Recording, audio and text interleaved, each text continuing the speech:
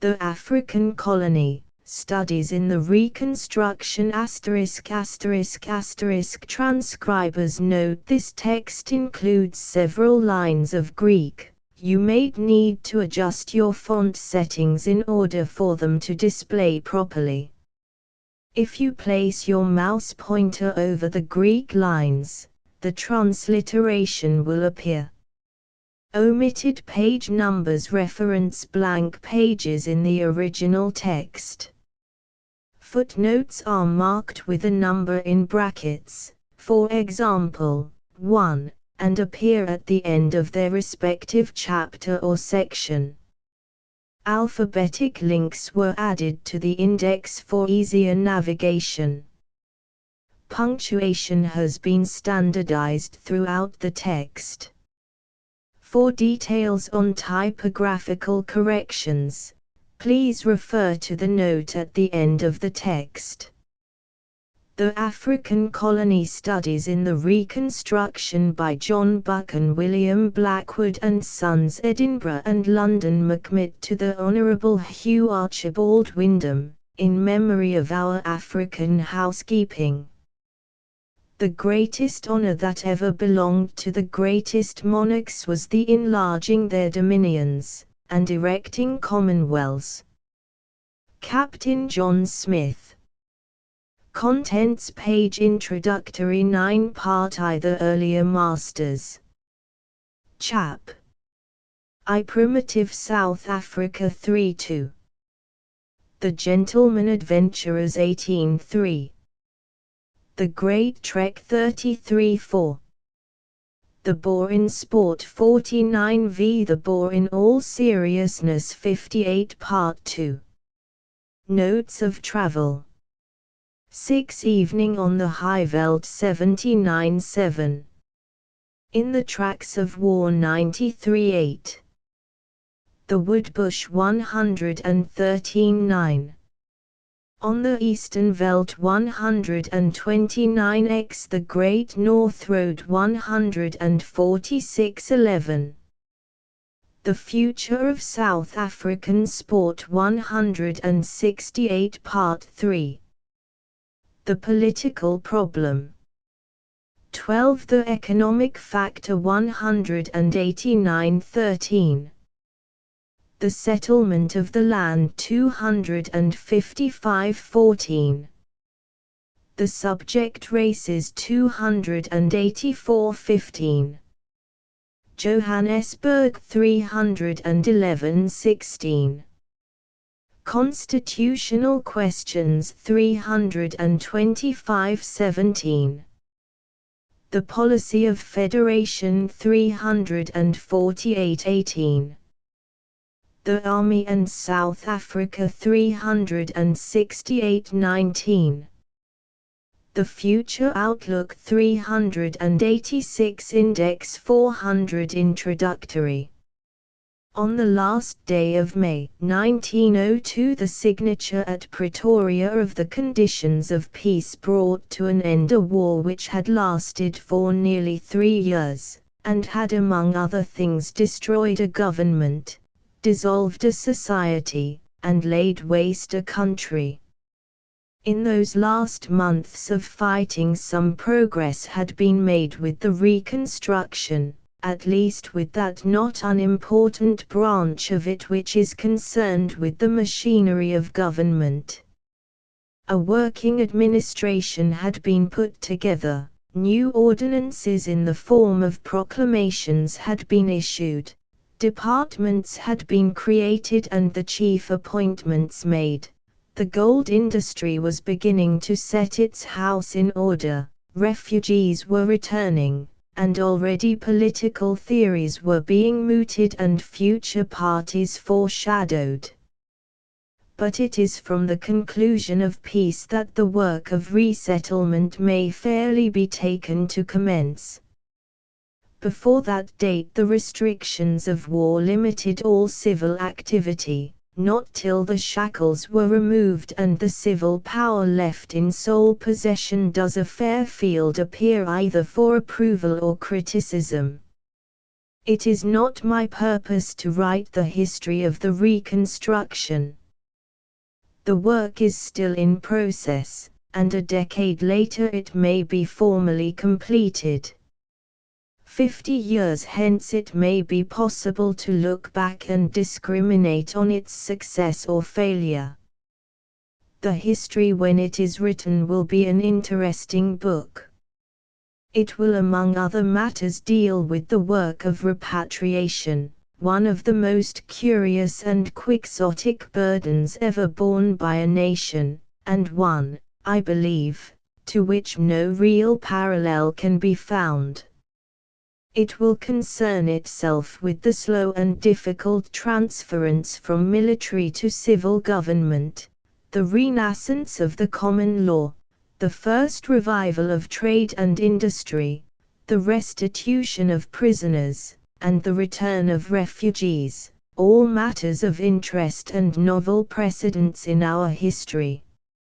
It will recognize more clearly than is at present possible the problems which faced South Africa at the time, and it will be in the happy position of judging from the high standpoint of accomplished fact. But in the meantime, when we have seen barely 18 months of Reconstruction, history is out of the question. Yet even in the stress of work it is often sound policy for a man to halt for a moment and collect his thoughts. There must be some diagnosis of the problem before him, the end to which his work is directed, the conditions under which he labors. While it is useless to tell the story of a task before it is done, it is often politic to re-examine the difficulties and to get the mind clear as to what the object of all this strife and expense of money and energy may be. Ideals are all very well in their way, but they are apt to become very dim lamps unless often replenished from the world of facts and trimmed and adjusted by wholesome criticism. Such a modest diagnosis is the aim of the present work. I have tried in the main to state as clearly as I could the outstanding problems of South African politics as they appear to one observer. I say in the main because I am aware that I have been frequently led against my intention to express an opinion on more than one such problem, and in several cases to suggest a policy. I can only plead that it is almost impossible to keep a statement of a case uncolored by one's own view of the solution, and that it is better to give frankly a judgment, however worthless, than to allow a bias to influence insensibly the presentation of facts. For such views, which are my own, I claim no value, for facts, in so far as they are facts, I hope I may beg some little attention. They are the fruit of first-hand, and, I trust, honest observation. Every statement of a case is, indeed, a personal one, representing the writer's own estimate rather than objective truth, but in all likelihood it is several degrees nearer the truth than the same writer's policies or prophecies. South Africa has been in the world's eye for half a century, and in the last few years her problems have been so complex that it has been difficult to separate the permanent from the transitory, or to look beyond the mass of local difficulties to the abiding needs of the subcontinent as a whole. Colonial opinion has been neglected at home, English opinion has been misunderstood in the colonies. It may be of interest to try to estimate her chief needs and to understand her thoughts, for it is only thus that we can forecast that future which she and she alone must make for herself. Everyone who approaches the consideration of the politics of a country which is not his own, and in which he is at best a stranger, must feel a certain diffidence. On many matters it is impossible that he should judge correctly. What seems to him a simple fact is complicated, it may be, by 1,000 unseen local currents which no one can allow for except the old inhabitant. For this reason an outside critic will be wrong in innumerable details, and even, it is probable, in certain broad questions of principle. But aloofness may have the qualities of its defects. A critic on a neighboring hilltop will be a poor guide to the flora and fauna of the parish below, but he may be a good authority on its contours, on the height of its hills and the number of its rivers, and he may, perhaps, be a better judge of the magnitude of a thunderstorm coming out of the west than the parishioner in his garden. The insistence of certain South African problems, familiar to us all, has made any synthetic survey difficult for the South African and impossible for the newspaper reader at home. We have forgotten that it is a country with a history, that it is a land where men can live as well as wrangle and fight, that it has sport, traditions, charm of scenery and weather, and in its politics we are apt to see the problems under a few popular categories, rather as a war of catchwords than the birth pangs of a people. I have attempted in the following pages to give this synthesis at the expense, I am afraid, of completeness of detail.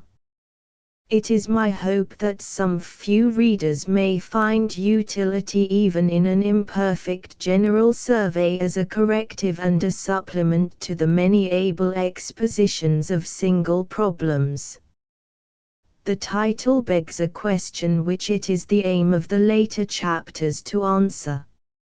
South Africa is in reality one colony, and it can only be a matter of years till this radical truth is formally recognized in a federation.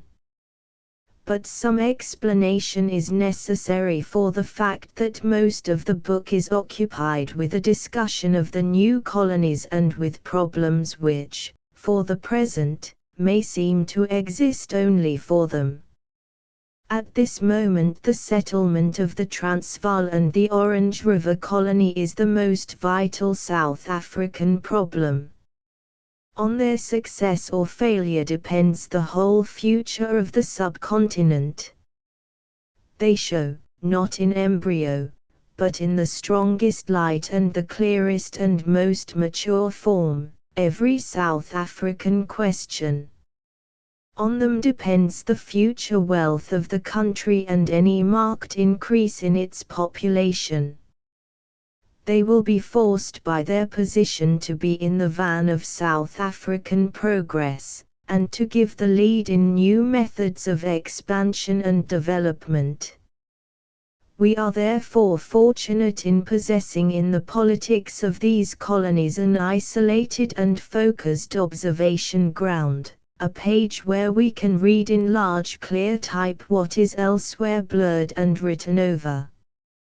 I do not suppose that this fact would be denied by any of the neighboring colonies. Indeed, the tendency in those states is to manifest an undue interest in the affairs of the Transvaal, and to see often, in matters which are purely local, questions of far-reaching South African interest. On the ultimate dominance of the Transvaal opinion naturally differs, and indeed it is a point not worth insisting on, save as a further argument for federation. If South African interests are so inextricably intertwined, it is clearly desirable to have a colony, whose future is obscure but whose wealth and power are at least potentially very great, brought formally into a union where each colony will be one unit and no more, rather than allow it to exist in isolation, unamenable to advice from sister states and wholly self-centered and unsympathetic. It is sufficient justification for the method I have employed if it is admitted that the Transvaal question is the South African problem in its most complete and characteristic form. A word remains to be said on the arrangement of the chapters. I have tried to write what is a kind of guidebook, not to details, but to the constituents of that national life which is now in process of growth.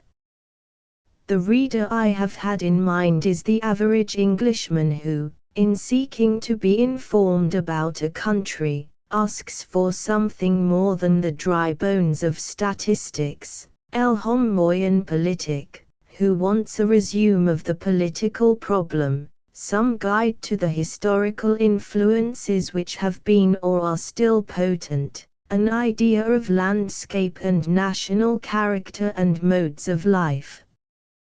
He does not ask for a history, nor does he want a disquisition on this or that question, or a brief for this or that policy, but, being perfectly competent to make up his own mind, he wants the materials for judgment. The first part consists of brief historical sketches, dealing with the genesis of the three populations, native, Uitlander, and Boer. The history of South Africa, with all deference to the learned and voluminous works of Dr. Thiel, can never be adequately written. Her past appears to us in a series of vanishing pictures, without continuity or connection. I have therefore avoided any attempt at a consecutive tale, as I have avoided such topics as the war and the negotiations preceding it, and treated a few historical influences in a brief episodic form. In the second part, the configuration of the land has been dealt with in a similar way. A series of short sketches, of the class which the French call carnets de voyage, seemed more suitable than any attempt at the work of a gazetteer. I am so convinced of the beauty and healthfulness of the land that I may have been betrayed into an over-minute description. My one excuse is that in this branch of my task I have had few predecessors. The third part is highly controversial in character, and is presented with grave hesitation. Many books and pamphlets have informed us on those years of South African history between the raid and the ultimatum, and a still greater number have discussed every phase and detail of the war.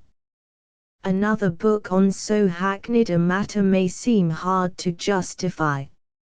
It may be urged, however, that the question has taken a wholly different form. Of late years it has been complicated by a division of opinion based not only on political but on moral grounds, an opposition in theories of national duty, of international ethics, of civic integrity. South African policy before the war and during the actual conduct of hostilities was by a considerable section of the English people not judged on political grounds, but condemned or applauded in the one case on moral pretexts and in the other on the common grounds of patriotism. The danger of making the moral criterion bulk aggressively in politics is that the criticism so desirable for all policies is neglected or perfunctorily performed. Matters which, to be judged truly, must be tried by the canons of the province to which they belong, are hastily approved or as hastily damned on some wholly alien test. But with the end of the war and the beginning of civil government it seems to me that this vice must tend to disappear. Whatever our judgment on the past, there is a living and insistent problem for the present. Whatever the verdict on our efforts to meet the problem, it must be based on political grounds. We are now in a position to criticize, if not adequately, at least fairly and on a logical basis. But the old data require revision. The war has been a chemical process which has so changed the nature of the old constituents that they are unrecognizable in a new analysis. I am encouraged to hope that a sketch of the political problem as it has to be faced in South Africa today will not be without a certain value to those who desire to inform themselves on what is the most interesting of modern imperial experiments. It is too often assumed in England that the real difficulties preceded war, and that the course of policy, though not unattended with risks, is now comparatively clear and easy. It would be true to say that the real difficulty has only now begun. I shall be satisfied if I can convince some of my readers that the work to be done in South Africa is exceedingly delicate and arduous, requiring a high measure of judgment and tact and patience, that it is South Africa's own problem which she must settle for herself, and above all, that while the result of success will be more far-reaching and vital to the future of the English race than is commonly realized, the consequences of failure will be wholly disastrous to any vision of empire. To my friends in South Africa I owe an apology for my audacity in undertaking to pronounce upon a country of which my experience is limited. Had I not always found them ready to welcome outside criticism, however imperfect, when honestly made, and to hear with commendable patience a newcomer's views, however crude, I should have hesitated long before making the attempt. I have endeavored to give a plain statement of local opinion, which is expert opinion, and therefore worthy of the first consideration, and, though there are phases of it with which I am not in sympathy, I trust I may claim to have given on many matters the colonial view, when such a view has attained consistency and clearness. But my chief excuse is that while local opinion is still in the making, and politics are still in the flux which attends a reconstruction, the outside spectator may in all modesty claim to have a voice. It may be easier for a man coming fresh to a new world to judge it correctly than for those ex-inhabitants of that older world on whose wreckage the new is built. Part I. The earlier masters. Chapter I. Primitive South Africa. There are kinds of history which a modern education ignores, and which a modern mind is hardly trained to understand. We can interest ourselves keenly in the first vagaries of embryo humankind, and for savagery, which is a hunting ground for the sociologist and the folklorist, we have an academic respect. But for savagery naked and not ashamed, fighting its own battles and ruling its own peoples, we reserve an interest only when it reaches literary record in a saga. Otherwise it is for us neither literature nor history, a kind of natural event like a thunderstorm, of possible political importance, but of undoubted practical dullness. Most men have never heard of Victkop or Mosca, and know Shaker and Dingaan and Moshish only as barbarous names. And yet this is a history of curious interest and far-reaching significance. The chronicle of Shaker's deeds is an epic, and we still feel the results of his iron arguments. The current attitude is part of a general false conception of South African conditions. To most men she is a country without history, or, if she has a certain barbarous chronicle, it is without significance. The truth is nearly at the opposite pole. South Africa is bound to the chariot wheels of her past, and that past is intricately varied, a museum of the wrecks of conquerors and races, joining hands with most quarters of the Old World. More, it is the place where savagery is most intimately linked with latter-day civilization.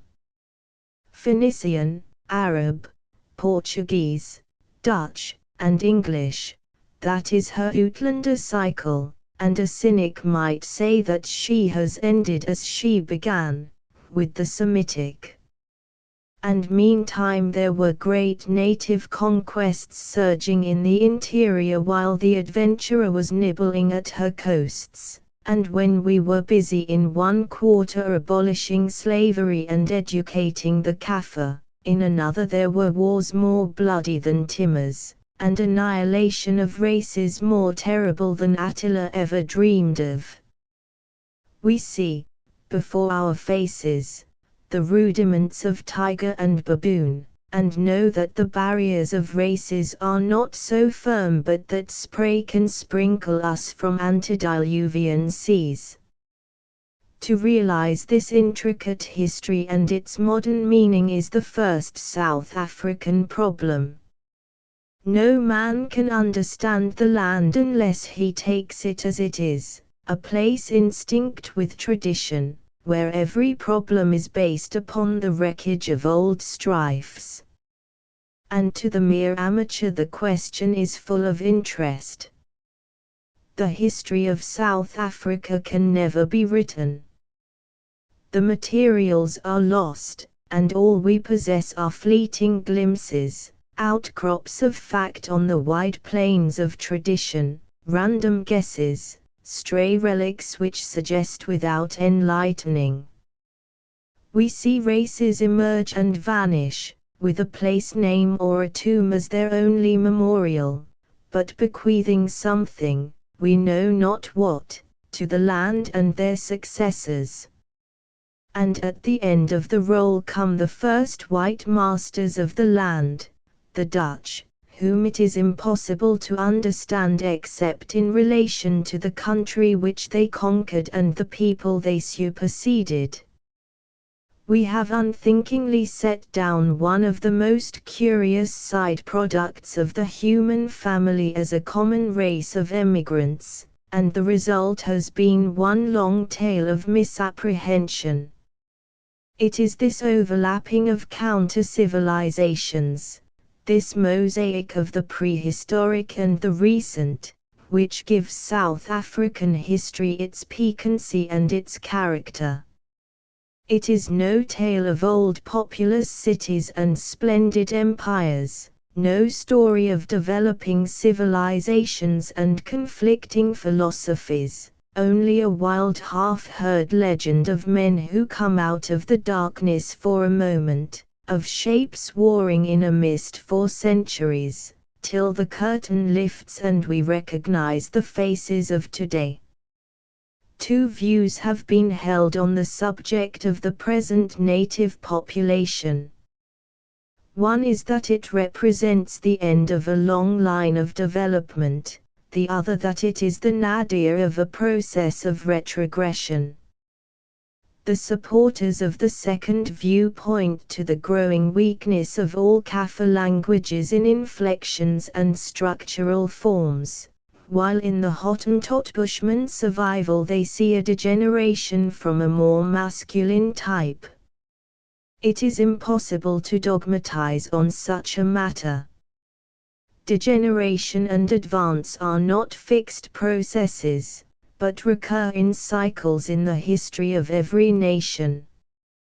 The Bushman, one of the lowest of created types, may well be the original creature of the soil, advancing in halting stages from the Paleolithic man, himself practically a being of the Stone Age, and prohibited from further progress by an arid and unfriendly land, and the advent of stronger races. Of the Paleolithic man, who 200,000 years ago or thereabout made his home in the river drifts, we have geological records similar to those found in the valleys of the Somme and the Thames.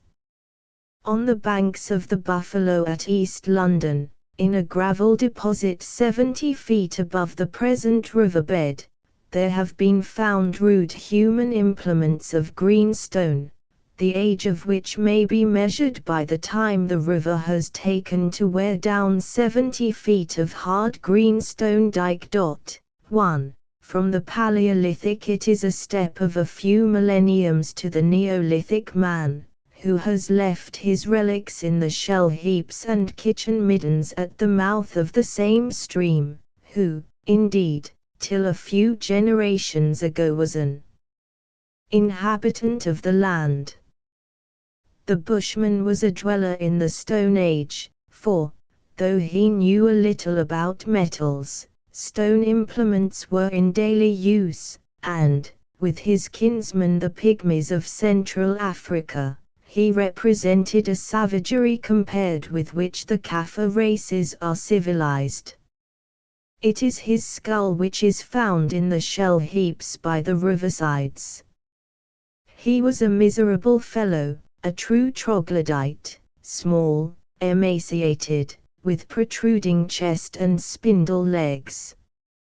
He lived by hunting of the most primitive kind, killing game with his poisoned arrows.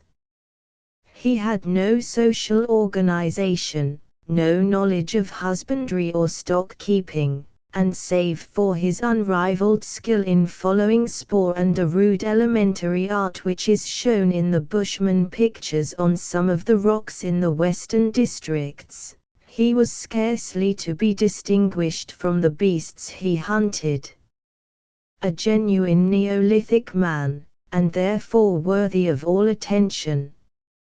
In other lands his wild contemporaries have gone. In South Africa the elephant, the rhinoceros, and the buffalo survive to give the background to our picture of his life. He himself has perished, or all but perished. The Dutch farmers hunted him down and shot him at sight, for indeed he was untamable. His blood has probably mixed with the Hottentot and the Korana, and in some outland parts of the Kalahari and the great wastes along the lower Orange he may survive in 2s and 3s. Originally he covered all the southwest corner of Africa, but in time he had to retire from the richer coastlands in favor of a people a little higher in the scale of civilization. The origin of the Hottentots is shrouded in utter mystery, but we find them in possession when the first Portuguese and Dutch explorers reached the coast. They, too, were an insignificant race, but so far in advance upon their predecessors that they were shepherds, owning large herds of sheep and horned cattle, and roaming over wide tracts in search of pasture. They had a tribal organization, and a certain domesticity of nature which, while it made them an easy prey to warrior tribes, enabled them to live side by side with the Dutch immigrants as herdsmen and house servants.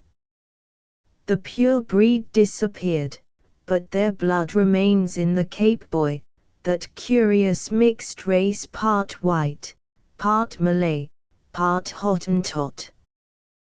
Both Bushman and Hottentot, having within them no real vitality, have perished utterly as peoples. In Emerson's words, they had guano in their destiny and were fated only to prepare the way for their successors.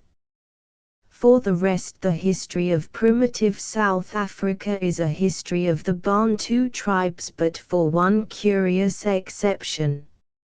In the districts now included in the general name of Rhodesia, stretching from the Zambesi to the Limpopo, we find authentic record of an old and mysterious civilization compared with which all African empires, save Egypt, are things of yesterday. Over 500 ruins, showing in the main one type, though a type which can be differentiated in stages, are hidden among the hollows and stony hills of that curious country. Livingstone and Baines first called the world's attention to those monuments, and Mr. Bent, in his Ruined Cities of Mashonaland, provided the first working theory of their origin. Since that date many savants, from Dr. Schlichter to Professor Keane, have elaborated the hypothesis, for in the present state of our knowledge a hypothesis it remains. In those ruins, or Zimbabwe's, to use the generic Bantu name, 3 distinct periods have been traced, and a 4th period, when it is supposed that local tribes began to imitate the Zimbabwe style of architecture. The features of this architecture are simple, and consist chiefly of immense thickness of wall ornamented with a herringbone, a chessboard, and in a few instances a diaper pattern, enclosures entered by narrow winding passages, and in some cases conical towers similar to the Sardinian Nouras.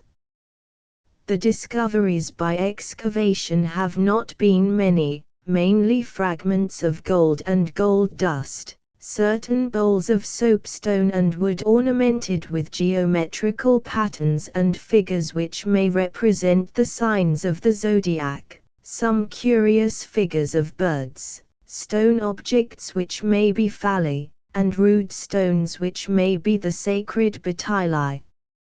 It is difficult to judge of the purpose of the buildings. Some suggest forts, some temples, some factories, some palaces. Perhaps they may be all combined, such as we know the early Ionian and Phoenician adventurers built in a new land. From the remains themselves little light comes, but we have a certain assistance from known history. In early days, before the Phoenicians came to the Mediterranean seaboard, their precursors, the Sabaeo-Arabians or Imyarites of South Arabia, were the great commercial people of the East. There was undoubtedly a large trade in gold and ivory with Africa, and all records point to somewhere on the Mozambique coast as the port from which the precious metal was shipped. The only place whence gold in great quantities could have come is the central tableland of Rhodesia, from which it has been estimated that the ancient output was of the value of at least 75 millions. The Temple of Haram of Bilqis, near Marib, as described by Muller, has an extraordinary resemblance both in architecture and the relics found in it to the Great Zimbabwe. According to Professor Keane, the Sabaeans reached Rhodesia by way of Madagascar, and he finds in the Malagasy language traces of their presence. Offa he places in the south of Arabia, the emporium to which the gold was brought for distribution, Tarshish, the port of embarkation, he identifies with Sofala, and he finds in Rhodesia the ancient Havila. Others place Offa in Rhodesia itself. According to the Portuguese writer Contu, Mount Fiora in Rhodesia was called by the Arabs Afa, and some see in the names of Sofala and the Sabi River a reference to Offa and Shpa. Etymological proofs are always suspicious, save in cases like this where they are merely supplementary to a vast quantity of collateral evidence. When the Phoenicians succeeded to the commercial empire of the Sabaeans, they took over the land of Offa, and to them the bulk of the Zimbabwes are to be attributed. Those later Zimbabwes and the Sardinian Nauras, which are almost certainly Phoenician in origin, have many points of resemblance. The traces of litholatry and phallic worship are Phoenician. The soapstone birds may be the vultures of Astarte, and the rosette decorations on the stone cylinders are found in the Phoenician Temple of Paphos and the Great Temple of the Sun at Emesa. Such are a few of the proofs advanced on behalf of a hypothesis which is in itself highly probable. 2. It is not a history of generations but of eons, and we cannot tell what were the fortunes of that mysterious land from the days when the Phoenician power dwindled away to the time when the Portuguese discovered the gold mines and framed wild legends about Monomotapa. The most probable theory is that the old Semitic settlers mingled their blood with the people of the land, and as the trade outlets became closed, a native tribe took the place of the proud Phoenician merchants. In the words of Mr. Selous, the blood of the ancient builders of Zimbabwe still runs, in a very diluted form, in the veins of the Bantu races, and more especially among the remnants of the tribes still living in Mashonaland and the Barosai of the Upper Zambesi. The Makalanga, or Children of the Sun, whom Barito fought, were in the line of succession from the Phoenicians, as the Mashonas are their representatives today. In Mashona pottery we can still trace the decorations, which are found on the walls of the Zimbabwes. The people have something Semitic in their features, as compared with other Bantu tribes. They know something of gold working, a little of astronomy, and in their industries and beliefs have a higher culture than their neighbors. Their chiefs have dynastic names. Each tribe has a form of totemism in which some have seen Arabian influences, and in certain matters of religion, such as the sacrifice of black bulls and the observation of days of rest, they suggest Semitic customs. So, if this hypothesis be true, we are presented with a survival of the oldest of civilizations in the heart of modern barbarism. The traveler, who sees in the wilds of Manicaland a sacrifice of oxen to the manes of the tribe, sees in a crude imitation the rites which the hook-nosed, dark-eyed adventurers brought from the old splendid cities of the Mediterranean, where with wild music and unspeakable cruelties and lusts the votaries of Baal and Astarte celebrated the cycle of the seasons and the mysteries of the natural world, imperishable fire under the boughs of chrysoberyl and beryl and chrysolite and chrysoprase and ruby and sardonyx. When the Portuguese first landed in East Africa, the chief tribe with which they came in contact was the Makalanga in Mashonaland, ruled by the Monomotapa. But before their power waned, they had seen that nation vanquished and scattered by the attacks of fiercer tribes from the north, particularly the Mazimba, in whose name there may lurk a trace of the Agizimba, a country to which, according to Ptolemy, the Romans penetrated. For the last 4 centuries native South Africa has been the theatre of a continuous Volkswanderung, immigrations from the north, and in consequence a general displacement, so that no tribe can claim an ancient possession of its territory.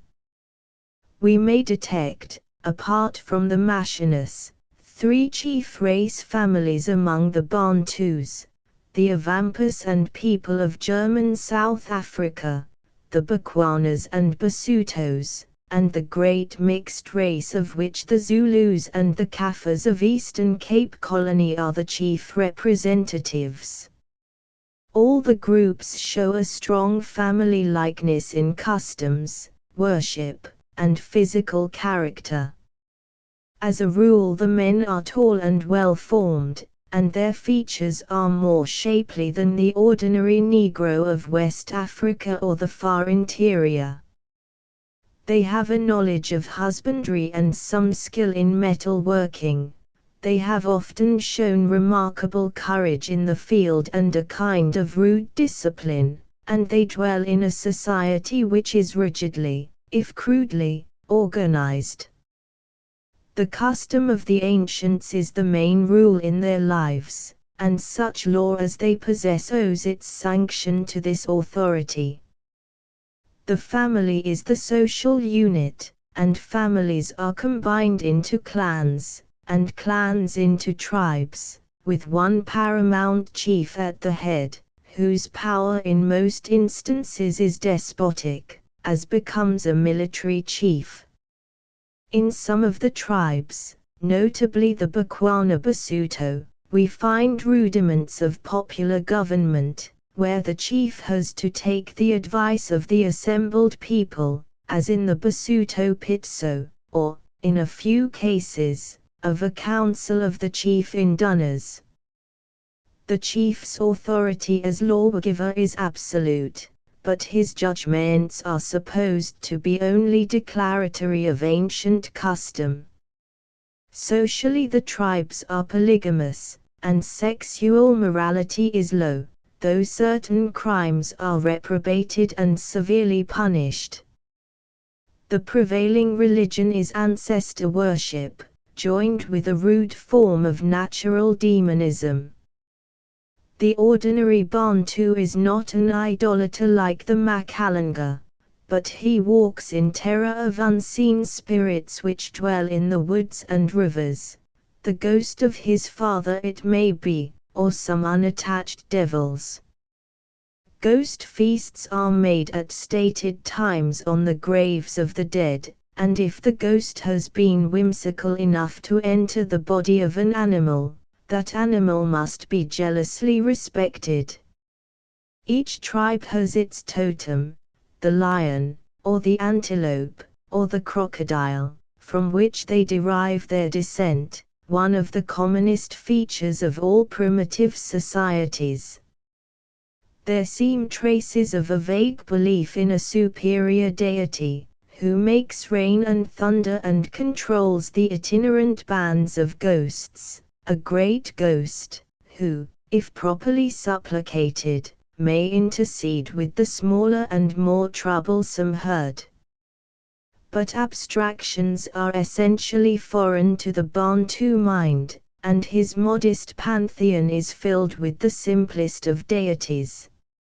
No priesthood exists, but it is possible for a clever man to learn some of the tricks of disembodied spirits and frustrate them by his own skill.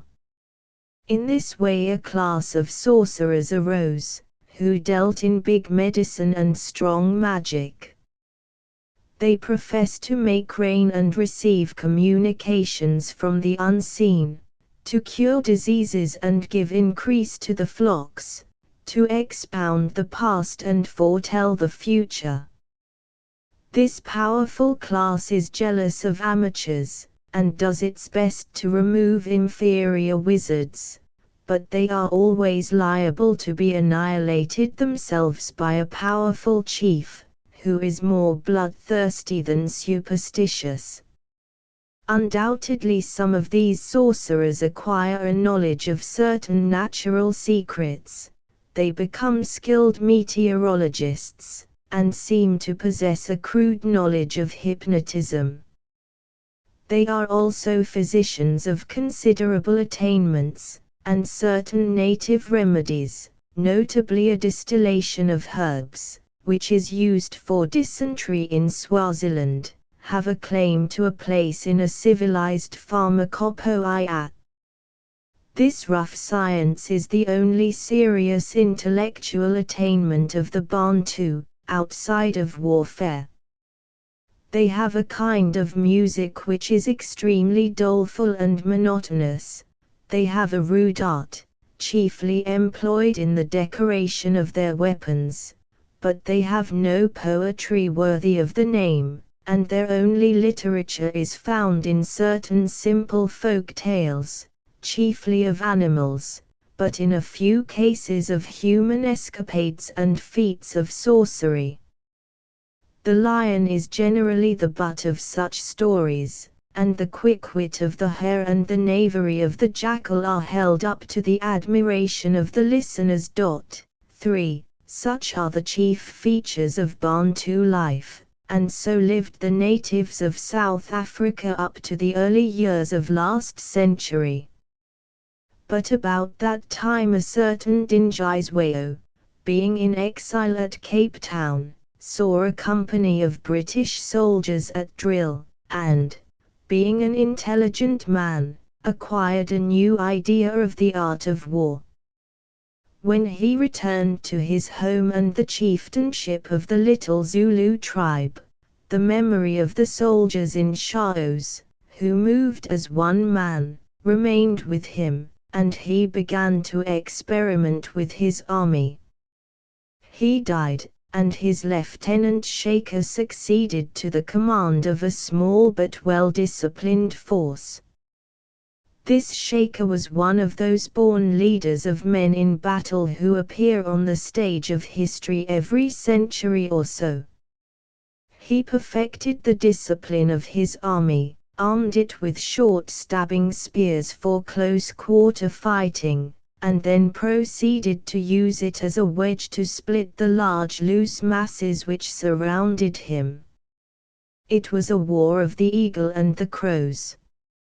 Neighboring tribes awoke one morning to find the enemy at their gates, and by the evening they had ceased to exist. A wild flight to the north began, and for years the wastes north and east of the Drakensberg were littered with flying remnants of broken clans. All the great deeds of savage warfare, the killing of the suitors, the fight in the Great Hall of Worms, Cuchulain's doings in the War of the Bull of Quailne, pale before the barbaric splendors of Shaker's slaughterings. The Zulus became the imperial power of Southeast Africa, and their monarch's authority was limited only by the length of his imperious reach. By and by his career of storm ceases. We find him ruling as a severe and much venerated king, arbitrary and bloodthirsty but comparatively honest, a huge man, with many large vices and a few glimmerings of virtue. He was succeeded by his brother, the monstrous Dingaan, who was soundly beaten by the Boers in one of the most heroic battles in history. He in turn gave way to his brother Panda, a figure of small note, and the dynasty ended with Setwayo and the blood and terror of Isandlwana and Ulandi. After Shaker, the man who looms largest in the tale of those wars is Mozilikazi, the founder of the Matable. The Zulu conquests placed terrible autocrats on the throne, and the marshal who incurred the king's displeasure had to flee or perish. To this circumstance we owe the Angoni in Nyasaland and the empire of Lobengula. About 1817 Mozilikazi with his impi burst into what is now the Orange River colony, driving before him the feeble Barolong and Bakwana tribes, and established his court at a place on the Crocodile River north of the Magaliesberg, where a pass still bears his name. He began a career of wholesale rapine and slaughter, till, as fate would have it, he came in contact with the pioneers of the Great Trek.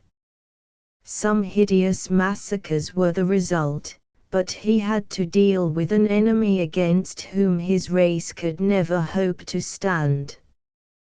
The Boers, under Uys and Potgieta, drove him from his kraal, impounded his ill-gotten cattle, and finally, in a great battle on the Marico River, defeated him so thoroughly that he fled north of the Limpopo and left the country forever. From the little we know of him, he was a cruel and treacherous chief, inferior in strength to Shaker, as he was utterly inferior to Moshish in statesmanship. But the men he led had the true Zulu fighting spirit, and in the Matable, under his son Lobengula, we have learned something of the warriors of Moselekatse. A throne which, as with the Zulus and their offshoots, had no strong religious sanction, must subsist either by continued success in battle or a studious statesmanship. Shaker is an instance of the first. Moshish, the founder of the Basuto power, is a signal example of the second. The Basutos were driven down from the north by the Zulu advance, and found shelter in the wild tangle of mountains which cradle the infant Orange and Caledon rivers. Moshish, who had no hereditary claim to a throne, won his power by his own abilities, and on the mountain of the Barbosigo established his royal kraal. The name of the chief of the mountain is written larger even than Shaker's over South African history, and today his people are the only tribe who have any substantive independence. Alone among native chiefs he showed the intellect of a trained statesman, and a tireless patience which is only too rare in the annals of statesmanship. The presence of French missionaries at his court gave him the means of instruction in European ways, and he was far too clever to have any prejudice against so startling a departure from the habits of his race. He watched the dissensions of the rival white peoples, and quietly and cautiously profited by their blunders. He made war against them as a tactical measure, and after an undoubted victory increased his power by making a diplomatic peace. He left his tribe riches and security, and the history of Basutoland since his day is one long commentary on the surprising talents of its founder. How far the credit is his and how far it belongs to his advisers we cannot tell, but we can admire a character so liberal as to accept advice, and a mind so shrewd that it saw unerringly its own advantage.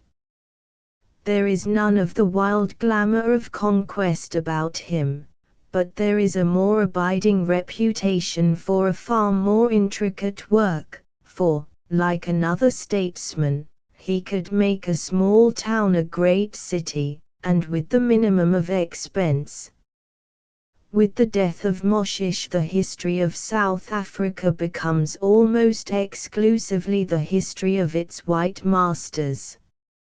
It is an old country, as old as time, the prey of many conquerors, but with it all a patient and mysterious land. Civilizations come and go, and after a millennium or two come others who speculate wildly on the relics of the old.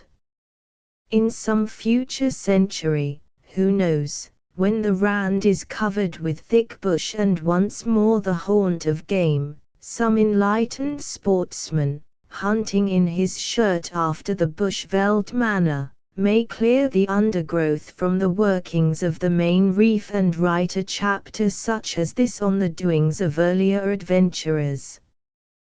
1. An interesting sketch of the Paleolithic remains in South Africa is contained in two essays appended to Dr. Alfred Hillier's Raid and Reform, 1898. 2. The chief authorities on this curious subject are Mr. Bent's Ruined Cities of Machinal and Dr. Schlichter's papers in the Geographical Journal, Professor Keen's Gold of Ophir and Dr. Carl Peters' El Dorado of the Ancients. Mr. Wilmot's Monomotapa contains an interesting collection of historical references from Phoenician, Arabian, and Portuguese sources, and in the ancient ruins of Rhodesia by Messrs. Hall and Neal, there is a very complete description of the ruins examined up to date, 1902, and a valuable digest of the various theories on the subject. 3. There is an account of Bantu life in Dr. Thiel's Portuguese in South Africa. The same author's Kaffir folklore and M. Casale's Les Basautos contain much information on their customs and folklore, while Bishop Callaway's Nursery Tales of the Zulus M. Jacatites Contes Populares des Basautos and M. Junad's Chansit Contes des Beronga and Nouveau Contes Ronga are interesting collections of folk tales. Chapter 2. The Gentleman Adventurers. The world's changes, so philosophers have observed, spring from small origins, though their reason and their justification may be ample enough, and exercise the learned for 1,000 years. A sailor's tale, a book in an old library, may set the adventurer off on his voyages, and presently empires arise, and his fatherland alters its history. The world moves to no measured tune. Everywhere there are sudden breaks, paradoxes, high enterprises which end in smoke, and pedestrian beginnings which issue in the imperial purple. All things have their ground in theory, and by a dismal post-mortem science will discover impulses which the adventurer never dreamed of. Few lands, even the most remote, are without this variegated history, and the crudest commercial power is built up on the debris of romance. South Africa, which is today, and to most men, a parvenu country, founded on the stock exchange, has odd incidents in her pedigree. Eliminate all the prehistoric guesses, strike out the Dutch, and the old world has still had its share in her fashioning. Europe may seem only yesterday to have finally sealed her conquest, but she has been trying her hand at it for 500 years. And the result of the oldest struggle has been a curious story of failure, often heroic, seldom wise, but always fascinating, as such stories must be. It is associated with one of the smallest, and today the least enterprising, of European peoples, and it has issued in Portugal's most notable oversea possession. Every nation has its holy land of endeavor, England in India, France in Algiers, Russia in Turkestan. Such was South Africa to Portugal, much what Sicily was to the Athenians, the place linked with all her hopes and with her direst misfortunes. Happily the adventure was not without its chroniclers. The Dominican friar, Dos Santos, has sketched for us the empire at its zenith, and de Barros, the Portuguese secretary for the Indies, has piously narrated its beginnings. But the matter-of-fact histories disguise the real daring of the exploit. The chivalry of Europe in its most characteristic form was carried 8,000 miles from home to an unknown land, civilization of a kind, a Christian church, a code of honor, the rudiments of law and commerce, and the amenities of life, were planted on a narrow malarial seaboard by men who had taken years in the voyage, and had scarcely a hope of return. It is said that a great part of courage lies in having done the thing before, but there was no such ingredient in the valor of those adventurers. Risking all on a dream, they set off on their 10-year excursions, holding an almost certain death as a fair stake in the game. The 10th who survived set themselves cheerfully to transform their discoveries into a national asset. They colonized as wholeheartedly, if not as wisely, as any nation in the world. And in spite of the narrowest and most pragmatic of cultures, they proved themselves singularly adaptable. The Portuguese gentlemen, for whom the cancioneiros were sung, became Africans in everything but blood, adopting a new land under their old flag, and doing their best to Christianize and colonize it. It was not their fault that the unalterable laws of trade and the destinies of races shattered in time the fabric at which they had labored. In 1445, the year in which Diniz Diaz is reported to have rounded Cape Verde, the Portuguese were the most daring seamen in Europe. Dwelling on a promontory, they naturally turned their eyes southward and westward, when peace and a moderate wealth gave them leisure for fancies. Those were the days of the foreglow of the Renaissance. Constantinople had not yet fallen, but the spirit of inquiry was abroad, and a fresh wind had blown among scholastic cobwebs. The Church had her share in the revival. A belated missionary, or, as it may be, commercial, zeal stirred the ecclesiastical powers. Fresh lands might be won for the cross, and fresh moneys to build new abbeys and endow new bishoprics. The merchants of Lisbon and Oporto saw gold in every traveller's tale, and gladly risked a bark on a promising undertaking.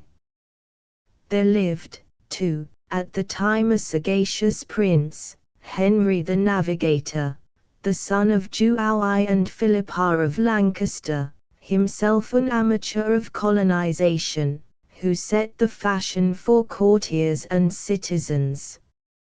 So the young Portuguese squire, trained in the pride of his caste, his mind nurtured on chivalrous tales, fired readily at the strange rumors, and found a peaceful life among his vineyards no satisfying career for a man.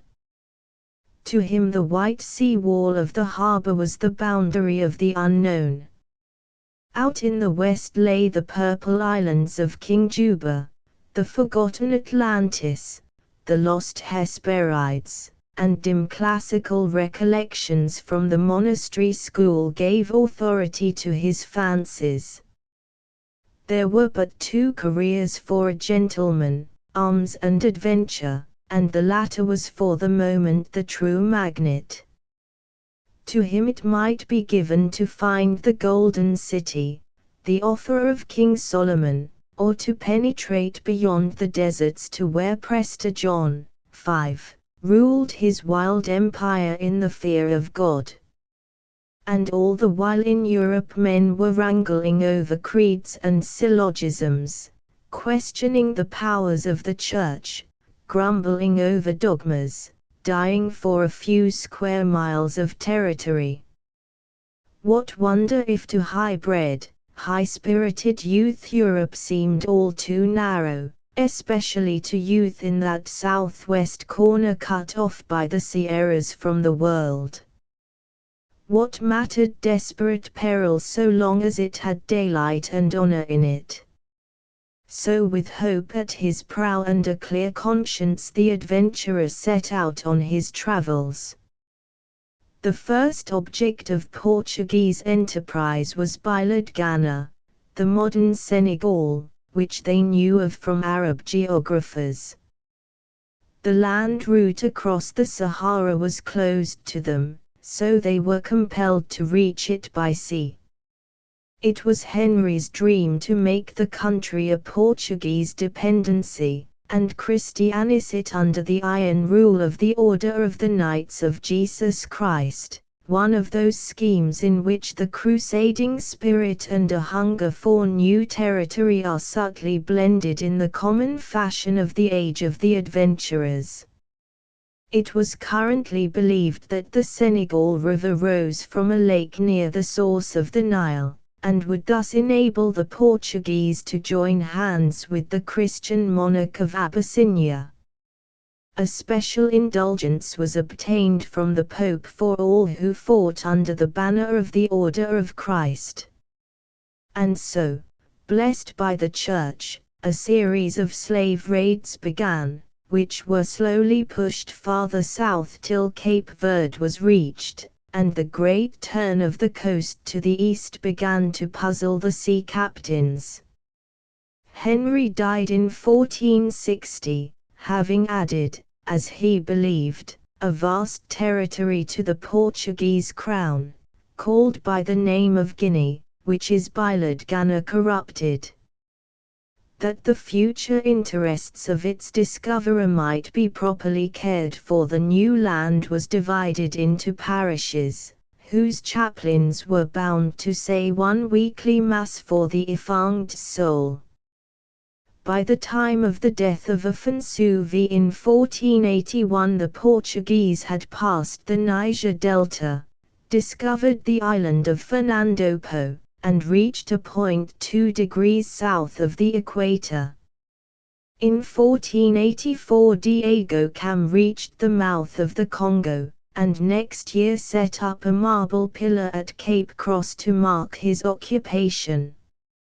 Another year and Bartolomeo Diaz touched at Angra Pequena, pushed round the Cape, keeping far out to sea, to Algo Bay, and on returning discovered that Cabo Tormentoso, which his king christened Cabo the Boar Esperanza, the first earnest of the hope of the new road to the Indies. Portugal had taken rank as the first of seafaring powers, and, in Politian's words, stood forth as the trustee of a second world, holding in the hollow of her hand a vast series of lands, ports, seas, and islands revealed by the industry of her sons and the enterprise of her kings. Politian asked that the great story might be written while the materials were yet fresh, but unfortunately Portugal was richer at that time in sea captains than in men of letters. On the 8th of July, 1497, Vasco da Gama, the greatest of the world's sailors, left Lisbon on the greatest of all voyages. The circumnavigation of Africa was imposed upon the Archemenid Satyspes as a penalty worse than death, but to those adventurers death itself was an inconsiderable accident. 5 years before Columbus had made his first journey, an enterprise not to be named in the same breath as the Gomas. On Christmas Day, having safely passed the Cape, he came to a land of green, tree-clad shores, which he piously christened Natal. He pushed on past the Limpopo and the Zambesi Delta to Mozambique, where he found an Arab colony, and to Mombasa, where the chief street still bears his name. He reached Calicut safely on the 20th of May, 1498, 10 months and 12 days after leaving Lisbon, and 2 years later he returned home with 1/3 of the crew he had sailed with. The Grand Road was now defined, thenceforth it was a trade route to which commerce naturally turned. No more romantic voyages were ever undertaken, for in those forlorn latitudes Christian and Muslim, East and West, met in war and peace, and creeds and ideas clashed in the strangest disorder. In the expedition of 1,500 under Pedro Alvarez Cabral, 2 men were set ashore at Melinda, north of Mozambique, to look for Prester John, and history is silent on the fate of the unfortunate gentleman. In the Goma's second voyage Nilewa was captured and the Portuguese East African Empire began.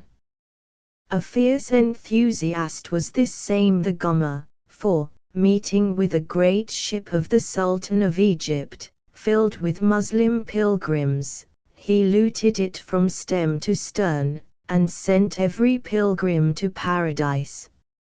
After the Goma came Afonso de Albuquerque, who seized Goa, and established his country's hold on the Malabar coast, and pushing on captured Malacca, the richest of the Portuguese trading stations. He swept all alien navies from the eastern seas, and established on a sound basis of naval supremacy a great commercial empire. Nothing less than the conquest of Turkey would satisfy him. He dreamed of allying himself with Prester John, and establishing himself on the Upper Nile, and again of raiding Medina, carrying off Muhammad's coffin, and exchanging it for the Holy Sepulchre at Jerusalem. He captured Hormuz on the Persian Gulf, and with it the enormous trade between India and Asia Minor, and he was on the eve of leading an expedition against Aden, which he saw to be the key of the Red Sea, when he was struck down at Goa, and died, like the great seigneur he was, clothed in the robes of his knightly order. Against his expressed wish he was buried at Goa, for the Portuguese believed that, as long as the bones of their intrepid leader lay there, their empire of the East would stand. So died the foremost of his countrymen, one who may rank with Olive as the greatest of Christian viceroys. Meantime the East African power had been fully established. Sofala and Mozambique, the chief cities of the coast, had fallen to the Portuguese, and their eyes turned to what they believed to be the fabulously rich hinterlands, where Solomon had won his gold and ivory, and Arab traders had for centuries found their hunting ground. The Monomotapa, the chief or emperor of the Makalanga, whose Zimbabwe was situated somewhere in what we now know as Mashonaland, took the place of Prester John in their imagination. They pushed up the Zambesi, founding trading stations on the way, which still survive. They found offer in every Bantu name, and began that long series of meaningless wars of conquest which in the end shattered their dream of empire. Gold-seeking has never been an enterprise blessed of heaven, and the Portuguese were more unlucky than most adventurers. They found themselves involved in desperate wars, fever and poison carried off their leaders, and the grandees, like Barito and Homem, who in cuirasses and velvets held indabas with Makalanga chiefs, got little reward for their diplomacy. Soon the horizon narrowed, boundaries were defined, and the colonists sat down in the coast towns to make a living by legitimate trade. The chief commercial importance of Southeast Africa to the Portuguese was as a port of call on the great trade route to the Indies. The skins, ivory, and gold, which the country produced, could never vie with the organized exports of Goa and Calicut. So Mozambique and Sofala became rather depots than supply grounds, at which the great ships anchored and refitted, points of vantage, too, in the endless bickerings with Arab traders. There was a modest commerce with the interior, with Tet as the chief depot, and Mazapa, Aluans, and Bucoto as the up-country stations. Each inland Portuguese trader was also a diplomat. Through him the presents passed from the Portuguese king to the savage emperors and, situated as he might be at Mazapa, on the very edge of the mountain Fura and the forbidden Macalanga country, his duties were often most delicate and hazardous. The trade as a whole was neither productive nor well managed. The whole empire was undermanned. Portugal was colonizing Brazil and West Africa at the time she was sending out her adventurers to the east, and the little kingdom in Europe could not long endure the strain. The sons she sent forth rarely returned, and the estates at home fell out of cultivation for lack of men. Meantime stronger and more fortunate races were appearing in the eastern waters. The Englishmen Newbury, Candish, and Raymond began the rivalry, and the formidable Dutch followed next, with their northern vigour and commercial aptitudes. In 1595 the first of Linscotton's books was published, and opened up a new world for Dutch enterprise. The Dutch East India Company soon wrested from Portugal her Indian possessions, and in a little her East African ports were mere isolated stations, much harassed by the Netherland fleets, and the Grand Road had become a thing of the past. But, as commerce declined, a new epoch in the Portuguese history began. The disappearance of trade was followed by the advent of one of the most heroic missionary brotherhoods in history. The Jesuit Gonçalvo de Silveira was the pioneer, and a year after he landed in Africa he was murdered by the Macalanga chief. Some 50 years later the Dominicans joined the Jesuits, until the beginning of the 18th century labored at their quixotic task. Now and then a chief's son was baptized and attained to some degree of civilization, but the mass of the people, living among fierce tribal wars, cared little for curious tales of peace. There was no ostentation with those bishops of this or that in partibus infidelium. No churches remained to tell of their work. They lived simply in huts, and died 1,000 miles away from their kin, so that their very names are forgotten. In our own day travelers in the Zambesi Valley have come to kraals where the people called themselves Christians, and showed a few perverted rites in evidence, the one relic of those forgotten heroes. A few incidents, however, have remained in men's minds. Luís do Espírito Santo, a prior of Mozambique, on being taken into the presence of the Monomotapa and ordered to make obeisance, stiffened his back, and replied that he did such homage to God alone, for which noble saying he was duly murdered. The shining cross, which Constantine saw, appeared also to the friar Manuel Sardinha when he led his forces against the Macalanga.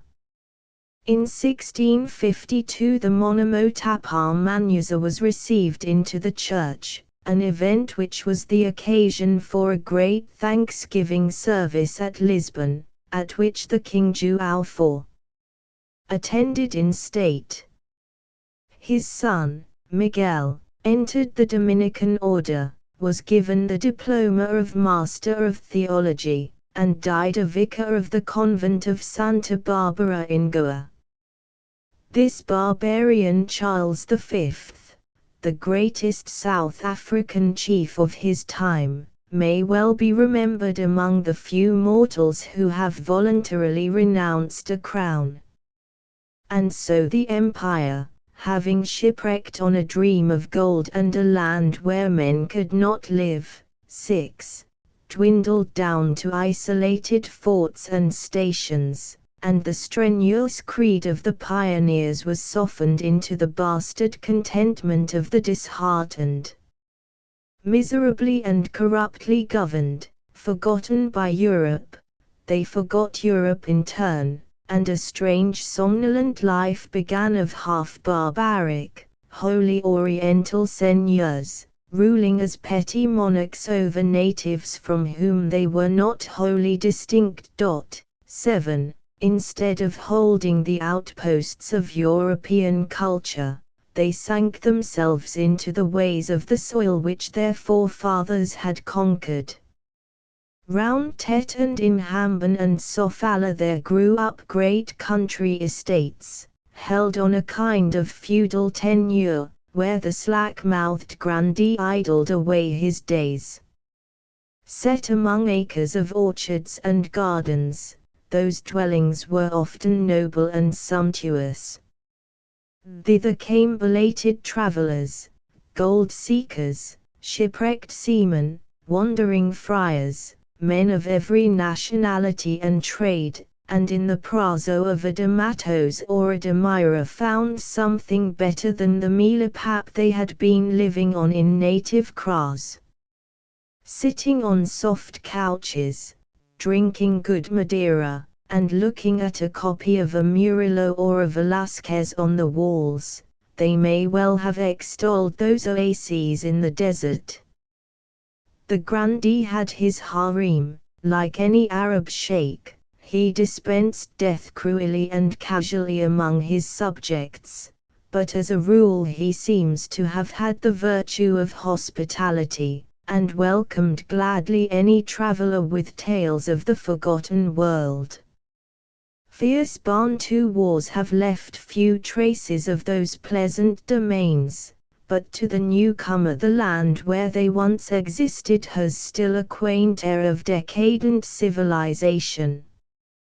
Coming down from the high tableland of the interior, which is the most strenuous land on earth, through the mountain glens which, but for vegetation, might be Norway, one enters a country of bush and full muddy rivers, a country of dull lifeless green and a pestilent climate.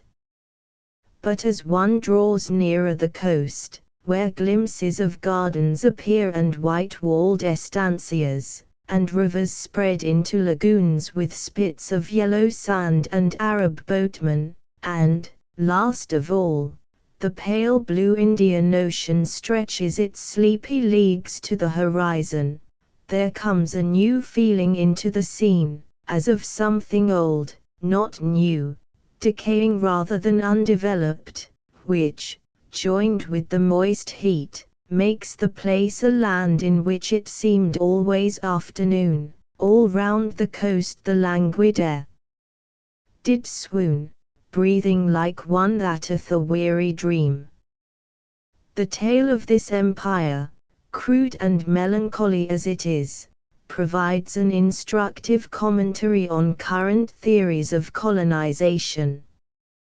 From Tyre and Sidon down to the last Teutonic performance, there is surely sufficient basis to generalize on, but no two theorists are agreed upon the laws which govern those racial adventures. The only approach to a dogma is the theory that to colonize is to decentralize, that before a vigorous life can begin oversea the runners must be cut which bind the colony to the homeland.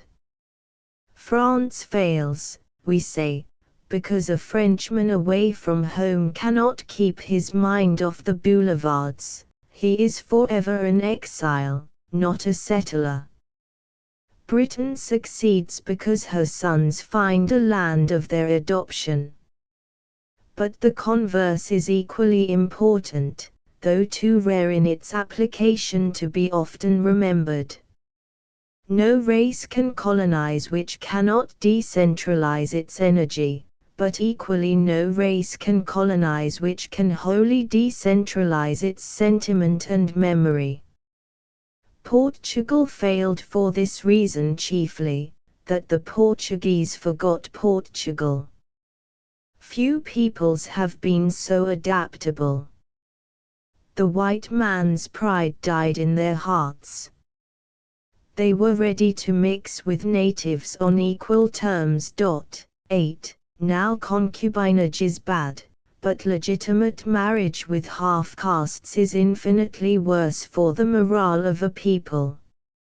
And since nature to the end of time has a care of races but not of hybrids, this tolerant, foolish, unstable folk dropped out of the battle line of life, and sank from conquerors to resident aliens, while their country passed from an empire to a vague seaboard.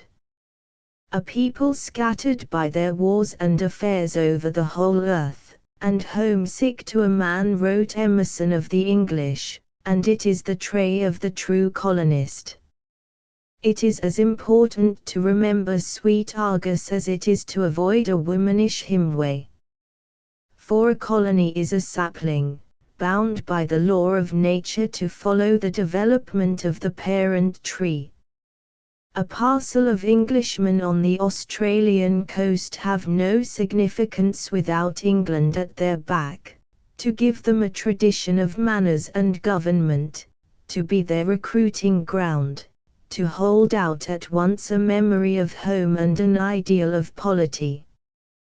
Wars of separation may come, but a colony is still a colony. It may have a different color on the map, but its moral complexion is the same. Politically it may be a rival, spiritually it remains a daughter. The country, too, was wretchedly governed. The Portuguese viceroy, often some impoverished noble, was in the same position as the Roman proconsul, and had to restore his fortunes at the expense of the provincials. Local administration was farmed out to local magnates, another part of the crazy decentralization which led to catastrophe. There is more in bad government than hardship for the private citizen. It means the weakening of the intellectual and moral nerve of the race which tolerates it. Sound government is not, as revolutionary doctrinaires used to think, the outcome of the grace of God and a flawless code of abstractions. It means a perpetual effort, a keen sense of reality, a constant facing and adjusting of problems. And it is one of the laws of life that this high faculty is inconsistent with extreme luxury and ease. A great governor may be 1/4 voluptuary, but he must be 3 parts politician. Je n'aime pas beaucoup les femmes was one of Napoleon's self-criticisms, ni le jeu, enfin rien, je suis tout à fait un état politique. The thin strain of old-world tradition was useless in men who were sheikhs, adventurers, grandees, but never statesmen. But the ultimate source of weakness was economic. The settlements were unproductive in any real sense. The empire was a chain of forts and depots, and on no side was the ruling power organically connected with the soil. A colony should be built up of farmers and miners and manufacturers, having for its basis the productive energy of the land. To exploit is not to colonize, and on this side there is the most urgent need for decentralization. The Portuguese lost their European culture, but they remained adventurers and aliens. Their traders bargained for produce, but they never went to the root of the matter and organized production. They had no ranches or plantations, only their trading booths. Like the Carthaginians, they carried their commerce to the ends of the earth, and left the ends of the earth radically unaffected by their presence. People repeat glibly that trade follows the flag, and that commerce is the basis of empire. And in a sense it is true, for an empire without commercial interrelations and a solid basis of material prosperity is a house built on the sand. But if the maxim be taken in the sense that commerce is in itself a sufficient imperial bond, it is the most fatal of heresies. The Dutch, in their heyday, had an empire chiefly of forts and factories, and what part has the Dutch Empire played in the destinies of mankind? No race or kingdom can endure which is not rooted in the soil, drawing sustenance from natural forces, increasing by tillage and forestry, pasturage and mining and manufacture, the aggregate of the world's production. And the need is as much moral as economic. The trader pure and simple, Tyrian, Greek, Venetian, Dutch, or Portuguese, is too cosmopolitan and adventitious to be the staple of a strong race. He has not the common local affections, he is not knit close enough to nature in his toil. To wrest a living from the avarice of the earth is to form character with the salt and iron of power in it. India, it is true, is a partial exception, but India is a unique case of a long-settled subject people ruled wisely by a race which has sufficient breadth and vitality in its culture to spare time for the experiment. It is to colonies, which must always form the major part of an empire, that the maxim applies, for the former is a native power under tutelage, while the latter is the expansion of the parent country beyond the seas. And this expansion must be more than commercial.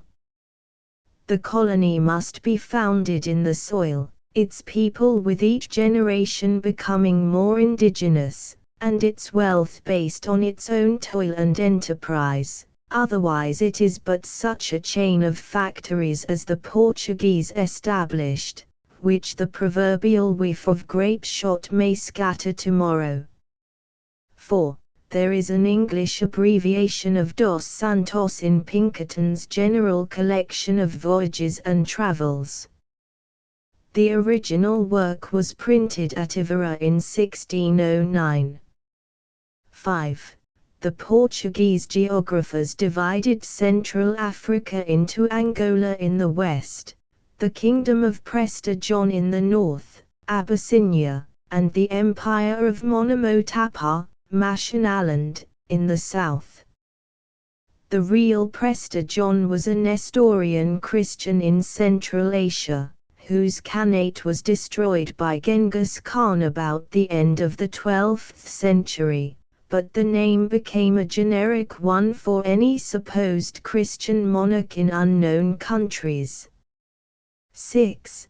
Purchas wrote, Barito was discomfited not by the Negro but by the air, the malignity whereof is the same source of all their golden countries in Africa. 7. One missionary wrote, They have already lost the knowledge of Christians and thrown away the obligations of faith. Wilmot, Monomotapa p. 215. 8. Among the Beronga, the Bantu tribe who live around Delago Bay, there are some ancient folk tales, derived from Portuguese sources, in which the heroes have Portuguese names, such as João, Boniface, Antonio. One tale about the king's daughter, who was saved from witchcraft by the courage of a young adventurer called João, is a form of the story of Jack and the Ugly Princess, which appears throughout European folklore. Compare M. Junod's Chants it Contes des Beronga pp. 274–322 Chapter 3. The Great Trek. Every race has its marathon into which the historian does not inquire too closely, who has a reverence for holy places and a fear of sacrilege. It may be a battle or a crusade, a creed, or perhaps only a poem, but whatever it is part and parcel of the national life, and it is impossible to reach the naked truth through the rose-colored mists of pious tradition. A Sempic or a Bannockburn cannot be explained by a bare technical history. The spirit of a nation was in arms. The national spirit was the conqueror, and the combatants appear more than mere flesh and blood, walking larger than human on the hills of story. This phenomenon has merits which it is hard to exaggerate. It is the basis for the rhetorical self-confidence which is essential to a strong race. It is a fountain from which generous youth can draw inspiration, an old watchword to call the inert to battle. If the race has a literature, it helps to determine its character. If the race has none, it provides a basis for fireside tales. The feeblest Greek at the court of Artaxerxes must have now and then straightened himself when he remembered Salamis.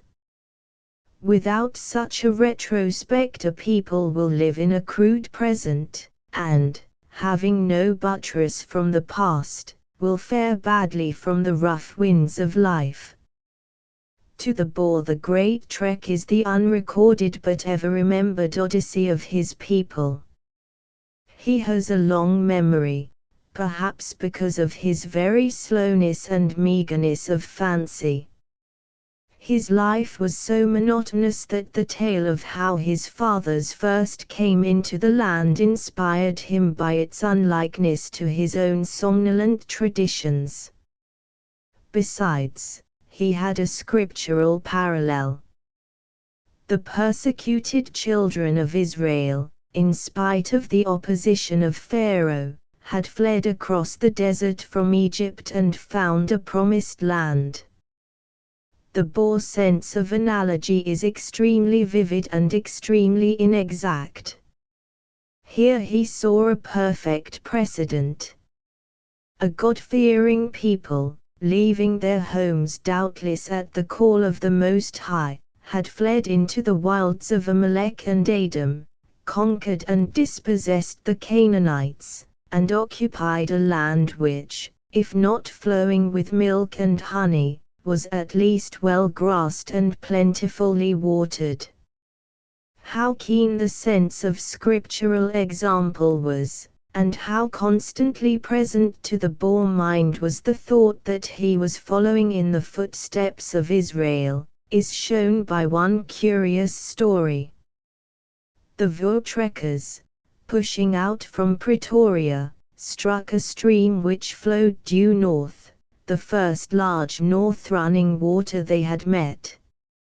Moreover, it was liable to droughts and floods recurring at fixed seasons. What could it be but the great river of Egypt? So with immense pious satisfaction they recognized it as the Nile, and the Nile it remains to this day.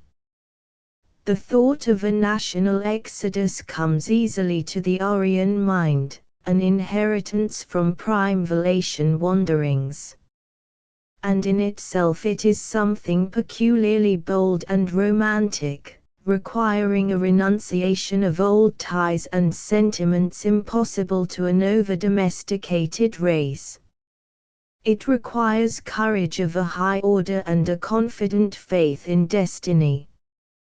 Perhaps the courage needed in the case of the Great Trek was less than in most similar undertakings, because of the cheering scriptural precedent and the lack of that imagination which can vividly forecast the future. The past history of the Boer, too, prepared him for desperate enterprises. Made up originally of doubtful adventurers from Holland, hardihood grew up in their blood as they pushed northwards from the sea coast. The people of the littoral might be, as Lady Anne Bernard found them, sluggish and spiritless, but the farmers of Colesberg and Greyfranet were in the nature of things a different breed. The true Dutch blood does not readily produce an adventurer, but it was leavened and sublimated by a French Huguenot strain, scions of good families exiled for the most heroic of causes. The coarse strong Dutch stock swallowed them up, the language disappeared, the Colberts became Grosbelars, the Vians Viljoens, the Pienaards Pienaars, but something remained of elan and spiritual exaltation. Harassed from the north by Griquois and Hottentot bandits, and from the east by Kaffir incursions, they became a hardy border race, keeping their own by dint of a strong arm. The quiet of the great sun-washed spaces entered into their souls. They grew taciturn, ungraceful, profoundly attached to certain somber dogmas, impatient of argument or restraint, bad citizens for any modern state, but not without a gnarled magnificence of their own. They were out of line with the whole world, far nearer in kinship to an Old Testament patriarch than to the townsfolk with whom they shared the country. All angles and corners, they presented an admirable front to savage nature, but they were hard to dovetail into a complex modern society. They would have made good Ironsides, and would have formed a stubborn left wing at Armageddon, but they did ill with franchises and taxes and paternal legislation. I will take two savage tales from their history to show what manner of men they were in extremity. A certain Frederick Bezuidenhout, a farmer in the Bruintje Hoogte, and by all accounts a dabbler in less reputable trades, was summoned on some charge before the Landdrost of the district, and declined to appear. A warrant was issued for his apprehension, and a party of soldiers sent out to enforce it, whereupon Bezuidenhout took refuge in a cave, and was shot dead in its defense. The fiery cross went round among his relatives. Overtures, which were refused, were made to the Kaffir chiefs, and Jan Bezuidenhout, the brother of the dead man, swore to fealty a band of as pretty outlaws as ever dwelt on a border. The insurrection failed, 39 of the insurgents were captured, and 5 were hanged, and Jan Bezuidenhout himself was shot in the Kaffir country by an advance party of the pursuit. Such is the too famous story of Slachter's Neck. The tale of Conrad de Buys, 9, and his doings is wilder but more obscure. A man of great physical strength and the worst character, he was the leader of the sterner desperadoes on the Kaffir border. Through living much in native kraals he had become little better than a savage. He was mixed up in Van Jaarsveldt's insurrection, and by his private crimes exceeded his political by so much that he was compelled to flee into the northern wilds. This first of the Voortrekkers is next heard of on the banks of the Limpopo, living in pure barbarism, with a harem of Kaffir wives and an immense prestige among his neighbors. The emigrant party under Potgieter, on their return from Delago Bay, found somewhere in the Leidenburg Hills 2 half-breeds who called this ruffian father and acted as interpreters. Conrad peopled the Transvaal with his children, whom he seems to have ruled in a patriarchal fashion, forming a real Bise clan, who still hang together at Mara, in Zoutpansberg. In the Pietersburg camp during the war there was a Bise location, who strenuously urged their claim to be considered a white people and burghers of the Republic. Such was one element in the race of border farmers, a substratum of desperate lawlessness. But there were other elements, many of them noble and worthy. Their morals were less bad than peculiar, their lawlessness rather an inability to understand restrictions than an impulse to disorder. They had their own staunch loyalties, their own strict code of honor. They had the self-confidence of a people whose dogmatic foundations are unshaken, and who are in habitual intercourse with an inferior race.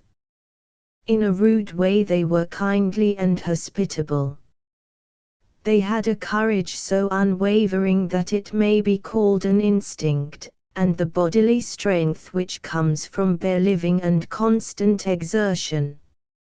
Simple and pastoral used to be words of praise.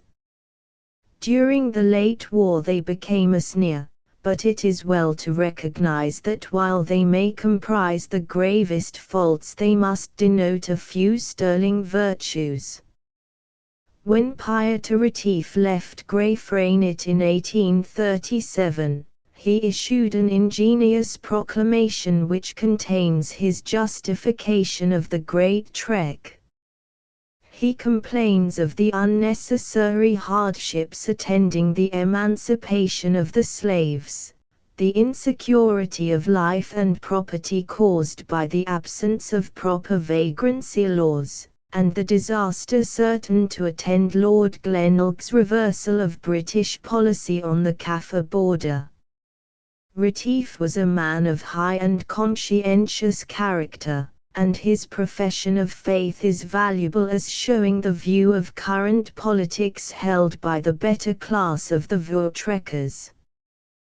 They did not defend slavery, Retief expressly repudiates it, but they objected to the method of its abolition, and the lack of precautions for future public safety which the event demanded. Lord Glenelg's withdrawal from the eastern border to the boundary of the Keiskamma and Tiumi rivers, as fixed by Lord Charles Somerset in 1819, appeared to them a flagrant piece of weakness which sooner or later must make life on that border impossible. They saw no hope of redress from the imperial government, which seemed to be dominated by philanthropic hysteria. It is a grave indictment, and worth examination.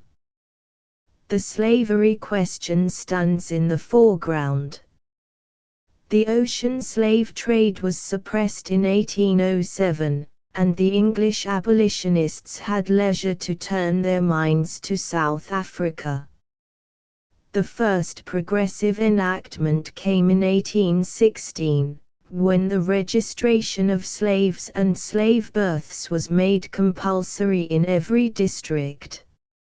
In 1823 a series of laws were passed restricting slave labor on the Sabbath, giving slaves the right of owning property, and limiting the punishments to which they were liable.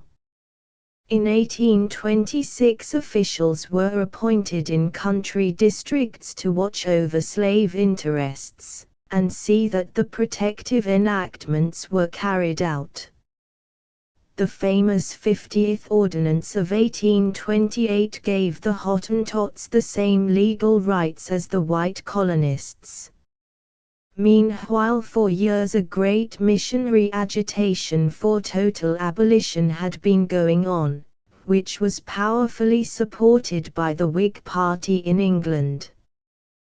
The Dutch saw clearly the trend of events, and, in what is known as the Grey-Fraynit proposals, attempted to procure gradually the emancipation which they realized was bound to come. They proposed, unanimously, that after a date to be fixed by government all female children should be free at birth, and, by a majority, that all male children born after the same date should also be free. I cannot find in these proposals the insidious attempt to defeat the movement which some writers have discerned. They seem to me to be as fair and reasonable an offer as we could expect a slave-holding class to make. But the British attitude is also perfectly clear. Slave-holding had been condemned as a crime by the national conscience, and there could be no temporizing with the evil thing. Here, again, a certain kind of education was necessary to appreciate the point of view. The farmers of Grey-Fraynit had not listened to the harangues of Wilberforce and foul Buxton. Zion Chapel and its all-pervading atmosphere of mild brotherly love were not within the compass of their experience. England was right, as she generally is in policies which are inspired by a profound popular conviction, but she could hardly expect men of a very different training to fall in readily with her views. In any case, the working out of the policy was attended by many blunders. The Emancipation Act took effect in Cape Colony from the 1st of December, 1834. £1,200,000 seems a rather inadequate compensation for 35,000 slaves, and as each claim had to be presented before commissioners in London, the farmer had perforce to employ an agent, who bought up his claims at a discount of anything from 18 to 30%. The losses from emancipation were chiefly felt in the rich agricultural districts of the colony, such as Stellenbosch, Ceres, and Worcester. The border farmers were not a large slave-owning class, and the lack of cheap labor did not trouble them. But emancipation meant a general dislocation of credit all over the country. A man who in 1833 was counted a rich man was comparatively poor in 1835, and this peripeteia had a bad effect on the whole farming class. It was rather the spirit of the act which the Boers of Grey-Fraynit complained of, the theory, to them ridiculous, that the black man could have legal rights comparable with the white, and the sense of insecurity which dwellers under such a regime must feel. The average Boer was an arbitrary but not an unkind slave master. He regarded his slaves as part of his familia, an enclosure to which the common law should not penetrate. To be limited by statute in the use of what he considered his chattels, to find hundreds of officious gentlemen ready to take the part of the chattels on any occasion against him, were pills too bitter to swallow. Emancipation produced vagrants, and he asked for a stringent vagrancy law which his landdrosts could administer. England, refusing naturally to take away with one hand what she had given with the other, declined to expose the emancipated slave to the arbitrariness of local tribunals. Well, argued the farmers, our slaves, being free, have become rogues and vagabonds. They may plunder us at their pleasure and England will take their part. It is time for us to seek easier latitudes. But the chief factor in Dutch dissatisfaction was undoubtedly Lord Glenelg's limitation of the eastern borderline. There is something to be said for the view of that discredited, and, to tell the truth, not very wise statesman. The Boer was a bad neighbor for a Kaffir people. He was always encroaching, spurred on by that nomadic something in his blood, a true Campbell of Bread Alban, who built his house on the limits of his estate that he might browse yont. A buffer state was apt to become very soon a Boer territory. Better to try and establish a strong Kaffir people, who might attain to some semblance of national life, and under the maternal eye of Britain become useful and progressive citizens. So reasoned Lord Glenelg and his advisers, missionary and official. Unfortunately facts were against him. The chimera of a Kaffir nation was soon dispelled, and 10 years later Sir Harry Smith, a governor who did not suffer from illusions, made the Eastern Province a Kaffir reserve under a British commissioner. The frontier Boer, however, was not in a position to share any sentiment about a Kaffir nation. He saw his cattle looted, his family compelled to leave their newly acquired farm, and a long prospect of Kaffir raids where the presumption of guilt would always be held to lie against his own worthy self. Above all things he saw a barred door. No more breezing yont for him on the eastern border. Expansion, space, were as the breath of his nostrils, and if he could not have them in the old colony he would seek them in the untravelled northern wilds. There were thus certain well-defined reasons for the great trek in contemporary politics which, combined with distorted memories like Slachter's neck, made up in Boer eyes a very complete indictment against Pharaoh and his councillors.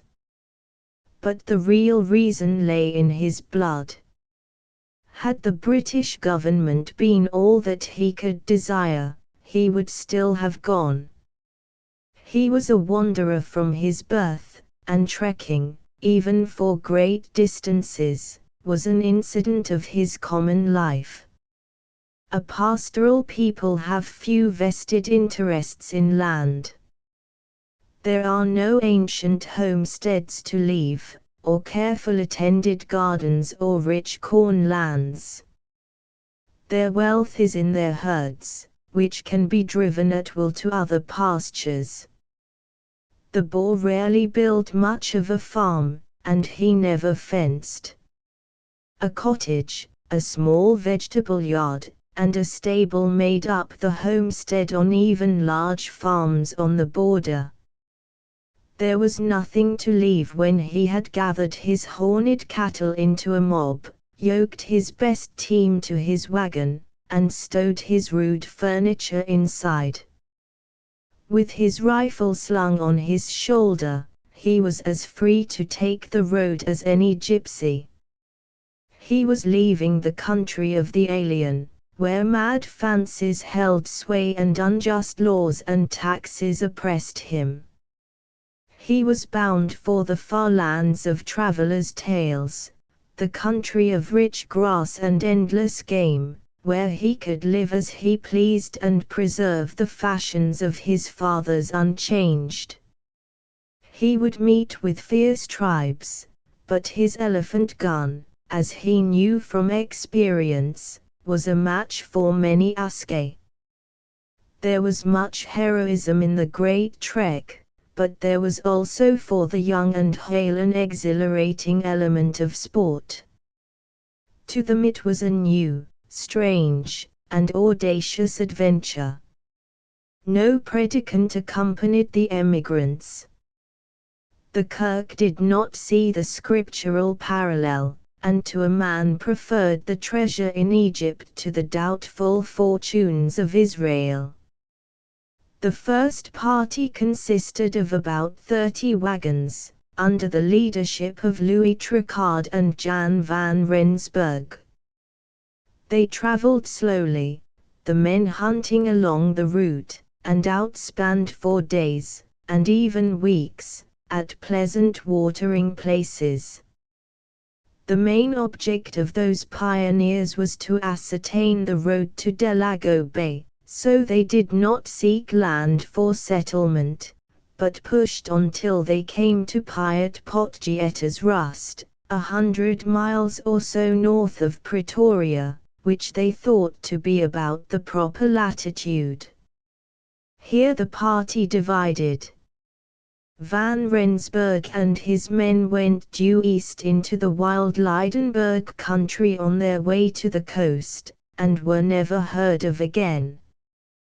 Trichard waited a little, and then slowly groped his way through the Drakensberg to Portuguese territory. The band suffered terribly from fever. Their herds were annihilated by the tsetse fly, of which they now heard for the first time, but in the end about 26 survivors struggled down to the bay and took ship for Natal.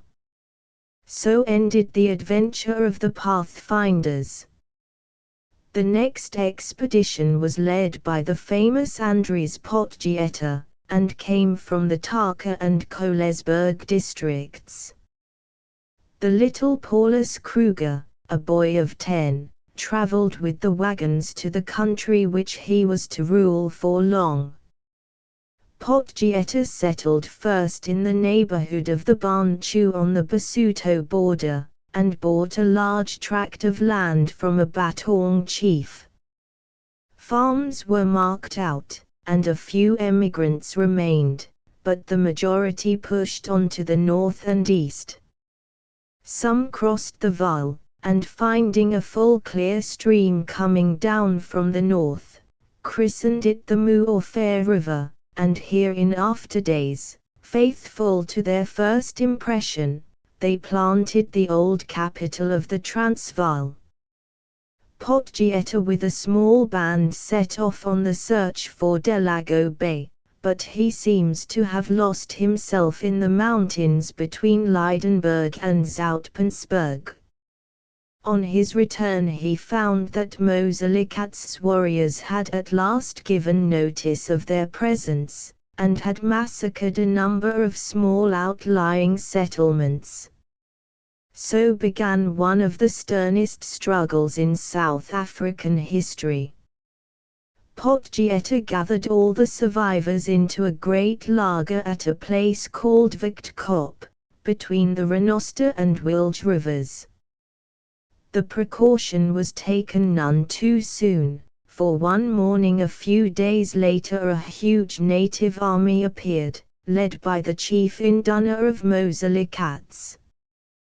The odds, so far as can be gathered, were about 100 to 1, but the little band was undaunted, and Cyril Celiers, a true Cromwellian devotee of the Bible and the sword, called his men to prayer. Then 40 farmers rode out from the laager, galloped within range, spread out and fired a volley, riding back swiftly to reload.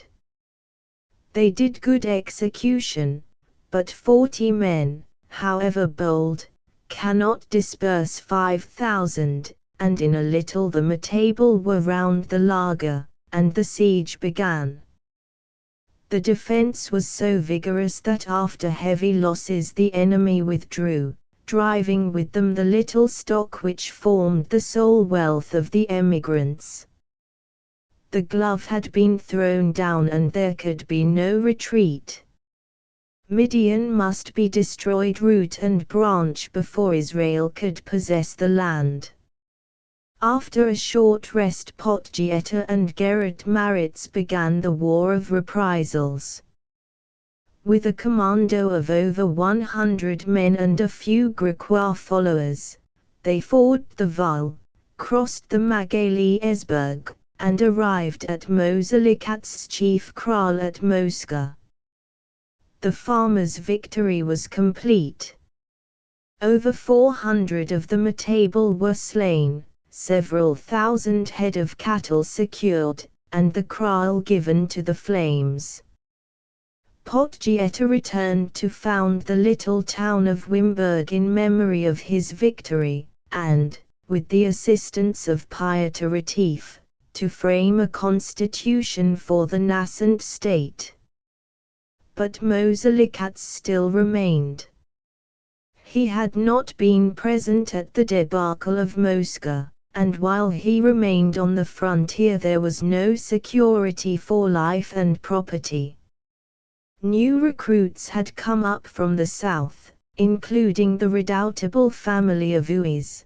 The horses were in good condition, all had had a breathing space, so a new and more formidable expedition started in search of the enemy. They found him on the Marico, and for 9 days fought with him on the old plan of a charge, a volley, and a retreat. Then one morning there was no enemy to fight, a cloud of dust to the north showed the line of his flight. Moselikats had retired across the Limpopo. Whereupon the emigrants proclaimed the whole of the late Matable territory, the Transvaal, the Orange River Colony, and a portion of Bechuanaland, as theirs by the right of conquest. So runs the tale of the great trek, rather an Iliad than an Odyssey, perhaps, and a very bloodthirsty Iliad, too. To most men it must seem a noble and spirited story. Whatever the justice of the emigrants' grievances, they conducted themselves well in their self-imposed exile. Potgieter and his men were indeed rather exceptional specimens of their race, and they were strung to the highest pitch by Christian faith and the unchristian passion of revenge. They relapsed, when all was over, to a somewhat ordinary type of farmer, which seems to bear out the general conception of the Boer character, that, while it is capable of high deeds, it is powerful by sudden effort rather than by sustained and strenuous toil. The experiment which began so well should have ended in something better than 2 bourgeois republics. There are some who see in the tale nothing more than an unwarranted invasion of native territory, and a cruel massacre of a brave race. No view could be more unjust. The Matable had not a scrap of title to the country, and had not dwelt in it more than a few years. The real owners, if you can talk of ownership at all, were the unfortunate Batongs and Barolongs, whom the emigrants befriended. The Matable were indeed as murderous a race of savages as ever lived, and their defeat was a moral as well as a political necessity. It is well to protect the aborigine, but when he is armed with a dozen aske and earnestly desires your blood, it is safer to shoot him or drive him farther afield. That the Boers were guilty of atrocities in those fierce wars is undoubted, and, if some tales be true, unpardonable. But there are excuses to be made.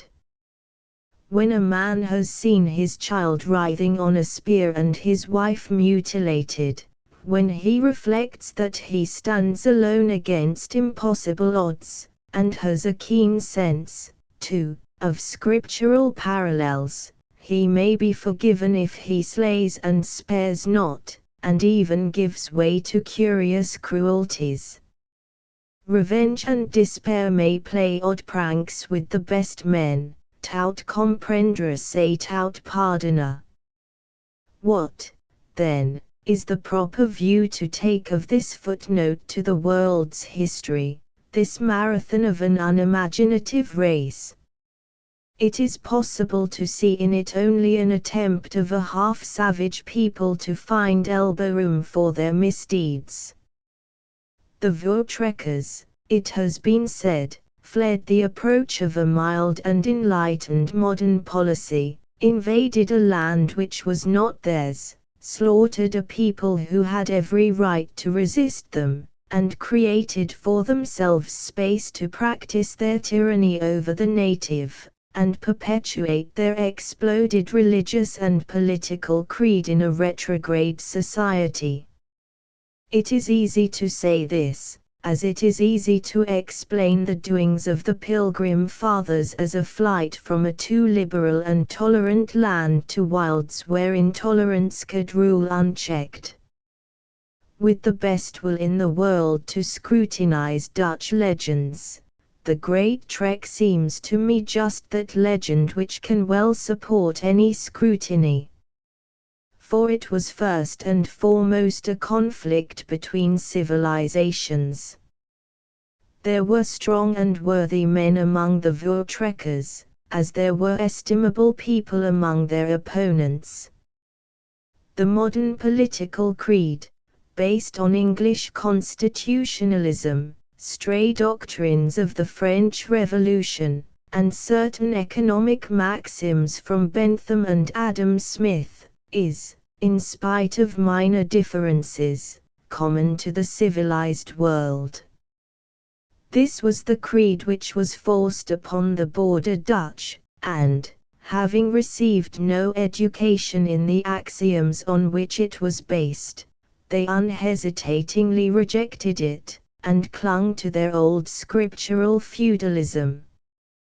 When two creeds come into conflict, the older and weaker usually goes under. But in this case the men on the losing side were of a peculiar temper and dwelt in a peculiar country. They took the bold path of carrying themselves and their creed to a new land, and so extended its lease of life for the better part of a century. Let us take the parallel of the American Civil War. The North fought for the cause of the larger civic organism and certain social reforms which were accidentally linked to it. The South stood for the principle of nationality, and for certain traditions of their own particular nationality. Roughly speaking, it was the same conflict, but the Southern creed perished because there was no practicable hinterland to which it could be transplanted. Had there been, I do not think its most stubborn opponents would have denied admiration to so bold an endeavor to preserve a national faith. The Great Trek set its seal upon the new countries. The Orange River Colony and the Transvaal are still in the rural places an emigrant's land. The farmhouse is the unit, the country door are merely jumbles of little shanties to supply the farmer's wants. The place names, with the endless recurrence of simple descriptive epithets like Stikstrom or Klipfontein, or expressions of feeling like Nootgedacht or Welgevonden, still tell the tale of the first discoverers. There is no obscurity in the nomenclature, such as is found in an old land where history has had time to be forgotten. Any farm boy will tell you how this river came to be named the Oxyoke or that hill the place of weeping. It has made the people a solemn, ungenial folk, calculating and thrifty in their ways, and given to living in hovels which suggest that here they have no continuing city.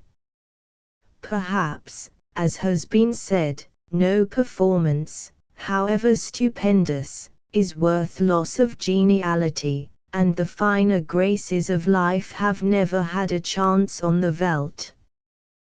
There is gypsy blood in their veins, undying vagabondage behind all their sleepy contentment. The quiet of the old wagon journeys, when men counted the days on a notched stick that they might not miss the still deeper quiet of the Sabbaths, has gone into the soul of a race which still above all things desires space and leisure.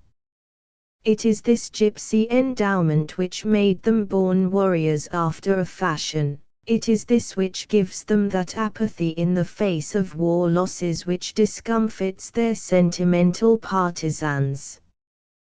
Britain in her day has won many strange peoples to her empire, but none, I think, more curious or more hopeful than the stubborn children of Uis and Potgieta.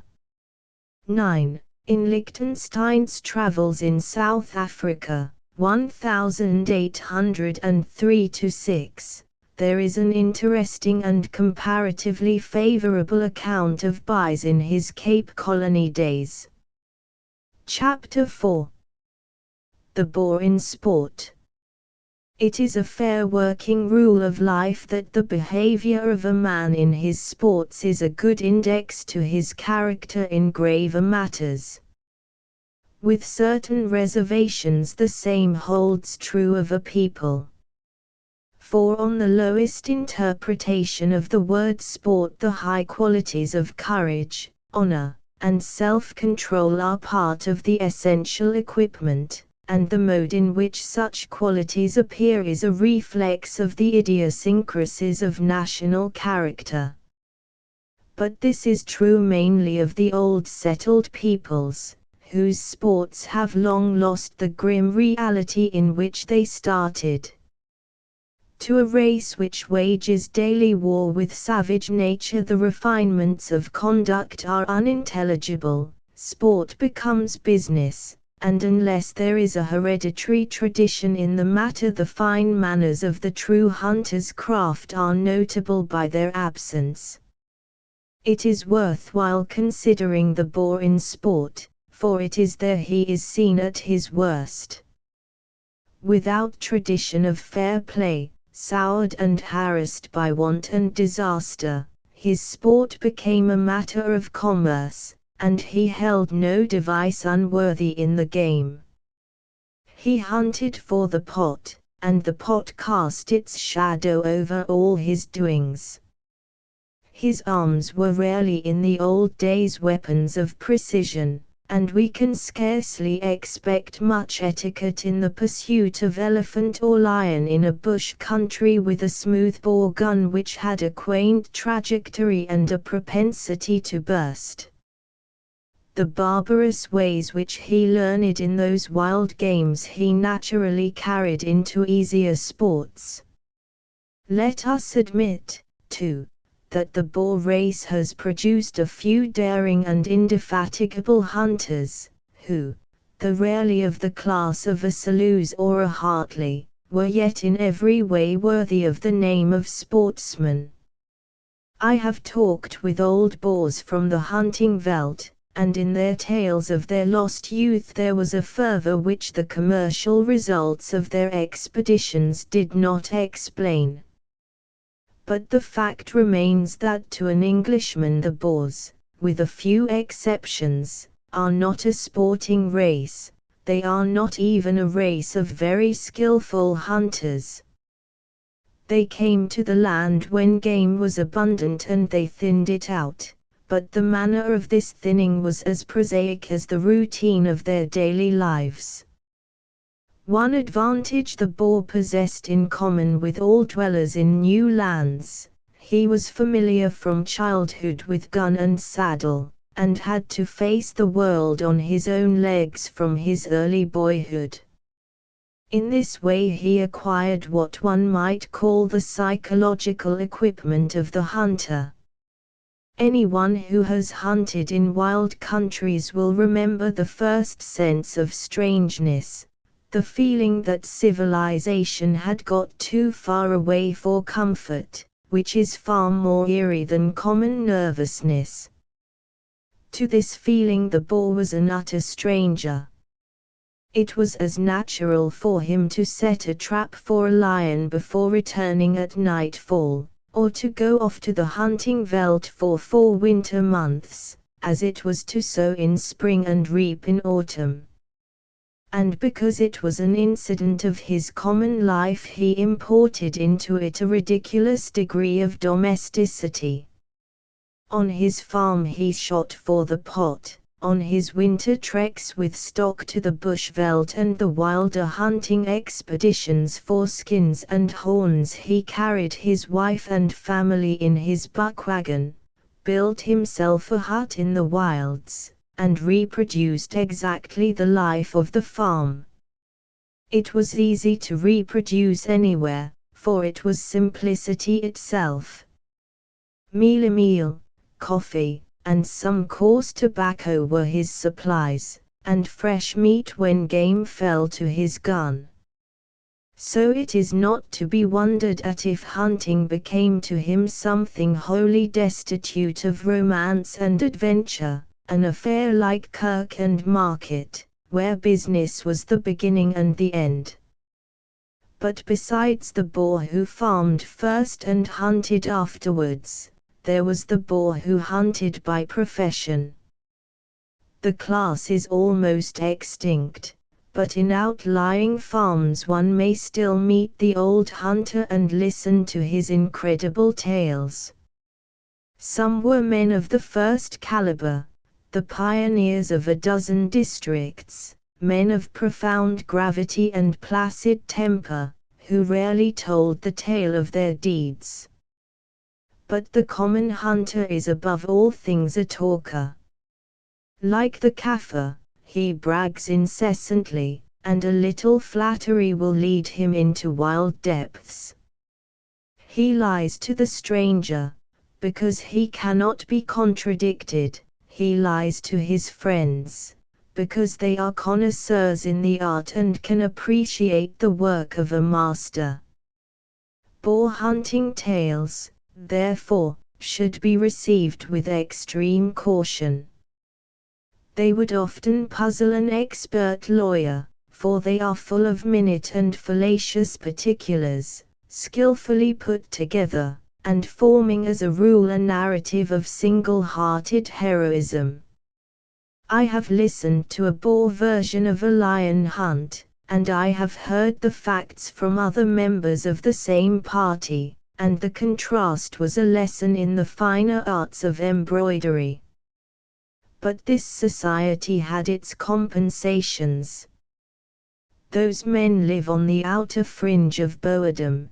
They have no part in politics and few ties to the civilized society of Pretoria, and the result is that race hatred and memory of old strifes have always had a smaller place in their hearts.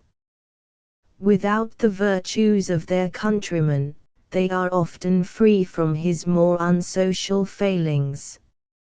It is as a big game hunter that he has acquired his reputation, and by big game he meant the lion and the elephant, animals which he had to go farther afield and run greater risks to secure. The old race of elephant hunters were a strong breed, men in whom courage from long experience had become a habit, and certainly they had need of it with their long-stocked cumbrous flintlocks, which might put out a man's shoulder in the recoil. They knew their business and took no needless risks, for elephant hunting is a thing which can be learned. Save in thick bush, there is little real danger, and if the hunter awaits a charging elephant, a point-blank shot at a few yards will generally make the animal swerve. Mr. Selous, whose authority is beyond question, has drawn these men as they appeared to him in Mashonaland, skillful shikaris, but jealous, uncompanionable, often treacherous as we count honor in sport, and Oswell's story is the same. The lion, which, in spite of tales to the contrary, remains one of the two most dangerous quarries in the world, was a different affair to them. There was little commercial profit from shooting him, and they had no other motive to face danger. Nor can we blame them, for a charging lion to a man with an uncertain gun means almost as sure destruction as a shipwreck in mid-ocean. The boar hunter shot him for protection, rarely for sport. Very few of the lions killed on the high veld fell to rifles. A trap gun set near a drinking place was the ordinary way of dealing with them. Mr. Erickson, the most famous of Kalahari pioneers, who brought many herds of Avampa and Damara cattle across the desert, used to tell this story of boar prowess in lion hunting. He was traveling with a party of boar hunters, and one night a lion killed one of the oxen. The men were in a fury, and urged Mr. Erickson to follow, bragging that each of them was prepared to tackle the beast single-handed.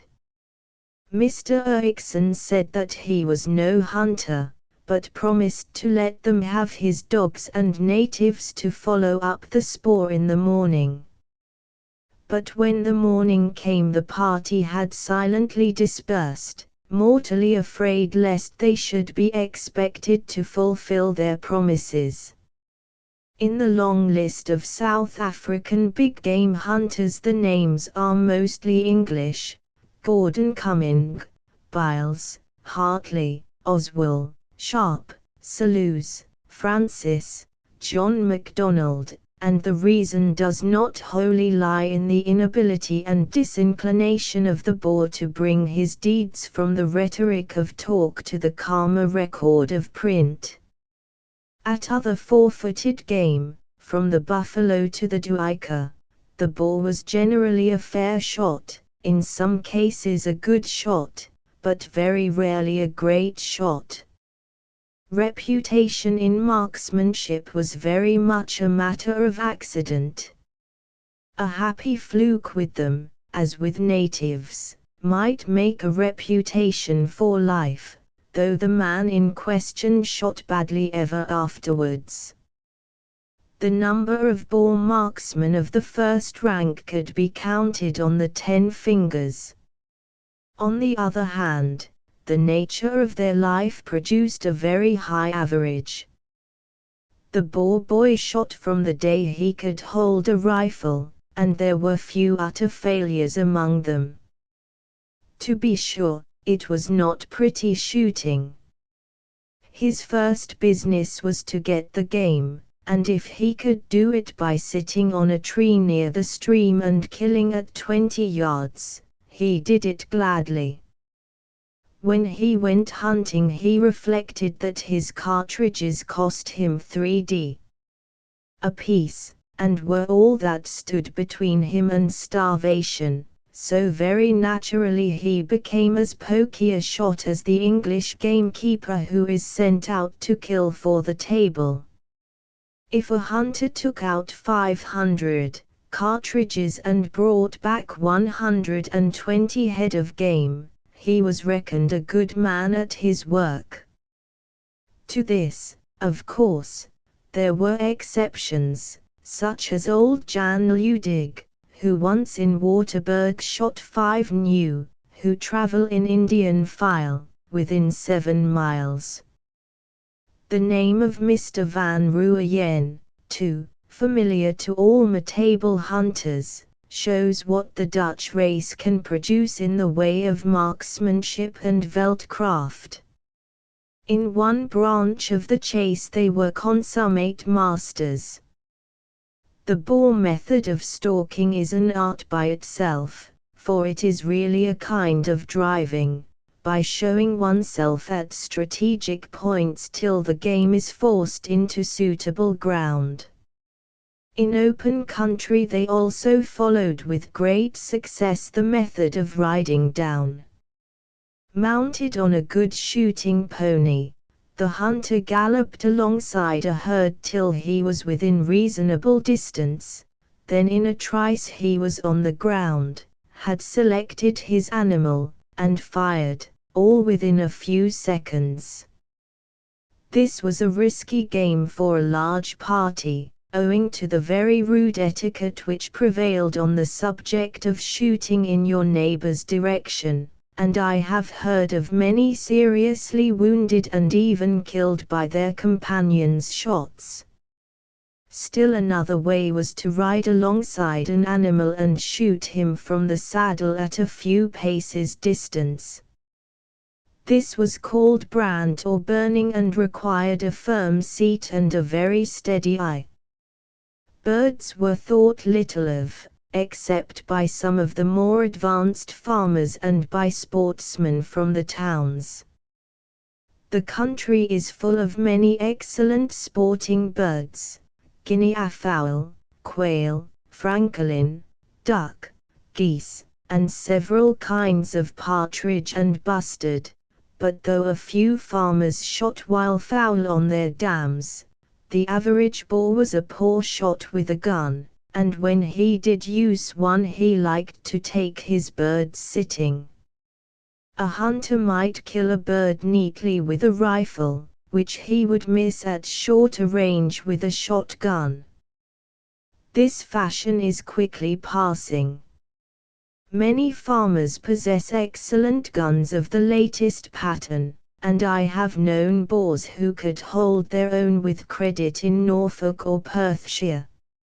As shooting is becoming more of a sport and less of a business, etiquette is growing up, and the boar is learning to spare does and use and take pleasure in hard shots, where his father would have slaughtered casually and walked long and far to spare his cartridges.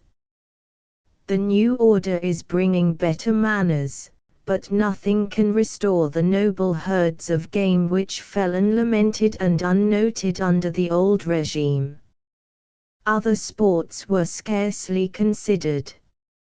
He rarely fished, leaving the catching of yellowfish, tigerfish, and barbel to the Kaffirs, and when he did, his rod and tackle were Neolithic in their simplicity. I have never seen a boar rod which had any of the proper attributes of a rod, and he used to profess scorn for a man with a green heart or a split cane as for one who would stipulate for an elegant spade before digging potatoes. Sometimes in a village or among neighboring farmers flat races would be got up, but the boar pony was bred more for endurance than for speed, and a small selling plate meeting was about the limit of his horse racing. I have never seen or heard of a boar steeplechase. On the other hand, he had a wonderful skill, as our army discovered, in riding at full speed over a breakneck country, a skill due, perhaps, more to veldcraft than to horsemanship. Hunting big game on horseback taught him, as part of the business, to leave much to his horse, and his horse rarely played him false. Whether he was clattering down a stony hillside, or dodging through thick scrub, or racing over veld honeycombed with ant-bear holes, he rode with a loose rein and full confidence in his animal. It is difficult to frame an opinion on his horsemanship. His long stirrups, the easy triple of his horse, and his loose seat make him a type of horseman very different to our cavalryman or Leicestershire master of hounds. But, loose as he sits, he can stick on over most kinds of country, and he is a natural horsemaster of the first order. A boar knows by instinct how to manage his horse, he never frets him, he rarely ill-treats him, and he can judge to a mile the limits of his endurance. As a sportsman, then, the boar is scarcely at his best. He has shown himself dull, sluggish, unimaginative, capable of both skill and endurance, but a niggard in the exercise of either, unless compelled by hunger or hope of gain. Unlike most races, it is in his sports that he shows his most unlovely traits, and that flat incomprehensible side of his character which has puzzled an ornamental world. The truth is that he is, speaking broadly, without imagination and that dash of adventure which belongs to all imaginative men. The noble spurs of the Drakensberg rose within sight of his home, but he would as soon have thought of climbing a peak for the sport or the scenery as of dabbling in watercolors. A dawn was to him only the beginning of the day, a mellow veldt sunset merely a sign to outspan, and I should be afraid to guess his thoughts on a primrose by the river's brim, or whatever is the South African equivalent. His religion made him credulous, but his temperament transformed the most stupendous of the world's histories into a kind of farmer's almanac, and Eastern poetry became for him a literal record of fact. A friend of mine, traveling with a boar hunter in the far north, called his attention to the beauty of the starry night, and, thinking to interest his companion, told him a few simple astronomical truths. The boar angrily asked him why he lied so foolishly. "Do not I read in the book," he said, "that the world stands on 4 pillars? And when my friend inquired about the foundation of the pillars, the boar sulked for 2 days. But there is one trait which he shared with all true sportsmen, a love of wild animals. To be sure, the finest reserves of buck were made by newcomers, such as Mr. Van der Bijl's park at Irene and Mr. Forbes's at Atholl, in a meadow, both unhappily ruined by the war. But many veld farmers had their small reserves of springbok or blissbok, and permitted no hunting within them. Some did it as a speculation, being always ready to lease a day's shooting to a gun from Johannesburg, and many for the reason that they sought big farms and complete solitude, to pander to a sense of possession. But in all, perhaps, there was a strain of honest pleasure in wild life, a desire to encircle their homes with the surroundings of their early hunting days. In which case, it is another of the anomalies which warn us off hasty generalizations. Chapter V. The boar in all seriousness. 10. The boar character has suffered by its simplicity. It has, as a rule, been crudely summed up in half a dozen denunciatory sentences, or, in the case of more curious students, it has been analyzed and defined with a subtlety for which there is no warrant. A hasty condemnation is not the method for a product so full of difficulty and interest, and a chain of laborious paradoxes scarcely enables us to comprehend a thing which is preeminently broad and simple. The boar has rarely been understood by people who give their impressions to the world, but he has been very completely understood by plain men who have dwelt beside him and experienced his ways in the many relations of life. It is easy to dismiss him with a hostile epigram, easy, too, to build up an edifice of neat contradictions, after the fashion of what Senancour has called la vulgaire des sages, and label it the boar character. The first way commends itself to party feeling, the second appeals to a nation which has confessedly never understood its opponents, and is ready now to admit its ignorance and excuse itself by the amazing complexity of the subject. Sympathy, which is the only path to true understanding, was made difficult by the mists of war, and, when all was over, by the exceeding dreariness of the conquered people.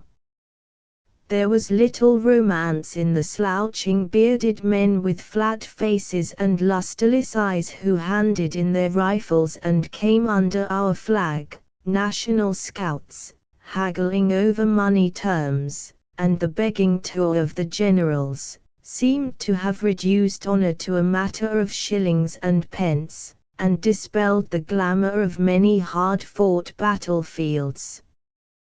There is a perennial charm about an ancien regime, but this poor ancien regime had no purple and fine gold for the sentimental, only a hodden grey burgess society, an unlovely kirk, and a prosaic constitution. And yet the proper understanding of this character is of the first political importance, and a task well worth undertaking for its own sake. Those men are forever our neighbors and fellow citizens, and it is the part of wisdom to understand the present that it may prepare against the future. To the amateur of racial character there is the chance of reading in the largest letters the lesson of historical development, for we know their antecedents, we can see clearly the simple events of their recent history, and we have before us a product, as it were, isolated and focused for observation. Nor can sympathy be wanting in a fair observer, sympathy for courage, tenacity of purpose, a simple fidelity to racial ideals. No man who has lived much with the people can regard them without a little aversion, a strong liking, and a large and generous respect. In any racial inquiry there are certain determinant factors which form the axioms of the problem. In the case of a long-settled people these are so intricate and numerous that it is impossible to disentangle more than a few of the more obvious, and we explain development, naturally and logically, rather by the conscious principles which the race assimilated than by the objective forces which acted upon it from the outer world. But in the case of a savage or a backward nation, the history is simple, the ingredients in racial character few and intelligible. The wars of the spirit and the growth of philosophies are potent influences, but their history is speculative and recondite. But the struggle for bare life falls always in simple forms, and physical forces leave their mark rudely upon the object they work on. In this case we have a national life less than a century long, a mode of society all but uniform, a creed short and unsophisticated, an intelligible descent, and a country which stamps itself readily upon its people. Origin, history, natural environment, accidental modes of civilization. These are the main factors in that composite thing we call character. We can read them in the individual, we can read them writ large in a race which is little more than the individual writ large. In complex societies the composition is a chemical process, the result is a new product, not to be linked with any ingredient. The soul and mind of the populace is something different in kind from the average soul and mind of its units. But in this collection of hardy individualists there was no novel result, and the type is repeated with such scanty variations that we may borrow the attributes of the individual for our definition of the race. Descent, history, natural environment have laid the foundation of the Boer character. The old sluggish Batavian stock, not of the best quality, for the first settlers were as a rule of the poorest and least reputable class, was leavened with a finer French strain, and tinctured with a little native blood. Living a clannish life in solitude, the people intermarried closely, and suffered the fate of inbreeders in a loss of facial variety and a gradual coarsening of feature. Their history was a record of fierce warfare with savage nature, and the evolution of a peculiar set of traditions which soon came into opposition with imported European ideas. They evolved, partly from the needs of their society and partly from distorted echoes of revolutionary dogma, an embryo political creed, and in religion they established a variant of 16th-century Protestantism. Their life, and the vast spaces of earth and sky amid which they lived, strengthened the patriarchal individualism in their blood. The whole process of development, so remote from the common racial experience, produced in the Boer character a tissue of contradictions which resist all attempts at an easy summary. He was profoundly religious, with the language of piety always on his lips, and yet deeply sunk in matter.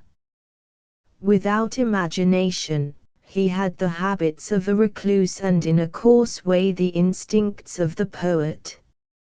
He was extremely narrow in a bargain, and extremely hospitable.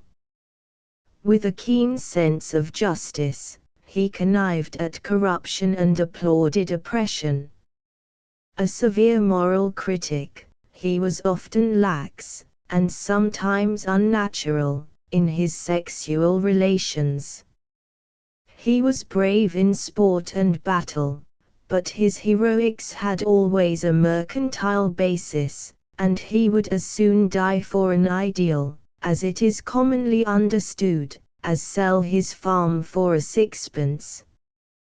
There were few virtues or vices which one could deny him utterly or with which one could credit him honestly. In short, the typical Boer to the typical observer became a sort of mixture of satyr, Puritan, and successful merchant, rather interesting, rather distasteful, and wholly incomprehensible. And yet the phenomenon is perfectly normal. The Boer is a representative on a grand scale of a type which no nation is without. He is the ordinary backward countryman, more backward and more of a countryman than is usual in our modern world. At one time this was the current view, a race of farmers, a pastoral folk, but the early months of the war brought about a reversal of judgment, and he was credited with the most intricate urban vices. Such a false opinion was the result of a too conventional view of the rural character. There is nothing Arcadian about the Boer, as there is certainly nothing Arcadian about the average peasant. A carrot background, a pastoral pipe, and a flavor of honeysuckle, must be expelled from the picture. To analyze what is grandiloquently called the folk heart is to see in its rude virtues and vices an exact replica of the life of the veldt. Simple and pastoral on a proper understanding of the terms, are the last words in definition. Let us take an average household. Jan Celias, pronounced Selji, lives on his farm of 3,000 morgen with his second wife and a family of 12. His father was a voortrekker, and the great Sarel was a far-out cousin. 2 cousins of his mother and their families squat as bywoners on his land, and an orphan daughter of his sister lives in his household. The farmhouse is built of sun-dried bricks, whitewashed in front, and consists of a small kitchen, a large room which is parlor and dining room in one, and 3 small chambers where the family sleep. 12 families of natives live in a little kraal, cultivate their own mealie patches, and supply the labor of the farm, while 2 half-caste Cape boys, Andries and Abraham, who attend to the horses, have a rude shanty behind the stable. Jan has a dam from which he irrigates 10 acres of mealies, pumpkins, and potatoes. For the rest he has 500 Afrikander oxen, which make him a man of substance among his neighbors, including 2 spans of matched beasts, fawn and black, for which he has refused an offer of £30 apiece. He is not an active farmer, for he does not need to bestir himself. His land yields him with little labor enough to live on, and a biscuit tin full of money, buried in the orchard below the 5th apricot tree from the house, secures his mind against an evil day.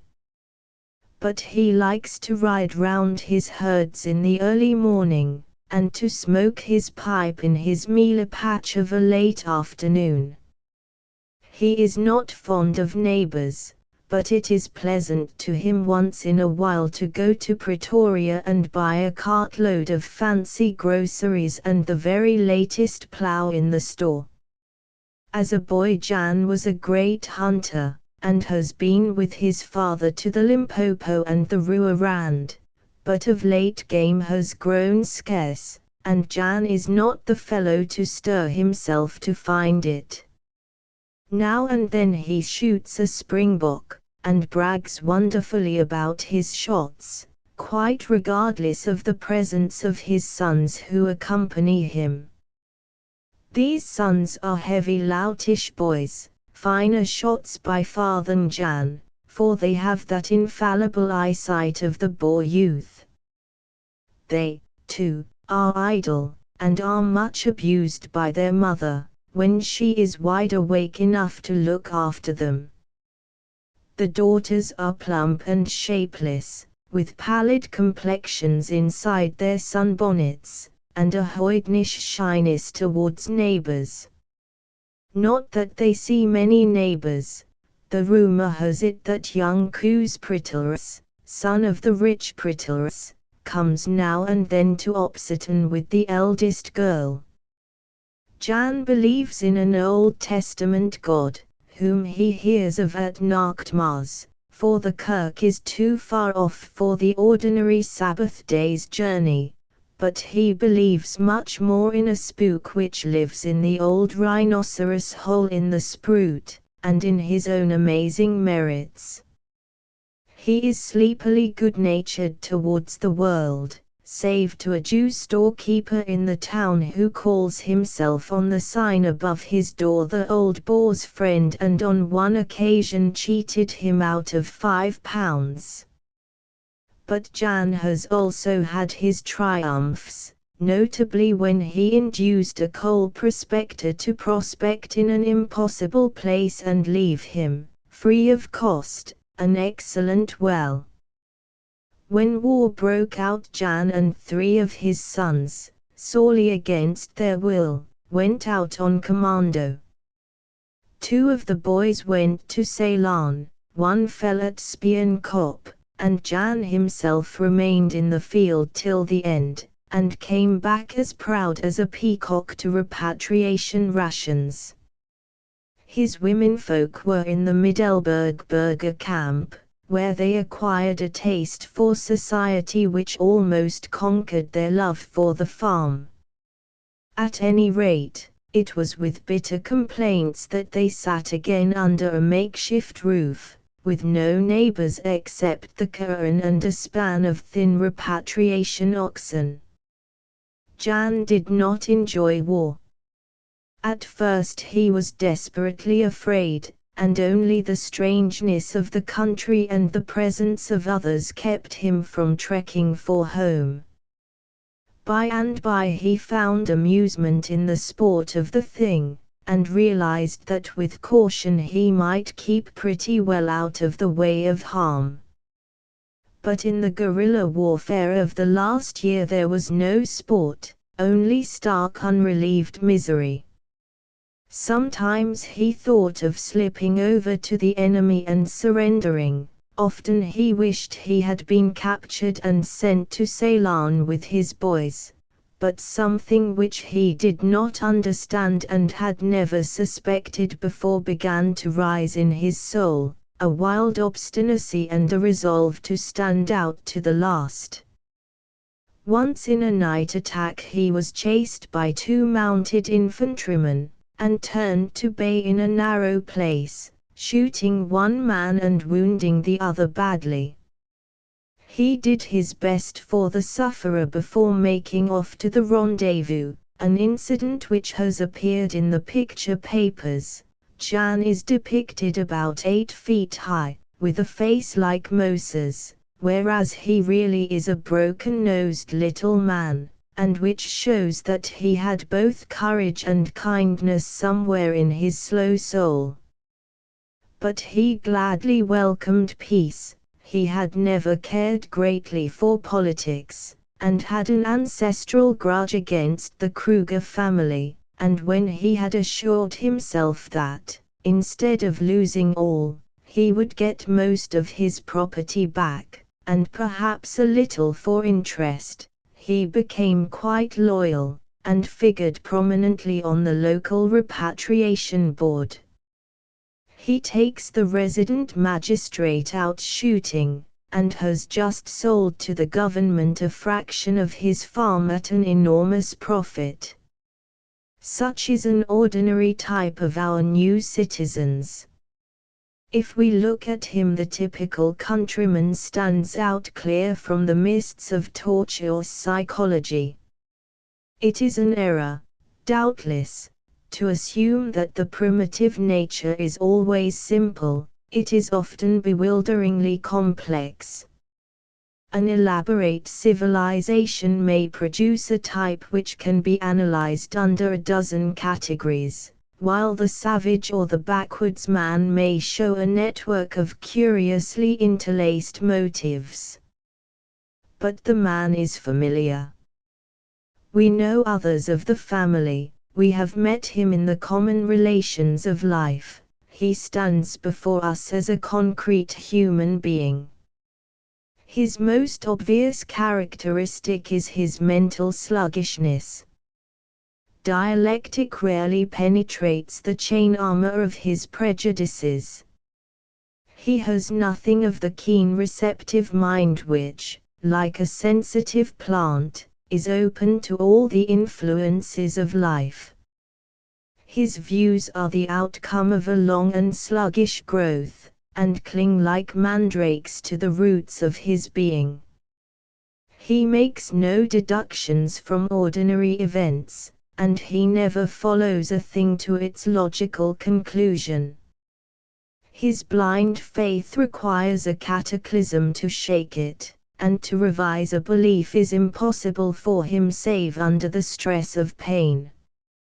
Death and burning towns may reveal to him a principle, but unless it is written large in letters of blood and fire it escapes his stagnant intelligence. Change is painful to all human creatures, but such coercion of change is doubly painful, since he has no scheme of thought into which it can fit, and it means, therefore, the upturning of the foundations of his world. But the countryman, while he holds tenaciously his innermost beliefs, has a vast capacity for doing lip service to principles which he does not understand.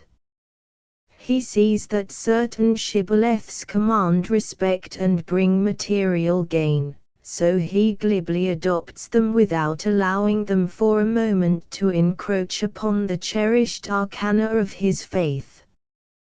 Hence comes the apparent inconsistency of many simple folk.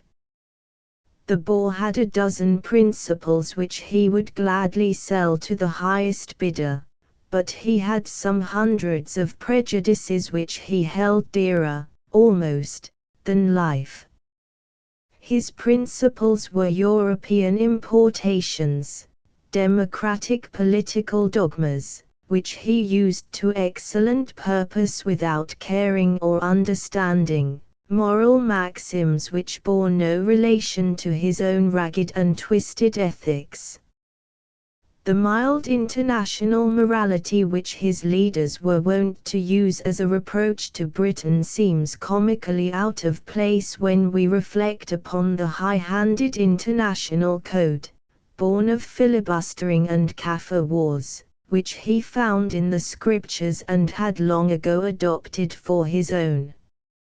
His political confession of faith, which the framers of his Constitution had borrowed from Europe and America, with its talk of representation and equal rights and delegated powers, contrasted oddly with the fierce individualism which was his innermost conviction, and the cabals and spoils to the victor policy which made up his daily practice.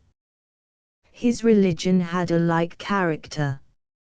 In its essentials it was the same which a generation or two ago held sway over Galloway peasants and Hebridean fishermen, but the results were very different. The stern hard-bitten souls who saw the devil in most of the works of God, and lived ever under a great taskmaster's eye, had no kinship with the easygoing sleek-lipped Boer piety.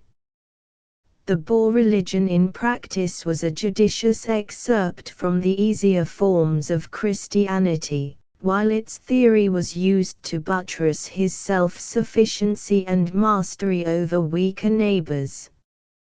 His political creed may be stated shortly as a belief in his right to all new territories in which he set foot, his indefeasible right to control the native tribes in the way he thought best, a denial of all right of the state to interfere with him, but an assertion of the duty of the state to enrich him. To these cardinal articles liberty, equality, and fraternity were added as an elegant appendage before publication.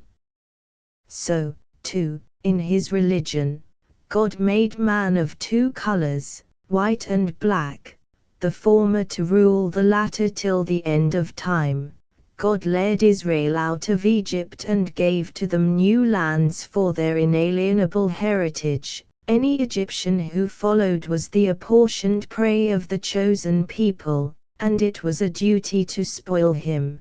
This beneficent God must therefore be publicly recognized and frequently referred to in the speech of daily life, but in the case of the elect considerable latitude may be allowed in the practice of the commandments. Such may fairly be taken as the ordinary unformulated Boer creed.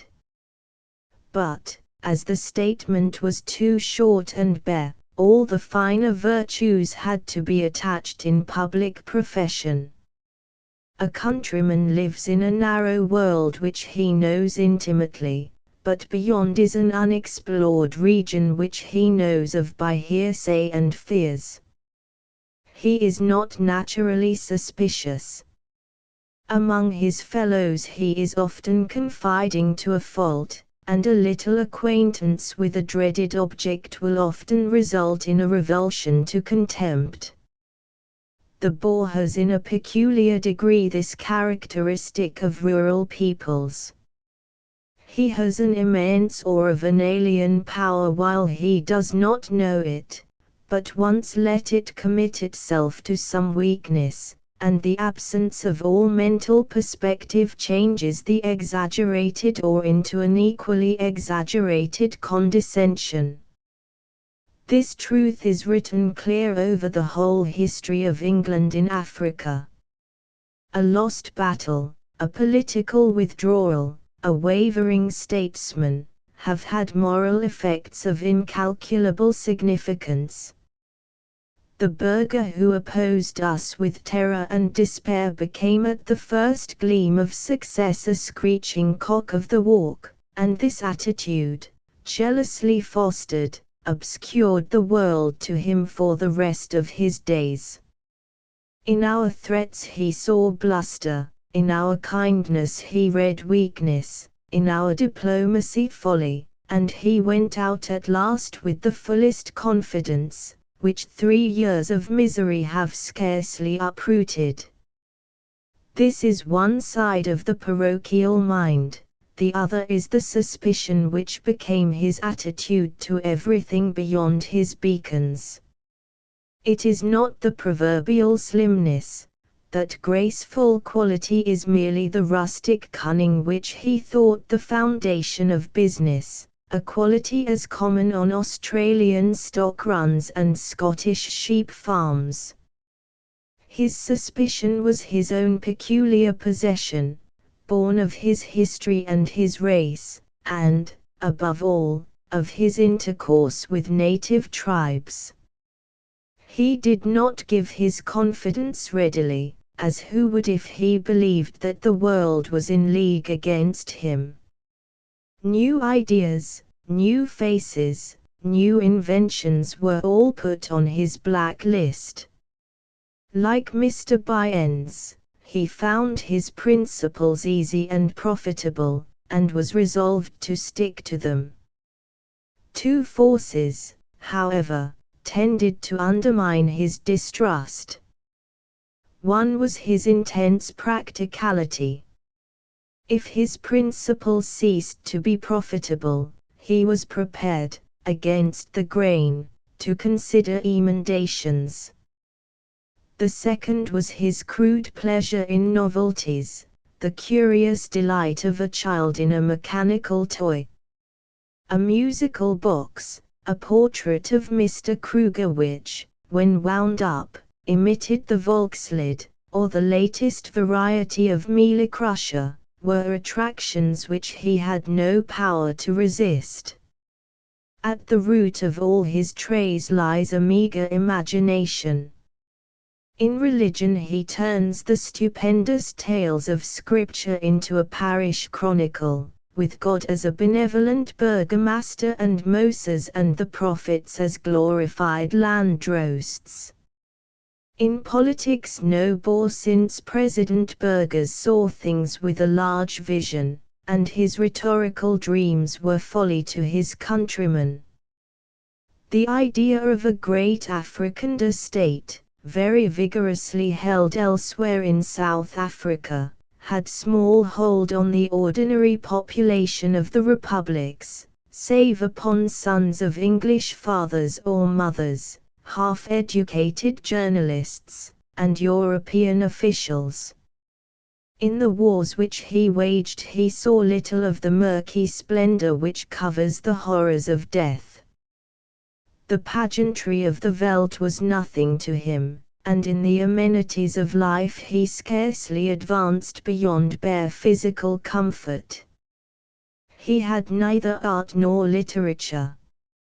If we except Mr. Yeats's delightful verses, which at their happiest are translations of Burns and Scott, he had not even the songs which are commonly found among rural peoples.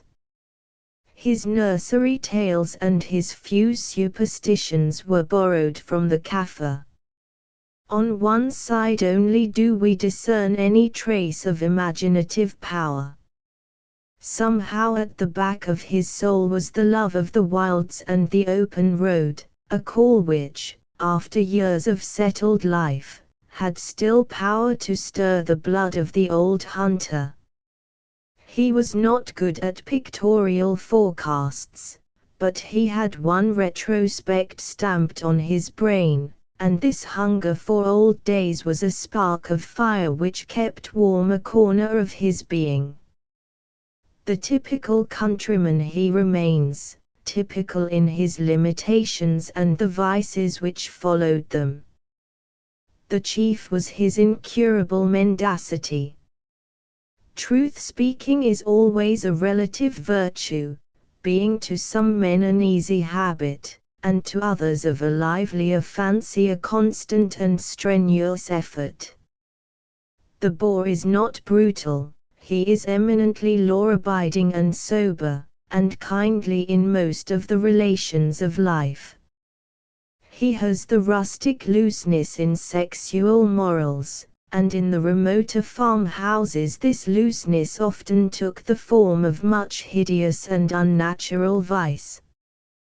But the cardinal fault, obvious to the most casual observer, is a contempt for truth in every guise. Masterful liars, who have held their own in most parts of the world, are vanquished by the systematic perjury of the Welt. The habit is, no doubt, partly learned from the Kaffir, a fine natural professor of the art, but to its practice the Boer brought a stolid patience, an impassive countenance, and a limited imagination which kept him consistent. He bragged greatly, since to a solitary man with a high self-esteem this is the natural mode of emphasizing his personality on the rare occasions when he mixes with his fellows. He lied in business for sound practical reasons. He lied at home by the tacit consent of his household. The truest way to outwit him, as many found, was to tell him the naked truth, since his suspicion saw in every man his own duplicity. But because he is a true countryman, when once he has proved a man literally truthful he will trust him with a pathetic simplicity. There were Englishmen in the land before the war, as there are Englishmen today, whose word to the Boer mind was an inviolable oath. So far I have described the average Boer failings with all the unsympathetic plainness which a hostile observer could desire. But there is a very different side to which it is pleasant to turn. If he has the countryman's faults strongly developed, he has also in a high degree the country virtues. Simplicity is not an unmixed blessing, but it is the mother of certain fine qualities, which are apt to be lost sight of by a sophisticated world. He could lie bare and sleep hard when the need arose, and if he was sluggish in his daily life it was the indolence of the sleepy natural world and not the enervation of decadence. Because his needs were few he was supremely adaptable, a born pioneer, with his household gods in a wagon and his heart turning naturally to the wilds. The grandeur of nature was lost on him, but there is a certain charm in the way in which he brought all things inside the pale of his domesticity. His homely images have their own picturesqueness, as when he called the morning star, which summoned him to inspan, the Volupa, or little boy who leads out the oxen. It is the converse of sublimity, and itself not unsublime. His rude dialect, almost as fine as lowland Scots for telling country stories, is full of metaphors, so to speak, in solution, often coarse, but always the fruit of direct and vigorous observation. In short, he had a personality which stands out simply in all his doings, making him a living clear-cut figure among the amorphous shades of the indoor life. Wild tales and judicious management from Pretoria succeeded in combining him temporarily into a semblance of a state and a very formidable reality of an army, but at bottom he is the most dogmatic individualist in the world. His allegiance was never to a chief or a state, but to his family.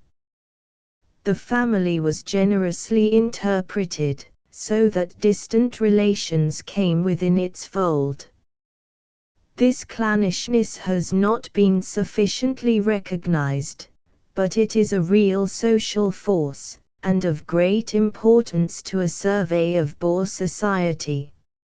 In the country farms, with their system of bywanas, a whole cycle of relations lived, all depending upon the head of the household for their subsistence. When sons or daughters married they lived on in the homestead, and as their children grew up and married in turn they squatted on a corner of the farm.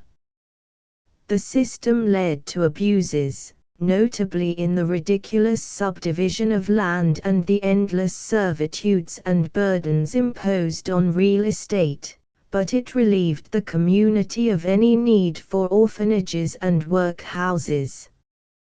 The Boer's treatment of orphans does him much credit. However poor, a family would make room for orphaned children, and there was no distinction in their usage. It is a primitive virtue, a heritage from the days when white folk were few in numbers, a little family in the heart of savagery, bound together by a common origin and a common fear. But his chief virtue was his old-fashioned hospitality. A stranger rarely knocked at his gates in vain. You arrived at a farmhouse and asked leave to outspan by the spruit. Permission was freely granted, and in a little girls came out with coffee for the travelers. An invitation to supper usually followed, and there is no better fare in the world than a chicken roasted by a Boer housewife and her homemade sausages. Then followed slow talk over deep-bowled pipes, and then good night, with much hand-shaking and good wishes. And so all over the veldt. The family might be wretchedly poor, but they dutifully and cheerfully gave what they had. In the early months of peace it was a common thing to come on a Boer family living in a hut of biscuit tins or a torn tent, with scanty rations and miserably ragged clothes. But those people, in most cases, set the little they had gladly before the stranger. The Boer, who will perjure himself deeply to save a shilling, will part with a pound's worth of entertainment without a thought. And, as a host, he has a natural dignity beyond praise. A placid life, backed by an overwhelming sense of worth, is a fine basis for good manners. Boastfulness and prejudice may come later, but the first impression is of an antique kindliness and ease. The veldt has no nerves, no uneasy consciousness of inferiority, least of all the cringing friendliness of the low European. The farmer, believing in nothing beyond his ken, makes the stranger welcome as a harmless courier from a trivial world. No contrast can be more vivid than between the nervous, bustling cosmopolitans who throng the Rand and the silent veldt dwellers. The Boer type of countenance is not often handsome, frequently it is flat and expressionless, lusterless grey eyes with small pupils, and hair growing back from chin and lip. But it is almost always the embodiment of repose, and in the finer stock it sometimes reaches an archaic and patriarchal dignity.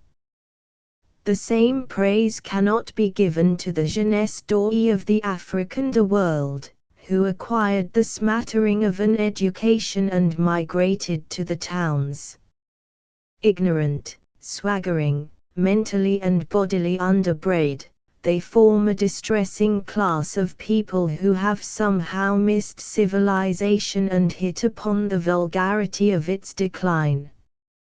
They claim glibly and falsely the virtues which their fathers possessed without advertisement. Much of the bad blood and spurious nationalism in the country comes from this crew, who, in partnership with the worst type of European adventurer, have done their best to discredit their nation.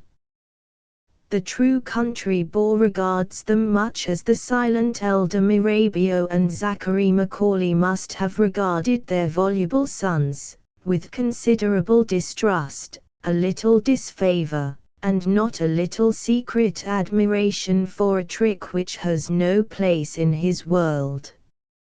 Understanding is the only basis of a policy towards this remarkable section of our fellow citizens, understanding, and a decent abstinence from subtleties. We used to flatter our souls that we created our empire in a fit of absent-mindedness, and in all our troubles convinced ourselves that we were destined to muddle through. But there are limits to this policy of serene trust in Providence, and it is rather our duty to thank God we have taken so few falls, and brace our minds to forethought and prudence. The boor is the easiest creature in the world to govern. He is naturally law-abiding, and he has an enormous respect for the accomplished fact. True union may take long, but the nominal amalgamation which is necessary for smooth government already exists. We must understand how slow he is to learn, how deep his pride is, how lively his suspicions.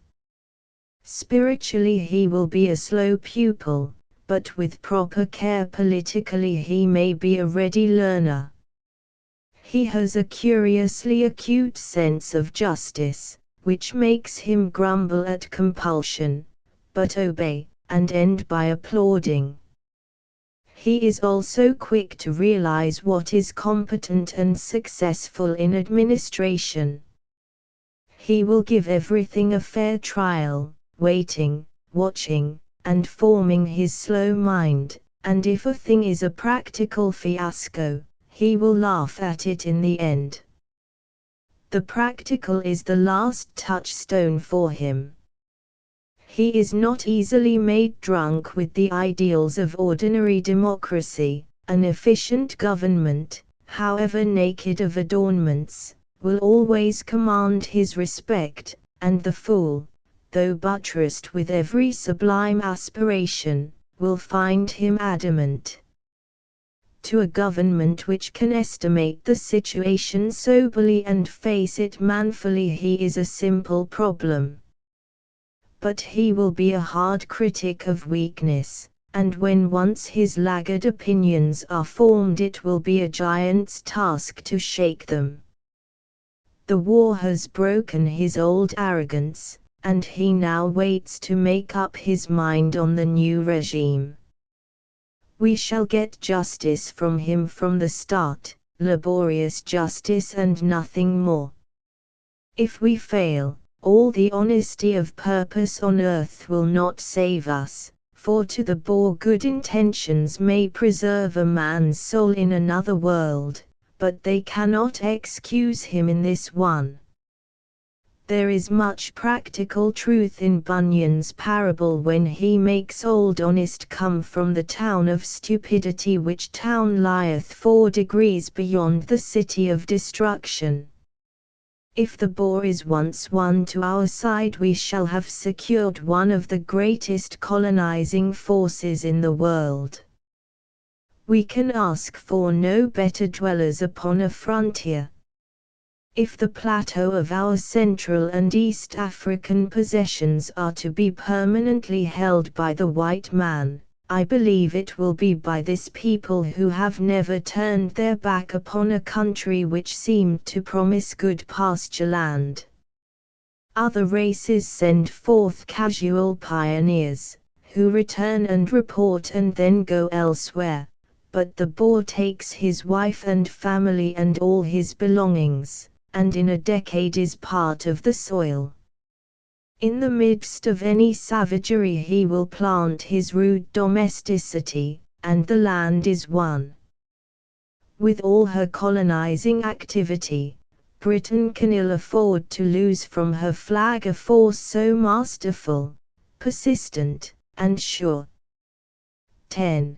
The word boor is used in this chapter to denote the average country farmer in the new colonies, and not the educated Dutch of the towns. Part 2. Notes of Travel Chapter 6. evening on the high veldt. We leave the broken highway, channeled by rains and rutted by ox wagons, and plunge into the leafy coolness of a great wood. Great in circumference only, for the blue gums and pines and mimosa bushes are scarcely 6 years old, though the feathery leafage and the frequency of planting make a thicket of the young trees. The rides are broad and grassy as an English holt, dipping into hollows, climbing steep ridges, and showing at intervals little side alleys, ending in green hills, with the accompaniment everywhere of the spicy smell of gums and the deep rooty fragrance of pines. Sometimes all alien woodland ceases, and we ride through aisles of fine trees, which have nothing save height to distinguish them from rannoch or Rothia murchus. A deer looks shyly out, which might be a roebuck, the cooing of doves, the tap of a woodpecker, even the hawk above in the blue heavens, have nothing strange. Only an occasional widow bird with its ridiculous flight, an ant heap to stumble over, and a clump of scarlet veldt flowers are there to mark the distinction. Here we have the sign visible of man's conquest over the soil, and of the real adaptability of the land. With care and money great tracts of the high veldt might change their character. An English country house, with deer park and coverts and fish ponds, could be created here and in many kindred places, where the owner might forget his continent. And in time this will happen. As the rich man pushes farther out from the city for his home, he will remake the most complaisant of countries to suit his taste, and, save for climate and a certain ineradicable flora and fauna, patches of Surrey and Perthshire will appear on this kindly soil. With the end of the wood we come out upon the veldt. What is this mysterious thing, this veldt, so full of memories for the English race, so omnipresent, so baffling? Like the words prairie, moor and down, it is easy to make a rough mental picture of. It will doubtless become in time, when South Africa gets herself a literature, a conventional counter in description. Today every London shop boy knows what this wilderness of coarse green or brown grasses is like. He can picture the dry streams, the jagged kopjes, the glare of summer, and the bitter winter cold. It has entered into patriotic jingles, and has given a mise-en scene to crude melodrama. And yet no natural feature was ever so hard to fully realize. One cannot think of a monotonous vastness, like the prairie, for it is everywhere broken up and varied. It is too great for an easy appreciation, as of an English landscape, too subtle and diverse for rhetorical generalities, a thing essentially mysterious and individual. In consequence it has a charm which the common efforts of Mother Earth after grandiloquence can never possess. There is something homely and kindly and soothing in it, something essentially humane and fitted to the needs of human life. Climb to the top of the nearest ridge, and after a broad green valley there will be another ridge just the same. Cross the mountains 50 miles off, and the country will repeat itself as before. But this sameness in outline is combined with an infinite variety in detail, so that we readily take back our first complaint of monotony, and wonder at the intricate novelty of each vista. Here the veldt is simply the broad green side of a hill, with blue points of mountain peeping over the crest, and a ragged brown road scarred across it. The road is as hard as adamant, a stiff red clay baked by the sun into porphyry, with fissures yawning here and there, so deep that often it is hard to see the gravel at the bottom. A cheerful country to drive in on a dark night in a light English cart, but less deadly to the lumbering wagons of the farmer. We choose the grass to ride on, which grows in coarse clumps with bare soil between. Here, too, are traps for the loose rider. A conical ant heap with odd perforations, an ant bear hole 3 feet down, or, most insidious of all, a meerkat's hole hidden behind a tuft of herbage. A good pony can gallop and yet steer, provided the rider trusts it, but the best will make mistakes, and on occasion roll over like a rabbit. Most men begin with a dreary apprenticeship to spills, but it is curious how few are hurt, despite the hardness of the ground. One soon learns the art of falling clear and falling softly. The 4 o'clock December sun blazes down on us, raising hot odors from the grass. A grey African hare starts from its form, a meerkat slips away indignantly, a widow bird, coy and ridiculous like a flirtatious widow, flops on ahead. The sleepy, long-horned African cattle raise listless eyes as we pass, and a few gaudy butterflies waver athwart us. Otherwise there is no sound or sight of life. Flowers of rich colors, chrysanthemums, gentians, geraniums, most of them variants of familiar European species, grow in clumps so lowly that one can only observe them by looking directly from above. It is this which makes the veldt so colorless to a stranger.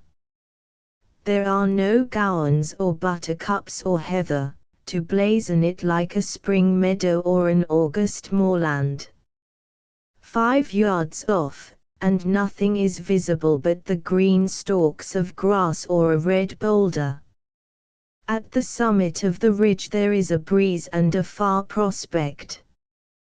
The road still runs on uphill and down dale, through the distant mountains, and onto the great pastoral uplands of Rustenburg and the far northwest.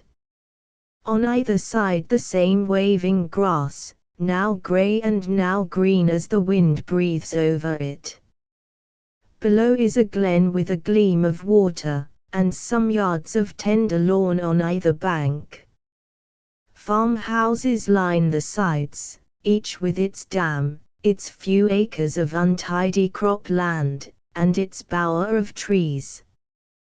Beyond rise line upon line of green ridges, with a glimpse of woods and dwellings set far apart, till in the far distance the bold spurs of the Magaliesberg stand out against the sky. A thin trail of smoke from some veldt fire hangs between us and the mountains, tempering the intense clearness of an African prospect. There is something extraordinarily delicate and remote about the vista. It might be a mirage, did not the map bear witness to its reality. It is not unlike a child's conception of the landscape of Buchan, a road running straight through a mystical green country, with the hilltops of the delectable mountains to cheer the pilgrim. And indeed the land is instinct with romance. The names of the gorges which break the mountain line, Oliphant's Poort, Crocodile Poort, Commando Neck, speak of war and adventure and the far tropics beyond these pastoral valleys.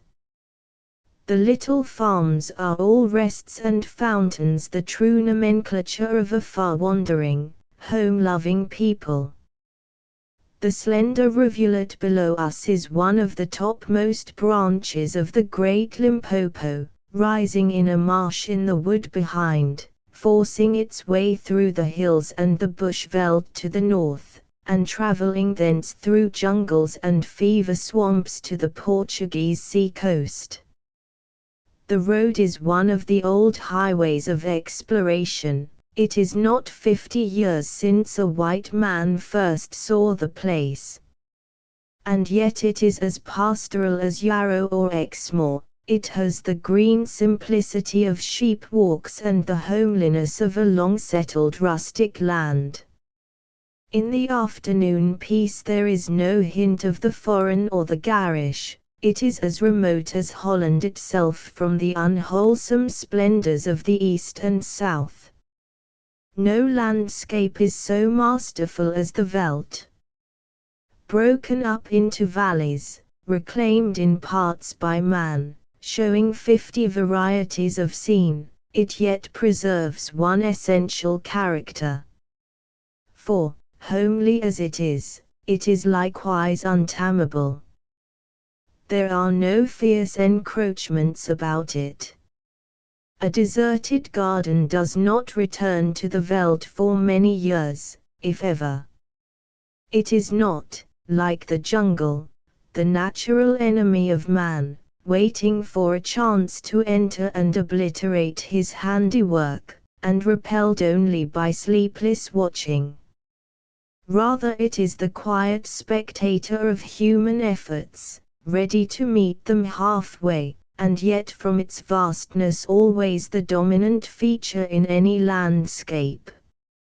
Its normal air is sad, grey, and Quakerish, never flamboyant under the brightest sun, and yet both strenuous and restful. The few red monstrosities man has built on its edge serve only to set off this essential dignity. For one thing, it is not created according to the scale of man. It will give him a home, but he will never alter its aspect. Let him plough and reap it for 1,000 years, and he may beautify and fructify but never change it. The face of England has altered materially in 2 centuries, because England is on a human scale, a parterre land, without intrinsic wildness. But cultivation on the veldt will always be superimposed, it will remain, like Egypt, ageless and immutable, one of the primeval types of the created world. But, though dominant, it is also adaptable. It can, for the moment, assume against its unchangeable background a chameleon-like variety. Sky and weather combine to make it imitative at times. Now, under a pale Italian sky, it is the Campagna, hot, airless, profoundly melancholy. Again, when the mist drives over it, and wet scarps of hills stand out among clouds, it is Dartmoor or Liddesdale, or on a radiant evening, when the mountains are one bank of hazy purple, it has borrowed from Skye and the far west highlands. On a clear steely morning it has the air of its namesake, the Norwegian fjords, in one way the closest of its parallels. But each phase passes, the tantalizing memory goes, and we are back again upon the aboriginal veldt, so individual that we wonder whence arose the illusion. A modern is badly trained for appreciating certain kinds of scenery. Generations of poets and essayists have so stamped the pathetic fallacy upon his soul that wherever he goes, unless in the presence of a Niagara or a Mount Everest, he runs wild, looking for a human interest or a historical memory. This is well enough in the old settled lands, but on the veldt it is curiously inept. The man who, in Emerson's phrase, seeks to impress his English whim upon the immutable past will find little reward for his gymnastics. Not that there is no history of a kind, of Bantu wars, and great tribal immigrations, of wandering gold seekers and Portuguese adventurers, of the Voortrekker and the heroic battles in the wilds. But the veldt is so little subject to human life that had Thermopylae been fought in yonder neck, or had Saint Francis wandered on this hillside, it would have mastered and obliterated the memories. It has its history, but it is the history of cosmic forces, of the cycle of seasons, of storms and suns and floods, the joys and sorrows of the natural world. Lo, for there among the flowers and grasses only the mightier movement sounds and passes, only winds and rivers, life and death. Men dreamed of it and its wealth long ago in Portugal and Holland. They have quarrelled about it in London and Cape Town, fought for it, parcelled it out in maps, bought it and sold it. It has been subject for long to the lusts and hopes of man. It has been larded with epithets, town-bred folk have made theories about it, armies have rumbled across it, the flood of high politics has swept it. But the veldt has no memory of it. Men go and come, kingdoms fall and rise, but it remains austere, secluded, impenetrable, the still unravished bride of quietness. As one lives with it the thought arises, may not some future civilization grow up here in keeping with the grave country? The basis of every civilization is wealth, wealth to provide the background of leisure, which in turn is the basis of culture in a commercial world. Our colonial settlements have hitherto been fortuitous. They have fought a hard fight for a livelihood, and in the process missed the finer formative influences of the land. When, then, civilization came it was naturally a borrowed one, English with an accent. But here, as in the old Greek colonies, we begin de novo, and at a certain high plane of life. The Dutch, our forerunners, acquired the stamp of the soil, but they lived on the barest scale of existence, and were without the aptitude or the wealth to go farther. Our situation is different. We start rich, and with a prospect of growing richer. On one side are the mining centers, cosmopolitan, money-making, living at a strained pitch, on the other this silent country. The time will come when the rich man will leave the towns, and, as most of them are educated and all are able men, he will create for himself a leisured country life. His sons in turn will grow up with something autochthonous in their nature. For those who are truly South Africans at heart, and do not hurry to Europe to spend their wealth, there is a future, we may believe, of another kind than they contemplate. All great institutions are rooted and grounded in the soil. There is an art, a literature, a school of thought implicit here for the understanding heart, no tarnished European importation, but the natural, spontaneous fruit of the land. As we descend into the glen the going underfoot grows softer, the flinty red clay changes to sand and soon to an irregular kind of turf. At last we are on the stream bank, and the waving grasses have gone.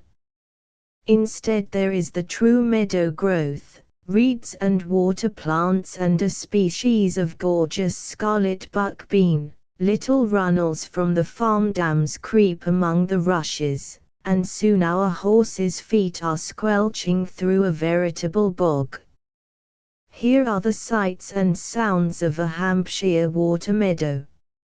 Swallows skim over the pools, dragonflies and bees brush past. One almost expects to see a great trout raise a sleepy head from yonder shining reach. But there are no trout, alas. None, I fear, nearer than Natal, only a small greenish barbel who is a giant at 4 to the pound. The angler will get small satisfaction here, though on the Moo River, above Potchefstroom, I have heard stories of a golden-scaled monster who will rise to a sea trout fly. As we jump the little mill lades, a perfect host of frogs are leaping in the grass, and small bright-eyed lizards slip off the stones at our approach. But, though the glen is quick with life, there is no sound, a deep sabbatical calm broods over all things. The cry of a Kaffir driver from the high road we have left breaks with an almost startling violence on the quiet. The tall reeds hush the stream's flow, the birds seem songless, even the hum of insects is curiously dim. There is nothing for the ear, but much for the eye and more for the nostril. Our ride has been through a treasure house of sweet scents. First the pines and gum trees, then the drowsy sweetness of the sunburnt veldt, and now the more delicate flavor of rich soil and water and the sun-distilled essences of 1,000 herbs. What the old Greek wrote of Arabia the Blessed might fitly be written here. From this country there is a smell wondrous sweet. Lower down the glen narrows. The stream would be a torrent if there were more water, but the cascades are a mere trickle, and only the deep green rock pools, the banks of shingle, and the worn foot of the cliff, show what this thread can grow to in the rains. A light wild brushwood begins, and creeps down to the very edge of the stream. 20 years ago lions roamed in this scrub, now we see nothing but 2 poaching pariah dogs. We pass many little one-storied farms, each with a flower garden run to seed, and some acres of tangled crops. All are deserted. War has been here with its heavy hand, and a broken stove, empty windows, and a tumbled-in roof are the marks of its passage. The owners may be anywhere, still on commando with Delary, in Bermuda or Ceylon, in Europe, in camps of refuge, on parole in the towns. Great sunflowers, a foot in diameter, sprawl over the railings. Dahlias and marigolds nod in the evening sunshine, and broken fruit trees lean over the walks. Suddenly from the yard a huge asphodel flaps out, the bird not of war but of unclean pillage. There is nothing royal in the creature, only obscene ferocity and a furtive greed. But its presence, as it rises high into the air, joined with the fallen roof trees, effectively drives out Arcady from the scene. We feel we are in a shattered country. This quiet glen, which in peace might be a watered garden, becomes suddenly a desert. The veldt is silent, but such secret nooks will blab their tale shamelessly to the passerby. The stream bends northward in a more open valley, and as we climb the ridge we catch sight of the country beyond and the same august lines of mountain. But now there is a new feature in the landscape. Bushes are dotted over the far slope, and on the brow cluster together into something like a coppice. It is a patch of bush veldt, as rare on our high veldt as are fragments of the old Ettrick forest in Tweethal. 200 miles north is the real bush veldt, full of game and fevers, the barrier between the tropical Limpopo and these grassy uplands. Seen in the splendor of evening, there is a curious savagery about that little patch, which is neither veldt nor woodland, but something dwarfish and uncanny. That is Africa, the Africa of travelers, but thus far we have ridden through a countryside so homely and familiar that we are not prepared for a foreign intrusion. Which leads us to our hope of a new civilization. If it ever comes, what an outlook it will have into the wilds. In England we look to the sea, in France across a frontier, even in Russia there is a mountain barrier between east and west. But here civilization will march sharply with barbarism, like a castle of the pale, looking over a river to a land of mists and outlaws. A man would have but to walk northward, out of the cities and clubs and the whole world of books and talk, to reach the country of the oldest earth dwellers, the untamable heart of the continent. It is much for a civilization to have its background, the Egyptian against the Ethiopian, Greek against Thracian, Rome against Gaul. It is also much for a race to have an outlook, a far horizon to which its fancy can turn. Even so strong men are knit and art is preserved from domesticity. We turn homeward over the long shoulders of hill, keeping to the track in the failing light. If the place is sober by day, it is transformed in the evening. For an hour the land sinks out of account, and the sky is the sole feature. No words can tell the tale of a veldt sunset. Not the sun dipping behind the peaks of Jura, or flaming in the mouth of a Norwegian fjord, or sinking, a great ball of fire, in mid-Atlantic, has the amazing pageantry of these upland evenings. A flood of crimson descends on the world, rolling in tides from the flagrant west, and kindling bush and scaur and hilltop, till the land glows and pulsates in a riot of color. And then slowly the splendor ebbs, lingering only to the west in a shoreless, magical sea. A delicate pearl gray overspreads the sky, and the onlooker thinks that the spectacle is ended. It has but begun, for there succeed flushes of ineffable color, purple, rose pink, tints of no mortal name, each melting imperceptibly into the other, and revealing again the twilight world which the earlier pageant had obscured. Every feature in the landscape stands out with a tender, amethystine clearness. The mountain ridge is cut like a jewel against the sky, the track is a ribbon of pure beaten gold. And then the light fades, the air becomes a soft mulberry haze, the first star pricks out in the blue, and night is come. Here is a virgin soil for art, if the art arises.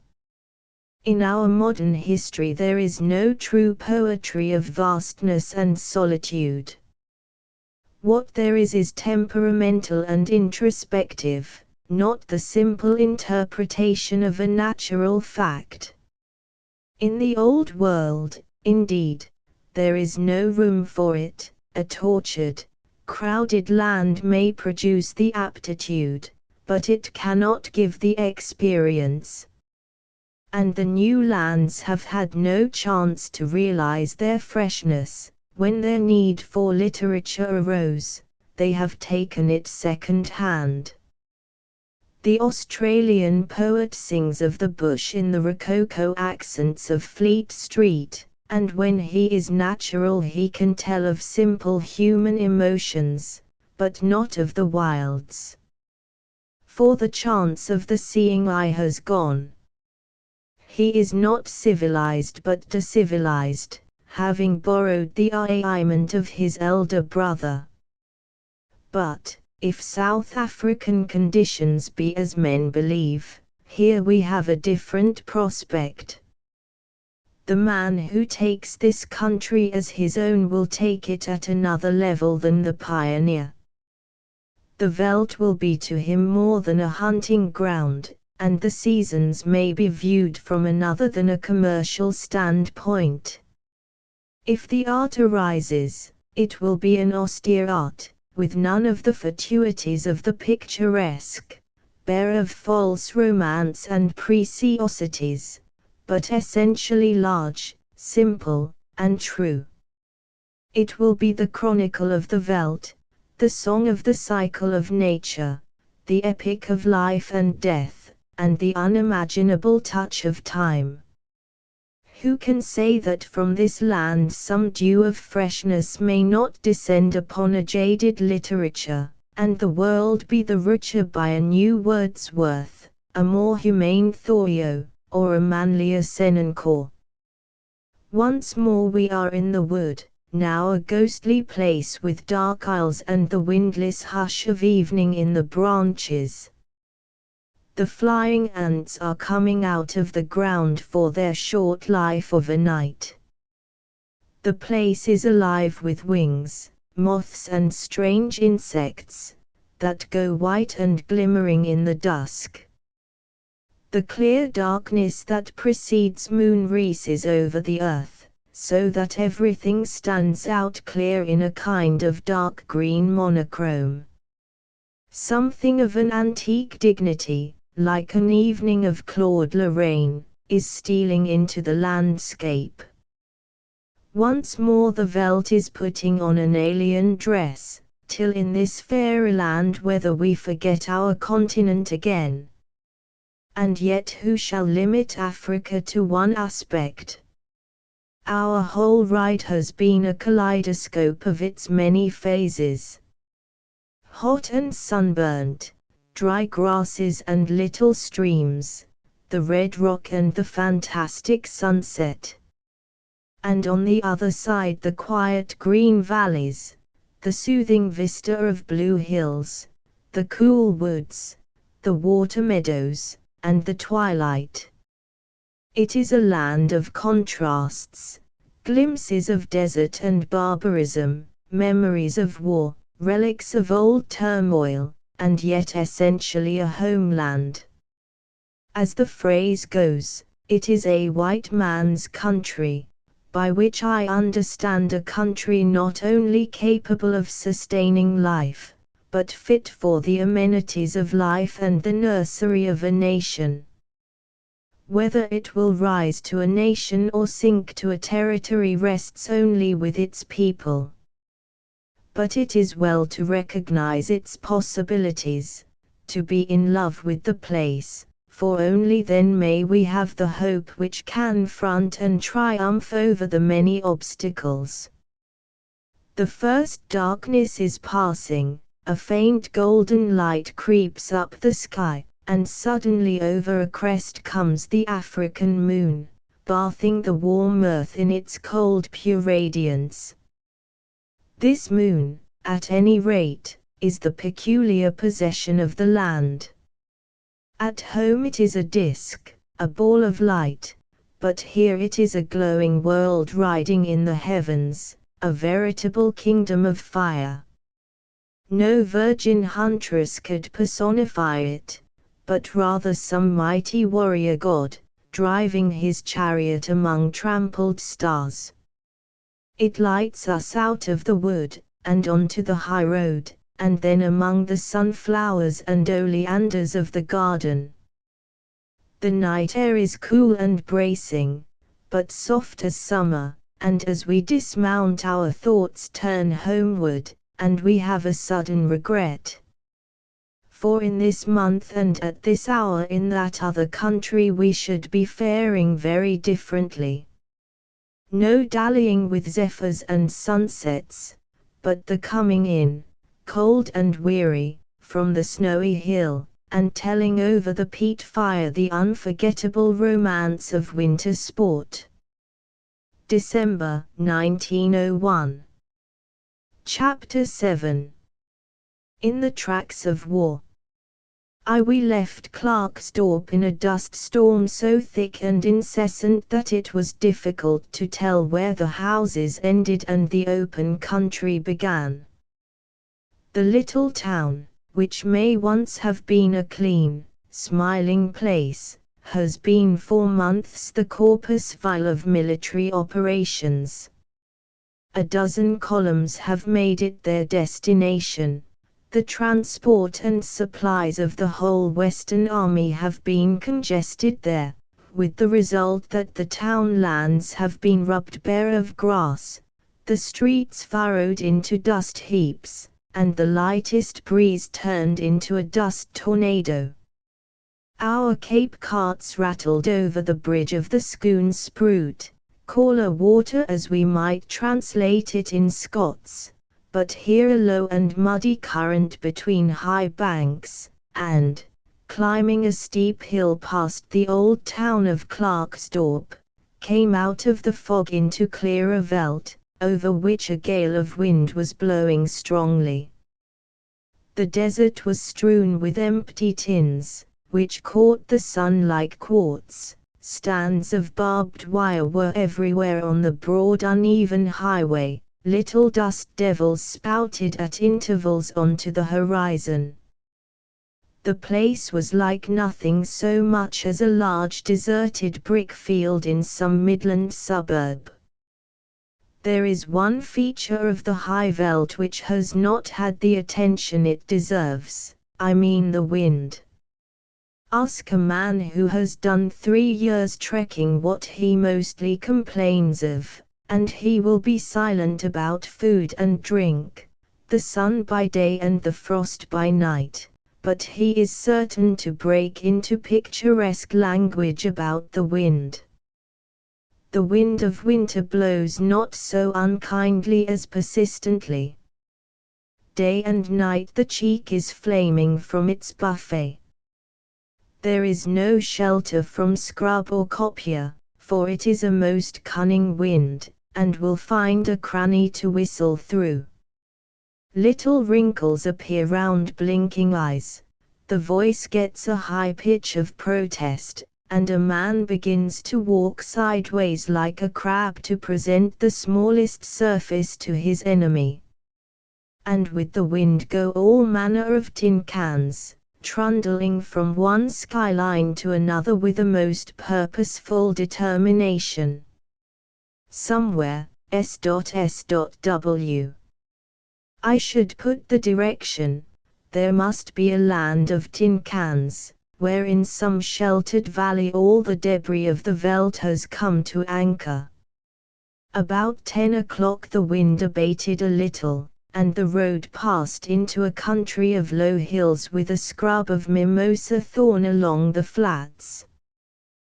The bustard, which the Boers have so aptly named Karen or scolding cock, strutted by the roadside, a few hawks circled about us, and an incurious secretary bird flapped across our path. The first water appeared, a melancholy stream called Reconstruction, and the country grew hillier and greener till we outspanned for lunch at a farmhouse of some pretensions, with a large dam, a spruit, and a good patch of irrigated land. The owner had returned, and was dwelling in a tent against the restoration of his homestead. A considerable herd of cattle grazed promiscuously on the meadow, and the farmer with philosophic calm was smoking his pipe in the shade. Apparently he was a man of substance, and above manual toil, for though he had been back for some time there was no sign of getting to work on repairs, such as we saw in smaller holdings. Fairly considered, this repatriation is a hard nut for the proud, indolent boor, for it means the reversal of a life's order. His Baiwanas are scattered, his native boys refuse to return to him. There is nothing for the poor man to do but to take pick and hammer himself. Sooner or later he will do it, for in the last resort he is practical, but in the meantime he smokes and ponders on the mysteries of Providence and the odd chances of life. In the afternoon our road lay through a pleasant undulating land, with green patches along the streams and tracts of bush relieving the monotony of the grey winter veldt. Every farmhouse we passed was in the same condition, roofless, windowless, dams broken, water furrows choked, and orchards devastated. Our way of making war may be effective as war, but it inflicts terrible wounds upon the land. After a campaign of a dozen bloody fights, reconstruction is simple, the groundwork remains for a new edifice. But, though the mortality be relatively small, our late methods have come very near to destroying the foundations of rural life.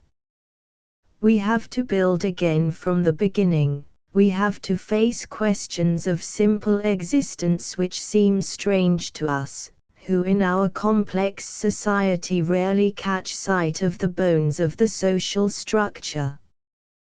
To be sure, there is hope. There is a wonderful recuperative power in the soil. The boor is simpler in habits than most countrymen, and it is not a generation since he was starting at the same rudiments. Further, our own settlers will have the same beginnings, and there is a chance of rural communities, Boer and British, being more thoroughly welded together, because they can advance pari passu from the same starting point. But to the newcomer the situation has a baffling oddness. It seems strange to be doling out the necessaries of life to a whole community, to be dealing with a society which must have been full of shades and divisions like all rural societies, as a featureless collection of units. Yet it is probable that the Boers themselves are the last to realize it. The people who crowded to the doors of the ruined farms as we passed were on the whole good-humored, patient, and uncomplaining. They had set about repairing the breaches in their fortunes, crudely but contentedly. At one farm we saw a curious Arcadian sight in this desert which war had made. Some small Boer children were herding a flock of sheep along a stream. A little girl in a sunbonnet was carrying a lamb. Two brown, ragged, bare-legged boys were amusing themselves with a penny whistle. To the children war and reconstruction alike can only have been a game, and hope and the future are to the young. From Klerksdorp to Wommaranstad the distance is some 50 miles, and it was almost nightfall before we descended with very weary cattle the long hill to our outspan. The country was one wide bare wold, the sky a soft glow of amber, and there was nothing between amber earth and amber sky save one solitary kern, scolding in the stillness. I do not know who the first Wommarans may have been, but he built a stad very like a little border town, all huddled together and rising suddenly out of the waste. The Makassi Spruit is merely a string of mudded water holes, but in the darkness it might have been the one water of Lidl or Yarrow.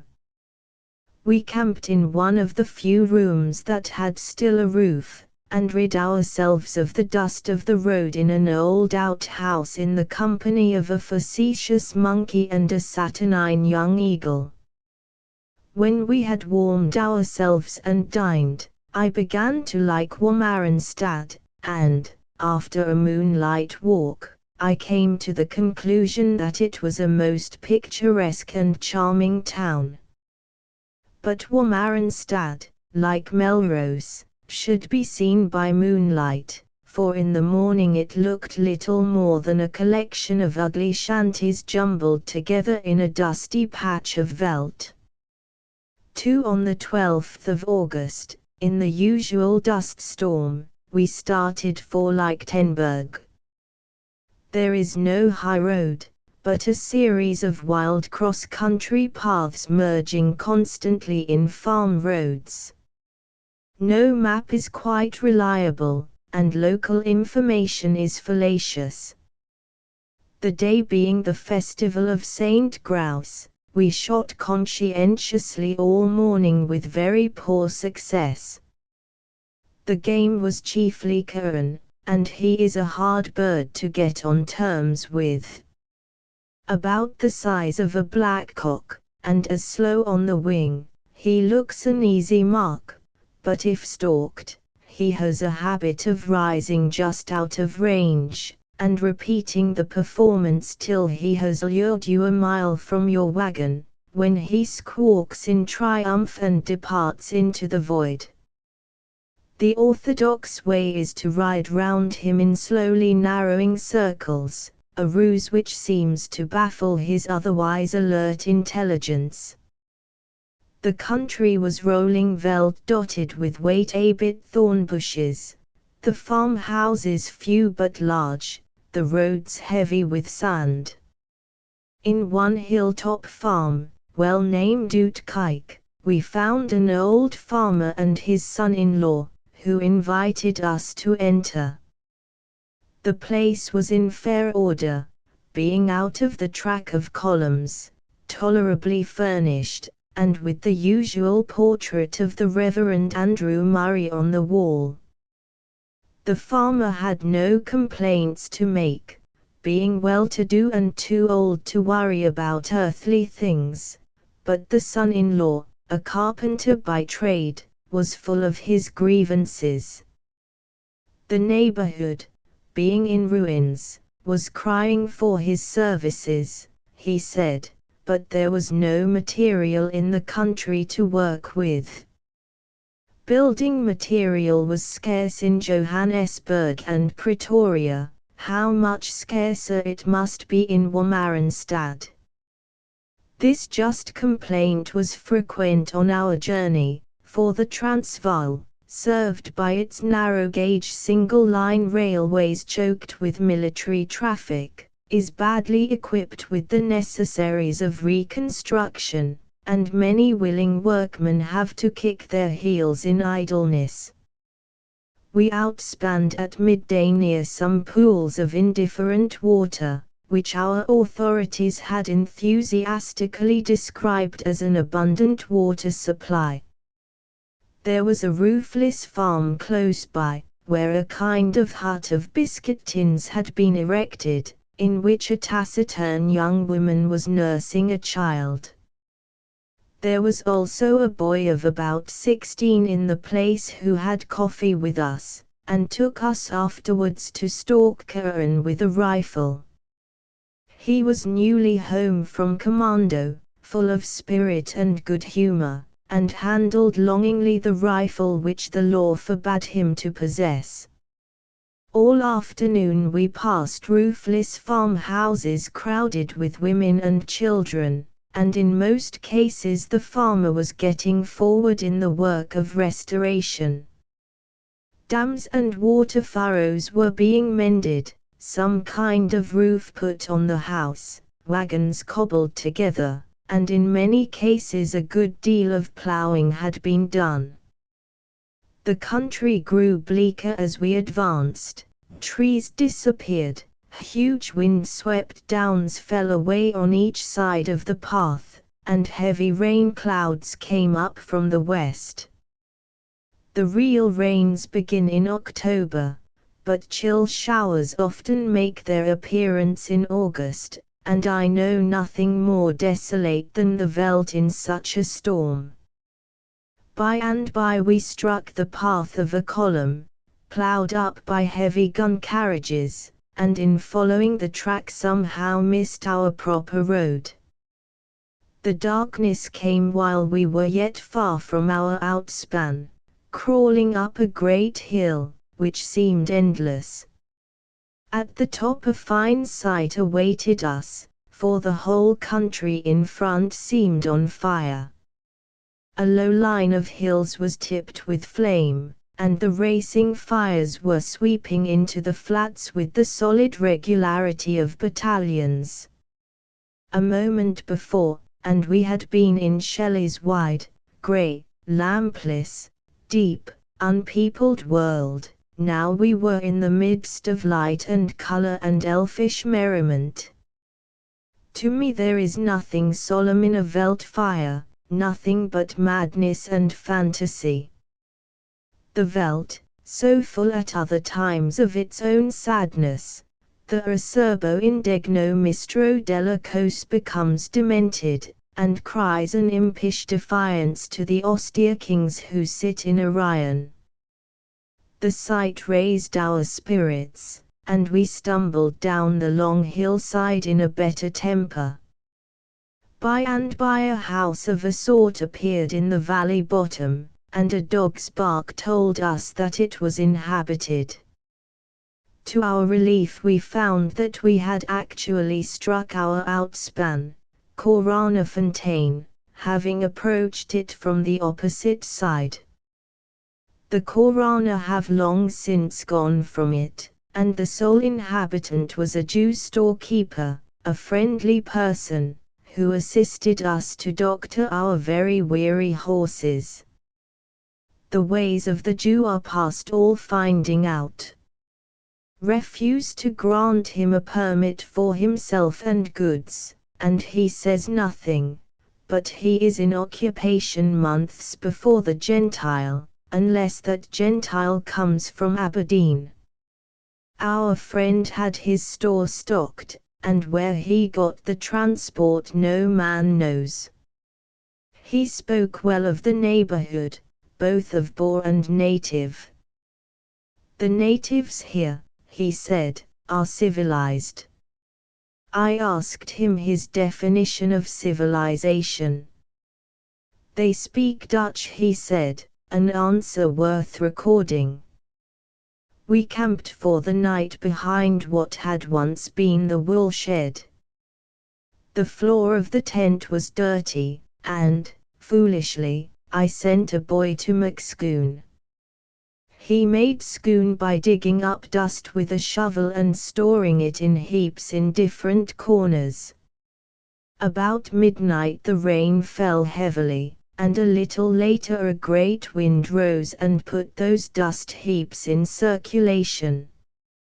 I awoke from dreams of salmon fishing with a profound conviction that I had been buried under a landslip. I crawled hastily through a flap followed by a stream of dust, and no ventilation could make that tent habitable, so that in the morning we awoke with faces like colliers, and throats as dry as the nether millstone. From Corana Fontaine to Lichtenberg is something over 40 miles, so we started at daybreak and breakfasted at a place called Renostaput, where some gentleman sent a Mauser bullet over our heads to remind us of his presence. The country was downland, very full of Namaquah partridge and the graceful spur-winged plover, a ranching country, for the streams had little fall and less water.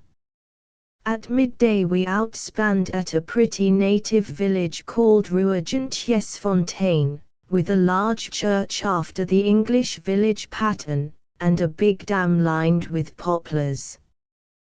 The life of a commercial missionary, who bought a farm when land was cheap and had it cultivated by his congregation, is a pleasant one, he makes a large profit, spends easy days, and returns early to his native Germany.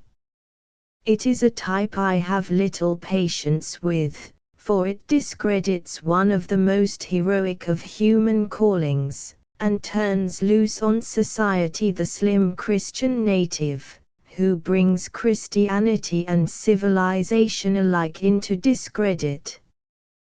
We were now out of the region of tracks and on the main road to Lichtenberg, and all afternoon we traveled across the broad shallow basin of the Harz River with our goal full in view on a distant hilltop. Far off on our right we saw a curious sight, a funeral wagon with a train of mourners creeping slowly across the veldt. The Boers, as we heard from many sources, are exhuming the dead from different battlefields, and bringing them, often from great distances, to the graveyards on their own homesteads. An odd somber task, not without its grandeur, for to the veldt farmer, as to the old Roman, there are laws and penates, and he wishes at the last to gather all his folk around him. 3 Lichtenberg, as I have said, stands on a hilltop, but when one enters he finds a perfect model of a Dutch village. The streets are lined with willows and poplars, and seamed with water furrows, and all the principal buildings surround a broad village green on which cattle were grazing. Seen in the morning it lost nothing of its attractiveness, and it dwells in my memory as a fresh clean place, looking over a wide upland country, a place where men might lead honest lives, and meet the world fearlessly. It has its own relics of war. The courthouse roof and walls are splashed with bullets, relics of Dallary's fight with the Northumberland Fusiliers. General Dallary is himself the principal inhabitant. He owns much land in the neighborhood, and his house stands a few miles out on the Mafeking Road. From this district was drawn all that was most chivalrous and resolute in the Boer forces, and the name of their leader is still a synonym with lovers of good fighting men for the finest quality of his race. The Zeerust road is as bad going for wagons as I have ever seen. It runs 4 miles through a desert where the soil is as black as in Lancashire, and a kind of coaly dust rises in everlasting clouds. We started late in the day, so that sunset found us some distance from water, in a featureless country. We were to outspan at the famous Malmany Oog, the eye of the Malmany, but a fountainhead is not a good goal on a dark night to ignorant travellers. Shortly after dusk we rode on ahead to look for the stream. Low slopes of hills rose on all sides, but nowhere could we see a gleam or a hollow which might be water. The distance may have been short, but to a hungry and thirsty man it seemed endless, as one hill after another was topped without any result. We found a fork in the road, and took the turn to the left as being more our idea of the way.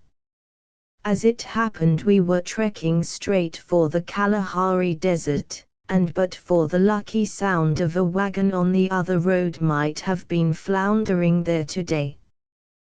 We turned aside to ask for information, and found we were all but at the Oog, which lay in the trees 100 yards off. The owner of the wagon was returning to Lichtenberg with a sick wife, whom he had taken to Zeerust for a change. He had been a road surveyor under the late government, had served on Dallary's staff, and had been taken prisoner. A quiet, reserved man with dignified manners, he answered our questions without complaint or petulance. There is something noble in travel when pursued in this stately leisure. The great buck-wagon, the 16 solemn oxen lumbering on, the master walking behind in the moonlight, have an air of patriarchal dignity, an elder simplicity.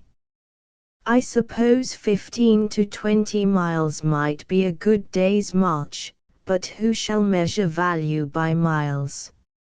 It is the life for dreams, for roadside fires, nights under the stars, new faces studied at leisure, good country talk, and the long thoughts of an unharassed soul. Let us by all means be up and doing, setting the world to rights and sounding our own trumpet, but is the most successful wholly at ease in the presence of great mountains and forests, or men whose lives share in the calm cycle of nature. The night in tents was bitterly cold, and the morning bath, taken before sunrise in the springs of Malmany, was the most Arctic experience I have ever met. We left our drivers to inspan and follow, and set off down the little stream with our guns. There are hours which live forever in the memory, hours of intense physical exhilaration, the pure wine of health and youth, when the mind has no thoughts save for the loveliness of earth, and the winds of morning stir the blood to a heavenly fervor. No man who has experienced such seasons can be other than an optimist. Dull nights in cities, heartless labors with pen and ink, the squalid worries of business and ambition, all are forgotten, and in the retrospect it is those hours which stand up like shining hilltops, the type of the pure world before our sad mortality had laid its spell upon it. It is not pleasure, the word is too debased in human parlance, nor happiness, for that is for calm delights. Call it joy, that enthusiasm which is now the perquisite of creeds and factions, but which of old belonged to the fauns and nymphs who followed Pan's piping in the woody hollows of Thessaly. I have known and loved many streams, but the little Malmany has a high place in my affections. The crystal water flowed out of great reed beds into a shallow vale, where it wound in pools and cataracts to a broad ford below a ruined mill. Thence it passed again into reed beds fringed with willows and departed from our ken. There was a bamboo covert opposite full of small singing birds. The cries of snipe and plover rose from the reed beds, and the fall of water, rarest of South African sounds, tinkled like steel in the cold morning air. We shot nothing, for we saw nothing. The glory of the scene was all that mortal eye could hold at once. And then our wagons splashed through the ford, and we had perforce to leave it. We took a hill road, avoiding the detour by Malmany Drift, and after some hours in a country of wooded glens, came into the broad valley of the Klein Marico. The high veld and its scenery had been left far behind. Something half tropical, even in this midwinter, was in the air of those rich lowlands.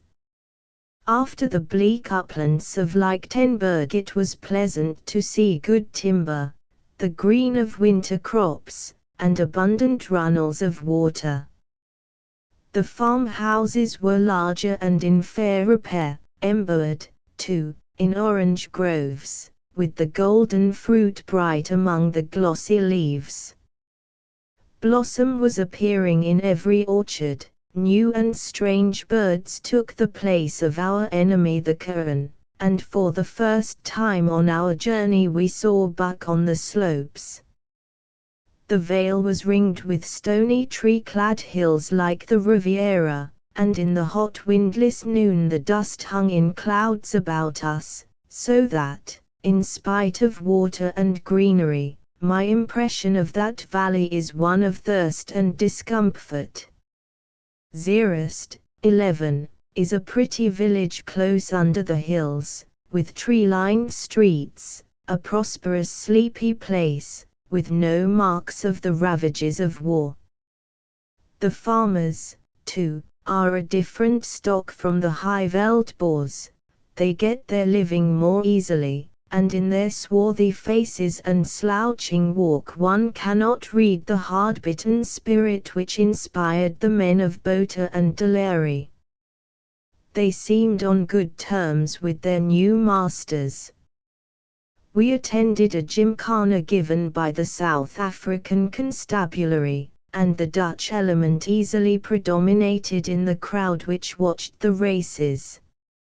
A good-humoured element, too, for the men smoked and criticised the performances in all friendliness, while their womenkind in their Sunday clothes thronged to the marquees for tea. 11. Zeerust is a type of the curious truncated Boer nomenclature, being a corruption of Coase's Rust. For the Rustenburg Road runs due east through a fine defile called Klein Maricopoort, and thence in a country of thick bush for 20 miles to the ford of the Groot Marico. We started before dawn, and did not halt for breakfast till the said ford, by which time the sun was high in the heavens and we were very hot, dusty, and hungry. Lofty wooded hills rose to the north, and not 40 miles off lay the true hunting veldt, with kudu, waterbuck, and hippopotamus. Bird life was rich along the road, blue jays, rollers, and the handsome malicious game bird which acts as scout to the guineafowl, and with his harsh call informs them of human presence. The farms were small and richly watered, with laden orange groves and wide ruined verandas. The people of Zeerust had spoken with tears in their eyes of the beautiful condition of this road, but we found it by far the worst in our travels. It lay deep in sand, was strewn with ugly boulders, and at one ford was so impossible that we had to make a long detour over virgin veldt.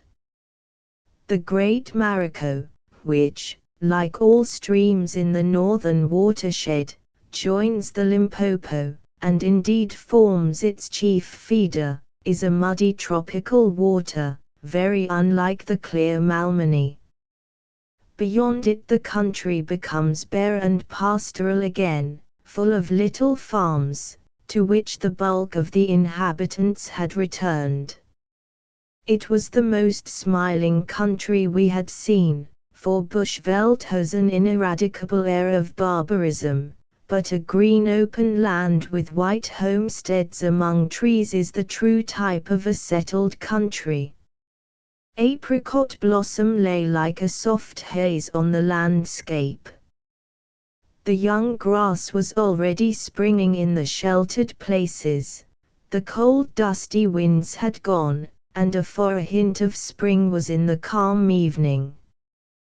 We spent the night above the Elands River, a very beautiful full water, almost on the site of the battle. The Elands River fight seems to have slipped from the memory of a people who made much of lesser performances, but to soldiers it is easily the Thermopylae of the war. 500 or so of Australians of different regiments, with a few Rhodesians, were marching to join another force, when they were cut off at Elands River by 3,000 Boers. They were invited to surrender, and declined. A small number took up a position beside the stream, the remainder held a little ridge in the center of the amphitheater of hills. For several days they toiled at dugouts, terrible days, for they were shelled continually from the whole rim of the amphitheatre. One relieving force from the west retired in despair. A relieving force from the east was deceived by false heliograms, and went away, believing the work accomplished. Then came the report that they had surrendered, and then, after some 15 days, they were found by Lord Kitchener, still holding the forlorn post. It was a mere sideshow, but to have been there was worth half the clasps in the campaign. More shells were fired into that little place than into Mafeking, and the courage of the few by the river who passed up water in the night to their comrades is beyond praise. The colonials will long remember Eland's River. It was their own show, without generalship or orders, against all the easy traditions of civilized warfare. The small band followed the berserker maxim, and vindicated the ancient dignity of arms. In the morning we went over the place. The dugouts were still mostly intact, and in a little graveyard beneath rude crosses slept the heroic dead. A few miles farther on and the summit of a ridge was reached, from which the eye looked over a level valley to the superb western line of the Magalhaesberg. Straight in front was the cleft of Magarte's neck, beyond which Rustenburg lay. The western Magalhaesberg disappoints on closer acquaintance. The cliffs prove to be mere loose kranzes, the glens are waterless, the woods are nothing but barren thorn. But seen from afar in the clear air of dawn, when the darkness is still lurking in the hollows and the blue peaks are flushed with sunrise, it is a fairyland picture, a true mountain barrier to an enchanted land. Our road swung down a long slope to the Costa River, where we outspanned, and then through a sandy wilderness to the drift of the Salons. From this it climbed wearily up to the throat of the neck, a dull tract of country with few farms and no beauties. The neck, too, on closer view has little to commend it, save the prospect that opens on the other side. The level green plateau of Rustenburg lay before us, bounded on the north by a chain of kopjes, and on the south by the long dark flanks of the Magalhaesberg as it sweeps round to the east. A few miles and the village itself came in sight, with a great church, as at Wakkestrom, standing up like some simple rural cathedral over the little houses. Rustenburg was always the stronghold of the straightest sect of the Boers, and in the midst of the half-tropical country around, this sweep of pasture, crowned with a white kirk, had something austere and Puritan in its air, the abode of a people with their own firm traditions, hostile and masterful towards the world. The Voortrekker, having fought his way through the Magalhaesberg passes, outspanned his tired oxen on this pleasant upland, and called it his city of rest. And it still looks its name, for no orchards and gardens can make it otherwise than a novelty in the landscape, sober, homely, and comforting, like some Old Testament Elam where there were 12 wells of water and 70 palm trees, or the plain Chaldees wherein Christian walked with much content. We took up our quarters at a farm a little way south of the town in the very shadow of the mountains. It was a long, low, rambling house called Bosjdal, with thick walls and cool passages. All around were noble gum trees, a clear stream ran through the garden, which even at this season was gay with tropical flowers, and the orchard was heavy with oranges, lemons, and bananas. A little conical hill behind had a path made to its summit, whence one had a wide prospect of the Magaliesberg and the whole plateau. There were sheer cliffs in the background, with a waterfall among them, and between them and the house were some miles of park-like country where Buck came in the morning. The rooms were simply but pleasantly furnished, the walls a forest of horns, and the bookcases full of European classics, with a great abundance of German storybooks for children, telling how wicked Gretchen amended her ways, or little Hans saved his pennies. Altogether a charming dwelling place, where a man might well spend his days in worthy leisure, shooting, farming, gardening, and smoking his pipe in the evening, with the sunset flaming over the hills. We spent 2 nights in Rustenburg, visiting in the daytime a horse depot to which a number of brood mares had been brought for winter grazing, and paying our respects to a neighboring chief, Magate, who lives in a stad from which many town councils might learn a lesson of cleanliness and order. The natives are as rich as Jews from the war, owning fine spans of oxen and army service corps wagons, and altogether disinclined to stir themselves for wages. This prosperity of the lower race must be a bitter pill for the Boer to swallow, as he drives in for his rations with a team of wretched donkeys, and sees his former servants with buck wagons and cattle. We watched strings of burghers arriving at the depot, and at night several fires in the neighboring fields told of their outspans. Most of them were polite and communicative, a very few did their business in sulky silence. There was one man who took my fancy. Originally he must have been nearly 7 feet high, but a wound in the back had bent him double. He had long black hair, and somber black eyes which looked straight before him into vacancy. He had a ramshackle home-made cart and 8 donkeys, and a gigantic whip, of which he was a consummate master. A small boy did his business for him, while he sat hunched up on his cart speaking hoarsely to his animals, and cracking his whip in the air, a man for whom the foundations of the world had been upset, and henceforth, like Cain, a dweller apart. On the 3rd morning we started regretfully, for Pretoria was only 2 days distant. This was the pleasantest stage in our journey. The air was cool and fine, the roads good, water abundant, and a noble range of mountains kept us company. This is the tobacco land of the Transvaal, whence comes the Magaliesberg brand, which has a high reputation in South Africa.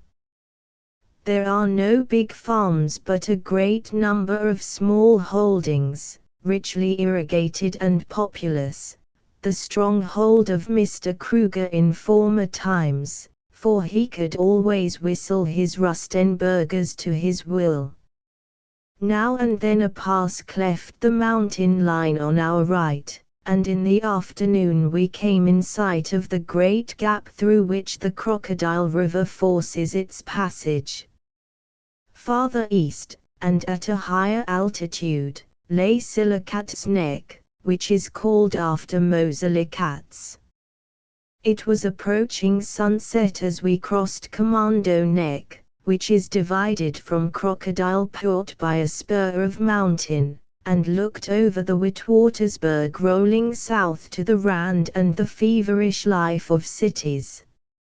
High up on a peak stood a castellated blockhouse, looking like a peel tower in some old twilight of Northumbrian hills, and to the left and right the precipitous cliffs of the Magaliesberg ran out to the horizon.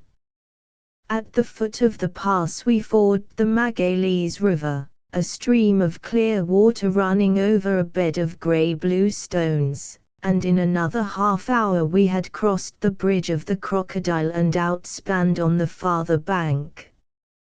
The rivers unite a mile away, and the cleft of the Port to which the twin streams hurried stood out as black as ink in the moonlight. Far up on the hillside the bush was burning, and the glare made the gorge like the gate of a mysterious world, guarded by flames and shadows. This Port is fine by daylight, but still not more than an ordinary pass, but in the witching half-light it dominated the mind like a wild dream. After dinner we set out over the rough ground to where a cliff sank sheer from the moonlight into utter blackness. We heard the different notes of the two rivers, the rapid Magalies and the sedater Crocodile, and then we came to the bank of the united stream, and scrambling along it found ourselves in the throat of the pass. High walls of naked rock rose on either hand, and at last, after some hard walking, we saw a space of clear star-sown sky and the land beyond the mountains. I had expected a brawling torrent; instead, I found a long dark lagoon sleeping between the sheer sides. In the profound silence the place had the air of some underground world. The black waters seemed to have drowsed there since the creation, unfathomably deep, a witch's cauldron, where the savage spirits of the hills might show their faces. Even as we gazed the moon came over the crest. The cliff in front sprang into a dazzling whiteness which shimmered back from the lagoon below. Far up on the summit was a great boulder which had a faraway likeness to an august human head. As the light fell on it the resemblance became a certainty. There were the long locks, the heavy brows, the profound eyes of a colossal Jove. Not Jove indeed, for he was the god of a race, but that elder deity of the natural man, grey-haired Saturn, keeping his ageless vigil, quiet as a stone, over the generations of his children. Forgotten earth-dwellers, Moselekats and his chiefs, Boer commandos, British yeomanry, all had passed before those passionless eyes, as their successors will pass and be forgotten. And in the sense of man's littleness there is comfort, for it is part of the title of our inheritance. The veldt and the mountains continue forever, austerely impartial to their human occupants. It is for the newcomer to prove his right to endure by the qualities which nature has marked for endurance. August 1902. Chapter 8. The Wood Bush. Some 30 miles east of Pietersburg, the most northerly railway station in the Transvaal, the Lidstorp coach, which once a week imperils the traveller's life, climbs laboriously into a nest of mountains, and on the summit enters an upland plateau, with shallow valleys and green forest-clad slopes. 20 miles on and the same coach, if it has thus far escaped destruction, precipitously descends a mountainside into the fever flats which line the Groot Letterbar and the Letsytela. The Lidstorp road thus cuts off a segment of a great irregular oblong, which is bounded on the south by the spurs of the Drakensberg, which the Boers call the Wokberg or Mountain of Cloud, and on the north divided by the valley of the Klein Letterbar from the Spelonken. It is a type of country found in patches in the De Kaap Mountains, and in parts of Lydenburg, but here it exists in a completely defined territory of perhaps 700 square miles, divided sharply from high veld and bush veld. The average elevation may be 5,000 feet, and, though cut up into valleys and ridges, it preserves the attributes of a tableland, so that on all sides one can journey to an edge and look down upon a wholly different land. But the geographical is the least of its distinctions.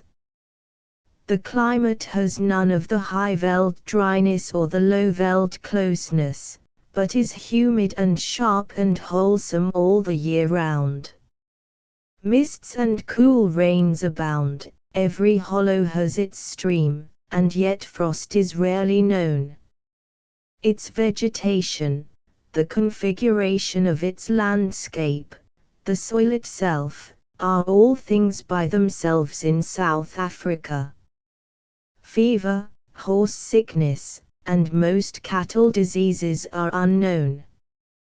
It is little explored, for till quite lately the native tribes were troublesome, and only the poorer class of Boer squatted on its occupation farms, and, though a proclaimed gold field for some years, the Uitlander who strayed there had rarely an eye for its beauty.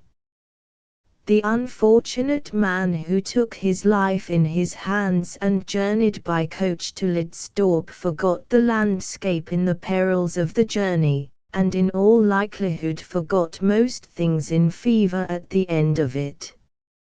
It remained, therefore, a paradise with a few devotees, a place secret and strange, with a beauty so peculiar that the people who tried to describe it were rarely believed. A delight in the wood bush is apt to spoil a man for other scenery. The high veld seems tame and monotonous, the bush veld an intolerable desert, and even the mountain glories of the Drakensberg something crude and barbarous after this soft, rich, and fascinating garden land. The mountains come into view a little way from Pietersburg, but there are many miles of featureless high veld to be covered before the foothills are reached. It was midsummer when I first traveled there, and the dusty waterless plains were glazed by the hot sun. The Sand River, filled with acres of fine sand, but not a drop of moisture, was not a cooling object in the scene, and the dusty thorn scrub offered no shade. But insensibly the country changed.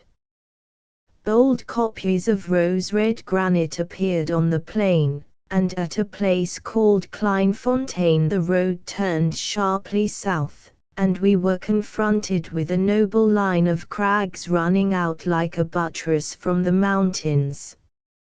At Smith's Drift the road swerved east again, and a long valley appeared before us running up into the heart of the hills. A clear stream came down it, and the sides were dotted in bush-veld manner with redwood and seekilboom and syringa, and a variety of thorns, of which the Kaffawaki Enbetia and the Nopjesdoorn were the prettiest. Occasionally the dull green of the Olivian Hout appeared, and when the bush ceased aloes raised their heads among the rocks. Everywhere the mimosa was in bloom, and the afternoon air was laden with a scent like limes. Towards the top the valley flattened out into upland meadows. Little farms appeared dotted on the hillsides, and the yellow mimosa blossom on the slopes was so indistinguishable from gorse that in the half-light I could have sworn I was among Cumberland fells, and not on the edge of the tropics and 300 miles from the sea.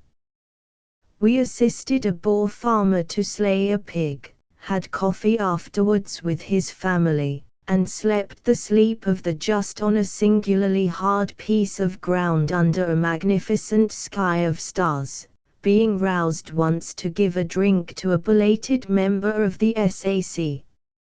Shortly after dawn next day we toiled to the top of a long hill, and entered the wood bush. A high blue ridge, the Iron Crown mountain behind Heinersberg, rose before us, which changed with the full light to a dazzling green, studded in the kloofs with patches of dark forest. Glimpses of other forest-crowned hills appeared in the turnings of the path, and when we had exhausted the horizon we had time to look at the roadside. It was a perfectly new country. The soil was as red as Devonshire, the steep sides oozed with little runnels of water. Thickly grassed meadows of the same dazzling yet delicate green fell away to the little hollows, where copses took their place, and now and then a small red farm showed in a group of alien gum trees. It was so novel as to be almost unbelievable. And then in the meadows little shrubs like dwarf hazels appeared, which on closer view showed themselves as tree ferns, old gnarled veterans and young graceful saplings. The herbage, too, was gay with flowers, as gay as an English meadow save that for daisies there were patches of tall arums and lilies, and for buttercups a superb golden-belled campanula. I am no botanist and am not ashamed of it, but on that morning I regretted a wasted youth and many unprofitable hours given to the classics. By and by we descended on the little township of Heinersberg, a cluster of rondavels and the tents of an SAC post. On leaving we crossed a torrent, the Bruderstrom, which later becomes the Groot Letterbar and flows through miles of feverish deserts to join the Olifants and thence to the Limpopo. It was a true highland stream, with deep dark blue pools, and great swirls of icy grey water sweeping round crags or stretching out into glistening shallows. On the high veldt it would be dignified by the name of river, and be shorn and parcelled into 1,000 water furrows. But here it was but one of many, for every hollow had its limpid stream slipping out of sight among the tall grasses. Beyond Heinersberg the Iron Crown mountain comes into full view, with its green sides scarred and blackened in places with the works of gold seekers.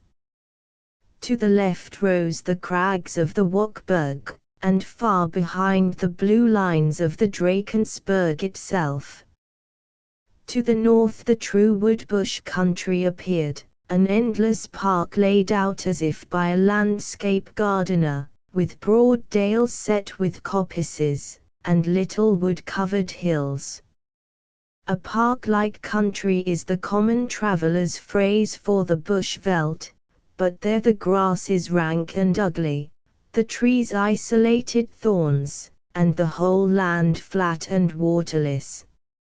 Here was a true park, like Chatsworth or Windsor, so perfectly laid out that one could scarcely believe that it was not a work of man.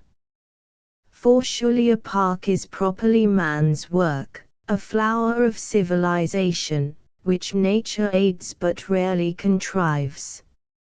Yet when she does contrive, how far is the result beyond our human skill?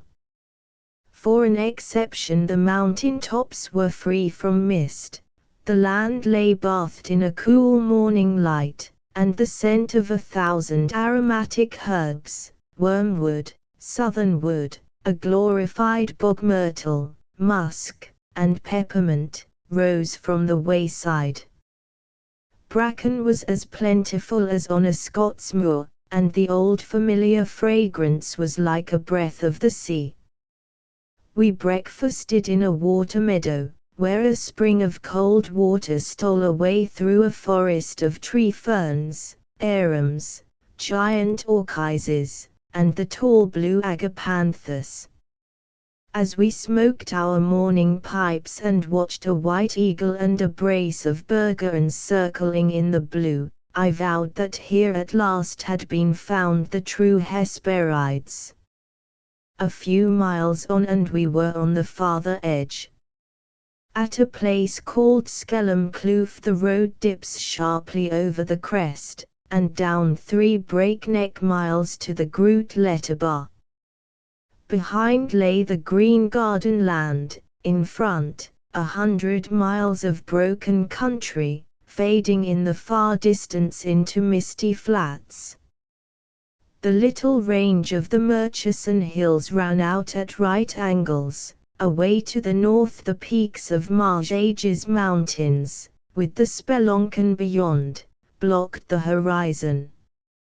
As far as the eye could see, the faint blue line of the Rua Rand, the Portuguese border, was just distinguishable from the sky, with the fingers of the little Lebombo breaking the thin line to the south. One forgot the weary miles of swamp and fever that lay between, and saw only a glorious sunlit plain, which might have been full of clear rivers and vineyards and white cities, instead of thorn and Kaffir huts and a few ugly mining shanties. The wood bush on its eastern side is a series of soft green folds, with the superb evergreen forest in every kloof. At first sight the woods look like hazel copses, and you plunge gaily into your disaster. Below Skellum Kloof is a little wooded glen, into which I descended for water, and at one time there were doubts of my ever emerging again. The place was matted with monkey creepers, mosses, huge ferns, and a thick undergrowth around the trunks of great trees. Yellowwoods, 200 feet high, Essenwood, Sneezewood, Stinkwood, most of them valuable timber trees, and all with a glossy dark foliage, rose out of the jungle to the confusion of the poor inhabitant below. I noticed some giant royals, some curious orchids, and quantities of maidenhair fern and the graceful asparagus creeper. But soon I noticed little beyond the exceeding toilsomeness of the passage. Every step had to be fought for, the place was hot to suffocation, and I was in mortal fear of snakes. Also, I had no desire to meet a bushbuck ram, than whom no fiercer fellow for his size exists, at close quarters in his native haunts. I kept downhill, listening for water, and by rolled over a red score into an ice-cold pool, which was the only pleasing thing in the forest. Happily in returning I struck a native path, and reached open country in greater comfort. 2 boys who had been sent to find me, Basutos, and, like all Basutos, fools in a thick wood, succeeded in getting lost themselves, and had to be searched for. Hereabouts, when my ship comes home, I shall have my country house.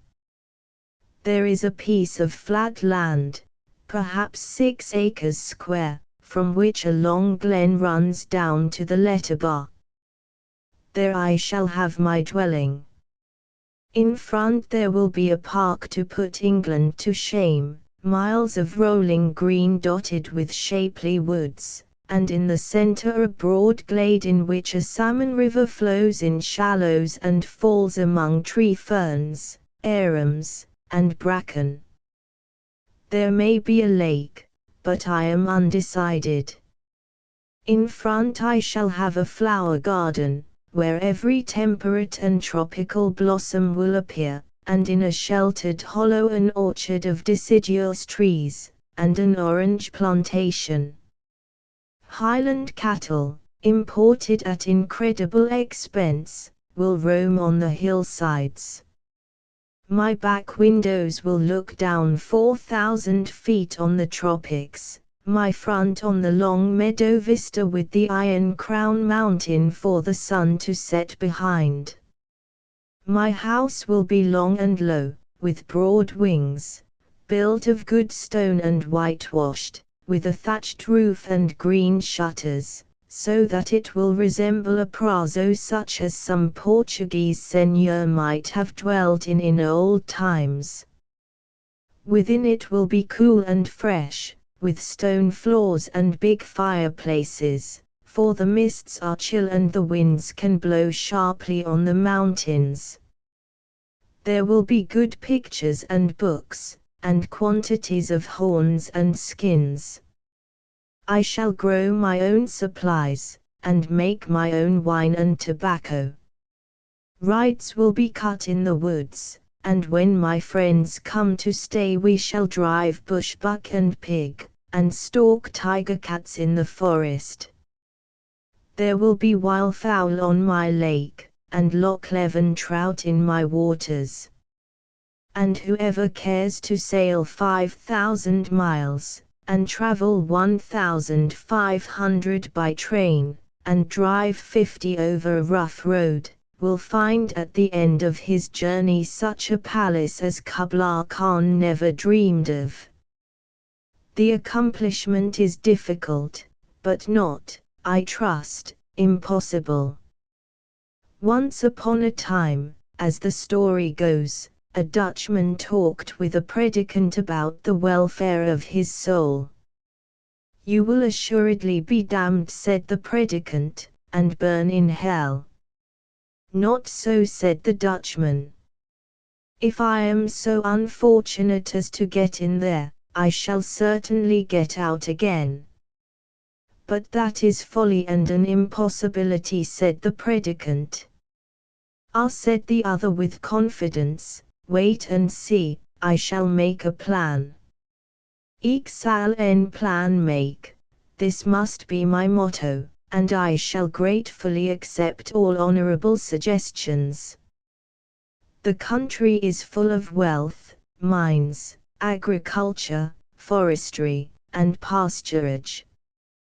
The presence of payable gold, both in quartz and banket, is undoubted, and some improvement in the roads, possibly a light railway, and the completion of the Salati line may provide for the rise of Heinersberg from a very little dorp into a flourishing township.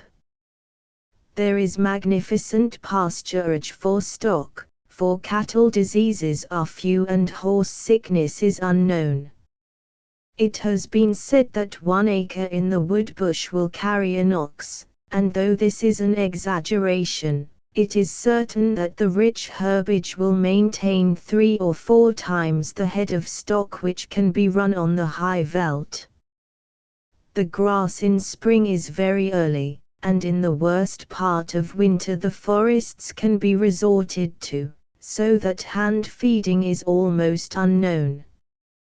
The grass is sour veldt, but any extensive pasturing would soon bring it into the sweet veldt class. Once it were properly grazed down, it would be also a natural sheep country of high value. The soil is a clayey red loam, and the moist climate provides perfect conditions for most seed crops. Tobacco would thrive well, as well perhaps as on the lower slopes along the Groot Letterba, where Mr. Alton Roxel produces excellent pipe tobacco and a respectable cigar.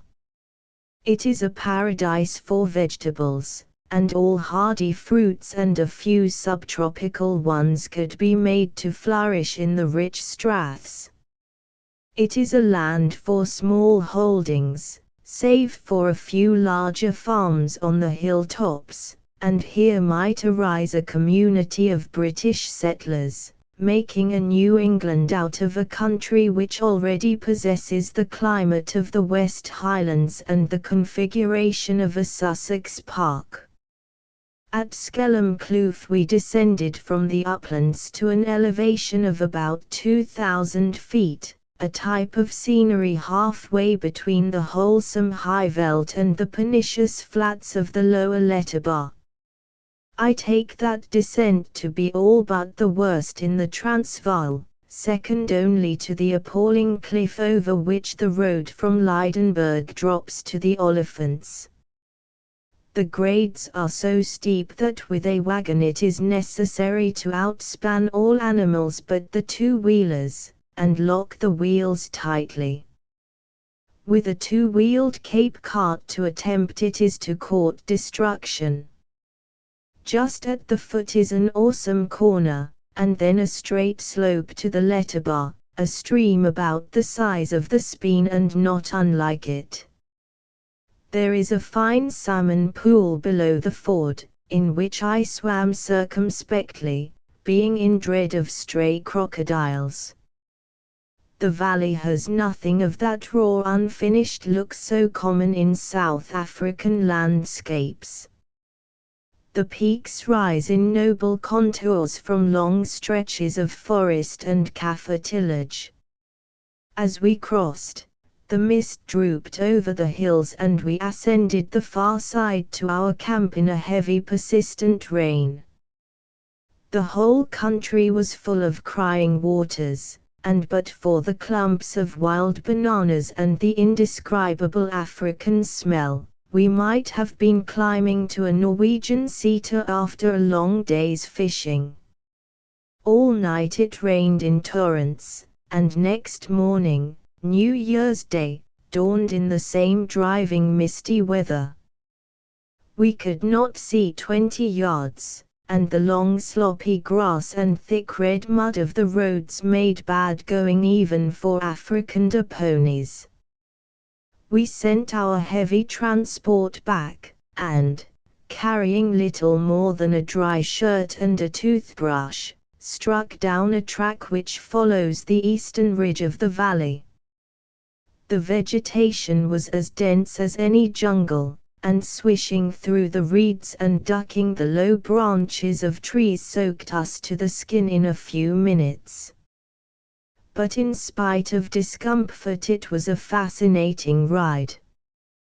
The heavy tropical scents which the rain brought out of the ground, the intense silence of the drooping mists and water-laden forests, the clusters of beehive Kaffir huts in the hollows, all made up a world strange and new to the sight and yet familiar to the imagination. This was the old Africa of a boy's dream, and there is no keener delight than to realize an impression of childhood. Yet, though the air blew sharp, there was something unwholesome in it.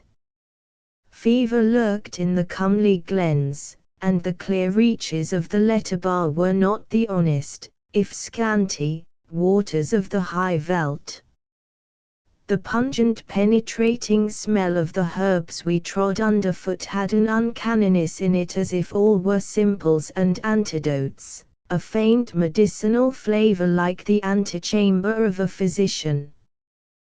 Crabbefontein, which we reached at midday, is a very beautiful clearing in the woods on the left bank of the river and at the foot of the Mashubi Glen.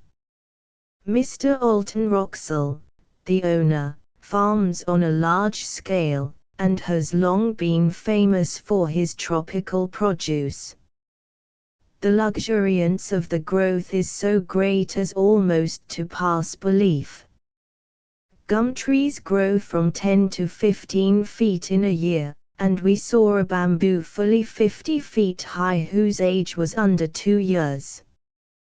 Huge drying sheds for tobacco, numerous well-built outhouses and cottages, wholly the work of natives, and a few rondavels made up the farmsteading. The time was past for apricots, but the orchard was full of grenadilas, finest of South African fruit, and K-apples. Grapes were plentiful, and in a field of pines we destroyed the remnants of our digestion. The owner remained on his farm throughout the war, growing his own supplies, which included tea, sugar, and coffee. His tobacco is the finest brand of Transvaal pipe tobacco I have smoked, and he exports to the towns boxes of light-flavored but pleasant cigars, making everything on the farm except the labels.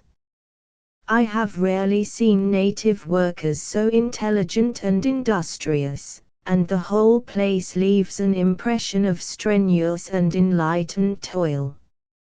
In the bungalow we ate our New Year's dinner, washed down by excellent German beer, carried many miles across the hills.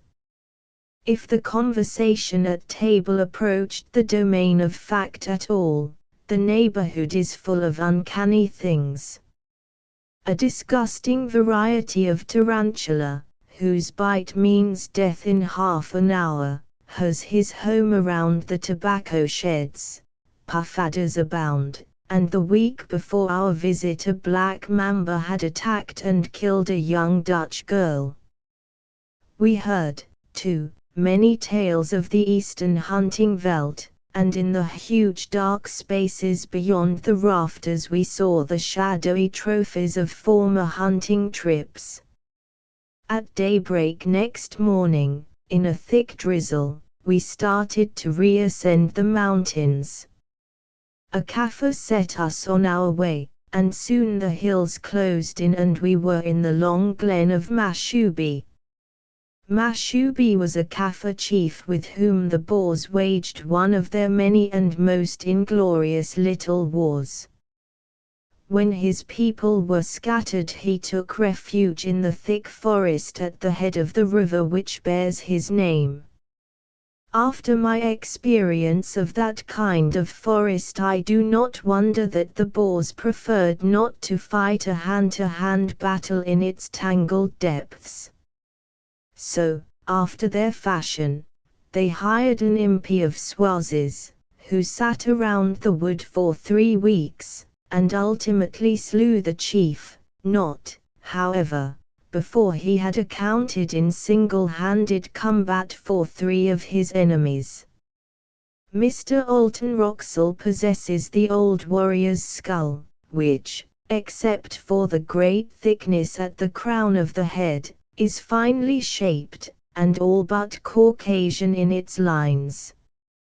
For this glen of Mashubi I have nothing but praise: high bush-clad mountains, grey corries, streaked with white waterfalls, a limpid hill stream, and in the flats green patches of Kaffir tillage.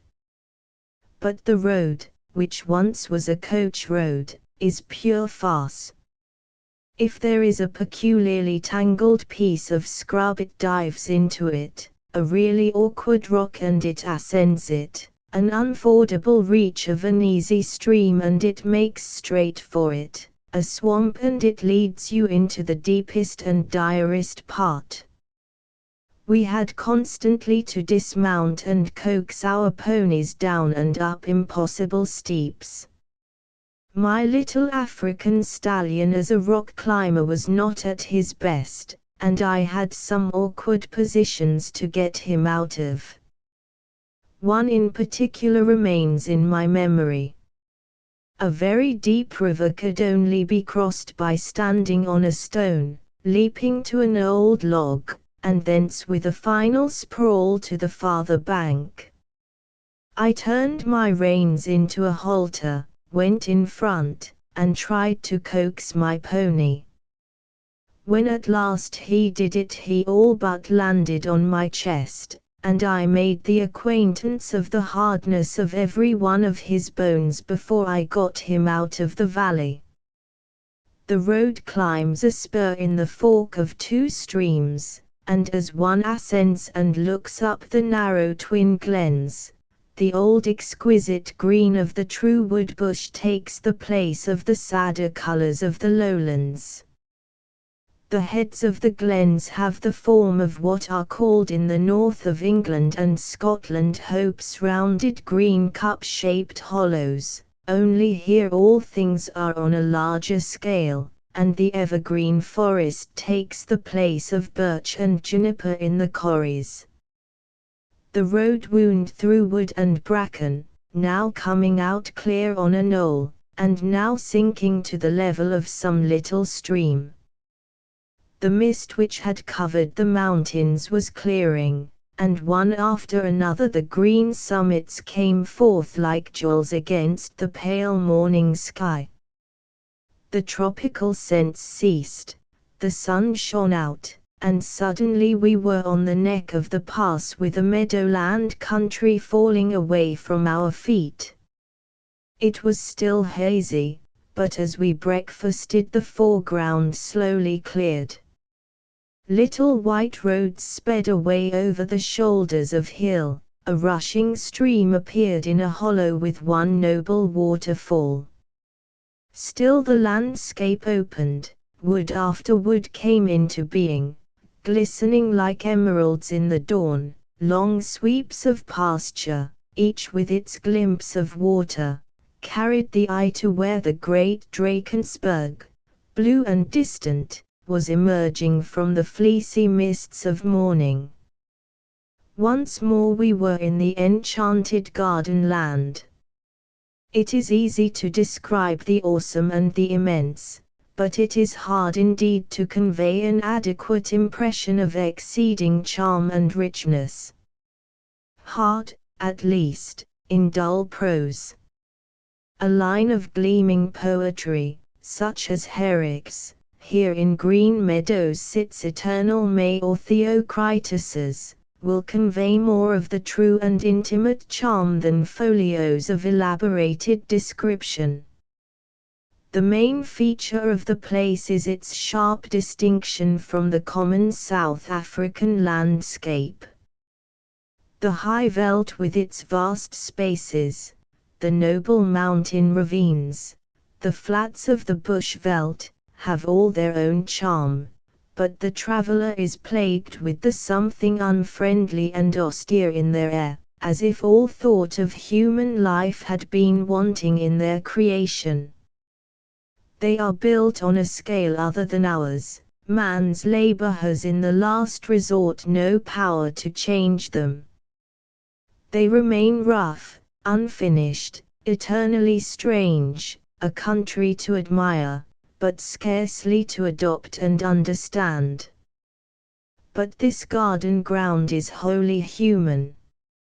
Natura Benigna was the goddess who presided at its creation, and no roughness enters into the warm, green muffled slopes, the moist temperate weather, and the limpid waters. It is England, richer, softer, kindlier, a vast domain laid out as no landscape gardener could ever contrive, waiting for a human life worthy of such an environment. But it is more, it is that most fascinating of all types of scenery, a garden on the edge of a wilderness. And such a wilderness. Over the brink of the meadow, 4,000 feet down, stretch the steaming fever flats. From a cool fresh lawn you look clear over 100 miles of nameless savagery. The first contrast which fascinates the traveler is between the common veldt and this garden, but the deeper contrast, which is a perpetual delight to the dweller, is between his temperate home and the rude wilds beyond his park wall. What is to be the fate of it? There is no reason why it should not become at once a closely settled farming country. If the Pietersburg line is looped round between Magatoland and the Spelonken and brought south to meet a line from Lidstorp, this intervening plateau will have a ready access to markets. The place, too, may become a famous sanatorium, to which the worried town dwellers may retire to recover health from the quiet greenery. Country houses may spring up, and what is now the preserve of a few enthusiasts may become in time the Simla or Saratoga of the Transvaal.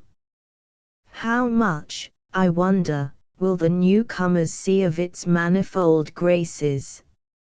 Anyone can appreciate the mellow air, the restful water meadows, the profound stillness of the deep-bosomed hills. These are physical matters, making a direct appeal to the simpler senses. But for the rest, it is the place for youth, youth with high spirit and wide horizon, sensitive to scenery and weather, loving wild nature and adventure for their own noble sakes. How much, I wonder, will they see of it all, the people who have the purse to compass health resorts and the constitutions to need them? For here, as in all places of subtle and profound beauty, there is need of the seeing eye and the understanding heart. We receive but what we give, and in our life alone does nature live. Ours is her wedding garment, ours her shroud. And would we aught behold of higher worth than that inanimate cold world allowed to the poor loveless, ever anxious crowd? Ah! From the soul itself must issue forth a light, a glory, a fair luminous cloud enveloping the earth. I do not think that the place will ever become staled. The special correspondent will not rhapsodize over it. He will find many places better worthy of his genius. The voice of the halfpenny paper will not, I think, be heard in that land. Its appeal is at once too obvious and too subtle, too obvious in its main features to please the common connoisseur, too subtle and remote for the wayfaring man to penetrate. It will remain, I trust, the paradise of a few, a paradise none the less their own because towns and hotels and country houses may have sprung up throughout it. To such it will always appear, as it appeared to us when we took farewell of it from the summit above Heinersberg and saw the hills and glades sleeping in the mellow afternoon, an old-world Arcadia, a lost classic land which nature with her artist's humor has created in this raw unstrayed Africa. December 1902 – January 1903. Chapter 9. On the Eastern Veldt. Machadodorp, that straggling village called after a Portuguese commander, is the most easterly outpost of the High Veldt. A few miles farther and there is a sheer fall into narrow mountain glens, down which the Elands River and the Delago Bay Railway make the best of their way to the lowlands. North lies the hill country of Lydenburg, to which the traveller may come in a coach after a day of heart-breaking hills and neck-breaking descents. But south for a good 100 miles sweeps the High Veldt in a broad promontory from Machadodorp to the Pongola, and on the east to the Swaziland border. It is the highest part of the great central tableland, and a very bleak dwelling place in winter, but in summer and autumn it has a full share of the curious veldt beauty. In particular, being in the line of the Drakensberg, you can come to its edge and look over into the wild tangle of glens which lie between you and the Lebombo Hills. Also it is the Lake District of South Africa, being full of tons of all sizes from Lake Chrissy, which is a respectable sheet of water, to the tiniest reed-filled pan. It is the coldest, freshest, and windiest part of the land, a tonic country where the inhabitants are rarely ill, and few doctors can make a living. The journey to the first outspan from Machadodorp on the Ermelo road is a little monotonous, for you are not yet on the ridge of the high veldt, the grass is rank, and the landscape featureless. You are pursued, too, by an unfinished railway, the Machada-Dorp-Carolina line, and if there is an uglier thing than the raw scar made by earthworks and excavations and uncompleted culvers, I do not know it. The line is being taken over by government, and the sooner it is laid the better, for at present the richest farming population in the Transvaal are some 60 miles from a railhead. At the fine stone bridge of the Komati you enter a more pleasing country, with a glimpse to the east of a gap in the hills through which the river enters the broken country. The Komati here is a slow high veldt stream creeping through long muddy pools with the slenderest of currents, but some 8 miles down it is a hill torrent. This is one of the paradoxes of the high veldt rivers. Elsewhere it is in their cradle that streams have their bright speed, here the infant river must be content to creep like a canal, and lo! When it is almost full grown, it finds itself hurled in cataracts down a mountain valley. Who, seeing the Olifants near Middelburg, can ever believe that it is the same stream which swirls round a corner of the Berg north of Ohrigstad, or, watching the sluggish Umpiluzzi crawling through the high veldt, find any kinship between it and the Swaziland Salmon River? It is a romantic career, first a chain of half-stagnant pools, then a cataract, and then a full-grown river, rolling its yellow waters through leagues of bush and jungle to the tropical ocean. From Everard's Store, which is a pleasant outspan among trees, the road climbs steeply to the ridge of the country. A tremendous sweep of veldt comes into view, stretching to the west in hazy leagues till the eyes dazzle with the soft contours and infinite lines, and in the east barred at a great distance by a faint blue range, the Ingwenya Mountains. The first pan appeared, no larger than an English mill dam, and overgrown with reeds which made a patch of darker green against the veldt. One had the sensation of being somewhere on the roof of the world, for on every horizon but one the land sloped to a lower altitude, and even on the east the mountains seemed foreshortened, like the masts of a vessel just coming into sight at sea. Presently a little white Dorp, Carolina, appeared some miles away on the left, with that curious look of a Pilgrim's Progress village which so many veldt townships possess. Then miles on miles of the same green downland, the road now sinking into little valleys with a glimpse of farmsteadings, and now holding the ridge in the center of the amphitheater.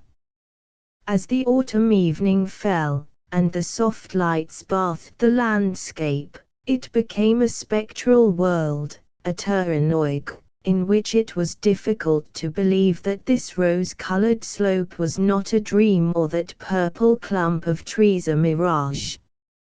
Little locks appeared, some olive green with rushes, some cold and black with inky waves lapping on dazzling white shores. Water, in Novalis' quaint fancy, is as the eye to a landscape, the one thing generally lacking in the blind infinity of the veldt. Strings of wild geese passed over our heads, and from the meadow bottoms there came the call of ducks and now and then the bark of a kern.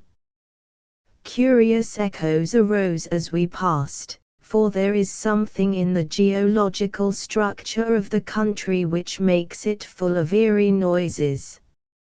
And then, as darkness closed down, a long piece of water appeared, beyond which rose a little hill with two woods of blue gum and a light between them. A nearer view showed a trim cottage, with Kaffir huts around it, the beginnings of a garden, and, even in the dusk, a glimpse of long lines of crops stretching down to the lake. It was the homestead of Florence, which stands on the apex of a large block of Crown land, and is used as the headquarters of the Land Commissioner of the Eastern District. From Florence to the Swaziland border is some 50 miles as the crow flies, so at dawn our horses were saddled, and, with a mule cart for provisions, we set out towards the remote hills. The morning had begun in a Scots mist, but by 10 o'clock the sky was cloudless, and the intense blue of the lakes, the white shores, and the many patches of marl on the slopes caught the sun with a bewildering glare. The water in the pans is generally brackish, but some few are fresh, and one in particular, about 4 miles long, has wooded islets and a bold white bluff like a chalk cliff. The names are mostly Scots: Blairmore, Ardentiny, Hamilton, for the land was first bought and settled by a Glasgow company. They are almost all stock farms, with little irrigation except along the Umpilluzi, and many are fenced, efficiently enough, with slabs of stone for uprights. On one farm, Lake Banaga, we rode past a herd of some 300 or 400 blissbok and springbok, which are preserved by Mr. Skark Meyer, the owner. About noon we came into the shallow vale of the Umpilluzi, and left it again for a high ridge, whence all afternoon we had a view of rolling country to the south, with the Slangapis Mountains on the horizon. The great hills in the north of Swaziland were faint but clear, though we were still too high ourselves to see them to advantage. The country began to change, the valleys became almost glens, a great deal of tumbled rock appeared overgrown with bush and bracken, and everything spoke of the beginnings of a mountain country, which, strangely enough, we were approaching from above.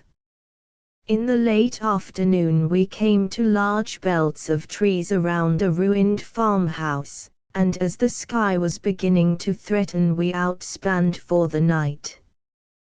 We were not more than half a dozen miles from the Swazi border and in full sight of it, a chain of little kopjes with a hint of faint mountains behind. The farmhouse was an odd place seen in that stormy dusk. Thick woods of blue gum and pine surrounded it, and below, also hemmed in by trees, was a lush water meadow. The house had been a substantial stone building, but it was stripped to the walls, every scrap of woodwork having been used by the troops for fuel. The broken stoep was overgrown with moonflowers, whose huge white blossoms gleamed uncannily in the shadows. We pushed through the wood and the overgrown paddock to a neglected orchard, where the fruit trees had lost all semblance of their former selves, and struggled vainly among creepers and high grasses, and thence to the meadow where a little reddish stream trickled through the undergrowth. Owls flitted about like the ghosts of the place, and this relic of war with its moated grange melancholy had a depressing effect on our spirits. We gladly sought our camp in an old barn on higher ground, where a blazing fire restored us to cheerfulness. The rain never fell, and the morning dawned grey and misty, so that when we set out for the border we had little hope of a view. We passed some Swazi kraals, and got directions from their picturesque occupants.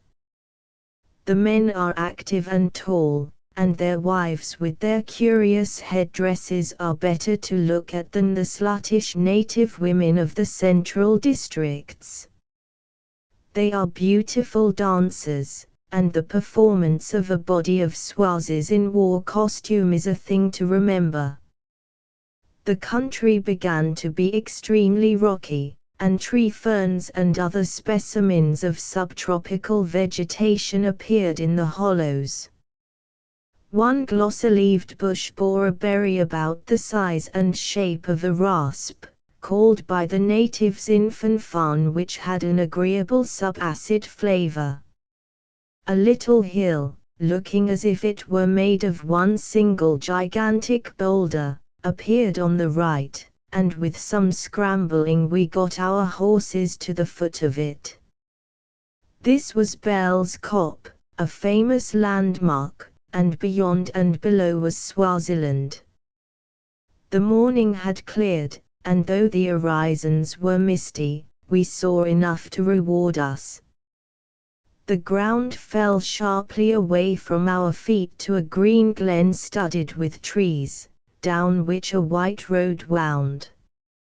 A hill shut the glen, but over the hill and at a much lower altitude we saw the strath of the Umpiluzzi, with the river running in wide sweeps with shores of gravel, not unlike the upper Spey as seen from the Grampians. Beyond were tiers of broken blue hills, rising very high towards the north, where they culminate in Pig's Peak, but fading southward into a misty land where lay the Lebombo Flats. The grey soft air had an intense stillness, a kind of mountain melancholy, but far to the south there was a patch of sunlight on the green hills above Amsterdam. It is a type of view which can be had in all parts of the Drakensberg, from Morne auxiliary sources frowning over Natal to the Spelonken looking down on the plains of the Letterbar, a view to me of infinite charm, for you stand upon the dividing line between two forms of country and two climates, looking back upon the endless prairies and their fresh winds and forward upon warm glens and the remote malarial tropics. From Bell's Kop we fetched a wide circuit, going to Amsterdam, which was not more than 15 miles from where we stood, by Florence and Amello, a journey of over 100 miles. The afternoon ride was something to remember, for the day had cleared into a bright afternoon with cool winds blowing, and the green ridges had a delicate pastoral beauty, as of sunlit sheep walks. When we forded the Umpiluzzi its sluggish pools were glowing with the fires of sunset.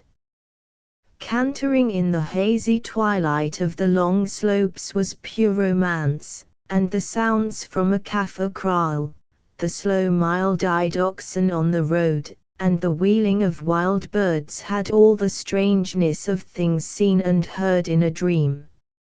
I know no such tonic for the spirits, for in such a scene and at such a time the blood seems to run more freely in the veins, the mind to be purged from anxious indolence, and the whole nature to become joyous and receptive. Much comes from the air. There is something in those spaces of clear absolute ether, eternally wide, fresh as spring water, pure as winds among snow, which not only sustains but vitalizes and rejuvenates the body. There is something, too, in the life. Fine scenery is too often witnessed by men when living the common life of civilization and enjoying the blessings of a good cook and a not indifferent cellar. But on the veld there is bare living and hard riding, so that a man becomes thin and hard and very much alive. The dross of ease is purged away, and body and mind regain the keen temper which is their birthright. We outspanned at a Boer farm and dined with the family off home-made bread, confit, and tea. They were very hospitable and friendly, and discussed the war and current politics with all freedom. The walls were adorned with numerous portraits of British generals, and the farmer, who had been in Bermuda, displayed with much pride the carvings with which he had beguiled his captivity. One of the sons read assiduously a Dutch translation of one of Mayne Reid's novels, and when he could tear himself from the narrative contributed to the talk some details of his commando life under Ben Viljoen, for whom, in common with most of the younger Dutch, he had a profound admiration. These people are a strange mixture, so hospitable, that the traveler is ashamed to go near a Boer farm, seeing the straightness of their lives and the generosity with which they give what they have, and yet so squalid that they make little effort to better their condition. This particular farmer owned 4 large farms, worth in the present market not less than £20,000. The sale of one or a part of one would have given him ample means to buy stock and start again. But he was content to go on as he was, running up a long bill with the repatriation depot, and grumbling at the high prices for stock compared with what he had been used to pay. The result was that, though he had been back for 9 months, I saw no living thing on that farm but a few chickens, 6 goats, and a spavined horse. We made the last stage to Florence shortly after sunrise, and arrived at the homestead in time for breakfast. The 20-odd miles to Amello were the easy journey of an afternoon. We passed the ruined township of Crissy, with a roofless kirk and some flourishing plantations of firs. The lake itself lay over some meadows, a pear-shaped piece of water, very shallow, and at its greatest perhaps some 6 or 8 miles round.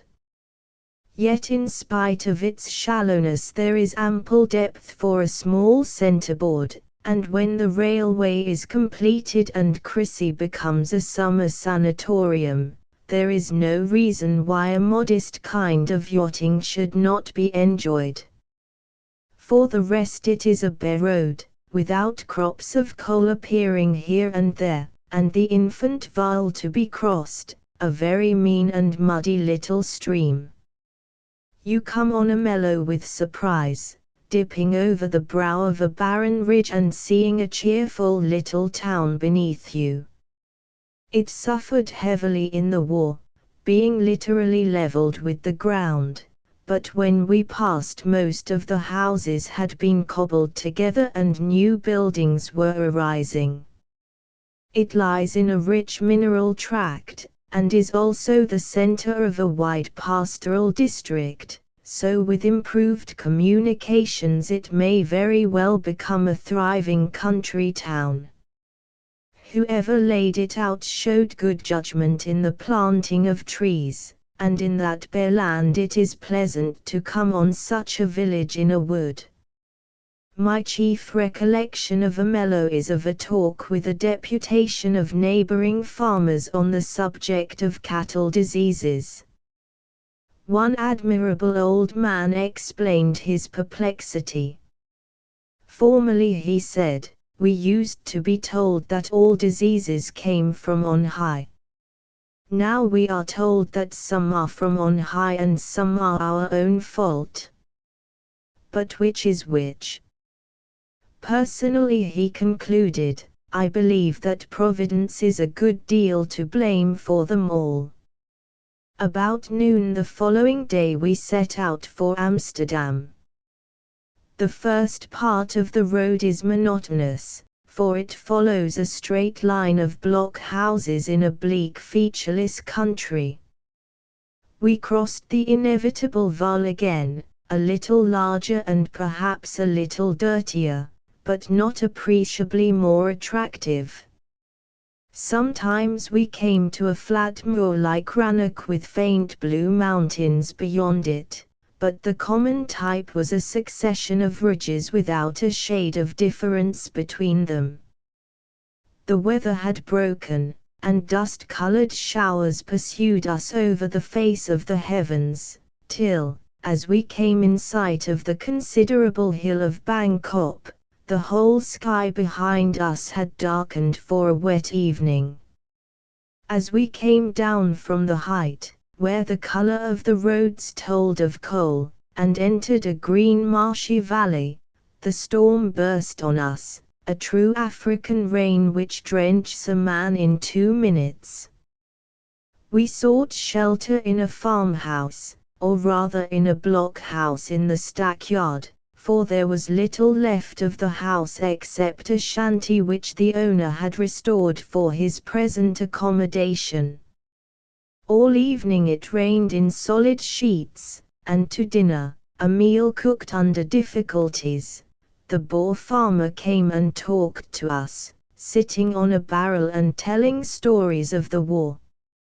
He had the ordinary tale, against the war at the start, compelled to fight, had remonstrated with Louis Botha on his conduct of the Natal campaign, and, grumbling greatly, had followed his leader till he was caught and sent to Ceylon. The Boer discipline must have been a curious growth, and, when we realize the intense individualism of the fighting men, we begin to see the greatness of the achievement of Botha and Dallaire in keeping them together at all. Our friend was living in squalid penury, but he was drawing enough in mineral options on his farm to have restocked it and lived in comfort, if he had pleased. There is no doubt in my mind, after such experiences, as to what would have been the wisest and kindest form of repatriation for landowners, had we had the courage to adopt it: compulsory sale of a portion of the farm, and out of the capital thus supplied the farmer could have bought what he wanted at reasonable prices from government depots. Such a method would have given the government more good land, which it urgently wants. It would have saved the endless credit accounts which in the long run will give trouble both to Boer and government, and it would have saved the pauperization into which the Boer is only too ready to sink. There would, of course, have been many exceptions in the case of the very poor and landless classes, but for the landholder it would have been not only the most politic but in his eyes the most intelligible plan. I shall never forget the night spent in that blockhouse. Every known form of vermin, fleas, bugs, mosquitoes, spiders, rats, and, for all I know, snakes, came out of the holes where they had fasted for months and attacked us. I lay for hours swathed in a kaross, my face tingling, watching through the open square of door a melancholy moon trying to show herself among the rain clouds, and wishing I had had the wisdom to sleep on the wet veldt rather than in that chamber of horrors.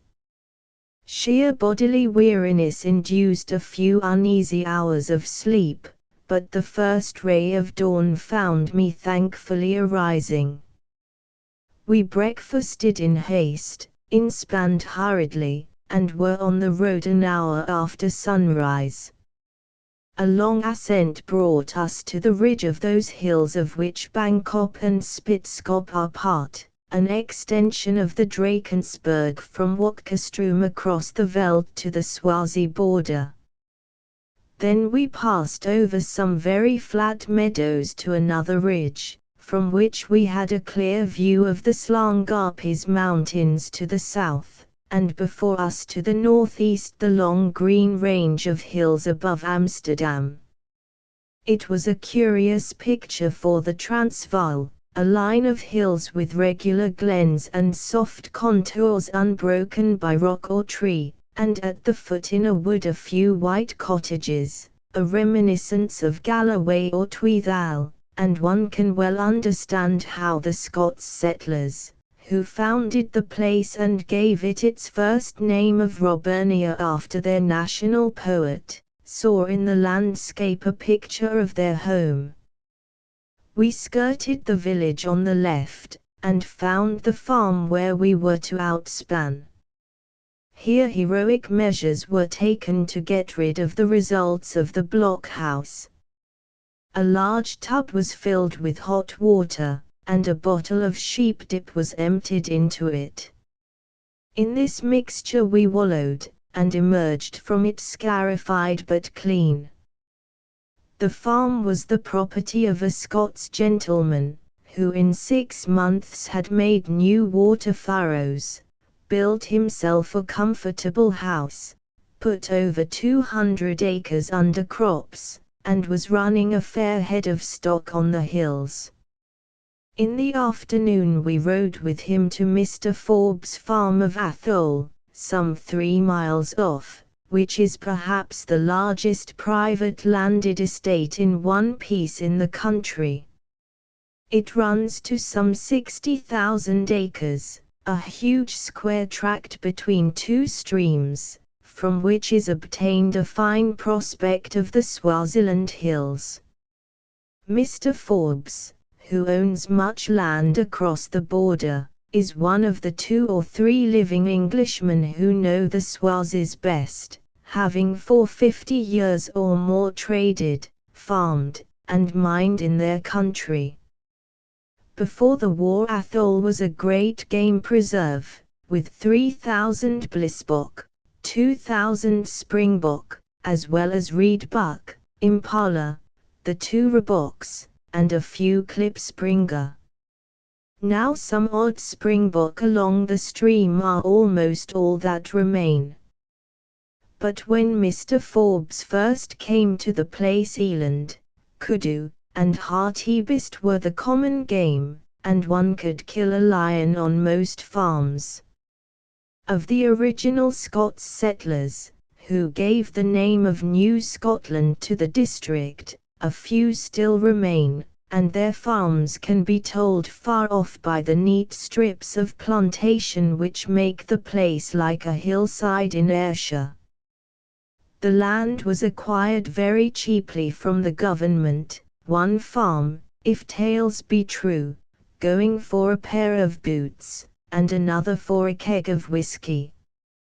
The Boers themselves bought the whole tract from the Swazi border to Ermelo, and from the Komati in the north to the Pongola in the south, perhaps 3,000 square miles, from the Swazi king for 150 oxen and 50 blankets. As at that time an ox was worth about 30s, it was not a high price, and the Boers still further improved the bargain by declining to pay the blankets. When Mr. Forbes came to the place he was visited by a deputation of Swazi chiefs to discuss the subject, and to save trouble gave them the blankets from his own stores. In Amsterdam next morning I was taken for a prospector, and played the part for a considerable time, to the confusion of an ex-official of the place, who wished to profit by my knowledge, but could make neither head nor tail of my answers. It is a sleepy little town, with not more than half a dozen houses lying pleasantly in gardens, with mountain streams on all sides and pastoral green hills to the east and north. South, where lay our road, are swelling moorlands, flanked by the Slangapis and the Swazi hills, and crossed at frequent intervals by clear grey streams. The first of these is the Kumpis, a few miles from the village, and a more naturally perfect trout stream I have rarely seen. There were deep blue pools, and long shallow stretches, and little rapids in whose tail one should have been able to get a salmon. When trout become thoroughly acclimatized in the Transvaal, and the proper waters are stocked, he will be a happy man who owns a mile or two of the Kumpies. As if to intensify the atmosphere of fishing, it began to rain heavily and a cold mist blew up from the south. The long grass became hoar with raindrops, and the innumerable veldt watercourses found their voices after months of dry silence. Still more lipping grey streams, and then the rain ceased as suddenly as it had come, and in a deceptive gleam of sunlight we came into Piet Retief. It is a long, straggling, dingy village lying on two ridges. The mountains on all sides are too far off to be a feature in one's view of it, and save that it is one of the back doors to Swaziland, there is little of interest for the traveller. At the entrance you pass a monument to Piet Retief, of which only the pedestal is completed, a poor tribute to a great man. After lunch the rain began again in real earnest, and there was nothing for it but to loiter through the afternoon in waterproofs and hope for a dry morrow.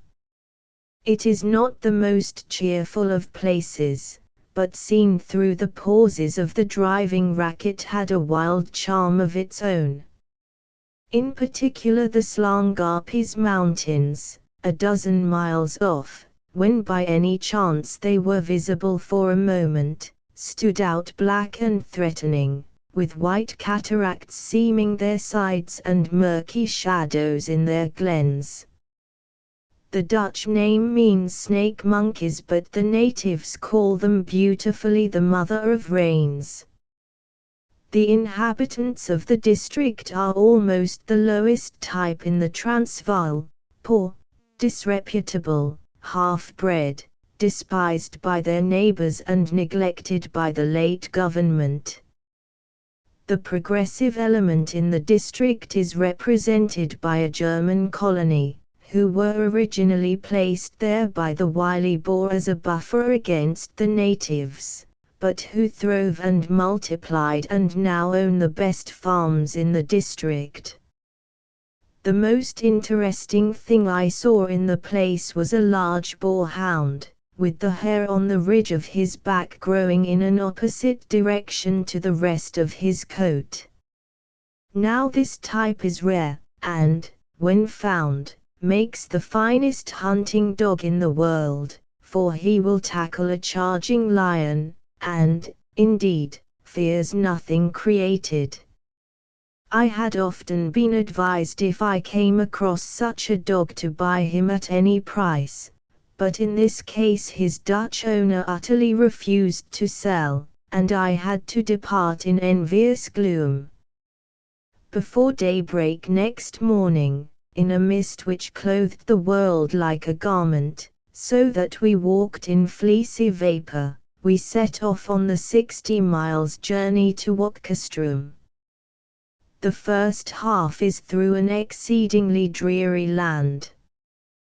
We crossed the Askai, a finely named but inglorious stream, chiefly remarkable for its rapid flooding, and then for a score of miles we ascended and descended little sandy hills, and saw on each side of the road as far as the edge of the mist the same endless coarse herbage. In fine weather there is the wall of Slangarpies to give dignity to the landscape, but for us there was only a bank of cloud. Before our midday outspan the sky cleared a little, and huge stony blue hills appeared on our left, with bush straggling up their sides and stray sun gleams on their bald summits. We outspanned for lunch at Van der Poel's store, which is a couple of huts in a perfectly flat dusty plain with a fine ring of hazy mountains around it. The day became exceedingly hot, still cloudy, but with a dazzle behind the mists which it hurt the eye to look at, the kind of weather which makes the cheeks flame and tires the traveler far more readily than a clear sun and a blue sky.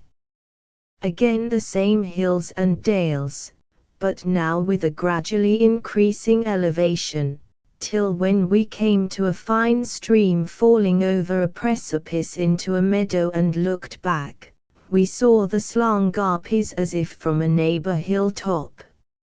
A curious little peak appeared on the right, with what the Dutch call a castrol or saucepan on its head, a perfectly round ring of kranzes which presented the appearance of an extinguisher dropped down suddenly on the summit. It is a common sight in this part of the Berg, where the great original chain of cliffs has been broken and hills lie tumbled about like the debris of greater mountains. At Joubert's Hoog the road emerges from the glens, and the south opens up into a mazy tangle of hills. It is one of the noblest views in the country, but for us the mist curtailed the perspective, while it greatly increased the mystery. Shapes of mountains floating through a haze have far more fascination for the lover of highlands than a long prospect to a clearly defined horizon. Below lay the broad woody valley of the Upper Pongola, shut off in the east by the spurs of the Slangarpis. The far mist was flecked with little sun gleams, which showed now an emerald slope, now the grey and black of a cliff, and now a white flash of water. The air had the intense stillness of grey weather and great height, only the neighing of our horses broke in upon what might have been the first chaos out of which the world emerged. Thence for a few miles we kept on the ridge till we dipped into the hollow of a stream and slowly climbed a long pass where the road clung to the edges of precipitous slopes and wriggled among great rocks. The mist closed down, and but for the feeling in the air which spoke of wider spaces, we could not have told that we had reached the top of Castrol's Neck, the gate of the southeastern Transvaal.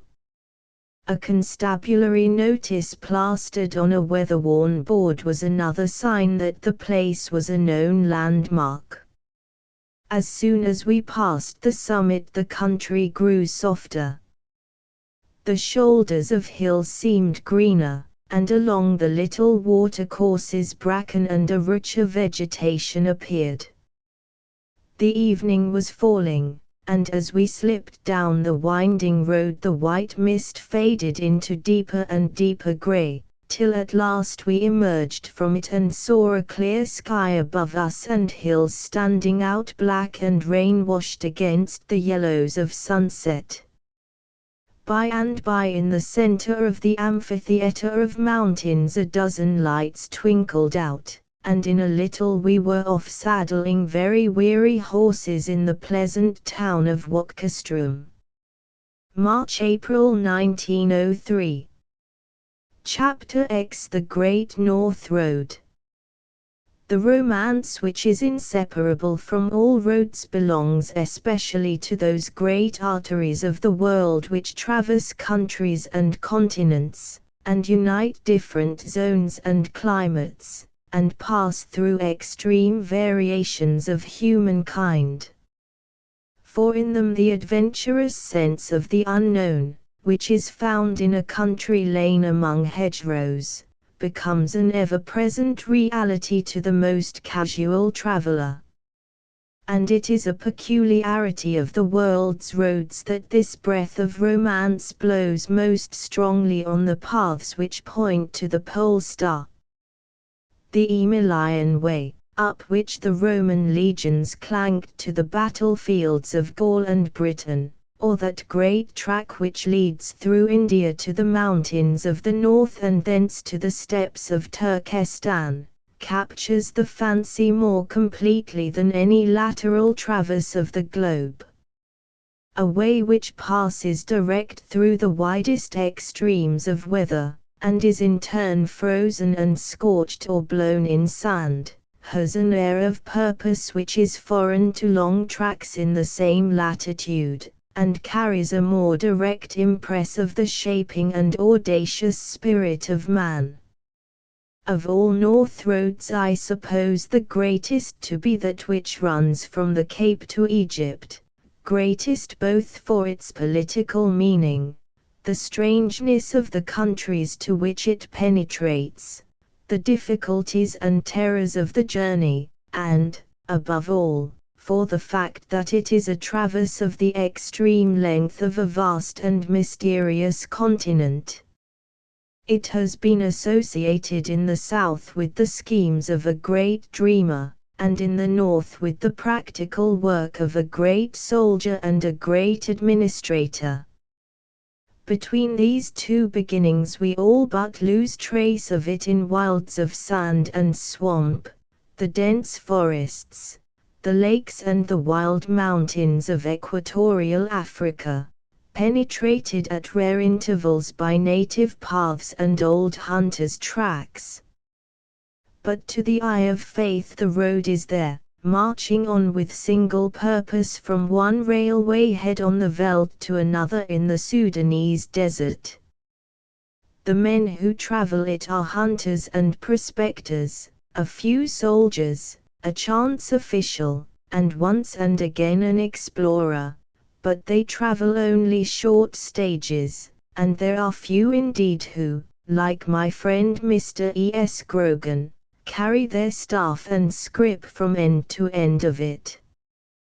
To the amateur, like the present writer, who goes a little way on it, the thought of this majestic way gives dignity to the ill-defined sandy track in which he may be floundering, and makes each northern horizon seem like the hilltops of the Apennines, somewhere behind which, as the pilgrim is confident, lie the towers and pinnacles of Rome. I would recommend as a panacea for cold and comfortless nights on the road that the mind of the traveler should occupy itself with a projected itinerary. He will see the road running as a hunter's path from the Limpopo to the Zambesi, through thorn scrub and parkland and stony mountain. Then he will travel up the Shire by Nyasaland and on by Tanganyika to Rwenzori and the lakes, and if he is not asleep by the time he has seen the sun rise on Albert Nyanza and fought his way through the dinkas and the mosquitoes of the Nile swamps, then he must be an unquiet man with an evil conscience. Only a little section of the road runs through the Transvaal. The practical road has indeed been diverted at Dar in Cape Colony, and in the shape of a railway runs to Rhodesia and the neighborhood of the Victoria Falls. But to the pilgrim this is a palpable subterfuge, for the straight highway goes through the Transvaal, taking the form of a railway as far as Pietersburg, and then becoming the Bulawayo coach road for some 80 miles. Till it plunges sheer into the bush as a hunter's road and makes for Main Drift on the Limpopo. It is a type of the vicissitudes which the great road is made to suffer: railway, admitted high road, hunter's path, native track, no road, and then a chain of waterways till it becomes a river, and meets the railway again after 3,000 miles of obscurity. With a profound respect for the road, I am constrained to admit that it makes bad going, that it is insufficiently provided with water, that there are no signposts or inns or, for the matter of that, white habitations, that lions do the survey work and wild pigs the engineering, and that it is apt to cease suddenly and leave the traveler to his own devices. But for the eye of faith, that wonderful possession of raw youth and wise old age, It is as broad and solid as the Appian Way. The wheels of empire and commerce pass over it, and cities, fairer than a mirage, seem to rise along its shadowy course. Our starting point was the repatriation depot at Petersburg, a large white-walled enclosure, with row upon row of stables and sheds, and in the center a cluster of thatched white dwelling houses. It has the air of an eastern caravanserai, for convoys come in and go out all day long, and the news of the road is brought there by every manner of traveler. Apart from government work with its endless trains of ox and mule wagons, it is the starting place for all sorts of prospecting and hunting parties, and farmers from 70 miles round ride in for stock or supplies. If a lion is killed or gold found or a man lost anywhere in the north, word will be brought into the depot by some Dutch conductor, so that the place is far better supplied with news of true interest than your town with its dozen newspapers. For the essence of news is that it should be vital to one's daily interests, and tidings of a massacre in China is less stimulating to the mind than word of a neighbor's windfall or disaster. I can conceive no more fascinating life than to dwell comfortably on the edge of a savage country from which in the way of one's business all news comes first to one's ears. To control transport is to be the tutelary genius of travel, and in a sense the life of the wilds takes its origin from the little caravanserai which sends forth and welcomes the traveler. The high veldt continues for some 30 miles north of the town before it sinks into bush and a humbler elevation. It is ordinary high veldt, bleak, dusty, and in August a somber grey, but on the east the blue lines, which are the Woodbush and the Spelonken Mountains, and in the far west the thin hills about the Magalaqueen Valley, remind the traveler how near he is to the edge of the central plateau. 10 miles out a crest was reached, and we looked down on a long slope, with high mountains making gates in the distance, and a sharp little hill called Spitzkop set in the foreground. It was a cool hazy day, and in the west the kopjes seemed to swim in an illimitable sea of blue.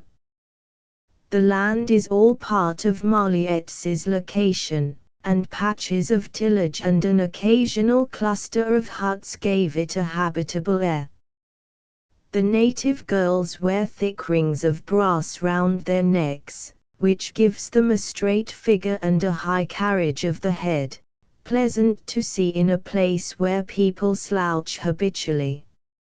Marliette's is one of those Basuto tribes which are scattered over the North Transvaal, not the best type of native, for they are credulous and idle in their raw state, and when Christianist and dwelling near mission stations, incorrigibly lazy and deceitful. They are also inordinately superstitious. I found that no one of my boys, who were mostly from Marliette's, would stir 10 yards beyond the camp after dark. At first I thought the reason was dread of wild beasts, but I discovered afterwards that it was fear of spooks, particularly of one spook who rolled along the road in the shape of a ball of fire. It is a tribute to the greatness of the North Road that it should have a respectable ghost of its own. In a little we passed the last store, kept by an old Scotsman, who gave us much information about the district. He talked of the road, the river, and the mountain, without further designation, which is a pleasing habit of country folk, who give the generic name to the instances which dominate their daily life. The Limpopo was the river, the Zoutpansberg the mountain, because no other river or mountain had a local importance comparable with these, just as to a highland gilly his own particular ben is the hill, just as to Egypt the Nile is not the Nile but the river. He measured distance, too, by the road. This place was so many miles down the road, that water-hole so many days' journey up. We inspanned again in the evening, and in a little turned the flanks of Spitzkop, and coming over a little rise saw a wide plain before us densely covered with dwarf trees. The long line of the Zoutpansberg comes to an abrupt end in a cliff above the Zoutpan. On the west the huge mass of the Blauberg also breaks off sharply in tiers of fine precipices. Between the two is a level, from 15 to 20 miles wide, which is the pass from the high veld to the north. It is a broad gate, but the only one, for to the east the Zoutpansberg is impassable for 100 miles. And on the west beyond the Blauberg the Magalaquin Valley is a long circuit and a difficult country. The great mountain walls were dim with twilight, but there was day enough left to see the immediate environs of the road. They had a comical suggestion of a dilapidated English park. The road was fine gravel. The trees in the half-light looked often like gnarled oaks and beeches, and the coarse bush grass seemed like neglected turf. It is a resemblance which dogs one through the bush veldt. You are always coming to the house and never arriving. At every turn you expect a lawn, a gleam of water, a grey wall. Soon, surely, the edges will be clipped, the sand will cease, the dull green will give place to the tender green of watered grass. But the house remains to be found, though I have a fancy that it may exist on a spur of Rwenzori. As it was, we had to put up with a tent and a dinner of curried curran, and during the better part of a very cold night some jackals performed a strenuous serenade. The next morning dawned clear and very chilly, the mountains smoking with mist, and the dust behind our wagons rising to heaven in sharply outlined columns. However cold and comfortless the night, however badly the limbs ache from sleeping on hard ground, there is something in the tonic mornings which in an hour or so dispels every feeling but exhilaration. Water-holes have been made for the post-cart at lengthy intervals, but between there is nothing but rank bush, with flat trees like the vegetation in a child's drawing produced by rubbing the pencil across the paper. Animal life was rich along the road. Numerous small buck, a belated jackal or two, the graceful black and white birds which country people call Kaffir Queen's curran, guineafowl, partridge, quantities of bush crows, and an endless variety of hawk and falcon. We left the road and made a long detour over sandy tracks to visit the Zoutpan, from which the hills get their name, the most famous of Transvaal salt pans. It is about 3 miles in circumference, and consisted at this season of caked grey mud, with little water trenches and heaps of white salt on their banks. A wise law of the late government forbade the alienation of salt pans, but for some unknown reason a concession was given over this one, and instead of being the perquisite in winter of the Armboen it is managed by a Pietersburg syndicate, and as far as I could judge managed very well. The work is done by natives from the mountains who live round a little stream which flows from the Berg to the Pan, and forms the only fresh water for miles. The day became very hot, and the glare from the pan was blinding to unaccustomed eyes. As we returned to the main road, the noble mass of the Blauberg was before us, one of the finest and least known of South African mountains. That curious fiasco, the Malapok War, was fought there, and Malapoka's people still live in its quarries. To a rock climber it is a fascinating picture, with sheer rock walls streaked with fissures which a glass shows to be chimneys, and I longed to be able to spend a week exploring its precipices.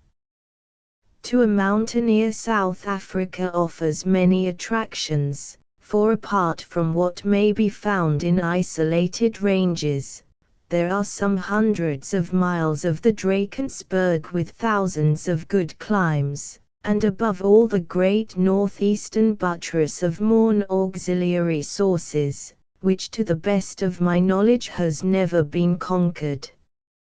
In the afternoon the country changed, the bush opened out, timber trees took the place of thorn, and long glades appeared of good winter pasture. There was a great abundance of game, and for the first time the boar appeared, stalking about or slowly flapping across the grass. He is a fine bird to shoot with the rifle, but a hard fellow for a gun, for it is difficult to get within close range, and as a rule at anything over 30 yards he will carry all the shot you care to give him. This parkland lasts for about 10 miles, and then at Brack River it ends and a dense thorn scrub begins, which extends almost without interruption to the Limpopo. There we found our relays of mules, and on a dusty patch near the mule skerm we outspanned for the night. We were nearing the country of big game. A lion had been seen on the Bulawayo Road the day before, a little north of the station, and it was a common enough thing to have them reconnoitering the skerm. As soon as darkness fell the cry of wolves began, that curious unearthly wail which is one of the eeriest of veld sounds. Most forcible reminder of all, a hunting party ahead of us had lost a man, who, after wandering for 6 days in the bush, while his companions gave him up for dead, had come out on the road and been found by the man in charge of our relays. It was a miracle that he had not lost his reason or perished of thirst and fatigue, for he had neither food nor water with him, and only a little cloth cap to keep off the tropical sun. An old boar from Louis Tricard, trekking with oxen, camped beside us, and after dining delicately off guineafowl I went over to his fire to talk to him. He was a typical Backveld boar, a great hunter, friendly, without any sort of dignity, a true frontier man, to whom politics mean nothing and his next meal everything. He told me amazing lion stories, in which he always gave the coup de grace, and displayed incredible courage and skill. He showed me with pride a ×400 express bullet which he kept wrapped up in paper, whether as a charm or a souvenir I do not know, for his own weapon was an ancient martini. His one political prejudice concerned the Jews, whose character he outlined to me with great spirit. They were the opposite of everything implied in the term apriect, but I am inclined to believe that, like many of us, he secretly believed that all foreigners were Jews, and in hugging the prejudice showed himself a nationalist at heart. The coach road runs due north to Tulai and Bulawayo, but the road itself takes a slight bend to the east and follows the course of the mythical Brack River. For miles this stream does not exist, there is not even the slightest suggestion of a bed, and then appears a dirty hole full of greenish, brackish water, and we hail the resurrected river. It is necessary for the traveler to know where such holes lie, for they are the only water in the neighborhood, and though the road keeps close to them, there is nothing in the dense thorn bush which lines its sides to reveal the presence of water. I have never seen bleaker bushland. All day long, through hanging clouds of dust, we crept through the featureless country, the Zoutpansberg and Blauberg behind us growing hourly fainter. For the information of travelers, I would say that the first water is at a place called Crocodile Gat, the second at a place called Riot Gaten, and that after that the road bends northward away from the river, and there is no water till Tarqui is reached. The dust of the track was thick with the spoor of wild cats, wolves, the blue wildebeest, and at rare intervals of wild ostrich. As night fell the bush became very dead and silent, save for the faraway howl of a jackal, a dull olive-green ocean under a wonderful turquoise sky. We encamped after dark in a little wayside hollow, where we built a large fire and a massive skerm or enclosure of thorns for the animals. There was every chance of a lion, so I retired to rest with pleasant anticipations and a quantity of loaded firearms near my head.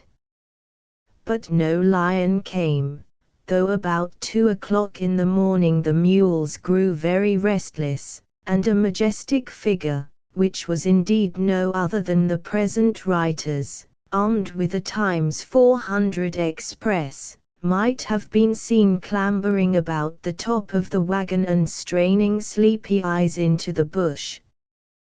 We started at dawn next morning, as we had a long journey before water. The thorn bush disappeared and gave place to a more open country, full of a kind of wormwood which gave an aromatic flavor to the fresh morning air. Then came a new kind of bush, the mapani, a wholesome green little shrub, with butterfly-shaped foliage. The leaves of this tree would appear to be for the healing of the nations, for a decoction of them is regarded both as a preventive against and a cure for malaria, and a mapani poultice is a sovereign cure for bruises. Among the spoor on the track was that of a large lion going towards Tarqui. There were also to our surprise the spoor and droppings of oxen. When about 11 o'clock we reached the large pits of white-blue brackish water which bear that name, we found the reason of both. A shooting party encamped there had had their cattle stampeded in the night, and early in the morning a Dutch hunter who accompanied them had gone out to look for them, and found an ox freshly killed by a lion not a quarter of a mile from the camp. He followed the lion, and wounded him with a long-range shot. When we arrived the search for the lion had begun, and he was found stone dead a little way on, with his belly distended with ox flesh and the bullet in his lungs. He was a very large lion, measuring about 10.5 feet from tip to tip, rather old, and with broken porcupine quills embedded in his skin. A trap gun was set, and 2 nights later a very fine young black-maned lion, about the same size, was found dead 100 yards from the trap, with a broken shoulder and a bullet in his spine. The remainder of the story shows the providence which watches over foolish oxen. All were recovered save one, which died of red water. They went straight back the road they had come, and though the countryside was infested with lions, wolves, and tiger cats, they reached the mule skerm at Brack River in safety. From Tarqui the road climbs a chain of kopjes where it is almost overarched with trees, so that a covered wagon has difficulty in getting through. From the summit there is a long prospect of flat bush country running to the Limpopo, with a bold ridge of hills on the Rhodesian side, and far to the east the faint line of mountains which is the continuation of the Zoutpansberg to the Portuguese border. The bush was dotted with huge baobabs, the cream of Tartar trees which so impressed the Voortrekkers in Leidenburg. At this season the branches were leafless, but a good deal of fruit remained, which our native boys eagerly gathered and munched for the rest of the journey. The fruit has a hard shell, and is filled with little white kernels like the sweetmeat called Turkish Delight. They have a faint subacid flavor, but otherwise are rather insipid. Their properties are highly salutary, and they are used to purify bad water and to keep the hunter's blood clean in the absence of vegetable food. Their enormous trunks, often 40 feet in circumference, are not wood but a sort of fibrous substance, so that a solid rifle bullet fired from short range will go through them. The baobab is indeed less a tree than a gigantic and salutary fungus, but in a distant prospect of landscape it has the scenic effect of large timber. An old boar in the hunting party we had passed had given us an estimate of the distance to the next water, but, as it turned out, he was hopelessly wrong. It is nearly impossible to get a proper calculation of distance from country people in South Africa. They are accustomed to calculate in hours, which of course vary in every district according to the nature of the road and the quality of the transport. 6 miles an hour is the usual allowance, but when a Dutchman tries to calculate in miles he gets wildly out of his bearings. The hours method still sticks in their mind, and one man solemnly informed us that a certain place was 6 miles off for horses and 10 for mules. We outspanned for the night without water, and with the accompaniment of skerm and campfires. Next morning we came suddenly out of the bush to a perfect English dell, where a little clear stream, the first running water we had seen, flowed out of a reed bed into a rock pool. There were a few large trees and quantities of a kind of small palm. Under the doubtful shade of a baobab we breakfasted, and then went up the stream with our rifles to look for game. There was the usual superfluity of birds, but we saw no big game except a few bush hogs. The stream ceased as suddenly as it began, and we followed up a dry sandy bed all but overgrown with a thorn thicket. A mile or so up we came on another pool, which was evidently the drinking place of the bush, for the edges were trodden with the spoor of pig and monkey and a few large buck. Pig drink during the day, but the large game come to the water early in the morning or very late in the evening, and in the heat of midday go many miles into the bush. It was a hot business ploughing along in the deep sand, and I was very glad to return to the rock pool and a bath on a cool slab of stone. It is a good bushveld rule to follow the advice of Mr. Jorrocks and sleep where you eat, and in the shade of the wagon we dozed till the cooler afternoon. The evening trek was in the old thorn country, perfectly featureless, silent, and uninhabited.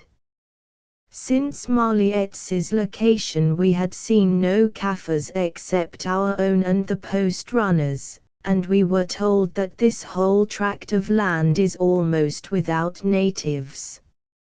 Even the water holes, some of which are large and permanent, have failed to attract inhabitants. I am reminded of a story which has no application, but is worth recording.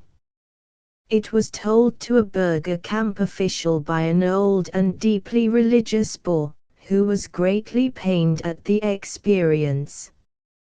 He fell asleep, he said, one night and dreamed, and, lo and behold, he was dead and at the gates of paradise. An affable angel met him and conducted him to a place where people were playing games and laughing loudly, and were generally consumed with energy and high spirits.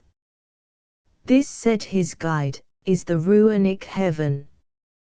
No place for me, said the dreamer. These folk do not keep the Sabbath, and their noise wearies me. Then he came to another place where there was much beer and tobacco, and roisterers were swilling from long mugs and smoking deep-bowled pipes to the strains of a brass band. Again this intolerable row, said my friend, though the tobacco looks good, clearly the German paradise. The next place they came to was a town where thin-faced men were running about buying and selling and screeching market quotations.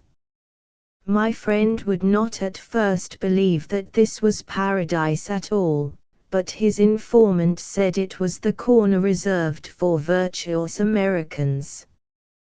Take me as soon as possible to the paradise of my own folk, said the dreamer. I am tired of these Uitlander heavens.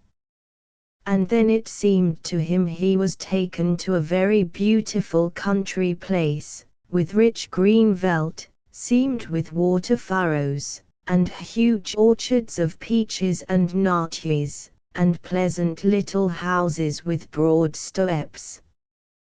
The soul of my friend was ravished at the sight. Clearly, he thought, the Boers are God's chosen folk, and he was about to select his farm when a thought struck him. But where are all our people? He asked. Alas, said the affable angel, dropping a tear, it pains me to tell you that they are all in the other place.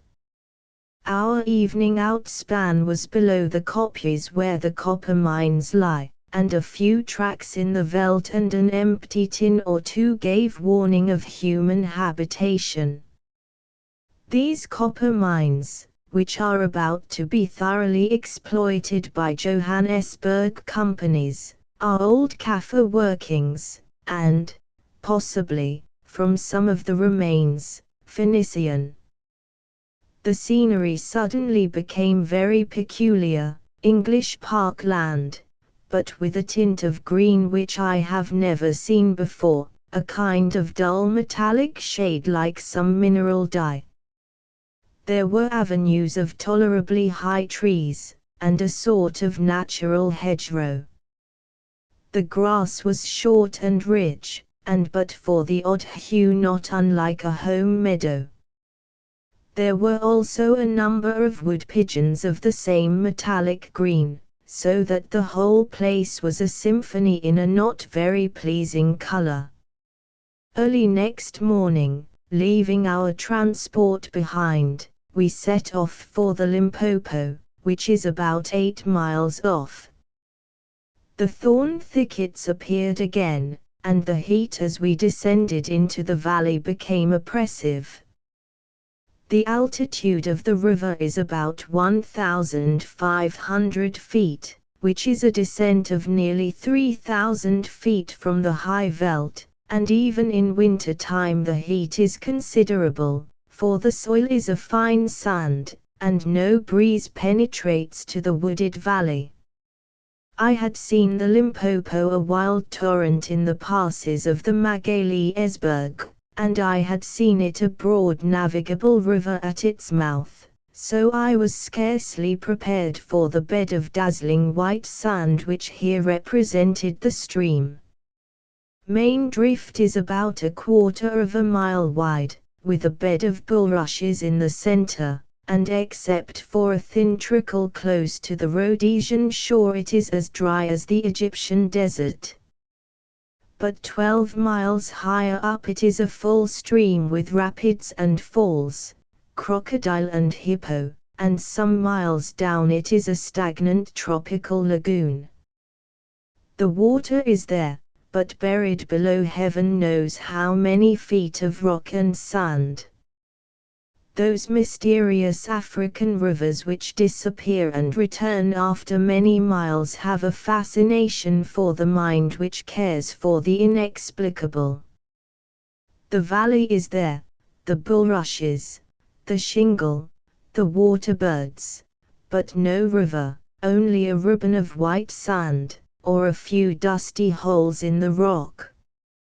And then without warning, as the traveler stumbles down the valley, water rises before him like a mirage, and instead of a desert he has a riverside.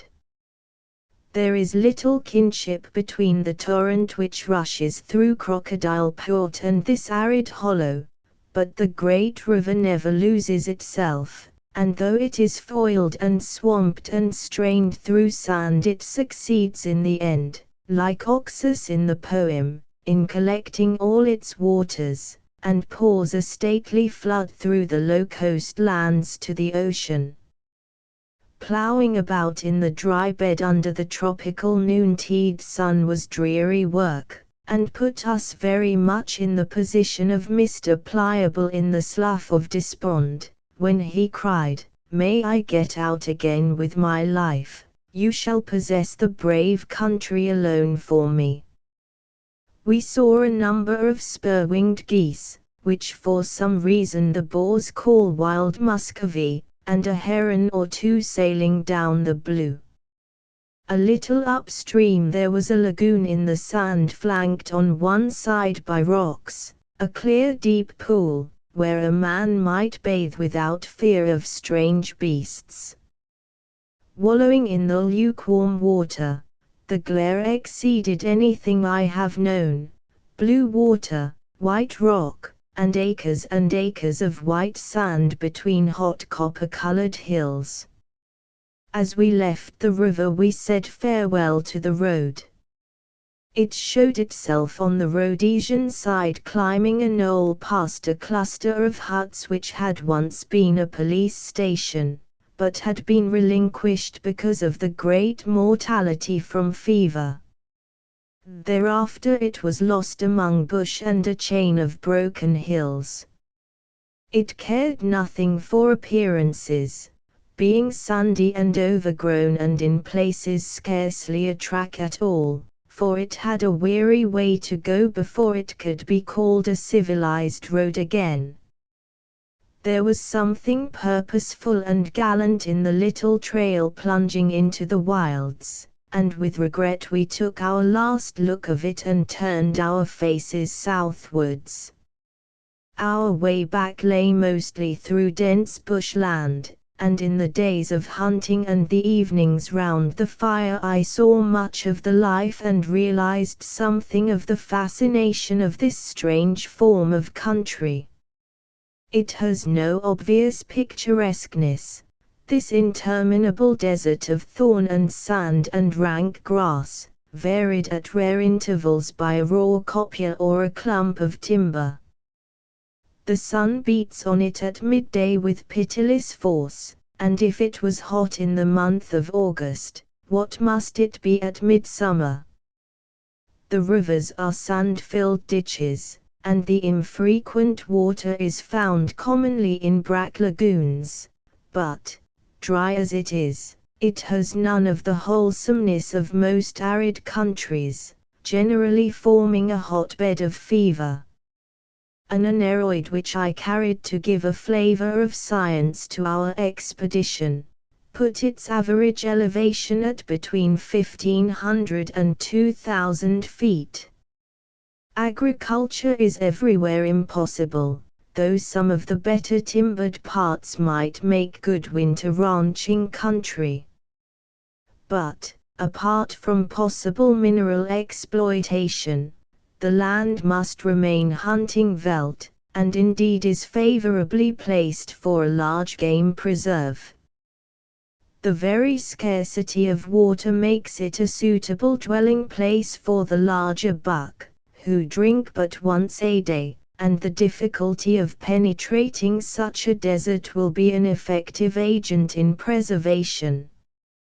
A man walking through it sees nothing for days beyond the dead green of thorn bush, till he comes to some slight ridge and overlooks a round horizon, a plain flat as mid-ocean, crisped with the same monotonous dwarf trees.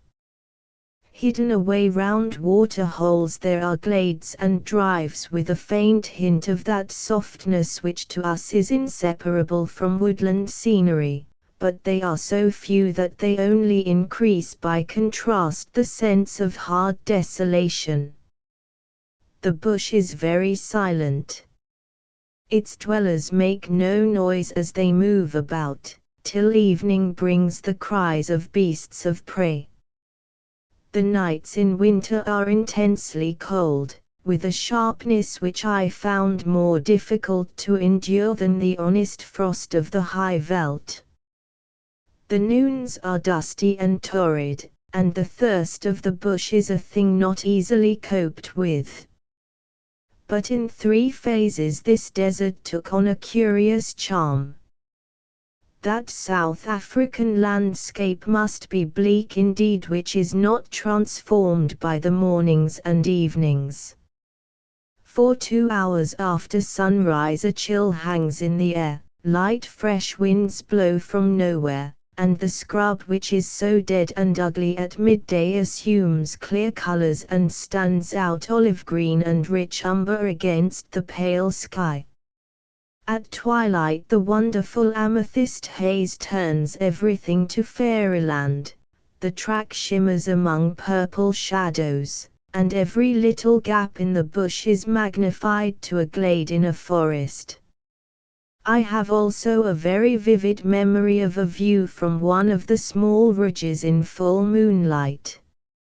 It was like looking from a hilltop on a vast virgin forest, a dark symmetrical ocean of treetops with a glimpse of ivory from an open space where the road emerged for a moment from the covert. There is little danger in hunting here unless you are happy enough to meet a lion and so unfortunate as not to kill with the first shot. But it is very arduous and hot, the clothes become pincushions of thorns, face and hands are scratched violently with swinging boughs, and a man's temper is apt to get brittle at times. In thick bush one can only hunt by sport, and it is a slow business with a grilling sun on one's back and a few obtuse native boys. The native is usually a good tracker, but he is an unsatisfactory colleague because of the difficulty of communicating with him. For one thing, even in a language which he understands, he does not seem to know the meaning of the note of interrogation. If he is asked if a certain mark is a black wildebeest's spoor, he imagines that his master asserts that such is the case, and politely hastens to agree with him, whereas he knows perfectly well that it is not, and if he understood that he was being asked for information, would give it willingly. The difficulty, too, of hunting by a kind of rude instinct is that when this instinct is at fault he is left utterly helpless, and has no notion of any sort of deductive reasoning. If a native is once lost he is thoroughly lost, though his knowledge of the country may enable him to keep alive when a white man would die. I found also that my boys had so many errands of their own to do in the bush that it was difficult to keep them to their work. They scrambled for baobab fruit, they hunted for wolves and lions' dung, from which they make an ointment, smeared with which they imagine they can safely walk through the bush at all seasons. The supreme danger of this kind of life is undoubtedly to be lost away from water and tracks. It is a misfortune which any man may suffer, but for anyone with some experience of savage country, who takes his bearings carefully at the start and never gets out of touch with them, the danger is very small. In this country there is always some landmark, a coppice, a big tree, and in some parts the distant ranges of mountains, by which, with the sun and some knowledge of the lie of the land, one can safely travel many miles from the camp. For a man on a good horse there is no excuse, here at any rate, for losing himself. For a man on foot heat and fatigue and the closeness of the bush may well drive all calculations out of his head. Apart from other terrors, a night in those wilds is likely to be disturbed from the attentions of beasts of prey, and a man who has not the means of making a skerm or a fire will have to spend a restless night in a tree. To be finally and hopelessly lost is the most awful fate which I can imagine. It is easy to conjure up the details, and many uneasy nights I have spent in such dismal forecasts.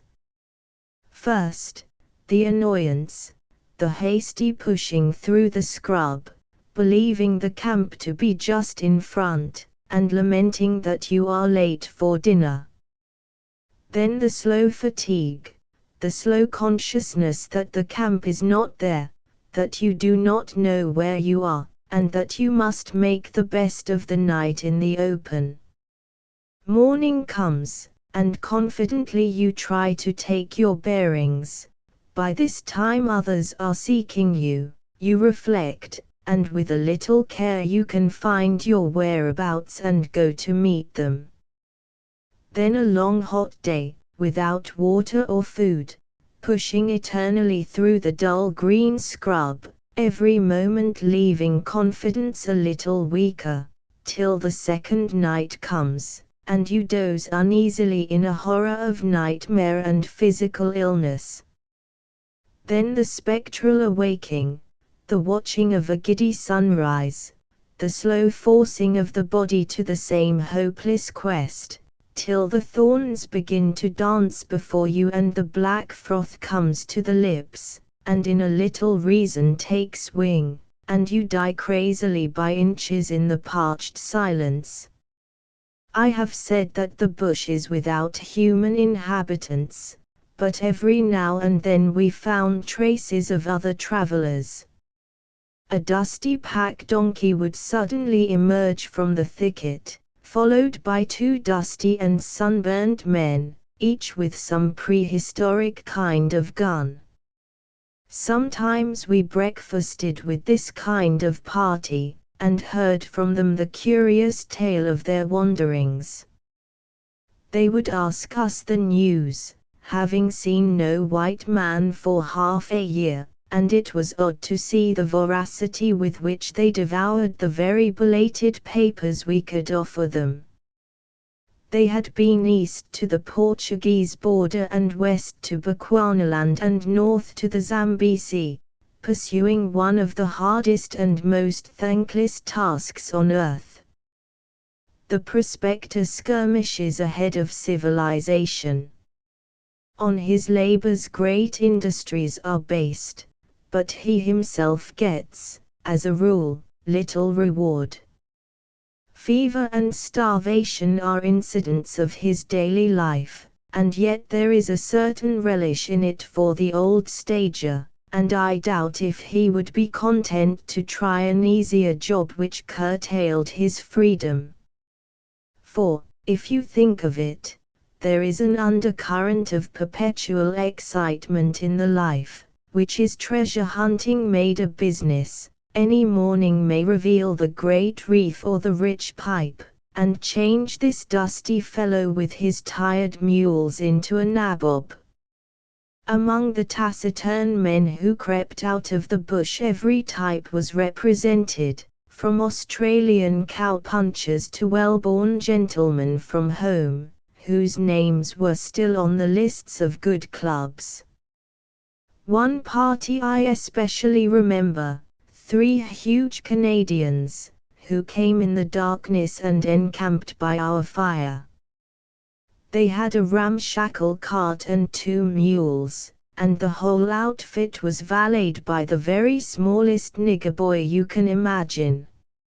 It did one good to see the way in which that child sprang to attention at sunrise, and, clad simply in a gigantic pair of khaki trousers and one side of an old waistcoat, lit the fire, made coffee for his 3 masters, cooked breakfast, caught and harnessed the mules, and was squatting in the cart, all within the shortest possible time. The Canadians had been all over the world and in every profession, but of all trades they liked the late war best, and made anxious inquiries about Somaliland. They were the true adventurer type, long, thin, hollow-eyed, tough as whipcord, men who, like the Black Douglas, would rather hear the lark sing than the mouse cheep. After making fierce inroads on my tobacco, and giving me their views on the native question and many incidental matters, they departed into the western bush, one man cracking the whip and whistling Annie Laurie and the other 2, with guns, creeping along on the flanks. I took off my hat in spirit to the advance guard of our people, the men who know much and fear little, who are always a little ahead of everybody else in the waste places of the earth. You can readily whistle them back to the defense of some portion of the empire or gather them for the maintenance of some single frontier, but when the work is done they retire again to their own places, with their eyes steadfastly to the wilds but their ears always open for the whistle to call them back once more. August 1903. Chapter 11. The Future of South African Sport. The great days of South African sport are over, and there is no disguising the fact. Open any early record, such as Oswell or Gordon Cumming, and the size and variety of the bag dazzles the mind of the amateur of today. Then it was possible to shoot lion in Cape Colony and elephant in the Transvaal, and to find at one's door game whose only habitat is now some narrow region near the mountains of the moon. Turn even to the later pages of Mr. Selous, and anywhere north of a line drawn east and west through Pretoria, there was such sport to be had as can now be found with difficulty on the Zambesi. The absence of game laws and the presence of many bold hunters have cleared the veldt of the vast herds of antelope which provided the voortrekker with fresh meat, and the advance of industry and settlement have driven predatory animals still farther afield. From the Zambesi southward 10 or 12 species of antelope may still be found in fair numbers, but the nobler and larger kinds of game, the giraffe, the kudu, the black wildebeest, the 2 hartebeests, and the eland, are scarce save in a few remote valleys. The white rhinoceros is almost extinct and the ordinary kind uncommon. The hippopotamus, which is not a sporting animal, is still found in most tropical rivers. Wild pigs, both bush hog and warthog, are plentiful in the northern bush, but the graceful zebra is rapidly disappearing. Lion are still fairly easy to come on unawares anywhere north of the Limpopo, and in the mountains and flats of the northeastern Transvaal. A few troops of elephant may exist unpreserved in the region between the Pungwe and the Zambesi, a few in northern Mashonaland, with perhaps one or two in the northern Kalahari. The war, on the whole, has been on the side of the wild animals, for though large herds of springbok and blissbok were slaughtered by the troops on the high veld, the native, that inveterate poacher, has been restrained from his evil ways by lucrative military employment, so that the northern districts are better stocked today than they were 5 years ago. But the fact remains that South Africa is no longer virgin hunting veldt. The game is disappearing, and, unless every care is taken, will in a few years go the way of the American buffalo. If we are to preserve for South Africa its oldest inhabitants, and keep it as a hunting ground for the true sportsman, we must bestir ourselves and act promptly. In this, as in graver questions, an intelligent forethought must take the place of the old slackness. Such a policy must take two forms: the establishment of good laws for the preservation of game and the regulation of sport, and the formation of game reserves. The best course would have been to declare a rigid close time for 5 years, during which no game other than birds and destructive animals should be killed, save in the case of damage to crops. The administrative difficulties, however, in the way of such a heroic remedy were very great, and the Code of Game Laws, now in force in the Transvaal, seems to mark the limit of possible restriction. Under these power is given to declare a close season, a valuable discretionary power, since the season varies widely for different kinds of game, during which no game may be killed, and also to preserve absolutely any specified bird or animal in any specified district up to a period of 3 years. This would permit the absolute preservation of such animals as the springbok and the blissbok in certain parts of the country where they are scarce, without interfering with sport in other localities where they are plentiful. The ordinary shooting license for birds and antelope is fixed at £3 for the season, but certain rarer animals have been made special game, and to hunt these permission must be obtained in writing from the Colonial Secretary and a fee paid of £25. The chief of these are the elephant, hippo, rhinoceros, buffalo, the quagga and the zebra, the 2 hartebeests, the 2 wildebeests, the roan and the sable antelope, the kudu, eland, giraffe, and sisib. The wild ostrich and that beautiful bird the mayam or crested crane, Chrysoplagus balearica, are also included. Provision is made against the sale or destruction of the eggs of game birds and the sale of dead game in the close season.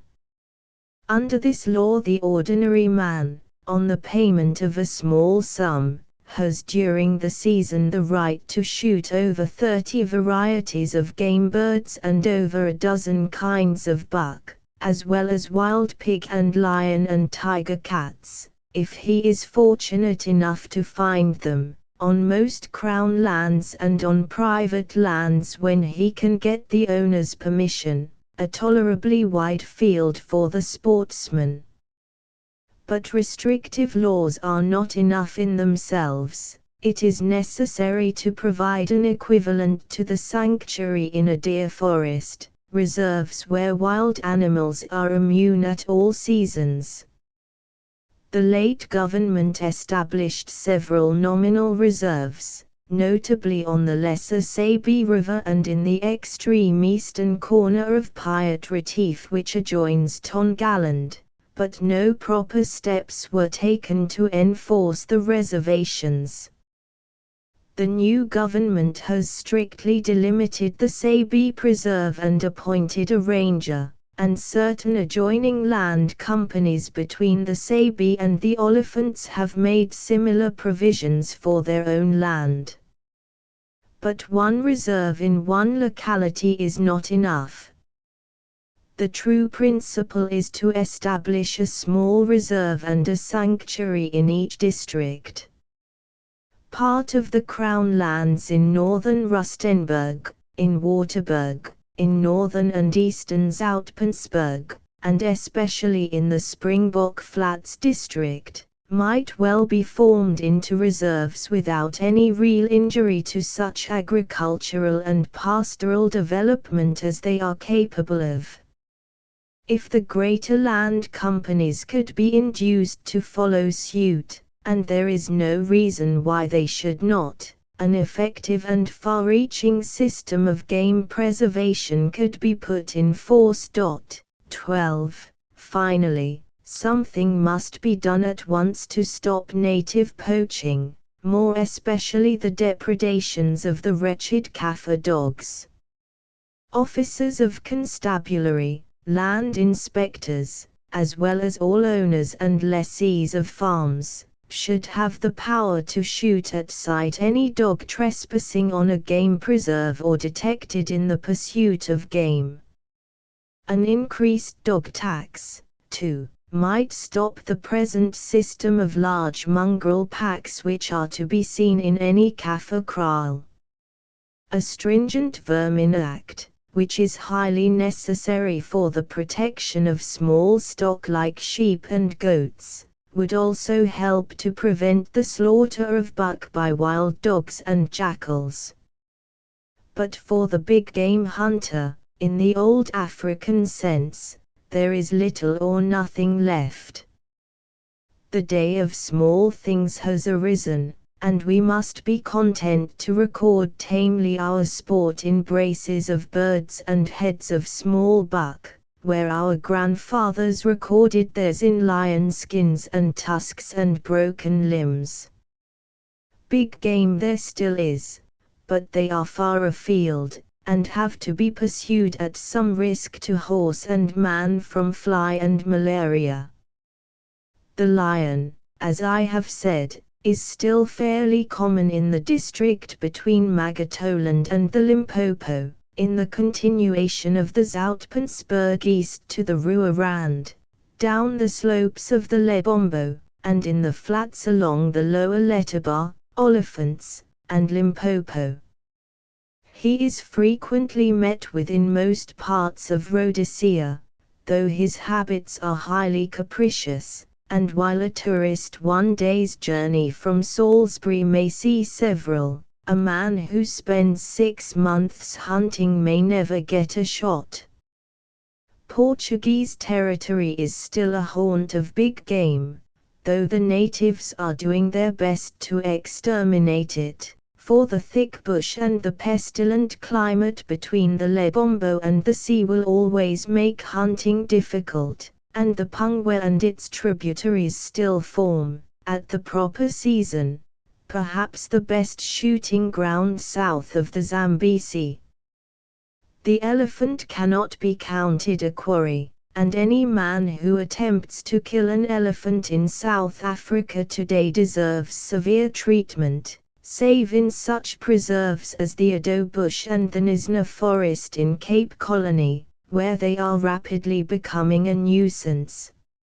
A few head of buffalo still survive, in spite of rinderpest, in the extreme eastern Transvaal, as well as in Portuguese territory, and the eland, that noblest and largest of buck, is found along the Portuguese border. Report has it that in some of the Drakensberg kloofs between Bejutoland and Natal a few stray eland may also be found. The beautiful antelopes, sable and roan, the exquisite kudu, the blue wildebeest and the two hartebeests, roam in small herds on the malarial eastern flats, and a few giraffe are reported from the same neighborhood. The gemsbok, with his lengthy taper horns, has long been confined to the remote parts of the Kalahari. A big game expedition will, therefore, in a few years' time still be a possibility in Central South Africa, and with judicious management it may long remain so, for those who can afford the time and the not inconsiderable expense. The best place must remain the country between the Lebombo and the Drakensberg, and north from the Olifants to the Limpopo. Eastern Mashonaland, the Kalahari, and the Pungwe district will be available for those who care to go farther afield. The venue must be chosen according as a man proposes to hunt on horse or on foot. Both forms of sport have their attractions. On the great open flats of the Kalahari and Rhodesia no sport in the world can equal the pursuit of big game with a trained horse, the wild gallop, stalking, so to speak, at racing speed, the quick dismounting and firing, the pursuit of a maimed animal, the imminent danger, perhaps, from a charging buffalo or a wounded lion. This horseback hunting is, as a rule, pursued in a healthy country. Every moment is full of breathless excitement, and success requires a steady nerve and a sure seat. But stalking on foot in thick bush makes greater demands on bodily strength and self-possession. The country is rarely wholesome, and in those blazing flats a long daylight stalk will tire the strongest. There is more need, too, for veldcraft, and an intimate knowledge of the habits of game, and when game is found, there is more need for a clear eye and a steady pulse, for a man hunting in veldskoen and a shirt is pretty well at the mercy of a mad animal. But in both forms of sport there is the same lonely freedom, the same wonderful earth, and the same homely and intimate comforts. No man can ever forget the return, utterly tired, in the cool dusk, which is alive with the glimmer of wings, and the sight of the wagon lantern and the great fire at which the boys are cooking dinner. A wash and a drink, indispensable after a hot day lest a man should overstay his appetite, and then a hunter's meal, which tastes as the cookery of civilization seldom tastes.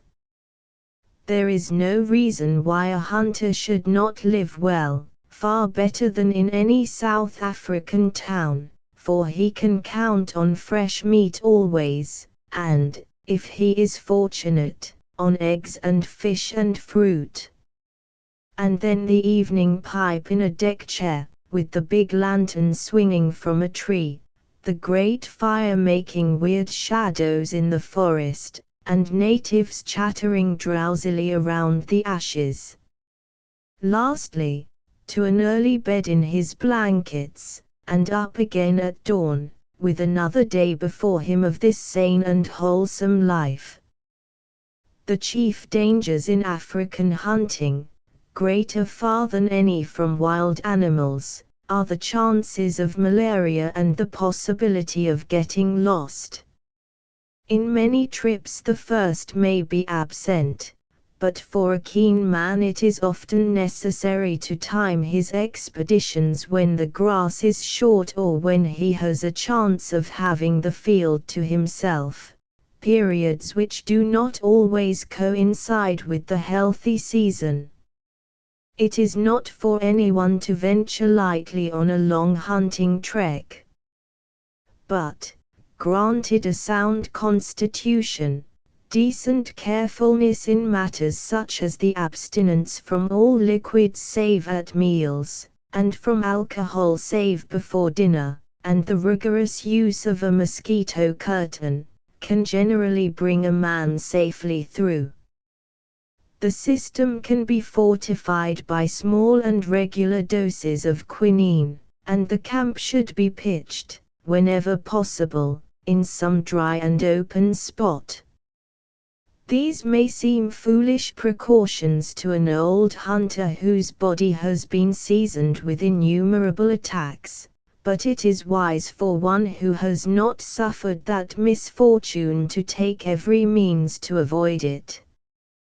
To be lost in the bush is an accident which every man is horribly afraid of, and which may happen any day even to the most cautious, unless he has gone far in the curious lore of the wilds.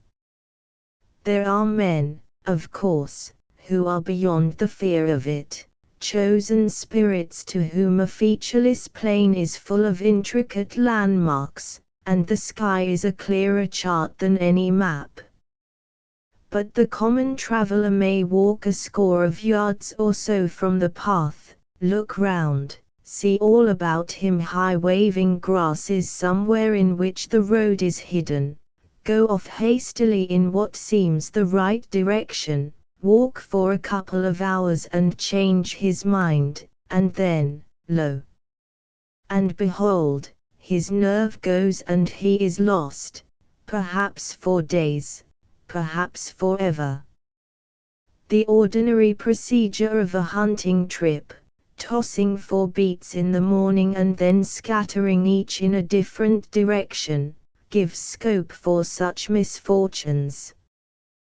The safest plan is, of course, never to go out without a competent native guide, and, where this precaution is out of the question, the next best is to rely absolutely on some experienced member of the party who can follow spoor, sit down once you have lost your bearings, and wait till he finds you. A time is fixed after which, if a man does not return, it is presumed that he is in difficulties, and a search party is sent out. And naturally it saves a great deal of trouble if a man does not confuse the searchers by constantly going back on his tracks. If the hunter is on horseback he can try trusting his horse, which is said, I have happily never had occasion to prove the truth of the saying, to be able on the second day to go back to its last water. The whole hunting veldt is full of gruesome tales of men utterly lost or found too late, and most hunting parties in flat or thickly wooded country come back with a wholesome dread of the mischances of the bush. For the man who has little time to spare there remain the smaller buck. And such game is not to be lightly despised. The commonest and smallest are the little duiker and steinbock, shy, fleet little creatures which give many a sporting shot and make excellent eating. I suppose there are few farms in any part of South Africa without a few of them, and in some districts they are nearly as common as hares on an English estate. The springbok, a true gazelle, is more local in his occurrence, though large herds still exist in Cape Colony and parts of the Orange River Colony.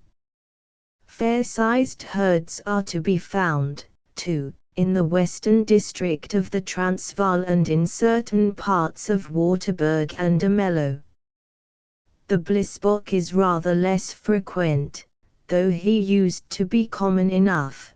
But there are numerous small herds in various parts of the country. These 4 varieties are the standby of South African shooting, other buck are to be sought more as trophies than in the ordinary way of sport. The water buck, with his handsome head, and extremely poor venison, is common along all the subtropical and tropical rivers, but to shoot him requires a certain amount of trekking. So with the reed buck, who haunts the same localities, though he is still found in places so close to the high veld as the southern parts of Marokko and the Amsterdam district in the east. The beautiful impala, with his reddish coat and delicately notched antlers, is the commonest buck in the Sabi game preserves, and extends over most of the bush veld, as well as parts of Waterberg and a few farms in the southeast. The klipspringer is found on all the slopes of the Great Eastern Range of mountains, and is very common on the natal side of the Drakensberg. He is a beautiful and difficult quarry, having a chamois-like love of inaccessible places, and being able to cover the most appalling ground at racing speed. The Valrebok and the Ruarebok are found in small numbers in the same localities, and the latter is also fairly common in the wooded hills around Zeerust. Both the bush pig and the warthog are plentiful in the bush veld, and on the slopes of the eastern mountains. Finally, the bush buck, one of the most beautiful, and, for his size, the fiercest of all buck, is widely distributed among the woods of Cape Colony and Natal, and in the belts of virgin forest which extend with breaks from Swaziland to Zoutpansberg. Living in the dense undergrowth, he has been pretty well out of the way of the hunter who killed for the pot. He is an awkward fellow to meet at close quarters in a bad country, for, when wounded, he will charge, and his powerful horns are not pleasant to encounter. There have been several cases of natives, and even of white men, who have died of wounds from his assaults. His elder brother, the Inyala, does not, so far as I know, appear south of the Limpopo. The favorite South African method of shooting such game as the springbok is by driving him with an army of native beaters downwind against the guns. In an open country, buck can be stalked on horseback or ridden down in the Dutch fashion of brand. Elsewhere, stalking on foot is the only way, a difficult matter unless the hunter knows the habits and haunts of the game. South African shooting seems hard at first to the newcomer, partly from the difficulty of judging distances in the novel clearness of the air, partly from the shyness of game, which often makes it necessary to take shots at a range which seems ridiculous to one familiar only with Scots deer stalking, and partly from the extraordinary tenacity of life which those wild animals show. 13. Limiting the choice of marks to a very few parts of the body. But experience can do much, and in time any man with a clear eye and good nerve may look for reasonable success. As has been noted in a former chapter, the best shots in the country, with a few exceptions, are to be found among English immigrants and colonists of English blood. It is a kind of shooting which seems incredible at first sight to the ordinary man from home. I have known such a hunter to put a bullet at over 100 yards through the head of a kern, a bird scarcely larger than a blackcock, a feat which might be set down to accident were it not that the same man was accustomed to shoot small buck running at 200 yards with remarkable success. I should be very sorry to wage war against a corps of sharpshooters drawn from old African hunters.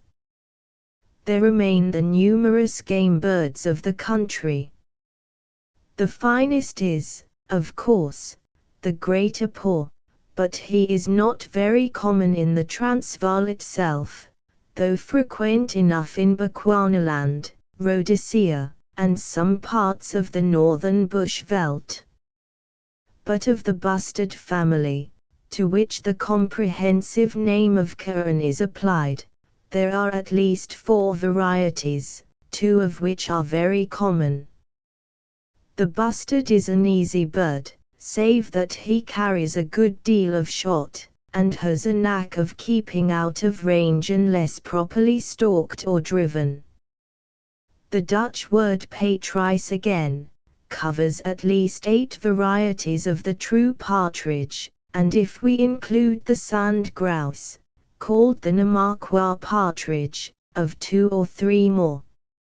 None of the South African partridge tribe are equal to their English brothers, but there is no reason why the English bird should not be introduced, and thrive well, and indeed experiments in this direction are being made. There are 3 birds which the Dutch call pheasant, 2 of them francolins and 1 the curious de carp, birds which have few of the qualities of the English pheasant, but which are strong on the wing, offer fair shots, and make excellent eating. Quail are found at certain seasons of the year in vast quantities, and give good sport with dogs, but to my mind the finest South African bird, excepting of course the greater paw, is the guineafowl, which the Dutch call by the quaint and beautiful name of taal. There are 2 varieties, fairly well distributed, the ordinary crested, Numida coronata, and the blue-headed, Numida aedwadi. In parts of the Bushveld they may be seen roosting at night on trees so thickly that the branches are bent with their weight. When pursued in broken country, what with dodging among stones and trees and his short unexpected flight, the guineafowl offers some excellent shooting, and as a table bird he is not easy to beat.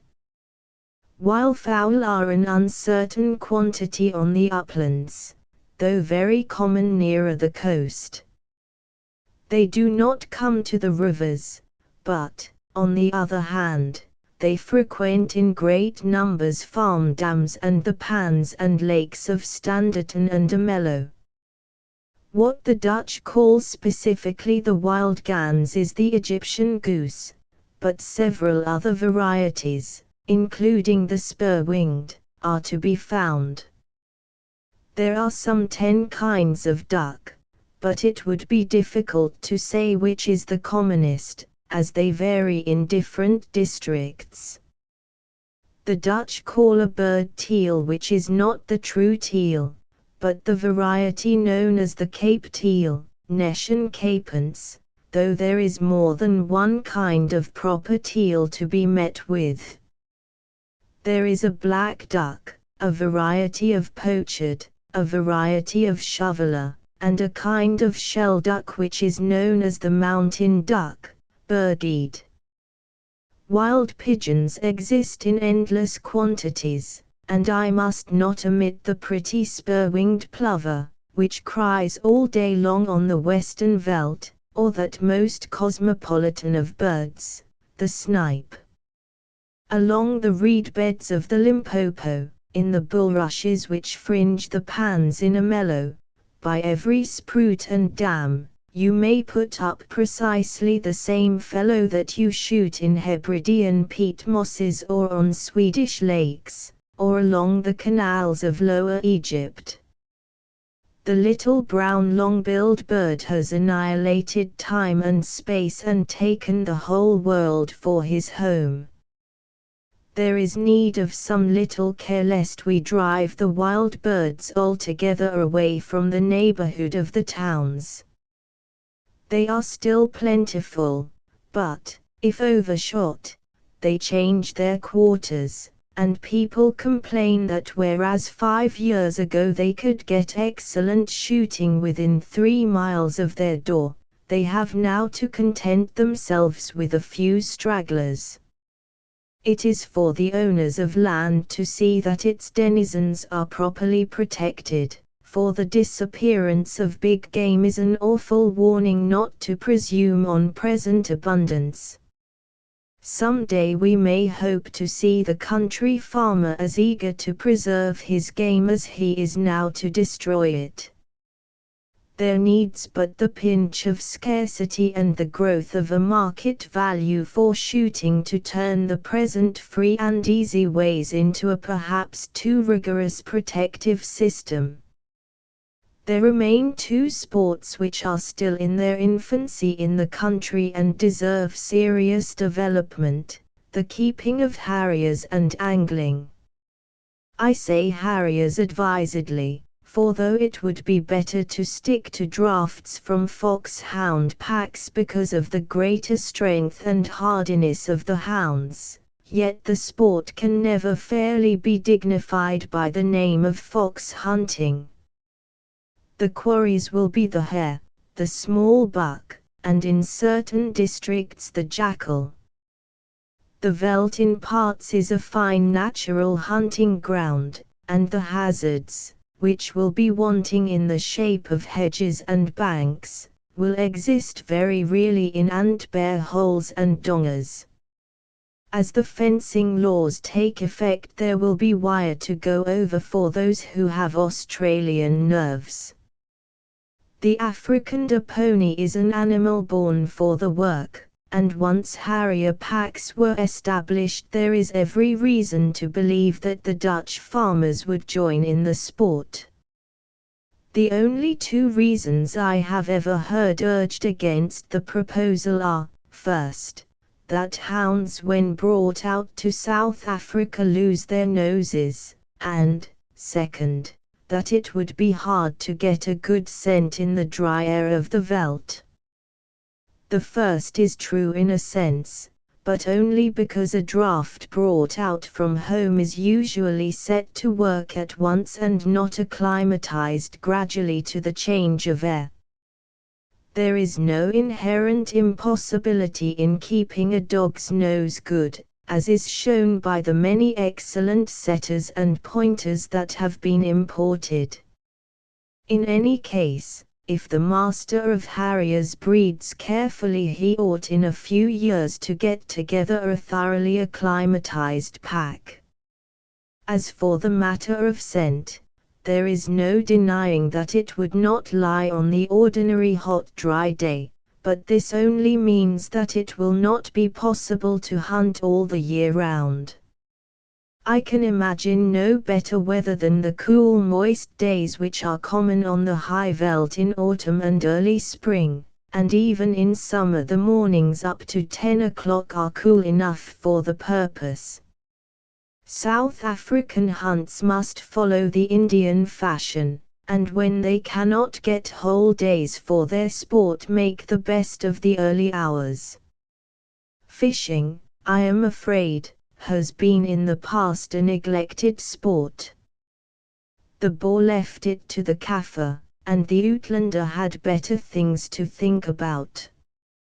Had the land possessed any native fish of the type of the American brook trout or the landlocked salmon, perhaps it would have been different, but in the high veldt streams the only notable fish are two species of carp, known as yellowfish and whitefish, which run from £2 to £6, and the barbel, which may weigh anything up to £30. 14.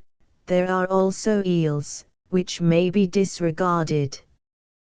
I do not think these South African fish are to be despised, for though they may be dead-hearted compared with a trout or a salmon, they give better sport than English coarse fish, and the barbel is quite as good as a pike. The ordinary bait is mealie meal paste, a locust or any kind of small animal, a phantom minnow, and even a piece of bright rag. I have known both kinds of carp take a brightly colored sea trout fly, and give the angler a very good run for his pains. But the great South African fish is the tiger fish, confined, unhappily, to subtropical rivers and malarial country. He is not unlike a trout in appearance, save for his fierce head, which suggests the Samofa rocks. In any of the eastern rivers, Limpopo, Letaba, Olifants, Sabi, Crocodile, Komati, Ujuchu, Umpiluzi, he is the chief, indeed, so far as I could judge, the only fish, and he is one of the most spirited of his tribe. He will readily take an artificial minnow, and also, I am told, a large salmon fly, but the tackle must be at least as strong as for pike, for his formidable teeth will shear through any ordinary casting line. His average weight is perhaps about 10 pound, though he has been caught up to 30 pound, but it is not his size so much as his extraordinary fierceness and dash which makes him attractive. When hooked he leaps from the water like a clean salmon, and for an hour or more he may lead the perspiring fisherman as pretty a dance as he could desire. If anyone is inclined to think angling a tame sport, I can recommend this experiment. Let him go out on some river like the Komati on a stifling December day, when the sky is brass above and not a breath of air breaks the stillness, in one of the leaky and crazy cobbles of those parts. Let him hook and land a tiger fish of 20 pound, at the imminent risk of capsizing and joining the company of the engaging crocodiles, or, when he has grasped the fish, of having a finger bitten off by his iron teeth, and then, I think, he will admit, so far as his scanty breath will allow him, that an hour's fishing may afford all the excitement which an average man can support. So much for the fish of the country. But Central South Africa affords a magnificent field for the introduction and acclimatization of the greatest of sporting fish. Ceylon and New Zealand have already shown what can be done with the trout in new waters, and in Cape Colony and Natal the same experiment has been made with much success. The high veld is only less good than New Zealand as a home for trout. To be sure, there is no snow water, but there is the next best thing in water whose temperature varies very little all the year round. The ordinary sluggish spruits are of course unsuitable, but the mountain burns in the east and north are perfect natural trout streams, with clear cold water, abundant fall, gravel bottoms, and all the feeding which the most gluttonous of fish could desire. The Transvaal Trout Acclimatization Society, founded in Johannesburg in 1902, has established a hatchery on the Moo River above Potchefstroom, and is making the most praiseworthy efforts, by the creation of local committees, to excite a general interest in the work throughout the country. It will still be some years before any trout stream can be stocked and thrown open to anglers, but there is no reason why in time there should not be one in most districts. The Moo and the Klip rivers near Johannesburg, the Magalies and the Hex rivers in Rustenburg, the Upper Malmany in Lichtenburg, every stream in Magatoland and the Woodbush, the torrents which fall from Lydenburg into the flats, and all the many mountain streams which run into Swaziland from the high veld, may yet be as good trout waters as any in Lochaber. The rainbow and the Loch Leven trout will be the staple importation, but in some of the larger streams experiments might be made with the American Wannanish and the Danubian Buchan.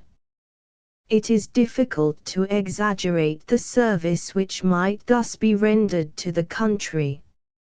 If in the dams and streams within easy distance of the towns a sound form of sport can be provided at reasonable cost, the first and greatest of the amenities of life will have been introduced. At present on the Rand there are no proper modes of relaxation. Most men work till they drop, and then take their jaded holiday in Europe. Yet how many, if they had the chance, would go off from Saturday to Monday with their rods, and find by the stream side the old healing quiet of nature? There is a future for South African sport if South Africa is alive to her opportunity. It is a country of sportsmen, and sport with the better sort of man is a sound basis of friendship. Game preservation societies are being started in many districts, and when we find the two races united in a common purpose, which touches not politics or dogma but the primitive instincts of humankind, something will have been done towards unity. The matter is equally important from the standpoint of game protection. The private landowner can do more than the land company, and the land company can do more than the government, towards ensuring the future of sport.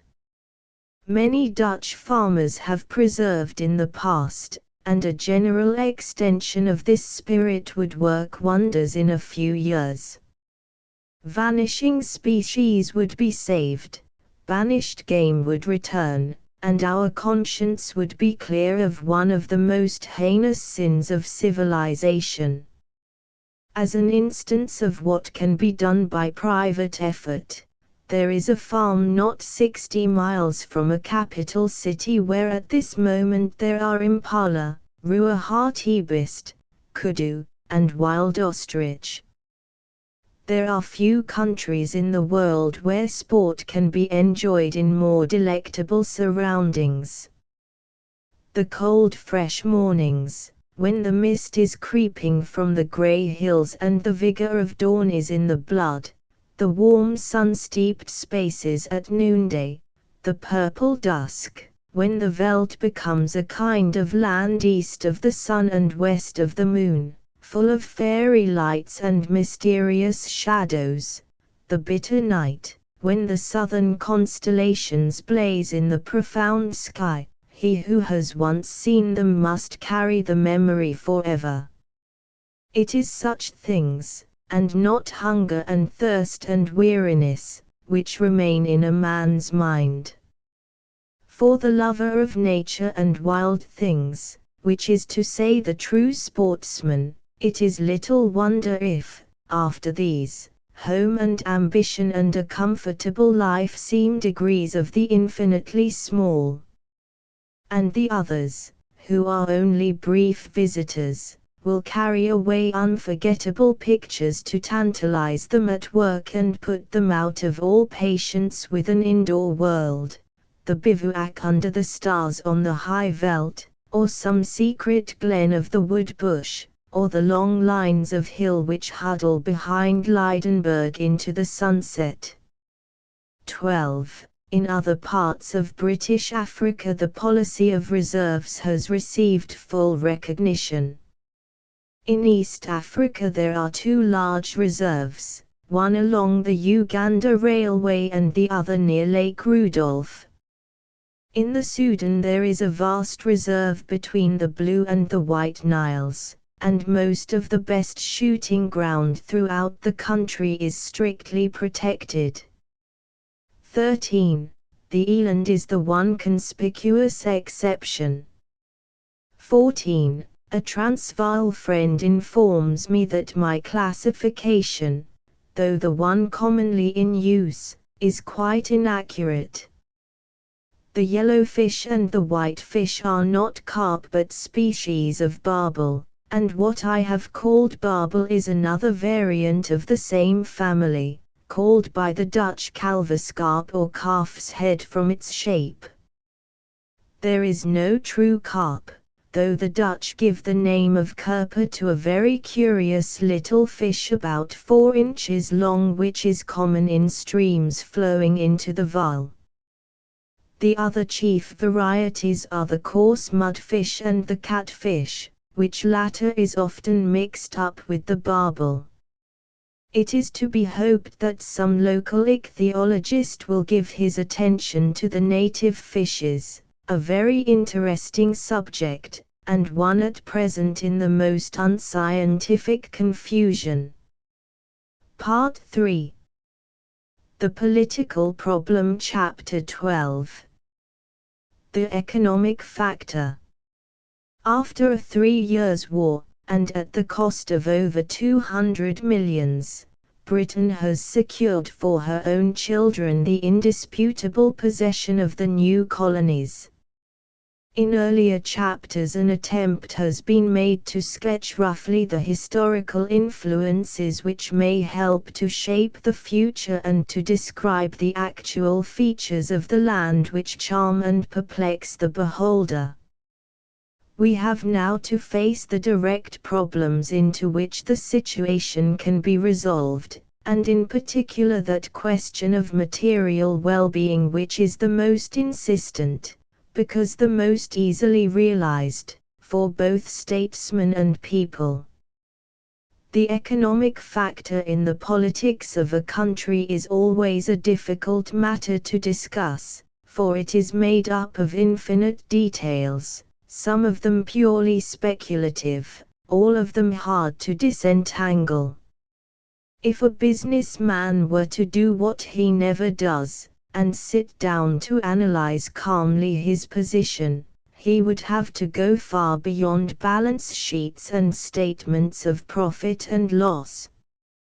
He would be compelled to look into the social and economic conditions under which he lived. He would have to estimate rival activities and forecast their development, the money market, rates of exchange, the nature of the labor supply, the effect of political and social movements, even such matters as his own bodily and mental health, and his standing among his fellows, would properly make part of the inquiry. With the private individual the analysis would be ridiculous, because the component parts are too minute to realize, but with a nation, where the lines are broader, some stock-taking of this kind is periodically desirable. But in spite of, or because of, the complexity of the inquiry, the human mind is apt to complicate it needlessly by running after side issues and losing sight of the main features of the problem. The economic position of a country embraces in a sense almost every detail of human life, but there is no reason why the mass of detail should be allowed to get out of focus and obscure the synthesis of the survey. Provided we remember that the economic factor is not correctly estimated by looking only at revenue and expenditure, imports and exports, and fiscal provisions, we may safely devote our energies to steering clear of the labyrinth of secondary detail in which the ordinary statistician would seek to involve us. In the following pages it is proposed to confine the survey to what appear to be the main features of a complex question. It would be vain to embark on speculations as to the payable or in the ground, market forecasts, suggestions for new industries, and the many hints towards a reformed fiscal system with which local and European papers have been crowded. It is sufficient to note the existence of such questions. The materials for a true understanding of the South African economy are not to be found in them. In particular, it is proposed to avoid needless statistics, which, apart from the fact that they are often inaccurate and partisan, are the buttress of that particularist logic which is the foe of true reason. Two questions may be taken as the general heads of our inquiry. First, wherein consists the wealth of the land, actual and potential? And, secondly, how best may that wealth be maintained and developed for the national good? The cardinal economic fact is the existence of gold as it is found in no other country, not in casual pockets and reefs, but in quantities which can for the most part be accurately mapped out and valued months and years before it is worked. Gold which is mined not as an adventure, but as an organized and stable industry. The main reef formation extends for 62 miles, from Randfontein to Holfontein, 15, but 3/4 of the gold mined has been produced in the central section, which is only some 12 miles long. In 1886 the district was proclaimed a public gold field, and since that day ore worth nearly 100 million sterling has been extracted. The development took place in spite of difficulties which vastly increased the working costs. The dynamite and railway monopolies, the heavy expense of the transit of machinery from the coast, the absence of subsidiary local industries to feed the gold industry, forced the work into the hands of a small circle of rich firms who could provide the large capital and face the heavy risks of a new enterprise. It is clear, therefore, that mining on the Rand, while a notable enterprise, has necessarily been a slow one, since the two natural factors, the amount of gold in the soil and the labor of working it, have been complicated by many artificial hindrances.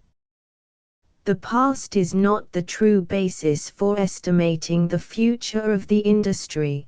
The proper premises for a forecast are the two natural factors, the quantity of gold in the earth and the normal cost of winning it.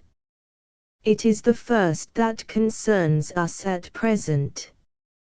All estimates must be merely conjectural, and can be used only with the greatest caution. But in the multitude of conjectures there may be such a consensus of opinion as to ensure us a fair certainty that this or that is the view of those who are best fitted to judge.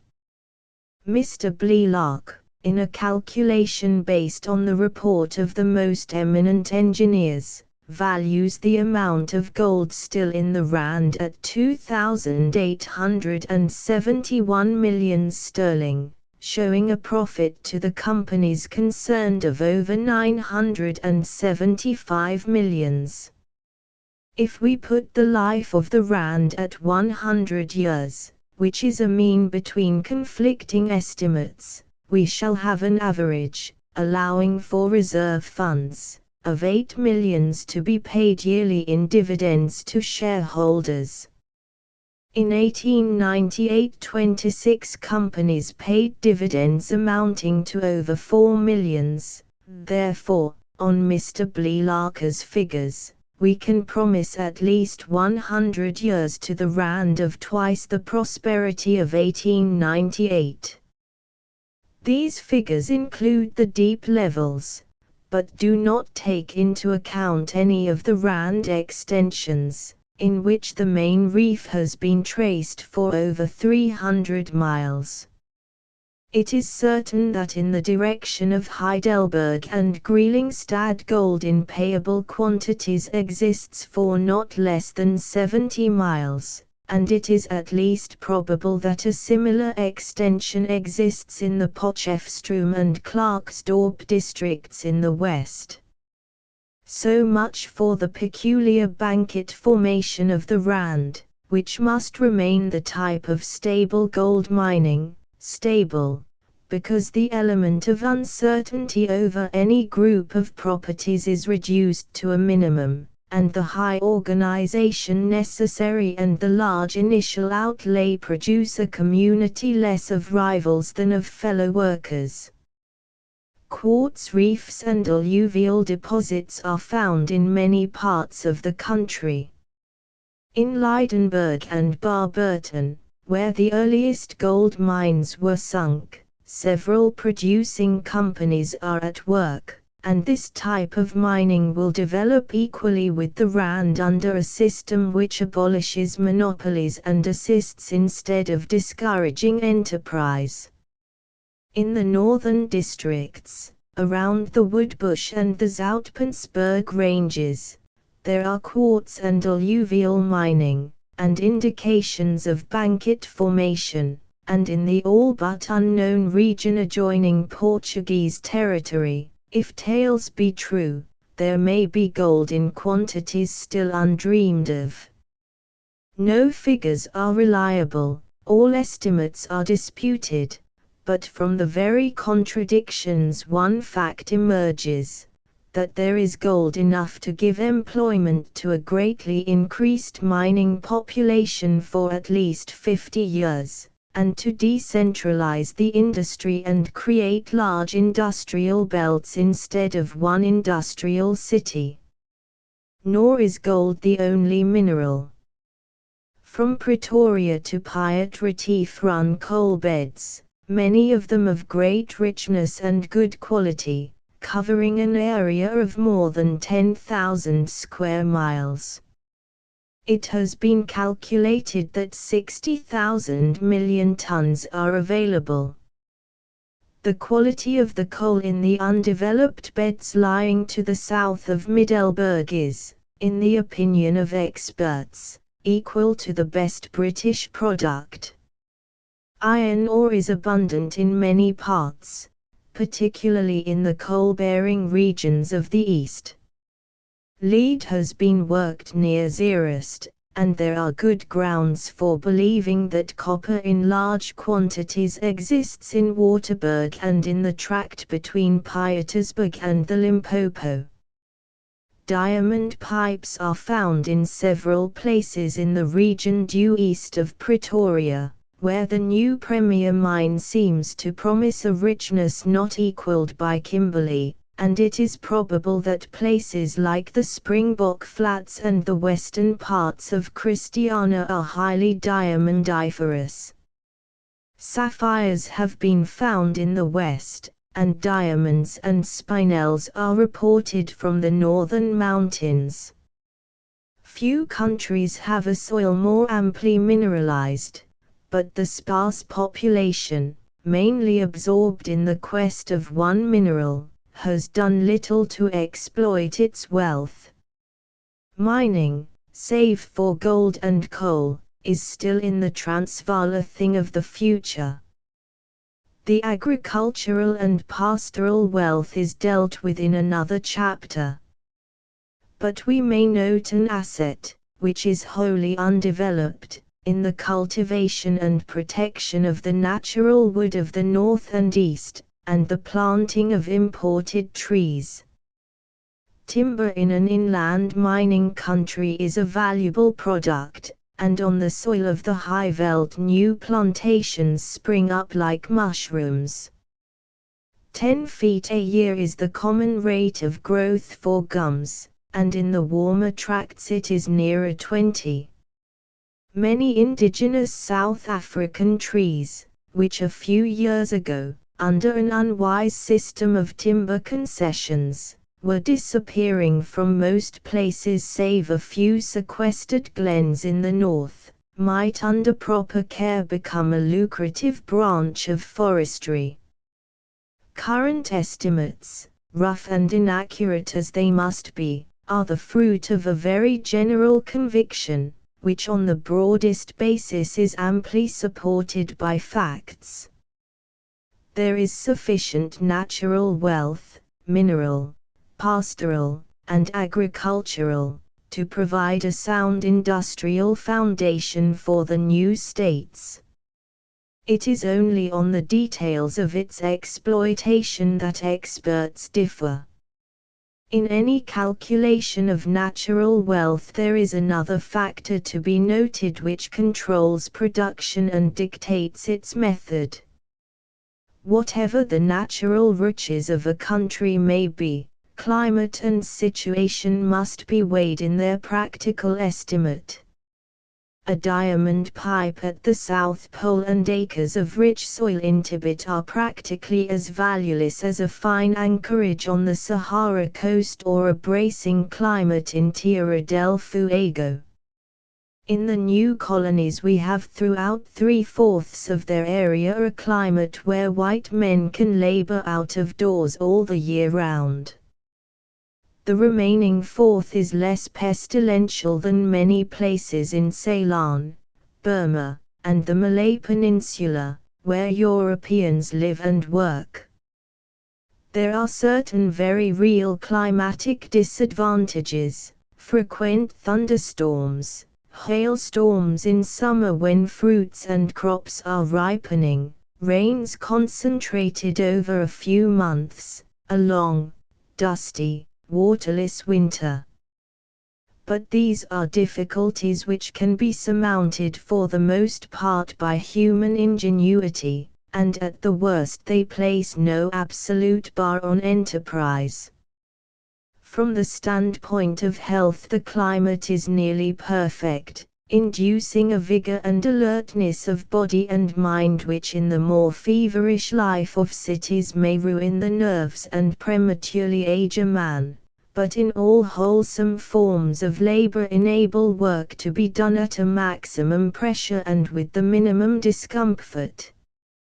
In valuing, therefore, the natural assets of the new colonies, we need write off nothing for climatic hindrances. The situation is a more doubtful matter. They pay for their freedom from the low heats of the coast by the absence of private outlets for trade and the consequent difficulties which all people must meet who have to hire others to do their shipping and carrying. It is not the difficulty of Missouri or Ohio or other inland states in one territory, but of separate peoples, with interests often conflicting, who have to submit to weary customs and railway arrangements before their outlet can exist. This is one, perhaps the only, genuine natural limitation which all schemes of economic development must take account of. The country is not new, and therefore in sketching its natural wealth we do not exhaust the preliminaries of the question. There are ready-made industrial conditions to be considered which may modify our estimate of the initial equipment. Such are the commercial structures already built up in the great commercial center, which for this purpose represents the new colonies, the nature and future of the labor supply, the existing markets, the already prepared means of transit. The gold industry, as was to be expected from its nature, has fallen into the hands of a few houses. 8 great financial groups control the wealth of the Rand. The Eckstein Group alone has interests which might be capitalized at 70 millions, the Consolidated Gold Fields at about 30 millions. The reason for this state of affairs is obvious. Gold mining in the Rand fashion is a costly business, and altogether beyond the reach of the small man. Claims were bought up by the financiers who were first in possession, and, since they were able to hold and develop, the entry of other financial houses has been blocked. But the great mining firms do not confine their activity to gold. They own millions of acres of land throughout the country, and many valuable building sites in the towns. Originally, doubtless, land was bought purely as a mining speculation, but they are not slow, in the absence of minerals, to make out of it what they can. These rand houses are the bugbear of a certain class of politician. The rand is closed to the small man, so runs the cry. A system of trusts is being created. In a little while the country will be under the iron heel of a financial ring. It is assumed that the mining firms will turn their attention to ordinary commerce, and oust the independent trader and cultivator and the small manufacturer. Certain trading experiments by some of the chief houses, and an attempt to grow food supplies for their own employees, give a certain support to the forecast. If the trust system in its American form were ever to become a reality in South Africa, the obvious and infallible checks against too wide an expansion would arise there as elsewhere. A trust can only exist in full strength under its originators. There can be no apostolic succession in trust management. The second or the third generation must be on a lower scale, and the great fabric will crumble. A huge combination can only be maintained by perpetual energy and ceaseless labor, and, like the empire of Charlemagne, it will dwindle under a successor. A trust can be created but not perpetuated. No group of directors, no paid manager, can maintain the nicety of judgment and the sleepless care which alone can preserve from decay an artificial structure imposed upon an unwilling society. But in the case of the new colonies there are special reasons which make this development highly improbable. A trust flourishes only on highly protected soil, and free trade must long be predominant in the Transvaal. Again, while there can never be a trust in gold, the market being unlimited and beyond any possibility of control, gold mining must remain the chief interest for any group of firms who desired to establish a trust in other commodities. Now gold mining is 1/3 an industry and 2/3 a scientific inquiry. An ordinary trust is concerned less with production than with the control of the markets and the methods of distribution. But all progress in rand mining depends on nice and speculative scientific calculation. To reduce the working costs by improved appliances, so that ore of a low grade may become payable, is so vital a matter with every great firm which is concerned in gold mining, that the commercial or trust side, which must be concerned not with gold but with other forms of production, is not likely to be given undue prominence. Human capacity is limited, and no man or body of men can meet these two very different classes of problems at the same time. The experiments of mining firms in other trades have been due far more to the immense cost of imports and the absence of subsidiary industries than to a Napoleonic desire for consolidation. There is room, abundant room, in the Transvaal for ironworks and factories, for the private trader and the independent farmer, and the bogey of the great houses resolves itself in practice into little more than a stimulating example in progressive business methods. The foregoing remarks do not, however, touch the question whether or not the gold industry is to remain a preserve of a few groups. If it is, there can be little real objection. The market for gold can never be controlled like the diamond market, and there is small fear of a gold mining De Beers dictating to the world. Moreover, the great groups are not static but mobile, constantly dividing and subdividing, throwing off subsidiary companies and adding new ones, no more monopolists than the cotton spinners of Manchester or the shipbuilders of Glasgow. The fact remains that they own most of the mining rights in the country, and all development must lie very much in their hands. The owner of the minerals on a farm in Potchefstroom is at liberty to form a company and work them himself. But the case will be uncommon, since the bulk of the mineral rights are already absorbed, and, on the rand system of mining, an unknown adventurer would have difficulty in raising the large initial capital. It is only in this sense that there is any meaning in the charge of monopoly.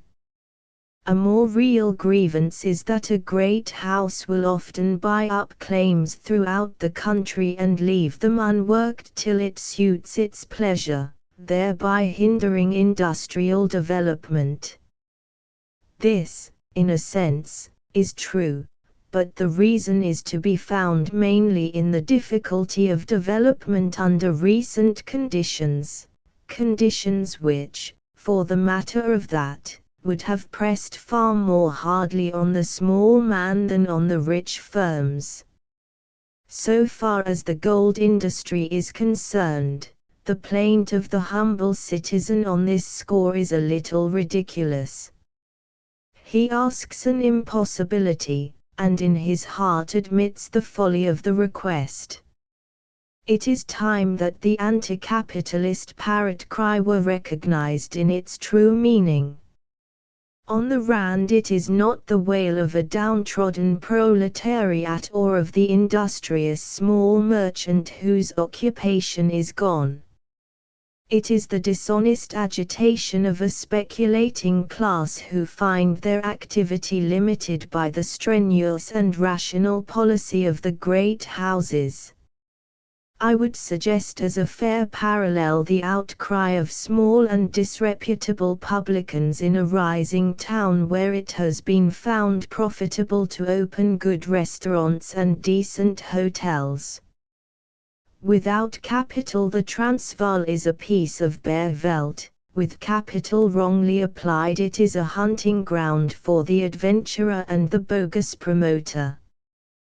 The gold industry depends on capital, because only capital combined with intelligence and patience could have raised it from a speculation to an industry. But facts are the most eloquent form of apologetics. At the moment over 30 millions have been spent on development by producing companies, leaving out of account the large administrative and office expenses. How much has been spent in the same way on mines which have not reached the producing stage it is impossible to say, but the figure must be very large. To start an ordinary deep-level mine costs nearly $1 million before any profits are made. Surely it is right to see in an organization which is prepared to face such an outlay some qualities of courage and patience. It is possible that the great houses may find themselves in conflict with the best public opinion on certain matters before the day is done. But it is well to recognize that the very existence of an industrial population is due to capital wisely and patiently used by the strong men who were the makers of the country. Last in our calculation of assets comes the existing or accessible machinery of exploitation and production, the labor supply, the means of transit, the available markets. The first is a complicated matter on which it is hard to dogmatize. For some months it has been the most strenuously canvassed of South African problems. On its solution depends without doubt not only the future prosperity but the immediate insolvency of the country. And at the same time, being bound up more than other economic questions with far-reaching political interests, its solution has become less a commercial adjustment than a piece of national policy. As was to be expected in this kind of discussion, the true issues have been habitually obscured. The antithesis is not between labor and no labor, but in one aspect between the cheap, unskilled native and the dear, more highly skilled white, and in another between a limited supply, which means the curtailment of enterprise, and an unlimited supply, even of a lower quality, which would allow full development. Again, the antithesis is not absolute, as has been often assumed. The true solution may lie in a compromise, a delicate cutting of the coat to suit the particular cloths employed in its making. It is almost entirely a mining question. In most other industries the work can be done by white men with the assistance of a few natives. In agriculture, as things stand at present, sufficient native labor can be procured, and under an improved system of taxation the supply might be largely increased, within limits. The demand in agriculture should diminish rather than increase, save in the tropical and subtropical regions, where native labor is always plentiful.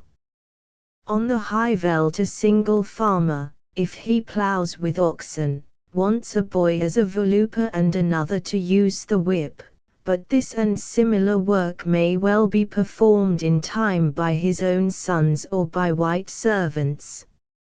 Railway construction will draw heavily on the supply, but its requirements are, after all, limited and small in comparison with the immense needs of the mines.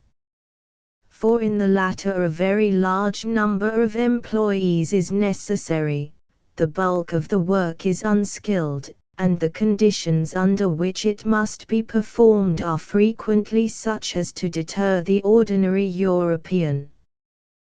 The case is not quite that of labor in the West Indian plantations with which it has been compared, but there are many points of resemblance.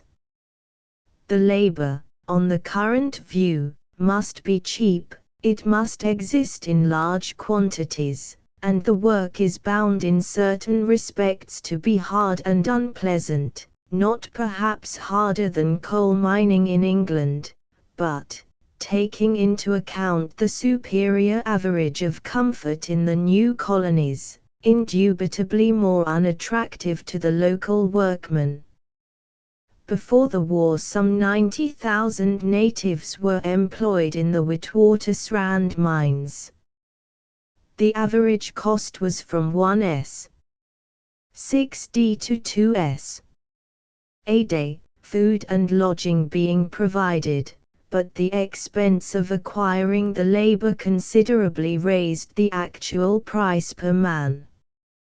The old method was by a system of touts, who were paid as much as £5 a head for their importation.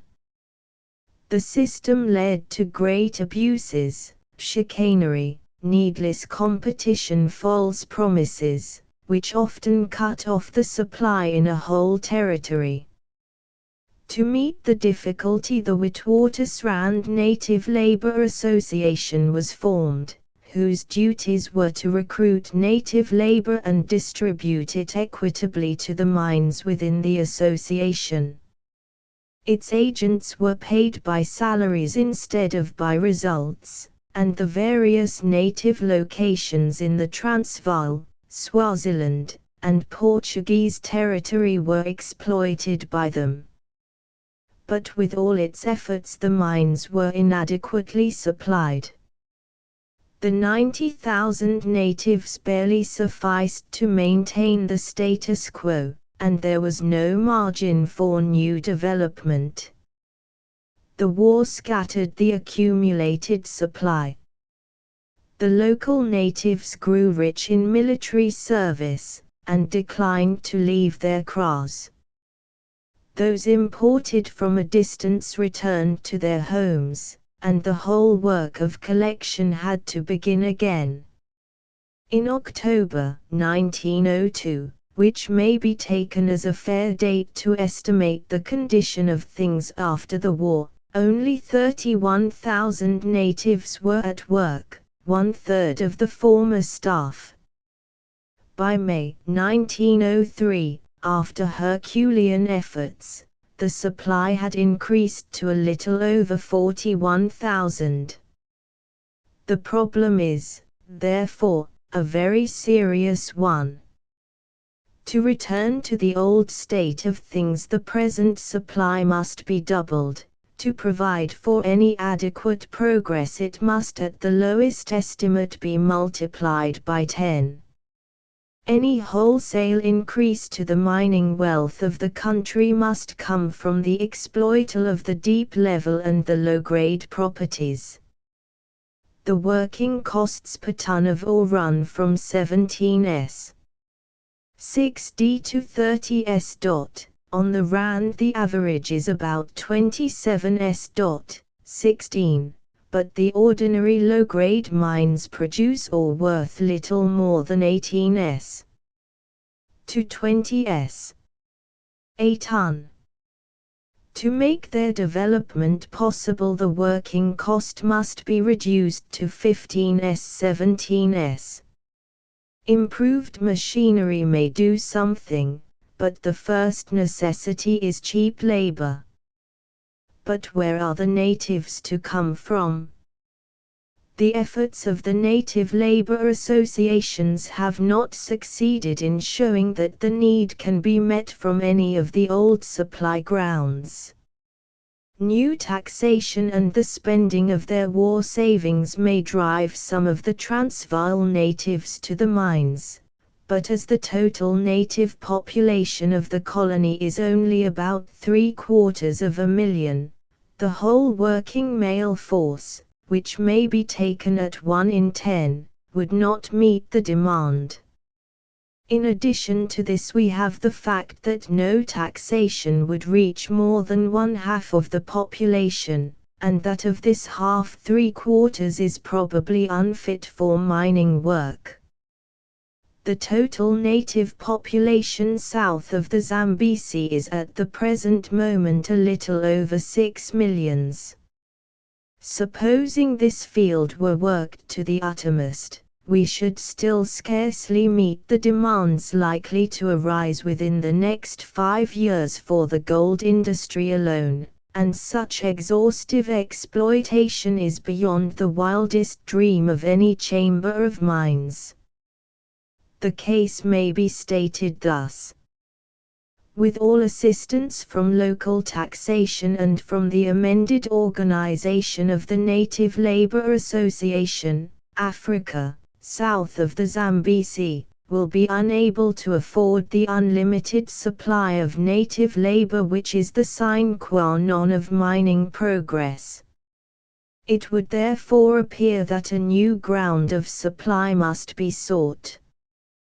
By those who admit this, and as will appear later, there are some who do not. 3 solutions have been advocated, none of which is unattended with difficulties.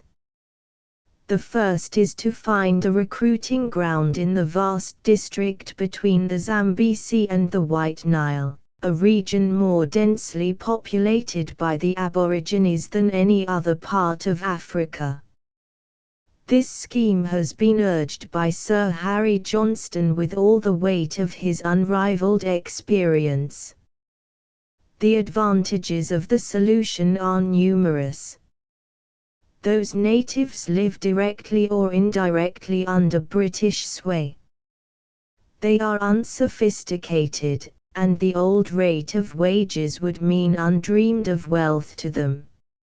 Moreover, the experiment would be of a certain assistance to Central Africa, for on their return home with their wages money would be put into circulation, the standard of living would rise, taxes would be easier to collect, and government and governed would mutually profit. On the other hand, there are very many reasons against the proposal. Uganda and Nyasaland, to take the two chief instances, are in need of labor for their own development, and will strenuously resist its exportation. Their nascent civilization will be dislocated if they are made the hunting ground of labor agents. Nor is it clear that the Central African native is suited for mining purposes, since both in constitution and the food he lives on he differs from his southern kinsman, and, in the opinion of many good authorities, his transplantation to the High Veld would mean a swollen death rate. Overtures have also been made to northern and southern Nigeria, but the answer from those territories is still more hopeless. It is too early to pronounce on the future of the Central African scheme. A fair prima facie case can be made out for its success, and the result of the first experiments has not been wholly discouraging. But in any case it is certain that from this source no unlimited or permanent supply can come. A modicum, perhaps gradually increasing, may be secured, and in this day of small things we can be thankful for any increase in native African labor. But great care is necessary in its working. There must be no hint of coercion. The native must be vigilantly looked after from the day he leaves his kraal to the day he returns at the end of his 12-months service, for the districts must be nursed, and it is on the report of the first batches that the success of the enterprise depends. The transport will cost money, but it is doubtful if it will work out at more per head than the old premium for importation. The second solution has roused a storm of opposition, and its adoption would mean the overthrow of the old economics of the mining industry. It is proposed to use Kaffirs only in the deepest levels and in work unsuited for white men, for which the present supply will suffice, and in all other tasks to employ white labor. The white workman on the Rand under present conditions will be more than 4 times as dear as the native, costing 8s. 6d as against the Kaffirs 2s. a day. Many arguments to justify the expense have been brought forward, of which the weakest is that the white man can do 4 times the Kaffir's work. In many branches of unskilled labor he can barely compete with him. The real argument is concerned with the more general aspects of the problem. In a highly organized industry there is bound to be a higher maximum efficiency and regularity from a staff of white employees, who are working intelligently to better themselves and have certain political and social interests at stake in their labor. On political grounds, again, it is most desirable, for apart from relieving the strain on congested home districts, it would provide a feeding ground for South African development, a material wherewith to colonize the wilds of the north. The sons of the white men would go out to farm and mine for themselves, and in 2 generations, when the Rand has become a normal industrial center, we should have that interchange of population between town and country which is one of the buttresses of civilization. The white labor movement has roused bitter opposition, partly from the mining houses, and to some extent from white workmen on the Rand, who wish to make a monopoly of their position. Many of the arguments against the scheme need not detain us. There is no objection to white and black labor working side by side, any more than there is an objection on a tropical fruit farm to a white man digging an orchard and a Kaffir carting manure for it, or on board ship to a white mate and a black cook being part of the same crew. The white man will have the presence of his fellows, the chance of advancement, and a higher wage to support his self-respect, which must be a brittle article indeed if it requires further strengthening. Nor is there much justification for the fears of those who see in white labor the beginning of endless labor troubles, culminating in the tyranny of the working man. The situation would be the same as in any other industrial city, as in Manchester, Sheffield, or Glasgow, where the bulk of the population are industrial employees. Strikes and lockouts will come, but it is better to have in an English city a free and vigorous English population, than to bolster up the chief industry by an exotic labor system. Besides, there is always the Kaffir as a counterfoil, a very strong argument to inspire moderation in the laborers' demands. White labor remains the ideal, the proper aim of all right-thinking men, but for the present it is more or less an impossibility. It simply does not meet the economic difficulty. Unless the mines are content to make the gran rifiuto, curtail production, and play a waiting game, a decision, as we shall see, quite as ruinous to the country as to the shareholder, cheap labor under present conditions is a sheer necessity.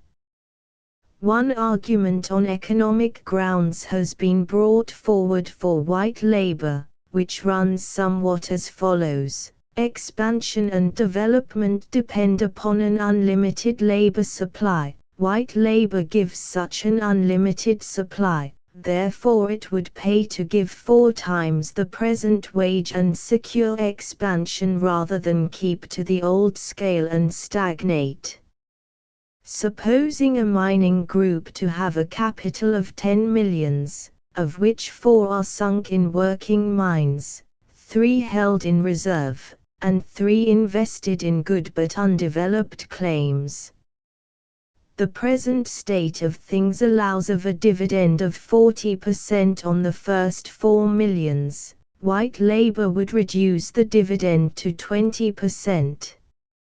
But if white labor allowed the exploital of the unworked claims, so that a dividend of 20 to 25% could be paid on the other 6 millions, it would be good business for the firm.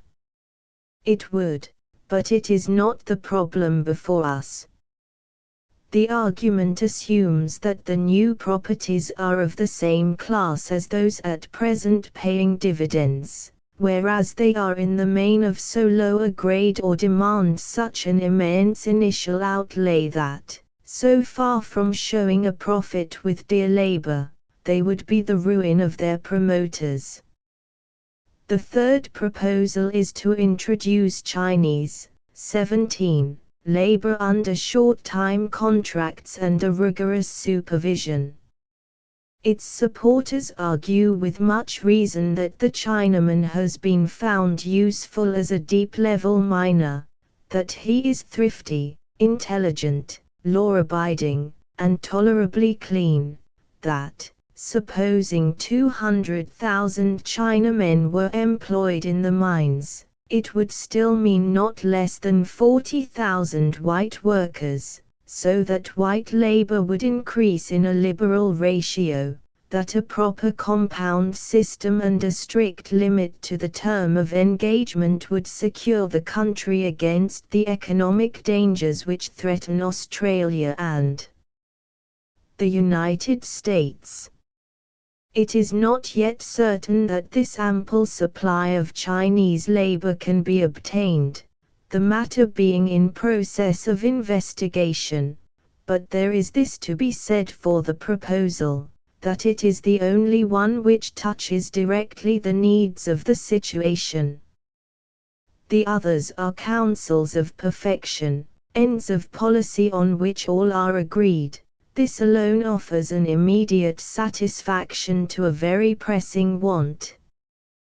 The only argument which can be brought against it is not economic, 18, but political, that its use would endanger the success of those very aims on which all are agreed.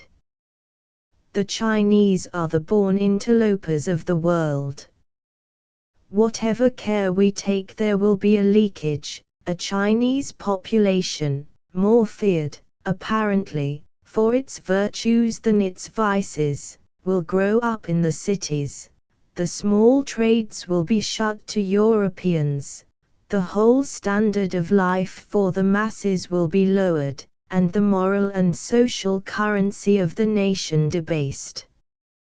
The real case, therefore, of the opponent of Chinese labor, is that it is not possible to carry out the proposed plan, that we cannot import men on a fixed contract and deport them at the end of it, that we cannot build our compound walls so high as to prevent a leakage into the outer world, that, in short, the law is too weak to do its duty. There is no difference between any of the disputants on the danger of letting the labor loose in the country, but the one side maintains that with proper precaution this peril can be averted, the other that it is like the sea when it has found an entrance into a sea wall, a little trickle which inevitably becomes a deluge. It is not a very convincing contention, though we can respect the honest political instincts which support it. Indeed, there is a touch of that familiar fallacy, the thin end of the wedge argument, which opposes an undoubtedly beneficent reform because of its possible maleficent extension. The conflict is between an instant economic need and a potential political danger, and, with all desire to move cautiously, the wisest course would seem to be to meet the one, and trust to the good sense and courage of the people to avert the other. The problem of alien labor is indeed becoming a familiar one to many crown colonies. The Colonial Office has been asked to sanction the importation of Chinamen to Ashanti, and the Rhodesian Immigration Ordinance of 1901 made the enterprise legal for Southern Rhodesia. 19. In the Transvaal there is a unique field for an experiment on sane and politic lines, and for the creation of a sound administrative precedent for other colonies to follow. There is a result, too, which may reasonably be hoped for from the provision of cheap labor which would be of direct political value. It would enable some of the smaller properties throughout the country to be worked at a profit, and so might in time redeem the gold industry from the capitalist monopoly, which it must remain under present conditions, and create a class of small mine owners, on the analogy of the small coal owners in England. There is one final argument against imported labor which demands a short notice, for it has been used by many serious men who are not given to captious objections. If we take the original capital of most mines, we shall find that it has been extensively watered, and that even on the nominal capital there is a huge appreciation. A mine, To take an extreme instance, begins with a capital of £50,000 in £1 shares. Subsequently the shareholders receive 11 £5 shares for every £1 share, making the present nominal capital £2,750,000. The quotation of those £5 shares is, say, £10, making the total capital value £5,981,250. A gold output which, under present conditions, is not sufficient to pay a fair dividend upon this capitalization, would be amply sufficient to pay a dividend on the nominal capital, and more than sufficient to pay 500% on the original capital. The question, therefore, of dividend paying is out of all relation to the actual margin of profit on the working of a mine. The deduction is that the companies have themselves to blame, and must face a depreciation in their shares, and the unfortunate investor who has bought £5 shares at £10, believing a return of 4% on his capital certain, must console himself with the reflection that every man must pay for his folly. This argument is final against any ad misericordiam plea of the companies, but it does not touch the heart of the question.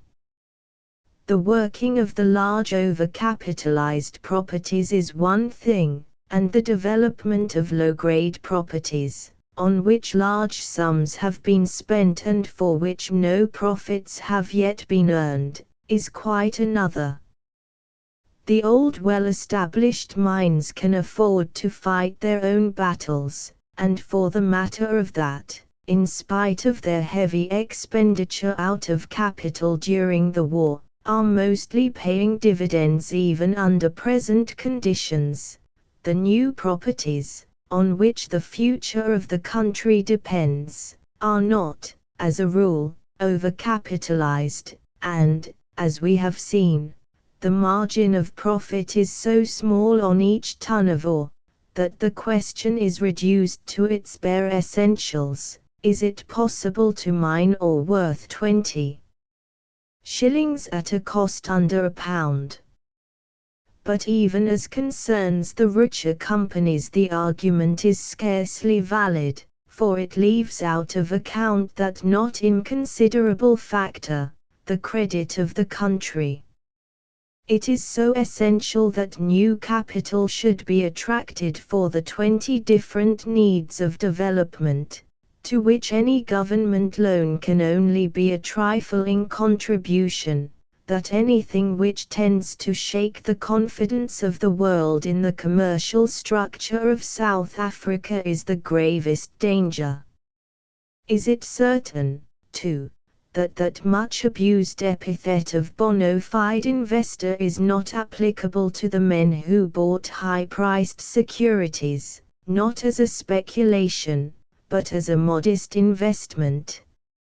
It is often said by opponents of imported labor that its introduction will scarcely have taken place before an agitation will be begun for its withdrawal. So far from being an argument against the experiment, this is precisely the strongest which could be urged in its favor. If the desire of the country is for white labor, then the Chinaman can be tried with little danger. The mine owners will find in time that work on a time contract by alien laborers is far from satisfactory, and when other circumstances permit they will no doubt readily adopt that system of free competitive labor which only a white industrial class can create. Had there been any chance of the experiment being tried with complete popular approval, then the danger would have been considerable, for the Chinaman might easily have spread from mining to all industries and trades. but since it will be made in spite of an influential opposition, and will be jealously watched by unfriendly eyes, it seems inevitable that when it has played its part it will be willingly dispensed with. By refusing to accept the experiment, we are doing our best to frustrate all hopes of a white population by cramping the development of the country at its most critical time and making a livelihood impossible for many of the existing white working men. When mines are shut down because of a lack of underground laborers, what becomes of the Englishmen who work above ground? It is a significant fact that many white miners, who were formerly the most bitter opponents of imported labor, are now its strenuous advocates, since they and their class are beginning to feel the pinch. But if the importation of Asiatics is undertaken, it should be on a very clear understanding and with a very distinct object in view. The thing is far too dangerous at the best to be made the domain of unconsidered experiments. The ideal of white labor in the long run must be preserved, and we must take jealous care that by the creation of a foreign laboring class the way is not barred to that industrialization of the native races on which the future of South Africa so largely depends. A maximum might be fixed by law, say 300,000 unskilled laborers, which could be increased if necessary by later enactments, and in so far as the maximum could not be attained by white and black labor, Chinese might be imported as a complement. The complement would, let us hope, rapidly decrease as new machinery lessened the amount of labor required, and the native districts of Africa were more fully exploited. All imported labor would be subject to rigorous conditions as to compounds, length of contract, and ultimate repatriation, conditions which any ordinary police could enforce without difficulty. At the same time, the Native Labor Association should be made a government department. As a private organization it is not more efficient, and it is certainly less respected, than a government department would be. What is wanted in all proper recruiting is the prestige of the Crown. Natives, who have been often deceived by touts, and regard the offers of the Labor Association agents as so many idle words, would be ready enough to listen to proposals made under the guarantee of the paramount chief. It is a risky game for a government to embark in private business, but the Native Labor Association is not a business, but a department, conducted on the lines of a government department, but without its prestige. Under the Crown its organization would remain intact, but its status would be raised and its efficiency centupled. The railway system, immature as it is, has worked wonders for the country. With few lines, and those single and narrow gauge, with exorbitant rates of transit and a frequently ineffective organization, it has still above all other factors made development possible. In former days, when heavy mining machinery had to be brought by wagons from Kimberley or Natal or Delagoa Bay, a mine required to be rich indeed before it could be worked at a profit. Enterprise was costly and perilous, and the result was the stagnation of all activities save that one where enterprise was a primal necessity. Under the late governments one line ran through the two states, from Norfolk's Pont to Pietersburg, with small branch lines in the Orange Free State to Wimberg and Heilbronn, and in the Transvaal to Springs and Klerksdorp. The Natal Line was continued from Charlestown to join the trunk line at Elandsfontein, and the Delago Bay Line from Comarte Port to Pretoria, with a little branch to Barberton and the beginnings of a branch to the Salete gold fields. The Transvaal had thus 3 direct outlets to the coast, the Orange Free State 2, for a branch ran from the Natal Line at Ladysmith to the little eastern town of Harrismith. 2 broad necessities of railway policy therefore awaited the new government. The existing system must be perfected and interconnected, new routes to the coast created to relieve the present strain, the railways of adjoining colonies brought into touch with each other, so as to make one general and consistent South African system. But more important than the perfecting of existing arrangements must be the tapping of the rich and remote districts.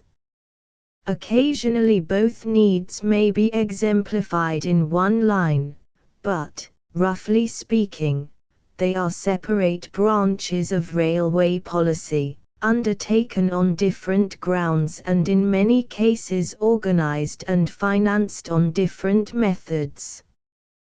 The experience of the United States, where railways were regarded as the cause and not the consequence of development, and pushed boldly into desert places which in a few years, through their agency, became centers of industry and population, is a safe guide, within limits, for South Africa, provided that the wealth to be exploited is really there, and railway extension does not cripple other works of equal necessity.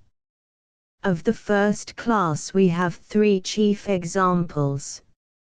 1. From Machada Dorp to Ermelo, is already partially constructed.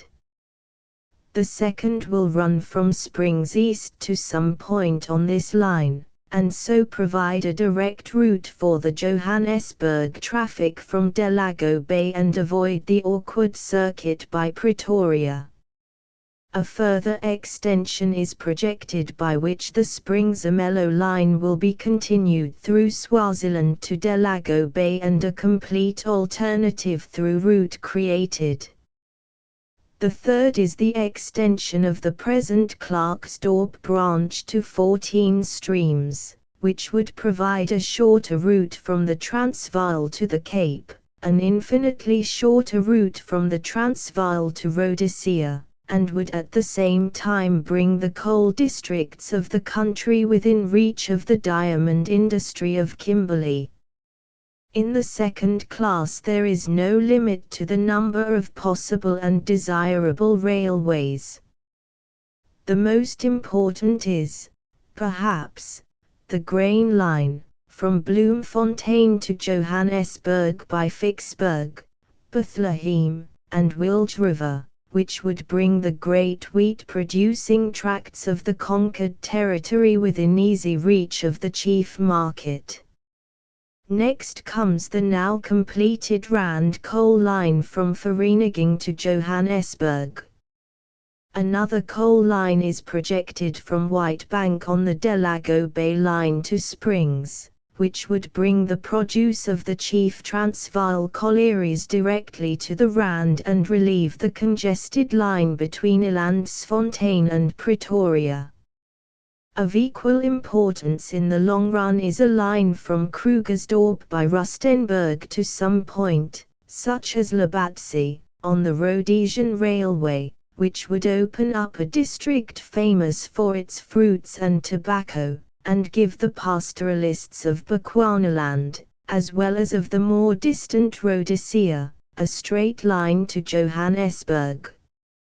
Other lines of the same class are those from Belfast or Machada Dorp to Lydenburg, from Nelspruit to Pilgrim's Rest, and from Beijutoland to Bloemfontein. Lastly, and lastly only because of its greater difficulty, the line should be continued north from Pietersburg along the Sand River, brought east between the Spelonken and the Magatoland Mountains, past the little township of Louis Tricard, and then turned south across the basin of the Klein and the Groot Letterbar to Lidstorp, where it could join the completed Salati Railway from Komatipoort. The Railway Extension Conference held at Johannesburg in March 1903 sanctioned the immediate construction of most of the lines mentioned above, and recommended the others as objects to aim at when sufficient funds were at the disposal of the government. As the share of the guaranteed loan allocated for railway extension is only some 5 millions, and as the proportion of any railway surplus which can be devoted to the purpose is, as we shall see later, strictly limited, it is highly desirable to make use of private enterprise so far as possible in new constructions, providing always for an efficient state oversight and an ultimate expropriation. The Klerksdorp 14 Streams and the Krugersdorp-Labatsy railways have already been arranged for on this principle, and it is probable that the experiment will be adopted in many of the smaller development lines. It is reasonable that a rich company, owning lands or mines, or requiring for its own purposes some special railway connection, should, if it desires a new line, undertake the financing of it. But at the same time the principle of the ultimate state ownership of all railways should be strictly adhered to, for the very good reason that in the railways we have the chief security for development loans, and the most productive of all the state assets. In few countries in the world is the expenditure on construction and maintenance so small, so that under present conditions they yield a handsome return on capital outlay. The Netherlands and the Pretoria-Pietersburg railways have been acquired from their former owners, and the incomplete Salati and Machada-Dorpomelo lines will shortly follow. If we take the price paid, with the addition in the latter case of the outlay necessary for completion, as the capital value, we shall find that the net receipts, even after the large reductions in rates which have been made and must be maintained, show a generous percentage of profit. 20. It will be explained later what part this important asset is called upon to play in the finance of the new colonies. So much for the main lines. But a system of light railways, constructed at small expense, is vital to the mineral and agricultural exploitation of such districts as Bethel, Lichtenberg, Wolmaranstad, and Waterberg, in the Transvaal and the southern part of the Orange River colony.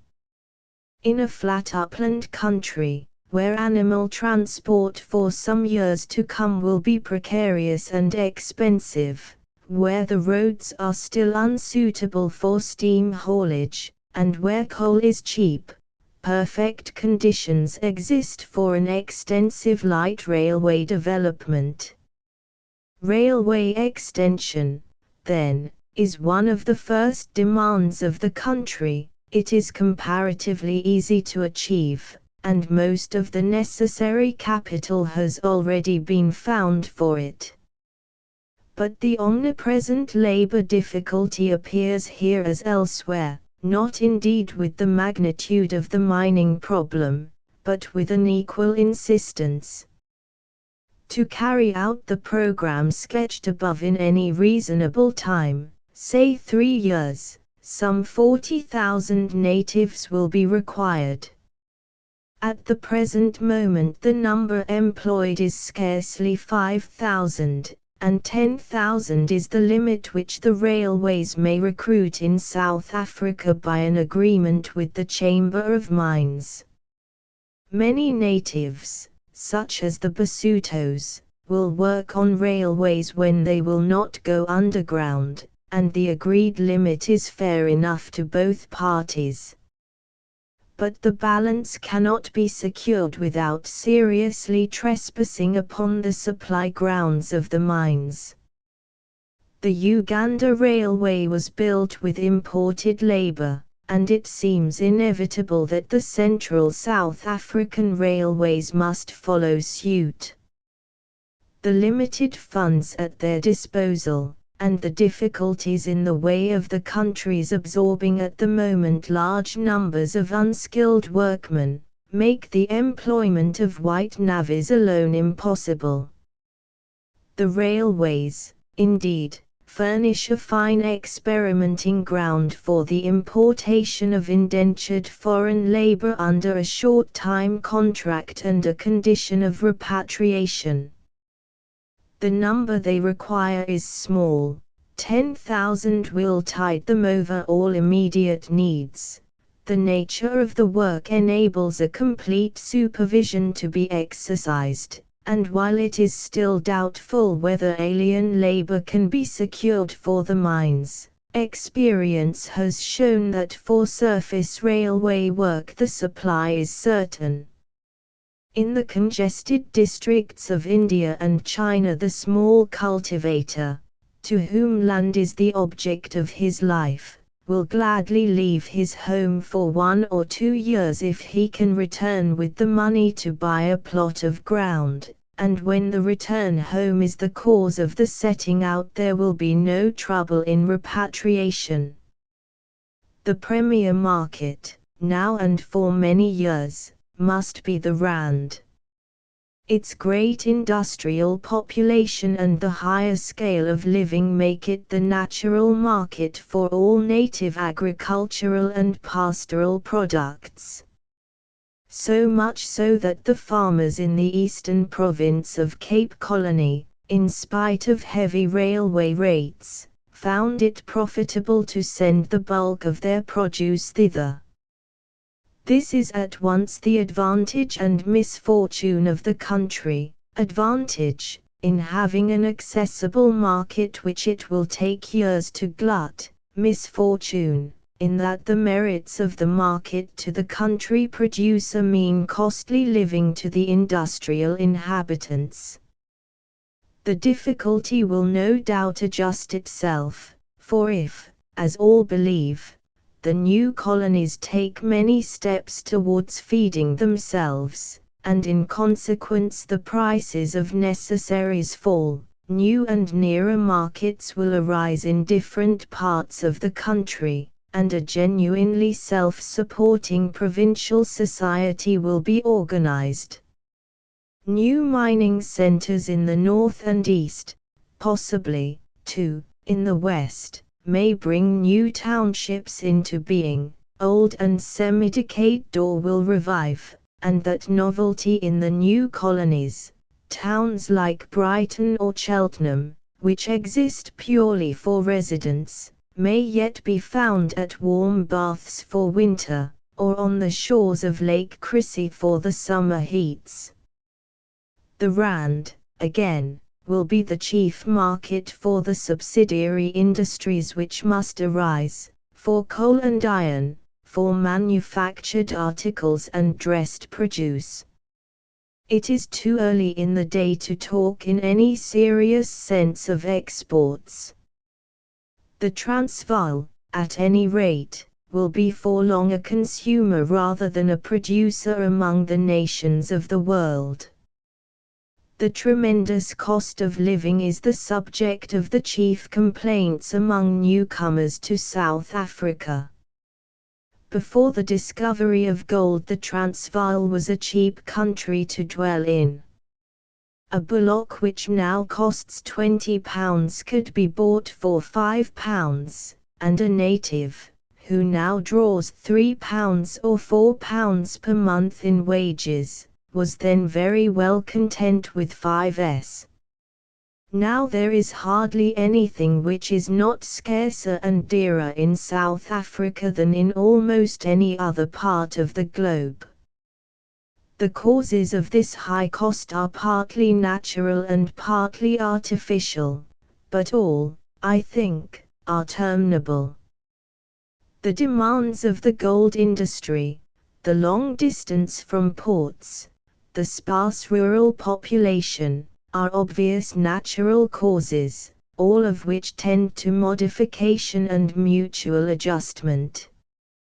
The artificial causes are three: the cost of ocean freightage, the high railway rates, and the monopoly in the hands of a small mercantile class.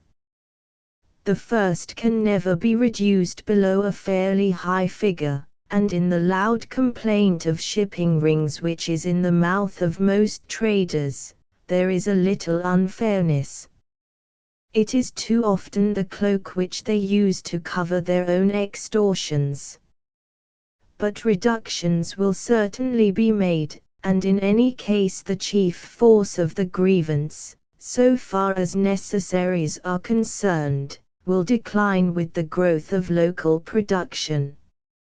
Railway rates have already suffered a substantial decrease, and will be further reduced down to a certain point, which for the present is determined by the fiscal needs of the country. For railway rates are a form of taxation, the railways are the chief revenue producer, and to lower the rates too far would be merely robbing Peter to pay Paul, a form of relief which would need to be balanced by some new form of taxation. The chief efficient cause of the expense of living is undoubtedly the exorbitant monopoly of local merchants. It is no exaggeration to say that anything sold at 100% profit is to the ordinary trader a form of charity. Legitimate business begins for him at 120, or thereabouts. No class is so clamorous about its interests, so ready to identify its profits with national well-being, and claim a monopoly of the purer civic emotions. But no part of the economic situation is so radically unsound. The Polish Jew and the coolie make a profitable living throughout the country, not because the white population have no prejudice against them, but because they are driven to their stores by the comparative reasonableness of their prices. This cause, as I have said, is artificial and terminable. The influx of a large population will increase the area of competition, and reduce profits to a normal basis. And this, again, depends on the prosperity of the mines, so that we are brought round to the starting point of all South African economics. Once this result were achieved, its benefits would react on the mines, for with the decrease of the cost of living wages would go down, and what is at present an ideal, an increase in the area over which white labor can be employed, would come within the sphere of practical politics. The economic situation of the two colonies is therefore composed of a number of perplexing oppositions. The one certain fact is the great hidden wealth. But to make those riches actual there must be labor, and, over and above any question of imported and indentured workmen, to secure labor there must be reasonable cheapness in the necessaries of life and work. Customs tariffs, railway rates, general taxation, must all be calculated on a modest scale. But, on the other hand, if the country is to advance to that civilization which is its due, money must be spent freely by the state on productive and unproductive enterprises, and in addition to such services, which are the basis of the guaranteed loan, there is the war debt, 30 millions of deadweight round the neck of a struggling people. To pay the interest on debts and to provide money for day-to-day needs there must be revenue, and so there comes a point where direct and indirect charges, whatever the demands of the situation, simply cannot be reduced further if the mechanism of government is to continue in action. Heroic persons advocate heroic remedies, such as the cessation of all enterprise in favor of mining progress, or the renunciation of certain charges in favor of cheap living. In one sense all politics are a gamble, but there are limits beyond which statesmanship cannot go in the way of staking everything on a chance, and yet hope to justify itself in the eyes of the world in the event of failure. The real problem for the statesman is not how to plunge wildly, it requires little skill to do that, but how to adjust with nice discrimination. To preserve an adequate revenue, while at the same time giving ample play to the forces of production, is, in a word, the only policy which contains the rudiments of ultimate success. 15. The latest information available on the subject of the Transvaal gold mines will be found in the exhaustive report prepared for Mr. Chamberlain by the mining engineers, and published at Johannesburg in 1903. 16. The following are some of the working costs of the mines. Low costs: Geldenhuis Deep, 22s. Geldenhuis Select, 17s. 6d. Geldenhuis Main Reef, 17s. 4d. Meyer and Charlton, 18s. 2d. Simmer and Jack, 20s. 7d. High costs, City and Suburban, 29s. 1d. Bonanza, 27s. 6d. Robinson Deep, 30s. 2d. The Robinson Ranfontaine Group have ore of a gold value of 34s. 9d. per ton, and a profit of 2s. Over the working cost. The Bonanza has ore worth £5 a ton. 17. Imported labor reduces itself in practice to Chinese or Japanese. Even supposing that the Indian government consented to the strict form of indenture necessary for mining purposes, the political danger of introducing coolie labor into a country which already contains a considerable coolie population would be very great. 18. An argument often used in this connection is that the employment of Asiatic laborers, repatriated at the end of their contract, would mean that a very large sum of money annually left the country. But the same thing will happen if native African labor is brought from Central or Western Africa or Somaliland. It is happening at present with the natives from Portuguese territory, who form 90% of the existing labor supply. 19. I have said elsewhere that there are few South African problems which are not long descended. The first proposal to introduce Chinese labor was made by Jan van Riebeeck, the first governor of Cape Colony, about the year 1653.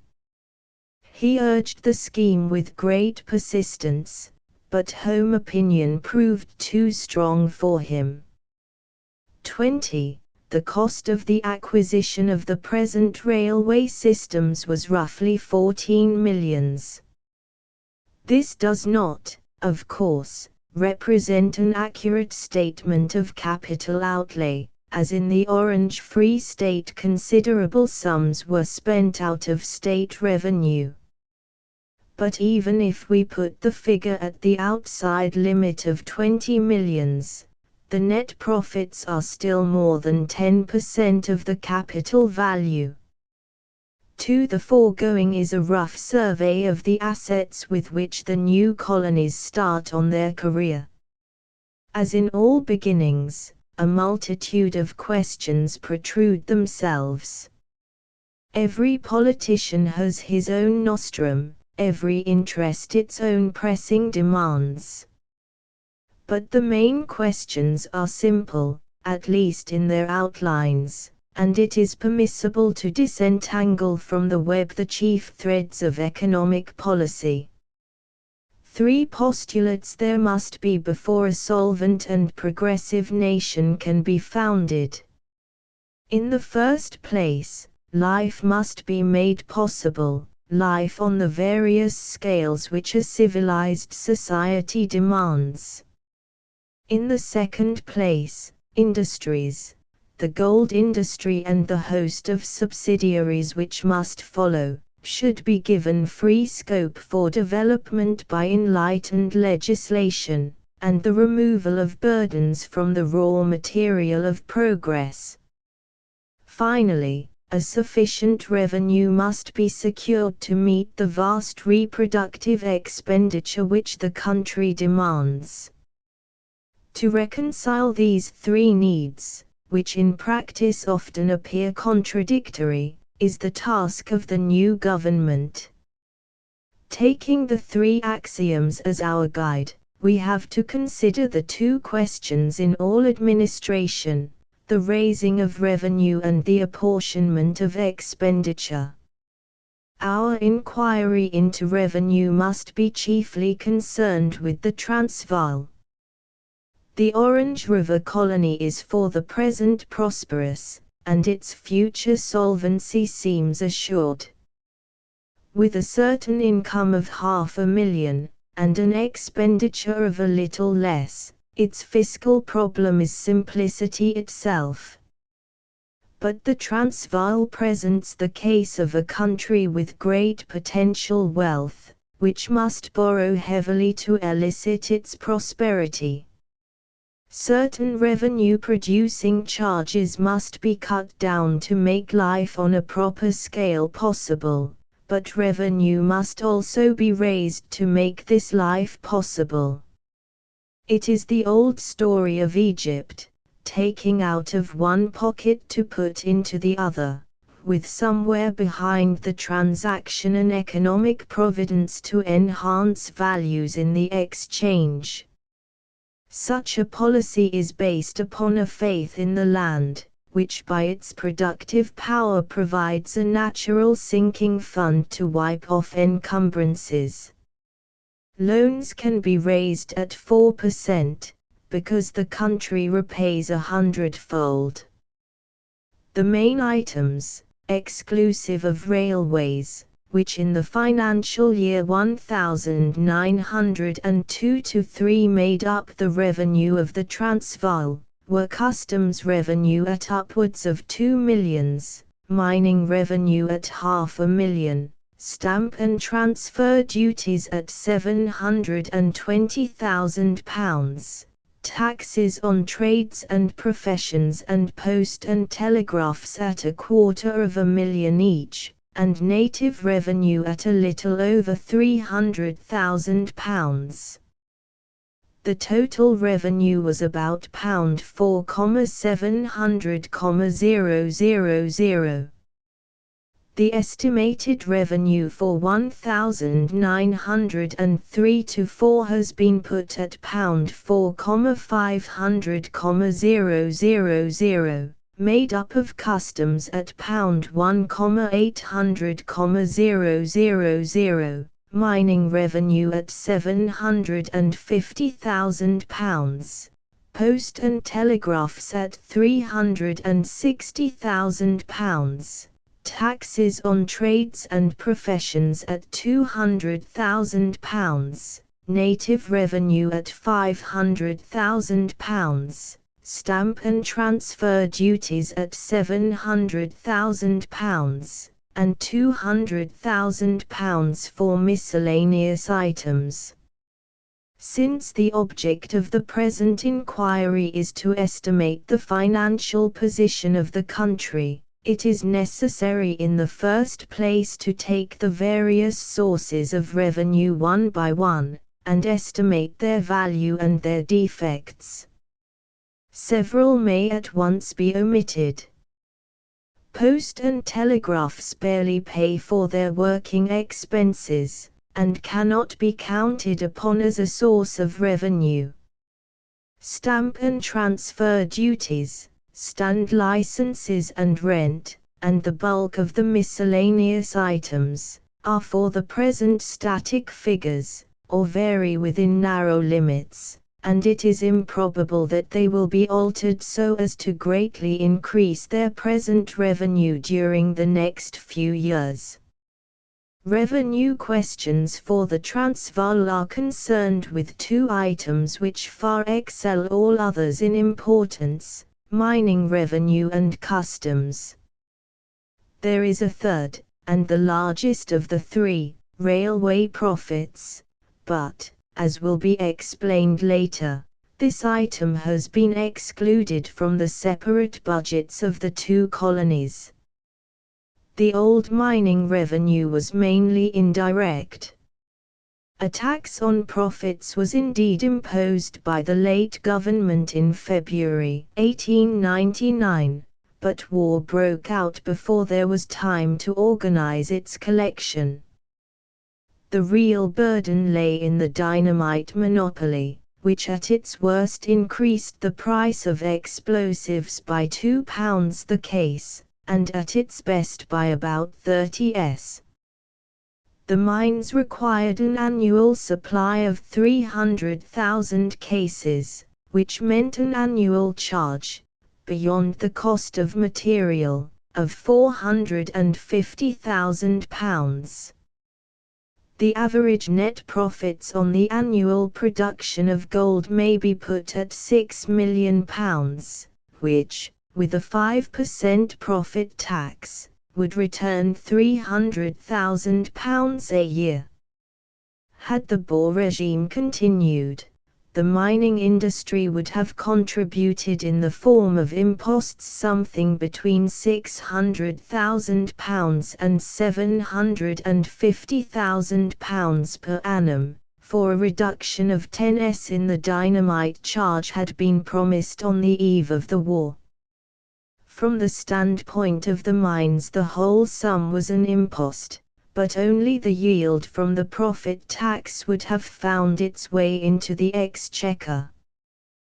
The present charges on the mining industry consist of the prospectors' and diggers' licenses, the 10% tax on profits, imposed by Proclamation No. 34 of 1902, and the cost of native passes, which was formerly paid by the native himself, but is now borne by the employer. The mining industry will therefore on its present basis pay from £500,000 upwards in profit tax, about £120,000 for native passes, and about £50,000 in licenses. It is difficult to see how this taxation could be fairly increased. To add, for example, a charge of 20s per case to explosives would be to tax the means of production, a fatal heresy, to keep some of the smaller mines out of the profit-making class, and in the long run to harm the exchequer itself.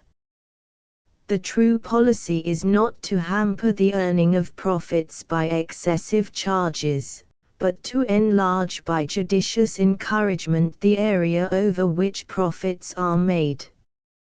It is of the first importance that European capital should be attracted to, and not scared away from, the country.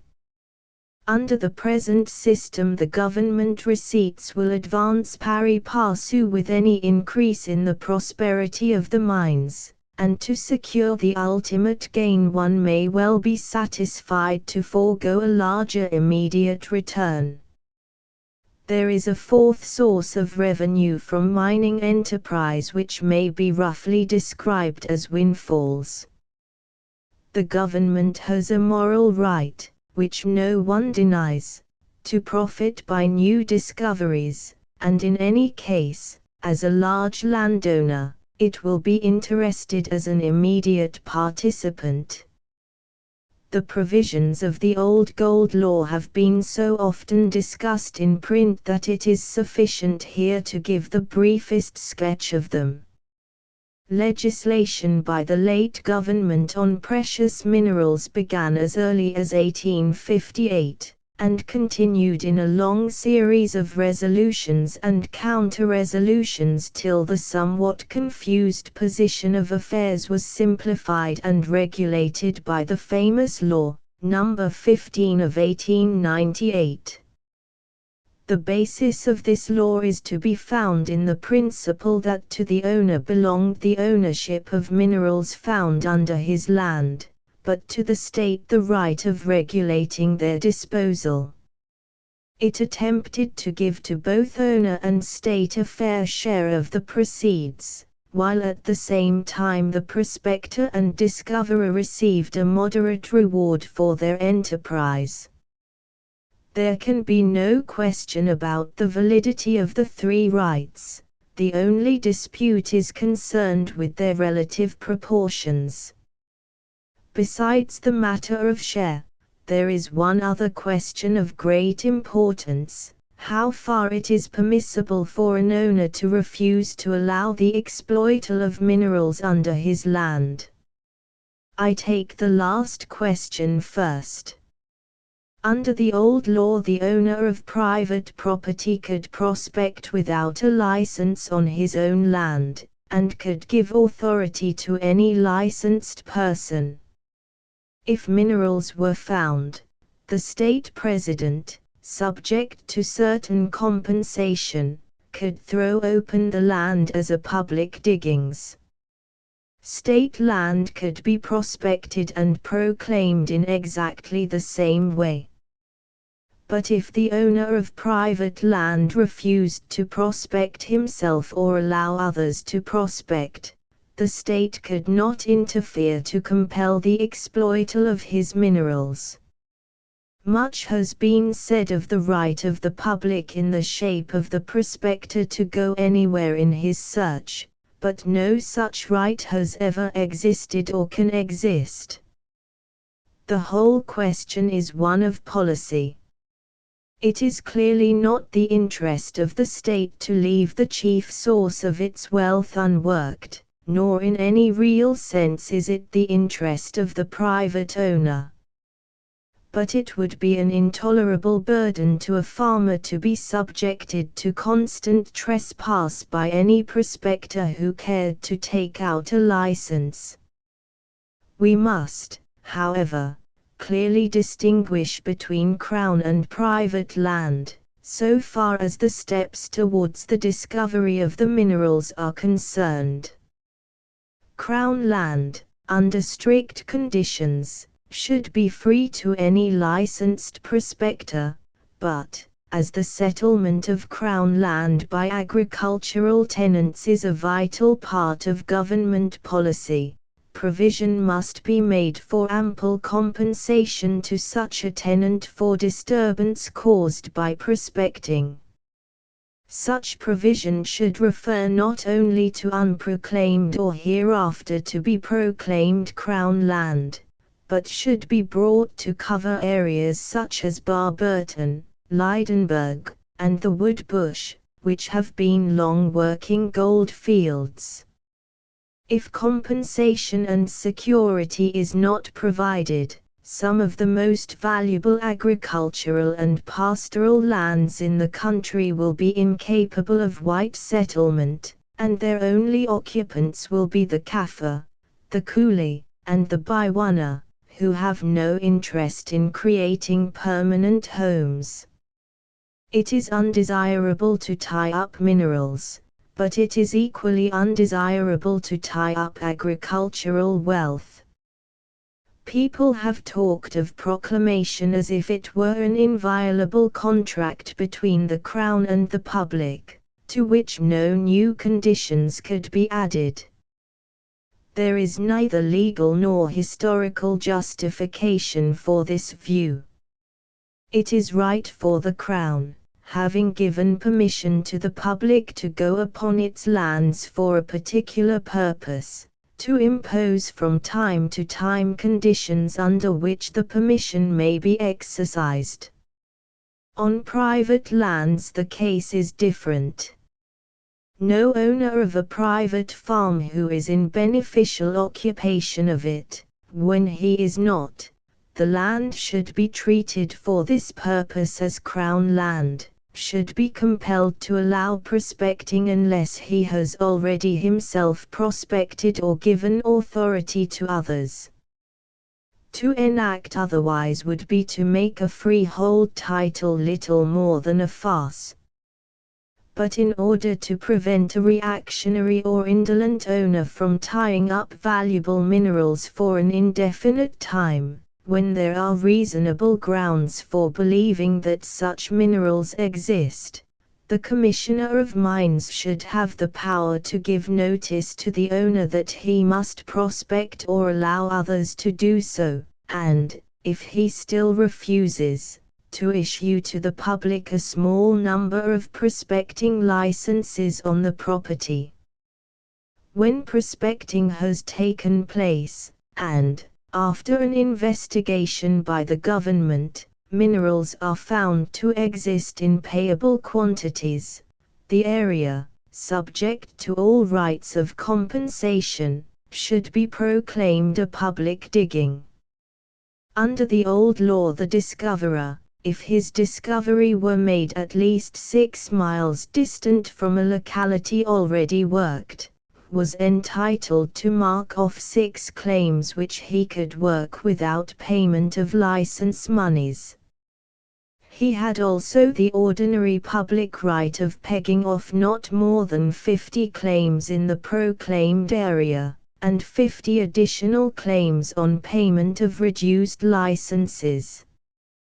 The only real reward to the prospector for his trouble and expense was the 6 free claims, hardly a sufficient inducement to undertake laborious, and often costly, enterprises. The Gold Law Commission recommended that the discoverer should receive 1/30th of the proclaimed area, provided that in no case such 1/30th exceeded 30 claims. This seems a reasonable but not extravagant honorarium to the pioneer. He would be entitled to the first selection, and would hold his claims free of license monies till they reached the producing stage. The owner, under the old law, was entitled to reserve a min-pact, equal to 1/10 of the proclaimed area, for which he paid either 10s. per morgen per annum or 2.5% of his gross profits.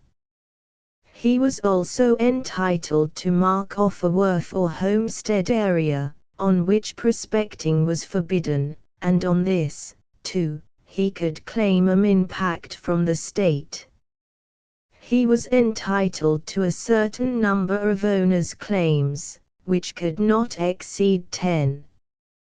He was entitled, before proclamation, to grant to other persons a certain number of claims called vergunnings. Finally, he was entitled to share equally with the government in all license monies on claims, and to receive a share, varying from 1/2 to 3/4, of all license monies on stands. This system gave the owner about 1/6 of the whole proclaimed area, an extravagant share, and one complicated by the curious rights into which it was divided. Such unmeaning complexity must be abolished, and one form of title, claim licenses, substituted. Worth and vergunning claims should be done away with, and the owner, as the Commission recommended, be allowed to peg out 1/7 of the proclaimed area, which should take the place of worth, minpact, vergunnings, and owners' claims. The Commission has also recommended that, while the owner should retain half of the proceeds of licenses, the Crown should have the right, without consulting him, to remit or reduce the license monies in what appear to be deserving cases. The state, under the old law, received all license monies on claims and stands situated on state lands, and half the license monies from claims and stands on private lands. It received also certain payments from the owners of minpacts. This in itself should provide for a considerable revenue. But in addition, the Crown should have the right of sale of claims in proved districts, where the ground has a certain value. The former method, in places where pegging was out of the question, such as along the main reef, was to hold a claims lottery, a method which was neither rational nor lucrative. The sale by auction of claims in proved districts would bring in a large additional revenue and do no injustice to the prospector. But in all places yet unproved, the public should be free to peg out claims and try their fortune. It is important, also, to revise the present system of license monies, so as to make the licenses small during the prospecting and non-producing period, and raise them when mining actually begins. Under the old law, all licenses were £1 per claim per month, a payment which bore heavily upon the poor prospector who was still labouring to prove his claim. Prospectors' licenses were issued at 5s. per month on private land and 2s. 6d on government land. The Commission recommended the abolition of prospectors' licenses, and the substitution of one general license to search for minerals, on which a stamp duty of 2s. 6d per month should be charged.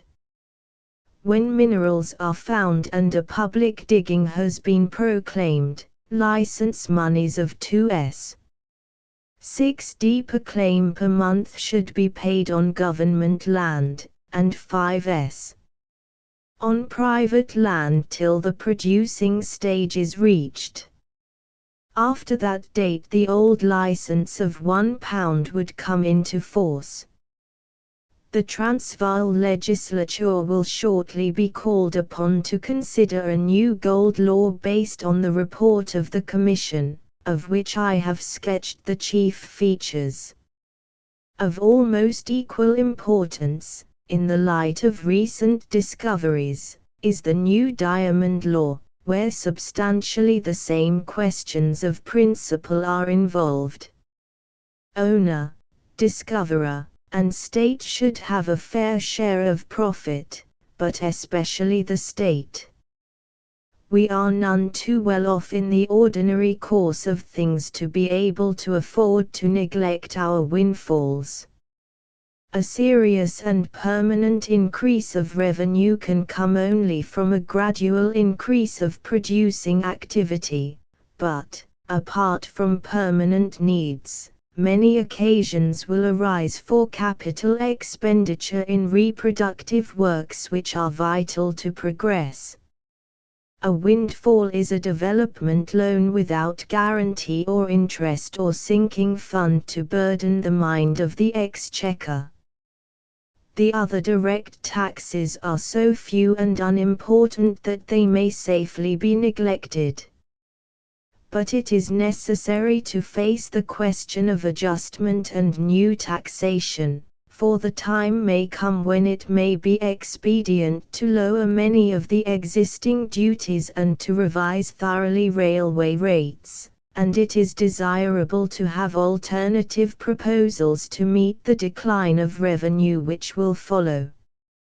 It may be desirable, for instance, to abolish wholly the present charge on dynamite, as it most certainly will be necessary to lower still further the cost of transit on the railways. But new taxation must be imposed with the greatest caution.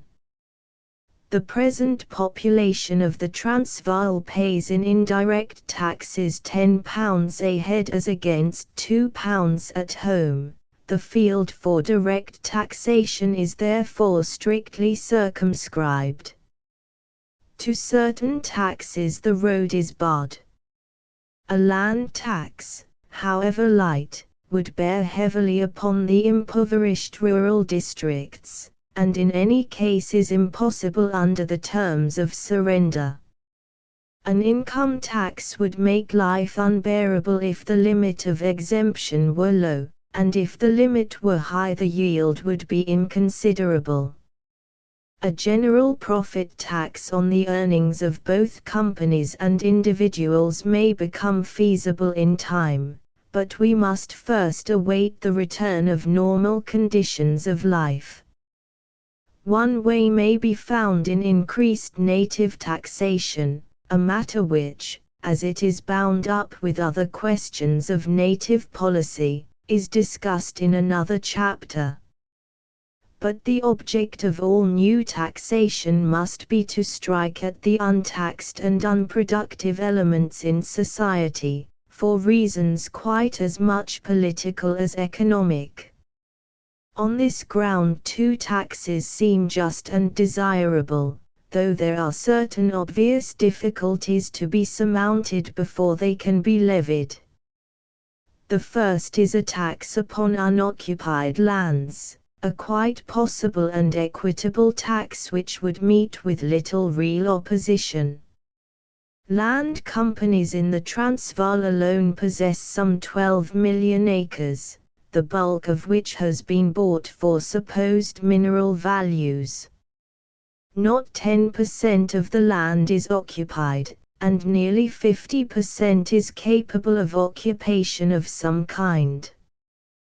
Quite apart from revenue considerations, a tax which would compel settlement, or, failing that, would drive some of the more obstinate companies to put good land in the market, would be sound policy. What applies to the companies would apply to the private landowner who has his half-dozen farms, and lives in a corner of one of them. Latifundia bid fair to be among the curses of the land, unless proper measures are taken to check them in time, and if this is done, the land troubles of the Australian colonies and their confiscatory legislation will be saved to South Africa. The machinery would be simple. A permanent commission would have to be established. The Judicial Committee of the Central Land Board, provided for in the Settlers' Ordinance, could do the work. Each owner of unoccupied land would be summoned before it to state his case. He might show that 3/4 of his land was at the moment incapable of occupation, in which case he would only be assessed on the remainder. The tax might be an ad valorem tax of 2 or 3%. A day might be fixed, say 18 months from assessment, when the tax would come into operation. In case owners proved refractory and preferred to pay the tax, it might be increased on a sliding scale till settlement became compulsory. There would be no hardship to company or individual, since only land for which a white occupier could be found would be accessible for the purpose. The second tax is of equal importance but far greater complexity. The most difficult person to reach in taxation is the holder for the rise, the speculator who is nothing else, the great class which toils and spins not and grows fat on the energy of others. The basis of his activity is the quotation of shares, and a tax to affect him must be in relation to such market values. You cannot introduce a too cumbrous machinery without acting in restraint of legitimate trade, quite apart from the fact that most of the business is done with bearer shares which pass through 50 hands before registration. But it might be possible, it is a problem for a revenue expert to decide, to affect this class indirectly and curtail its activity by a tax on the profits of companies based on the average quotation for the preceding year. At the best it would be only a half measure, for it would be limited to dividend-paying companies, and the energies of the middleman are chiefly exercised on companies whose profits are still wholly speculative. But with all deductions there seems to be a chance of revenue in such a tax, and a certain general economic value. The tax, again, would be limited to new issues, for in the case of old issues, even when the shares stand at 1000% premium, a high dividend may represent a very moderate dividend on the capital of the investor who bought in when shares were high. If the dividend of a new issue justified a high quotation, the quotation would be high in spite of the tax, but the existence of the tax would tend to keep down the speculative quotation to some reasonable relation to former dividends. If dividends declined, and the quotation fell, the tax would go automatically out of existence. Such a tax, if possible, would not yield in normal years a great revenue, but it would have certain salutary and permanent effects. It would touch companies only in a high state of prosperity. It would indirectly touch the man who buys not for dividends but to realize by taking away in some part the basis of his speculations. It would exercise a steadying influence upon the market, and prevent, at least in one class of security, fictitious rises. But as a means of revenue its position would be really that of a windfall, for it would enable the Crown to profit largely out of any period of great financial excitement. A boom, so eagerly desired by all but in many of its results so maleficent, might be delayed by its agency, and if it came, as no doubt it would in spite of any ingenious taxation, and share values became blindly inflated irrespective of past or present dividends, the government would perform that rarest of feats, and derive an honest profit from the vices of the multitude. The Transvaal, till the other day, was the only important South African state not included in the customs union. Its customs law was No. 4 of 1894, amended by Ordinance 22 of 1902. The basis was an ad valorem tax of 7.5% on all goods brought across the border, with an addition of 20% to the valuation price for the purpose of the tax in the case of goods directly imported from overseas. The purpose of this provision is obvious, since to goods bought at the coast the cost of overseas freightage and handling is added in reaching the price on which the tax is assessed. But to this general duty there were two important exceptions. There was a lengthy free list, which included, in addition to goods imported for government use, all livestock, books, tree, flower, and vegetable seeds and plants, tools and effects of immigrant mechanics, fencing material, mining and agricultural machinery, cement, and unmanufactured woods. There was also a list on which, in addition to the general 7.5%, special duties were charged. Beer paid 3s per gallon, dynamite 9d per pound, gunpowder 6d per pound, spirits from 14s to £1 per imperial gallon, manufactured tobacco 3s per pound, leaf tobacco 2s per pound, when brought from overseas, wine from 4s to 12s, 6d per gallon. The tariff was therefore moderately protectionist. Most articles necessary for the great industries were free. Articles of common use were subject only to the ad valorem duty, while articles of luxury, and especially all fermented liquors, were subject to a fair but not excessive special tax. The difficulty was that the tariff was not a fair guide to the real taxation of imports. The Transvaal has no sea coast. All her imports have to be landed at the ports of other colonies or states, and carried to her borders by alien railways. Moreover, all the seaboard colonies, as well as the Orange River colony, were banded together in a customs union, from which she was excluded. A tariff hostility was therefore smouldering on, which gave acute annoyance to the Transvaal importer. I will take two instances of purely predatory imposts.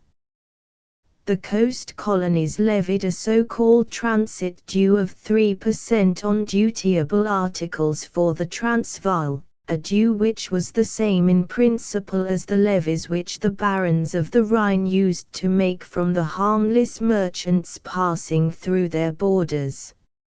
Again, in the case of the Orange River colony, the only inland colony in the old customs union, the duties were collected at the coast ports, and a collecting charge was made, which was simply another form of the transit due. At one time the charge was as high as 25% of the duties collected, but on the petition of the Orange River colony it was afterwards reduced to 15%. How far such a rate was from representing the real cost of collection is shown by the fact that the Transvaal duties were collected by the coast colonies from the occupation of Pretoria to the end of 1901 at a charge of only 2.5%. The Transvaal had thus a tariff in itself reasonable, but she was embarrassed by her isolation. It was obviously desirable that she should enter into the customs union, which would then comprise the whole of South Africa, for if federation is ever to become a serious policy it is well to begin by throwing down economic barriers. But economics have an awkward way of overriding all other considerations, and the entrance of the Transvaal into the Union could only be a matter of hard business, give and take on both sides. The interest of the two parties was on this matter far apart. The coast colonies are agricultural and pastoral, and their ports are forwarding depots. They are frankly protectionist, and their customs have always been their chief source of revenue.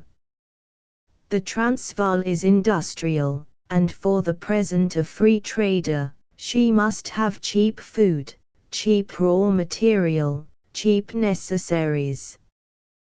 While at the moment customs form the largest item in her revenue, it does not overshadow all others, and in time it is probable that it will sink to a second place.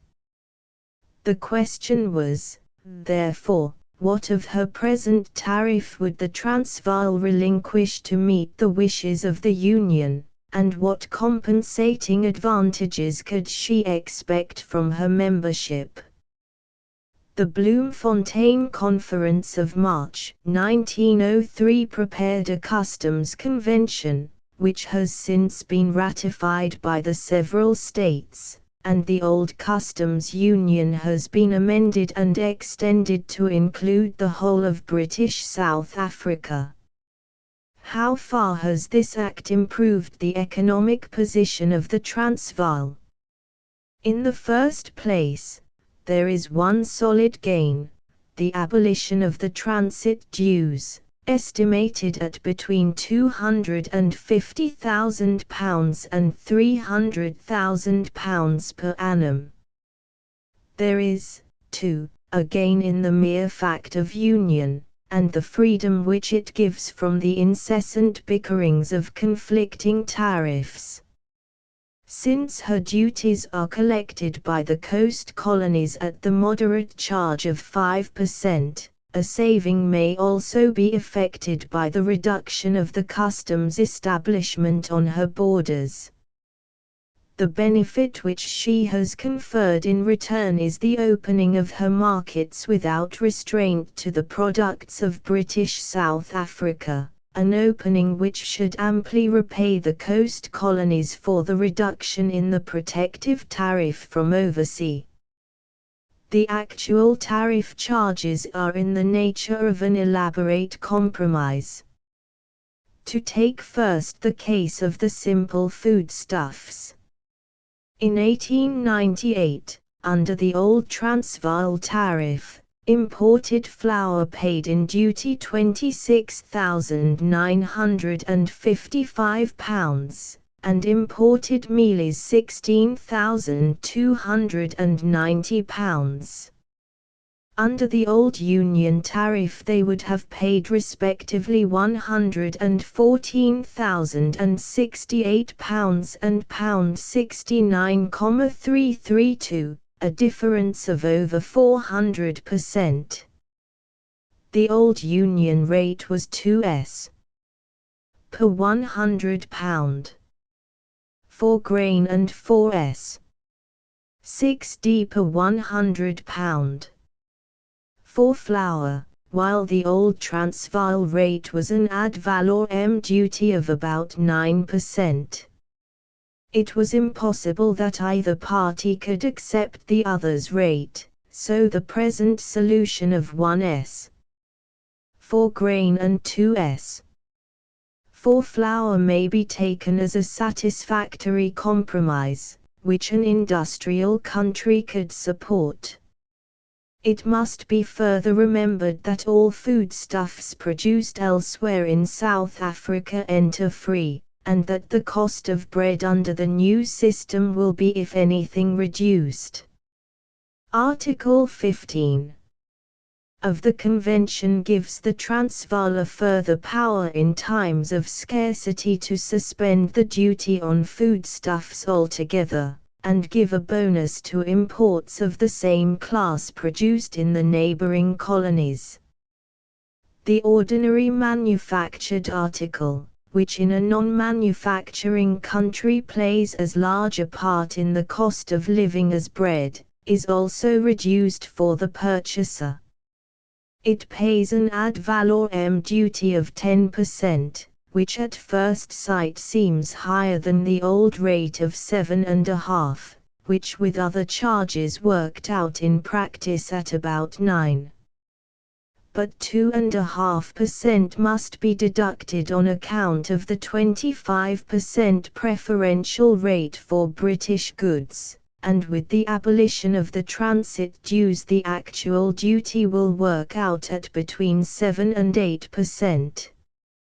raw material and the necessaries of industry remain much where they were under the old tariff, which was highly favorable to them, but the charge on dynamite has been reduced from 9d a pound to 1.5d, which is a reduction of over 30s on the 50-pound case.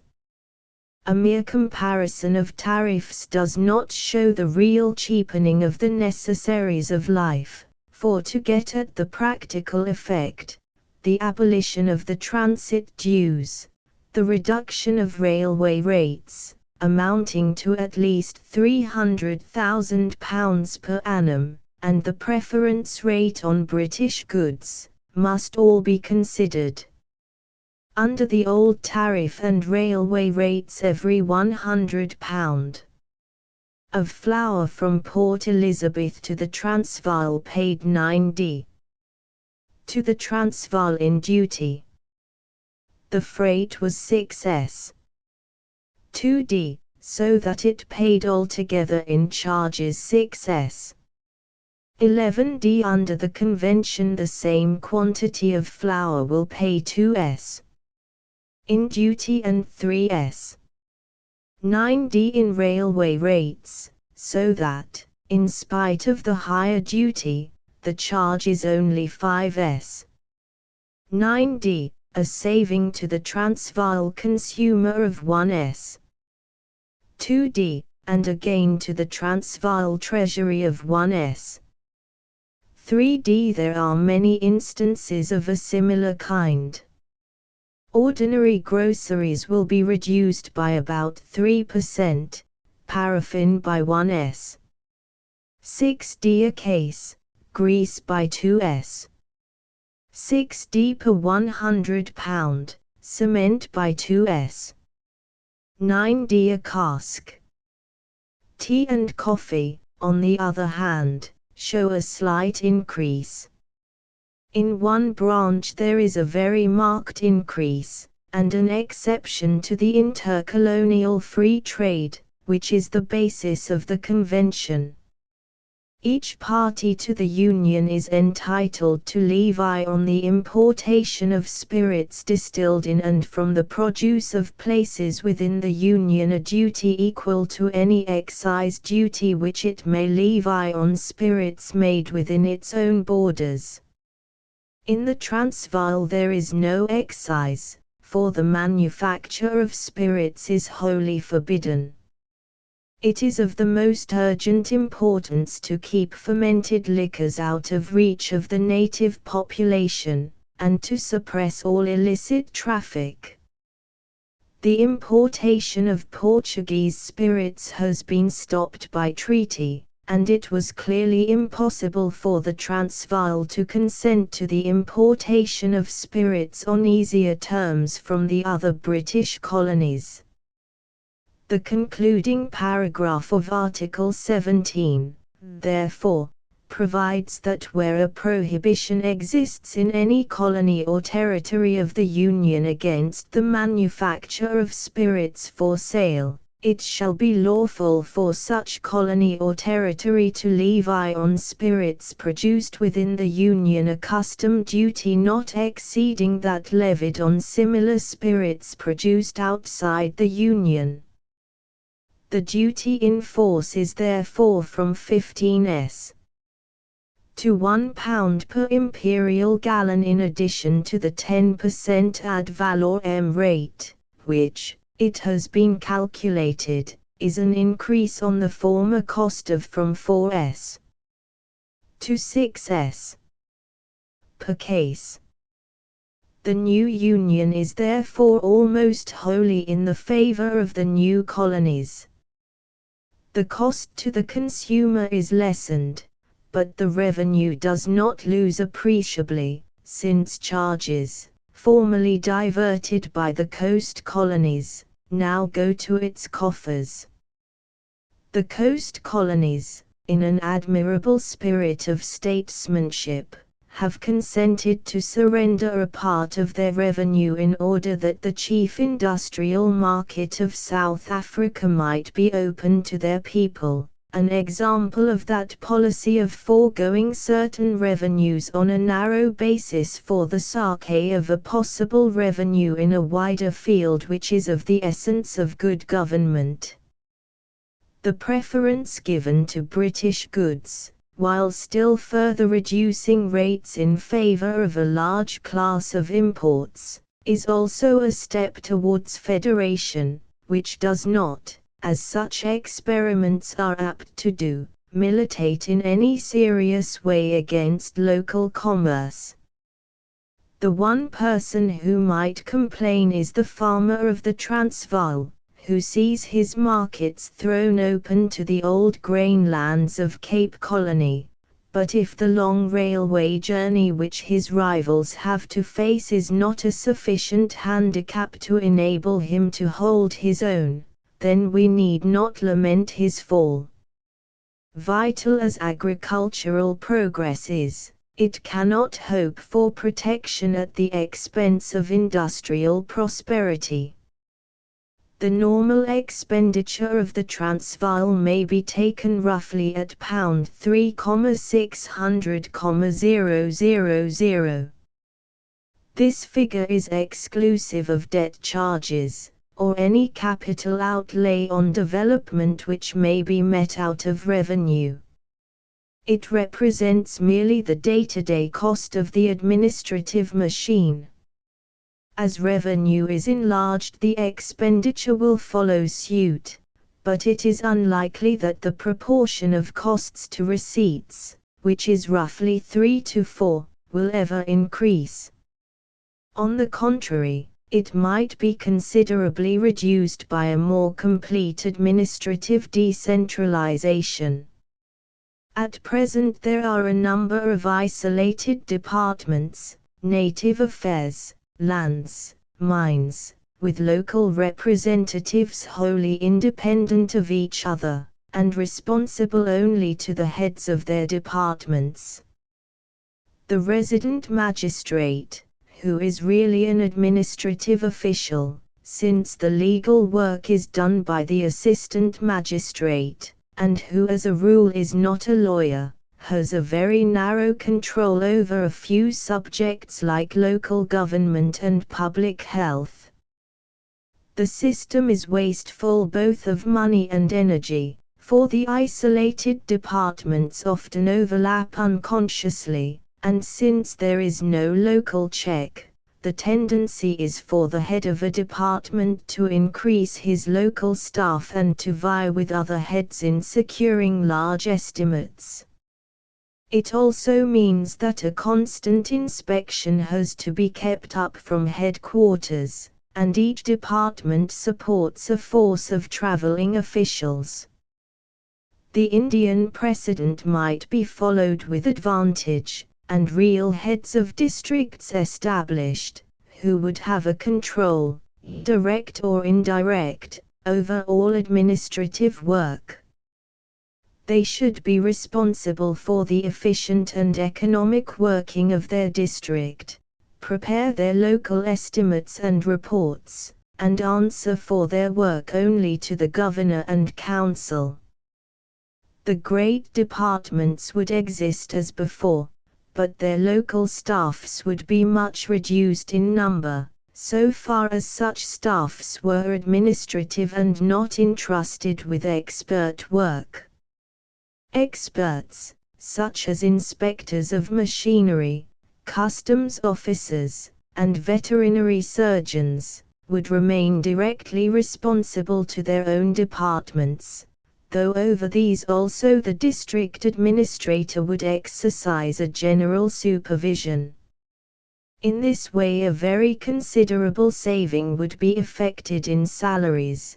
The unnecessarily large force of traveling inspectors could be reduced, and the friction which inevitably attends the working of isolated and independent officials in any district would be saved by the establishment of responsible heads, deputy administrators, whose business it would be to supervise all district government work, and control all local expenditure. 3. The natural assets of the country and the existing fiscal system have been roughly sketched in the foregoing pages. It remains to consider what burden these two factors in collaboration are called upon to bear. In view of the peculiar situation of the new colonies, the necessity of a loan for development is sufficiently obvious. The country was desolated by war. Large sums were necessary for compensation to loyalists and for the repatriation of the Dutch inhabitants. The backward system of our predecessors had left public works ill provided for in most places, particularly in the country districts. If the wealth of the provinces, mineral and agricultural, was to be exploited, and the existing industries granted reasonable facilities for progress, a heavy expenditure was imperative for railway extension. If the rural parts were to be developed and their population leavened with our own countrymen, considerable sums must be expended on settlement, and on such reproductive schemes as forestry and irrigation. Finally, certain heavy liabilities awaited the incoming government. To buy out the existing railways and repay certain military debts and advances from the imperial treasury, fully 14 millions were required. The old debt of the Transvaal, amounting to 2.5 millions, which carried 4% interest, must be paid off, and the capital required for the repayment made part of a new loan at an easier rate. The liabilities and needs of the country stood therefore as follows: an advance by the imperial government to cover the estimated Transvaal deficit of 1,901 to £2, 1,500,000, the old debt of the Transvaal, £2,500,000, compensation to loyalists in Cape Colony and Natal, £2 million, the acquisition of the railways and the repayment of the existing railway debt, £14 million, repatriation, 21, and compensation in the new colonies, £5 million, railway extension, £5 million, land settlement, £3 million. Various public works, £2,000,000, a total of £35 million. This is the sum comprised in the famous guaranteed loan. But this figure, large as it is, does not exhaust our burden. During the year 1901 and 1902 the question of the contribution of the new colonies to the imperial war debt was keenly discussed both in South Africa and in England. Some fixed the payment likely to be required at as much as £100 million. Others argued that the new colonies were likely to have so many burdens of their own that they could not be called upon to contribute at all. Moderate men on both sides saw that some contribution was equitable, but asked that it should not be fixed so high as to cripple development. There were various proposals, such as the earmarking of certain sources of revenue and all windfalls, or the allocating of a certain proportion of any annual surplus, but such schemes were liable to the objection from the side of the imperial government that there was no certainty in the contribution, and from the side of the new colonies that there was no finality in the liability. The settlement which Mr. Chamberlain announced in his speech at Johannesburg in January 1903 was, perhaps, the best possible in the circumstances. The contribution was fixed at £30 million, to be raised in 3 years by contributions of £10 million per annum.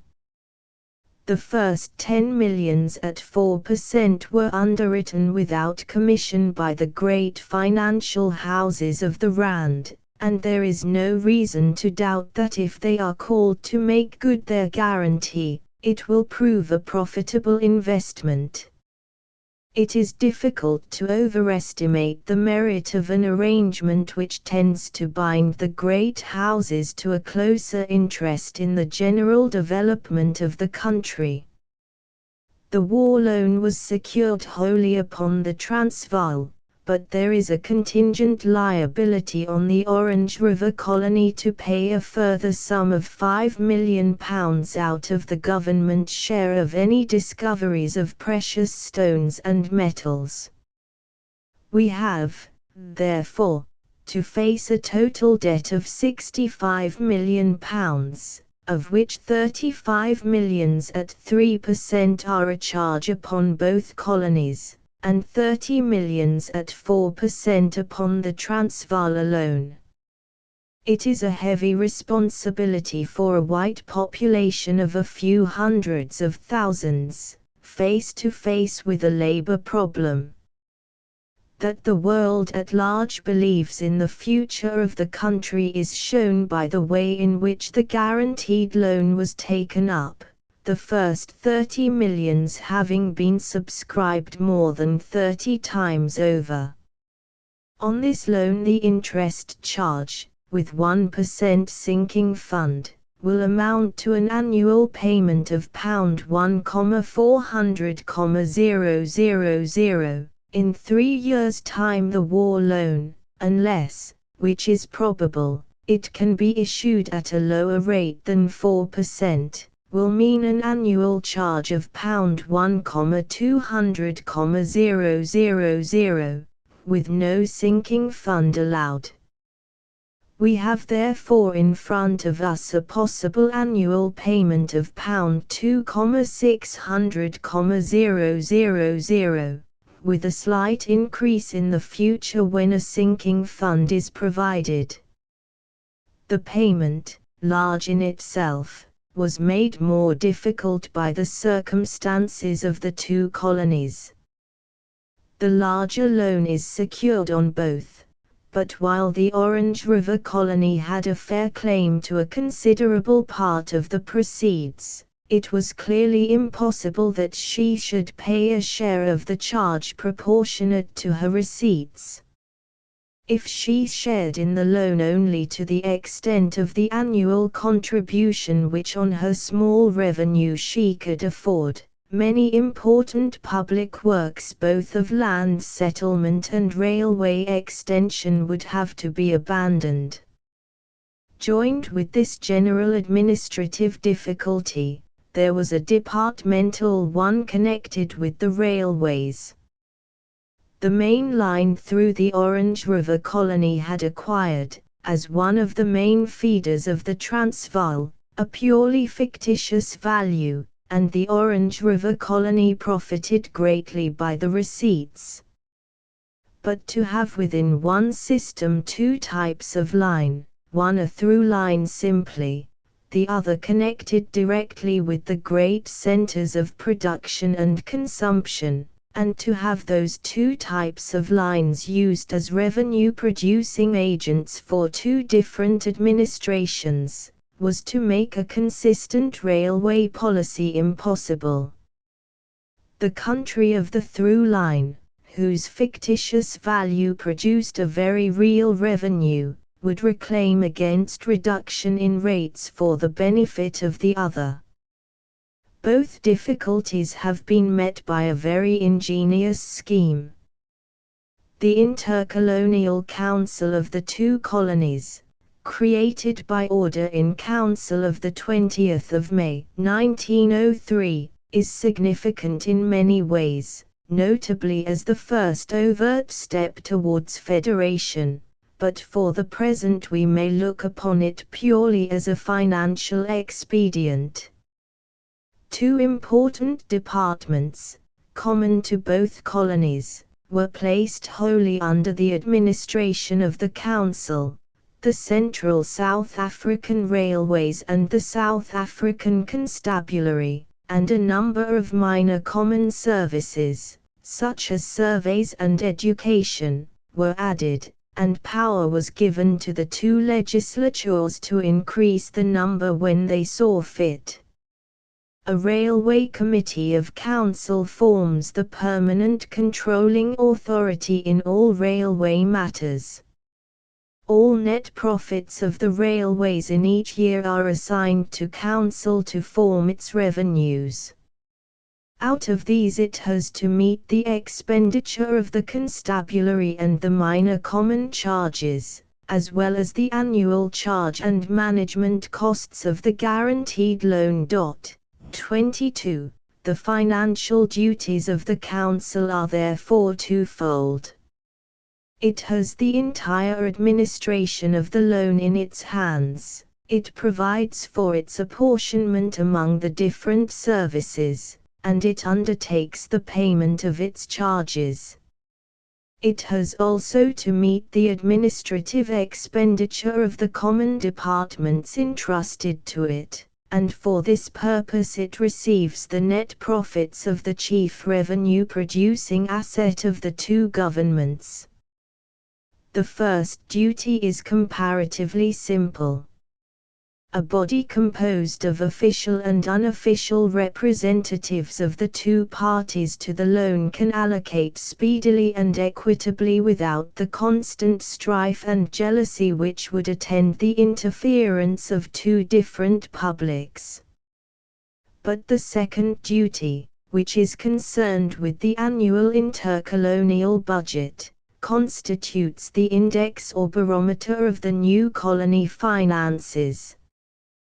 The budget for 1903-4 shows the following figures: on the revenue side, £2,350,000 from the net railway receipts; on the expenditure side, £1,441,000 for the service of the guaranteed loan; 23. £1,520,000 for the constabulary, and about £70,000 for minor common services. This leaves a deficit of about £680,000, which, according to the term of the order in Council, will be met by contributions from the Transvaal and the Orange River Colony in proportion to their customs receipts, roughly £600,000 from the first, and £80,000 from the second. Let us take the revenue side of the budget first. The position of the railways is anomalous. They are virtually a taxing machine, and in this respect the most effective of government properties. The normal position of a government railway should be that of an institution worked for the public benefit, the receipts being little in excess of the working costs plus a moderate interest on the capital involved.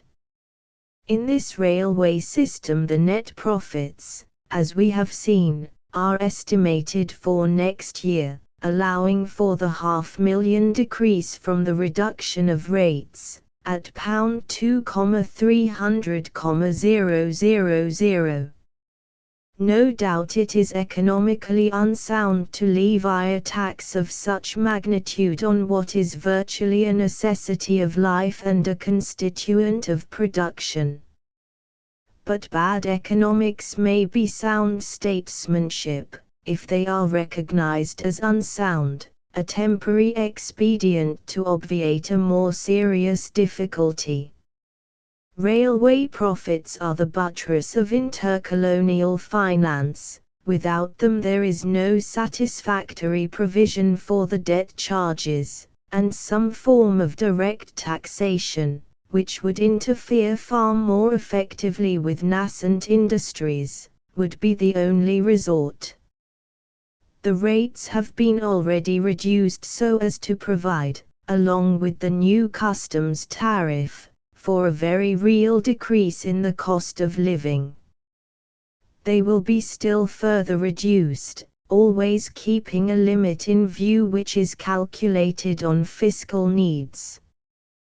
To so adjust the rates that industrial and rural development will not be hindered, and at the same time to provide an adequate revenue, presents a very pretty problem in railway finance. It is the problem in the customs, it is the problem in direct taxation, it is the essence of the economic problem of the country. But with all reductions there is a good chance of railway revenue increasing. The 5 millions of the loan which go to development will in a year or two bear fruit. It is difficult to see how the net profits can ever fall below £2,100,000, while it is not unreasonable to hope that in a few years they may rise to £2,500,000 or £3 million. But while the revenue side is likely to increase, the expenditure side of the budget will inevitably decline. When the full loan is raised, the annual charge will be £1,408,000, a stationary figure till the loan is redeemed. The Council is a genuine caisse de la dette. Its revenues are charged in the first instance with the loan charges, and the liability of the separate colonies to make up any deficiency distributes the weight of the debt equitably among the parties to it. The danger of a case, that it tends to check general prosperity by a too arbitrary appropriation of revenue, is avoided by the very strict conditions of the Council's power and the nature of its constitution. The minor common services will not increase, and they may very probably decrease, as such branches as surveys and permits shrink to normal limits. The large item of £1.5 million for the constabulary will be lowered in future to about £1,200,000, which, on the present establishment, must be regarded as a final figure. We may, therefore, take £2,500,000 as the average expenditure in 2 years' time, which, if railway receipts increase to a like figure in the same time, would make the intercolonial budget balance. In the meantime, the Transvaal is able to pay any contribution which may be required from her. But in 2 years all or the greater part of the war loan will have been raised, and she may have to face a maximum annual charge of £1,200,000, which contains no provision for any sinking fund. In these circumstances, on her present revenue she could pay nothing towards any intercolonial deficit. She might even have to ask for a contribution. There is every probability that such help could be given, and an automatic system of adjustment might be framed by which any intercolonial surplus could go to pay the charges or assist in the creation of a sinking fund for the war loan. This is of course on the most unfavorable assumption, that the war loan has to be raised at 4%, that the present industrial depression continues, and that the Transvaal gets no increase of revenue from that prosperity which she has a right to expect.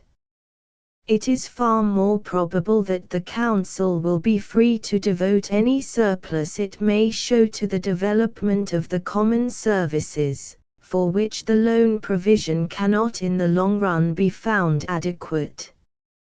21. This figure does not cover the expense of repatriation. There was a free gift for the purpose of £5 million by the imperial government. 22.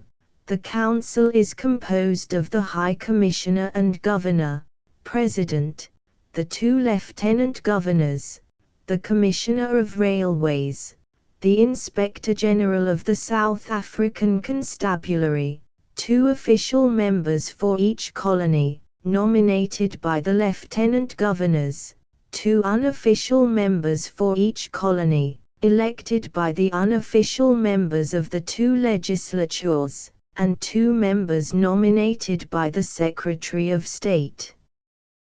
23. These figures require a word of explanation. Only 30 millions of the loan have been issued, so the charge for interest and management should only be £1,208,000, but as the loan year began in May and the financial year for the budget began in July, interest and management charges for 14 months were included. For it is idle to deny that the present is a period of financial strain. The new colonies are solvent, but the margin is narrow. Like everything else in South Africa, their finances are on a needle point, and require strenuous intelligence and constant economy. I have taken the railway profits and customs receipts as incapable of falling below their present level, but it is to be remembered that the past year is not a fair basis for prophecy, since the country has been in process of reconstruction, and the heavy importations for the purpose have swollen receipts in both departments.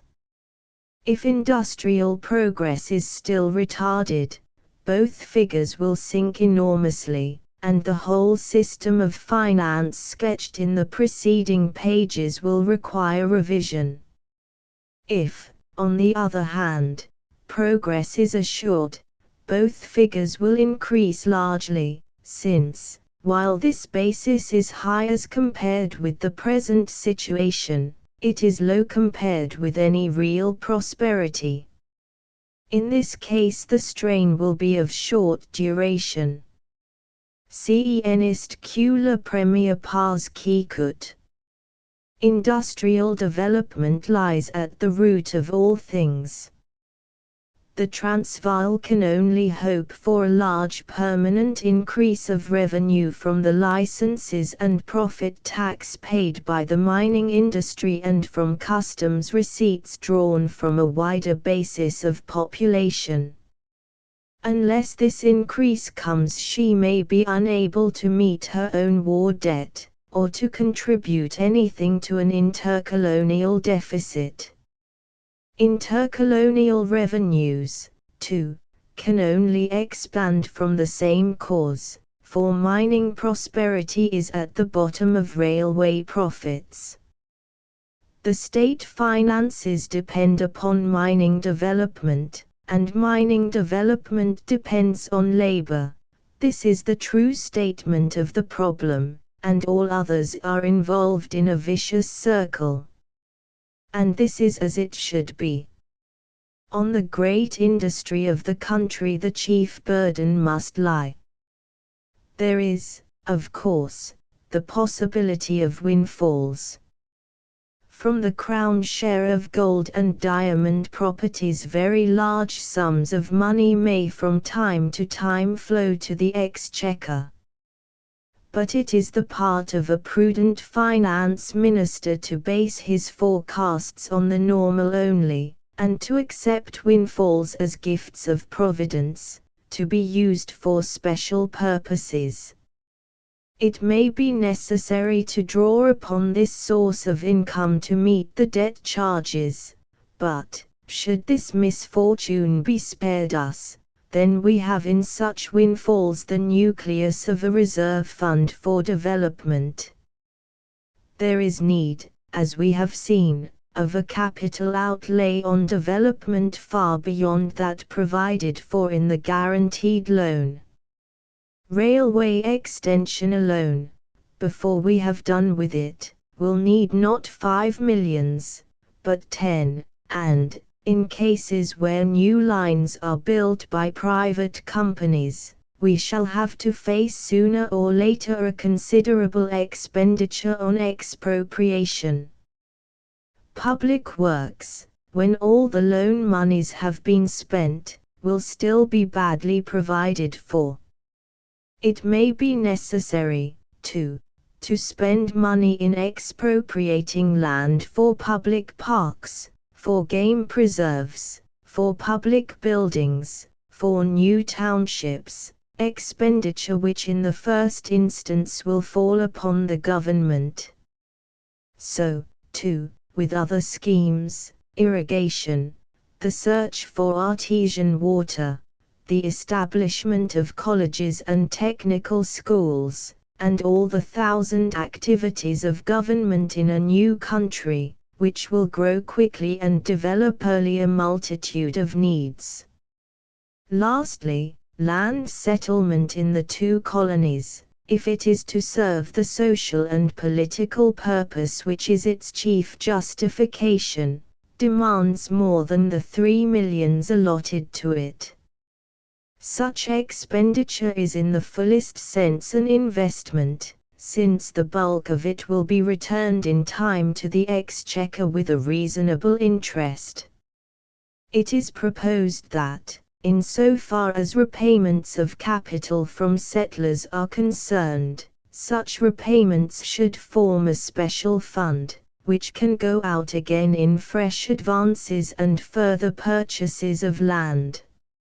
In this way a permanent fund for settlement will be created, and the project will not be dependent upon a share of any annual surplus. The economic problem of the new colonies finds a parallel in Egyptian reconstruction in more ways than the analogy of the caisse de la dette. There is the same undeveloped wealth in the country, the same heavy bondage of debt, the same demand for reproductive expenditure. To cut down the cost of living and the restraints on production, and at the same time to provide money for development and for the charges of an unproductive debt, is the threefold South African problem, as it was the Egyptian. Solvency here, as there, is to be found in an equipoise, and requires a nice and discriminating statesmanship rather than any heroic cutting of knots. In most respects the Egyptian difficulty was far the greater, for there the cast-iron debt regulations and the endless European surveillance frustrated at every turn the efforts of her statesmen. But one danger was absent. In Egypt patience and diplomacy, faith in the country and in the work of time, were so obviously the only cards to play, that, while there were many temptations to lose heart and abandon the struggle, there was no inducement to try short-cuts and forsake the true path of policy for those showy and unconsidered measures which in the rare event of their success are called heroic. In South Africa the amateur financier is so abroad in the land that we may look to find many odd nostrums advocated to ensure prosperity. The kind of discussion which arose over the labor difficulty is a guide to what we may expect in the realm of high finance. But in both the one and the other the real problem is plain once the obscuration caused by conflicting interests is cleared away by a little common sense. The great questions of economics in relation to state growth are always simple. If high finance means anything, it is the power of adding two and two together. Complicated financial adjustments belong to a lower plane, the great financier may have no aptitude in reducing results to a decimal. But there is this distinction, that whereas in the intricate calculations of secondary finance the figures are mere counters, the elaboration of accepted data, in the higher and simpler finance they are symbols. To the statesman they are the gauge of prosperity or decline, and behind them stand the millions of workers, the miles of crops, the floods and droughts and pestilences, the rise and fall of industries, the ore in the mine, the web in the factory, the cattle in the stockyard. The yield of a land tax is to him not a figure but a symbol, and in using it he has regard not only to its formal place in estimates and returns, but to its political meaning. It is, if you like, the quality which in other spheres constitutes the distinction between statesmen and high permanent officials, between economists and statisticians, between all leaders and all subordinates. In the finance of a country which is still in process of reconstruction, this power, so uncommon and so inestimable, of getting behind figures to facts, and keeping the hand on the pulse of national progress, is the only guarantee of ultimate success. In this light the prospects of the new colonies give good reason for hope. The budget of today, formally regarded, shows a delicate equipoise, in which a pessimist might find material for dark forebodings, but it is only the symbol of that stress of recreation which must precede an ample prosperity. Chapter 13. The settlement of the land. To the Boer the land was the beginning and end of all things. A town was only a necessary excrescence, an industry an outlander whim. A land policy is therefore one of the first burdens which attend our heritage. Happily we are not seriously impeded by the wreckage of systems which have failed. The Boer government had no land legislation, and the few laws, such as the Occupation Law of 1886, which touched on the question, were less statutory enactments than administrative resolutions. The Boer farmer, or his father, secured his land when the country was unoccupied, and he had merely to arrange the boundary question with friendly neighbors. He held it on freehold title, with no reservation of quit rent to the government. When the existing population had thus been settled, the balance of unoccupied country fell to the state, and this was further parcelled out by grants to poor burghers, doles for war service, establishment of native reserves, and in the wilder districts by the system of occupation tenure. But in spite of all grants a considerable portion remained state territory, over 44,000 square miles in the Transvaal, of which at least 19 million acres are unsurveyed. In the Orange River colony the state lands are smaller, not exceeding, with all recent purchases, 1,400,000 acres. The land question in the two colonies is therefore of the simplest. The best farms, including most of the rich pockets of alluvial land, are the freehold possession of a small number of Dutch farmers. The balance is the more or less encumbered perquisite of the state.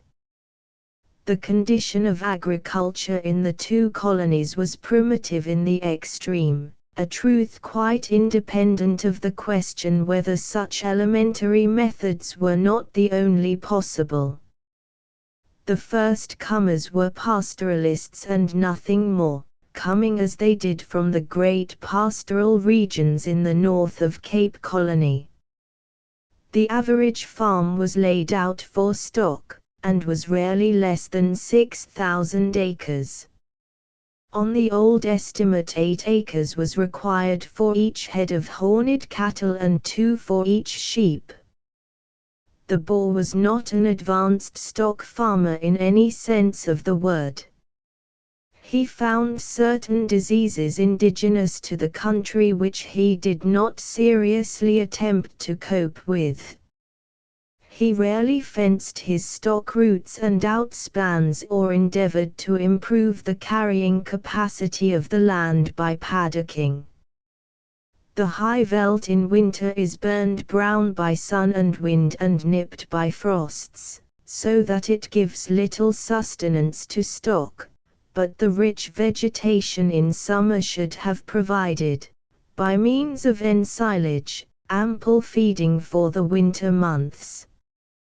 This simple device was never used, and when the grass failed the Boer trekked with his herds to his low veldt farm, whence he frequently brought back the seeds of disease in his animals. In the quality of his stock he was equally backward. In the Afrikander ox he had the makings of one of the hardiest and strongest draught animals in the world. In the Afrikander pony he had the basis of a wonderful breed of riding horses, to whose merits the late war has sufficiently testified. He never seriously tried to improve one or the other. Stallions of wretched quality were allowed to run wild among his mares, and he had no system of culling to raise the quality of his herds. The market for his beef and mutton was small and uncritical, so that the amassing of animals became with him rather the sign visible of prosperity than a serious professional enterprise. At first the Boer did little more than till a garden. On each farm there was a certain water supply, and around the spruit or fountain a pocket of alluvial land. The ordinary soil, both in the Transvaal and the Orange River colony, is, with some remarkable exceptions, poor and easily worked out, but those alluvial patches are so rich as to be practically inexhaustible. The Boer and the Kaffir shared one gift in common, an infallible eye for good country, though there was this difference between them that the Boer chose the heavy riverside lands, while the Kaffir, who was a shallow cultivator, preferred as a rule the lighter slopes where he could pick with ease.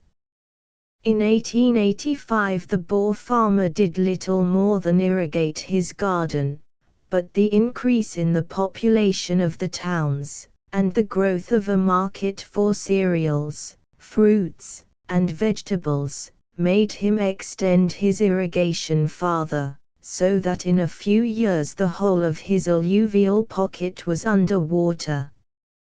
Formerly he had been a pure pastoralist, now he became also an agriculturist, and after his fashion a narrow-minded one, for irrigation, which was his first successful experiment, was at once exalted by him into an axiomatic law.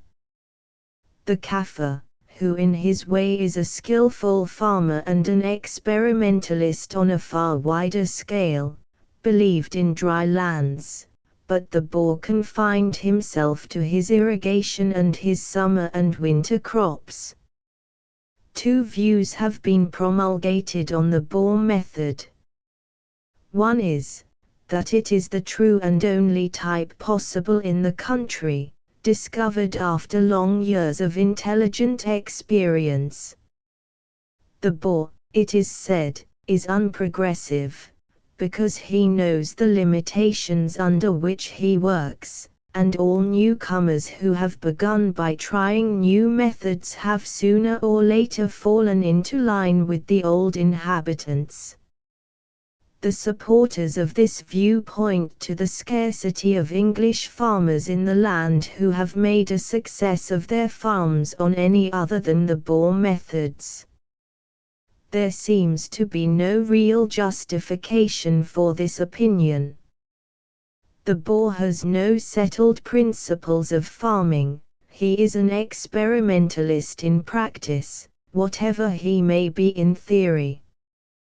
We have seen that he began as a pastoralist, advanced to be also a gardener, and is now a cultivator of lands under irrigation. In some 20 years, had he been allowed to develop unchecked, he would doubtless have come round to the Kaffir view of the dry lands.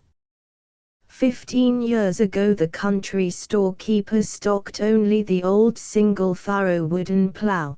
Today on Boer farms you may see double-furrow steel ploughs, disc cultivators, not to speak of such elaborate farm machinery as air motors, reapers and binders, steam chaff cutters, and in some few cases steam ploughs. The more progressive Boers have changed utterly their methods of orchard management, and at the present moment they are reconsidering their methods of tobacco growing. The point is important, because if the Boer has really found out long ago the limitations of the soil and the only principles of farming, then so far from deserving the name of unprogressive he has shown himself eminently wise. But the theory of Boer stability is a chimera. He changes every year in his attitude towards the soil, changes unwillingly, it may be, but certainly, and though a few dogmas take a long time to alter, they alter in the end. It is equally incorrect to argue from the absence of successful immigrant farmers on progressive lines. They were few in number, because in a country where the rural population was mainly hostile, the newcomers who began by farming ended as a rule by drifting to the towns. But, to cite one case, mealies have been grown on dry lands on the American plan with great profit to the farmer, and the German tobacco planters in the north have shown how profitable fruit and tobacco growing can become, if conducted on principles rather than on tradition. But it is as great a mistake to regard the Boer farmer as utterly without capacity. He had no need to bestir himself. He lived simply and supplied his own modest needs. He saw his farm going up in price through the general appreciation of land values, and he sold a bit now and again and increased his herds, or he might receive a large sum for the option on the minerals under the soil. He was cheated by the country storekeeper, and he rarely attempted to reach distant markets. The old vicious system of allowing natives to farm on his land in return for a certain amount of compulsory labor, a system unchanged by that abortive piece of lawmaking, the Plaque Cassuet, made him unthrifty and improvident. He had no labor bill to cast up, no financial position which wanted investigation at each year's end. Hence the difficulty of framing any accurate forecast of the prospects of farming in the new colonies. There are no statistics to follow, no scale of values for land or produce. But the Boer had an empirical science of his own. He knew exactly the capacity of his irrigated land, though he never thought of formulating his knowledge. He had many rough and effective precautions against blight and disease, and he had a kind of gypsy veterinary skill. He was not industrious, but I think he must be allowed the credit of having done his best for the land on his own principles. He was a great buyer of new farm machinery, partly perhaps out of curiosity, and on this point at least his conservatism was not consistent. Some of his methods were based on common rural superstitions. For example, he always sowed, if possible, at the full moon. His habit, too, of seeking a theological explanation of all misfortunes was destructive of energy. When the locusts or the Gallict came, he lit his pipe and said it was the will of God, a visitation which it would be impious to resist. Hardly, perhaps, the proper attitude for success in this modern world, but under his peculiar conditions he never felt its folly. It is impossible to believe that the boar has done justice to the country, but we may readily grant him skill and good sense in the narrow world in which he dwelt. The land problem in the new colonies is partly political and partly economic, and on the solution of the latter branch of the question the former largely depends. There are urgent reasons why an English population should grow up on the land, but unless this population can make a profitable living, it would be folly to encourage its immigration. On this economic question it is impossible to dogmatize. Data, as I have said, are lacking and have never existed. At the best we can frame some sort of tentative answer, a hope rather than a promise, and we are justified in this course because those who attack the policy have no better argument to offer. Before the war, the ordinary farmer sold his stock and his produce at fair prices in his country town. The bulk of it, together with the produce which the more enterprising farmers sent direct, went to Johannesburg, where on the whole high prices were maintained. So good were the prices that the farmers of the eastern and western provinces of Cape Colony found it profitable, notwithstanding customs and heavy railway freights, to make Johannesburg their chief market. But in spite of all local production, Johannesburg was not fully supplied. Foodstuffs in large quantities had to be imported from abroad. In 1898 agricultural produce, raw and manufactured, to the value of nearly £2,500,000 was imported into the Transvaal. Arguing on these facts, many have predicted a rosy future for all branches of South African farming. What has been imported, they say, can be grown, the mining industry will advance, and agriculture will follow with equal steps. But such rudimentary hopes can scarcely be held to exhaust a very complicated and delicate problem, to which some answer must be suggested before any needs of policy can be thought of. There are two questions to be met: how far is the land capable of intensive and sustained production? And, granting the capacity, what guarantee is there of profitable markets? The soil of the new colonies, as I have said, is sharply divided into alluvial pockets and dry lands, the former highly cultivated, the latter, except for Kaffir locations, mainly neglected. But since for one alluvial acre there are 100 dry morgen, the progress of the country may be said to depend upon the dry lands. It follows that pasturage must remain the staple form of farming. The bulk of the dry lands are light and thin in soil, and the natural humours of the ground have been much exhausted by the unthrifty habit of veldt burning. But in spite of all drawbacks, it is a country of abundant summer grass, both sweet veldt and sour veldt, which is capable of great improvement by any proper system of paddocking and depasturing. Large quantities of veldt grass might be cut for winter fodder, and roots and forage crops could be grown in summer for the same purpose. Farms, which at present carry an ox to every 8 acres and a sheep to every 2, might be made capable of supporting a vastly greater stock.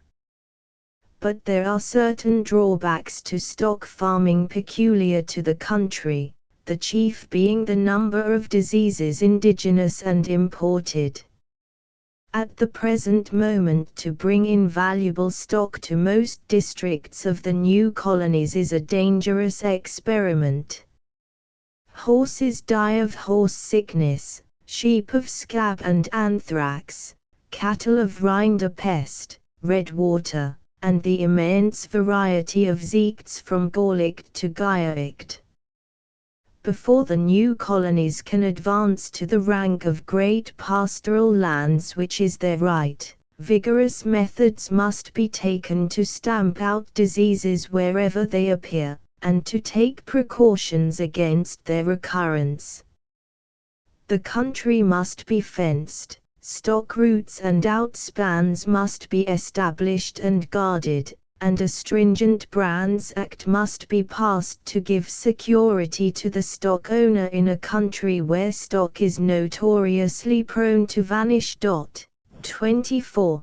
Given good laws, adequately administered, the Transvaal and the Orange River Colony may well become countries of large and prosperous stock farms. Here, it has been argued, the matter ends. Agriculture must confine itself in most cases to the growth of domestic supplies and winter forage. I cannot, after a careful examination of most parts of the country, bring myself to accept this view. Much may be done by irrigation to increase the area of land under water. Sir W. Wilcox's report, 25.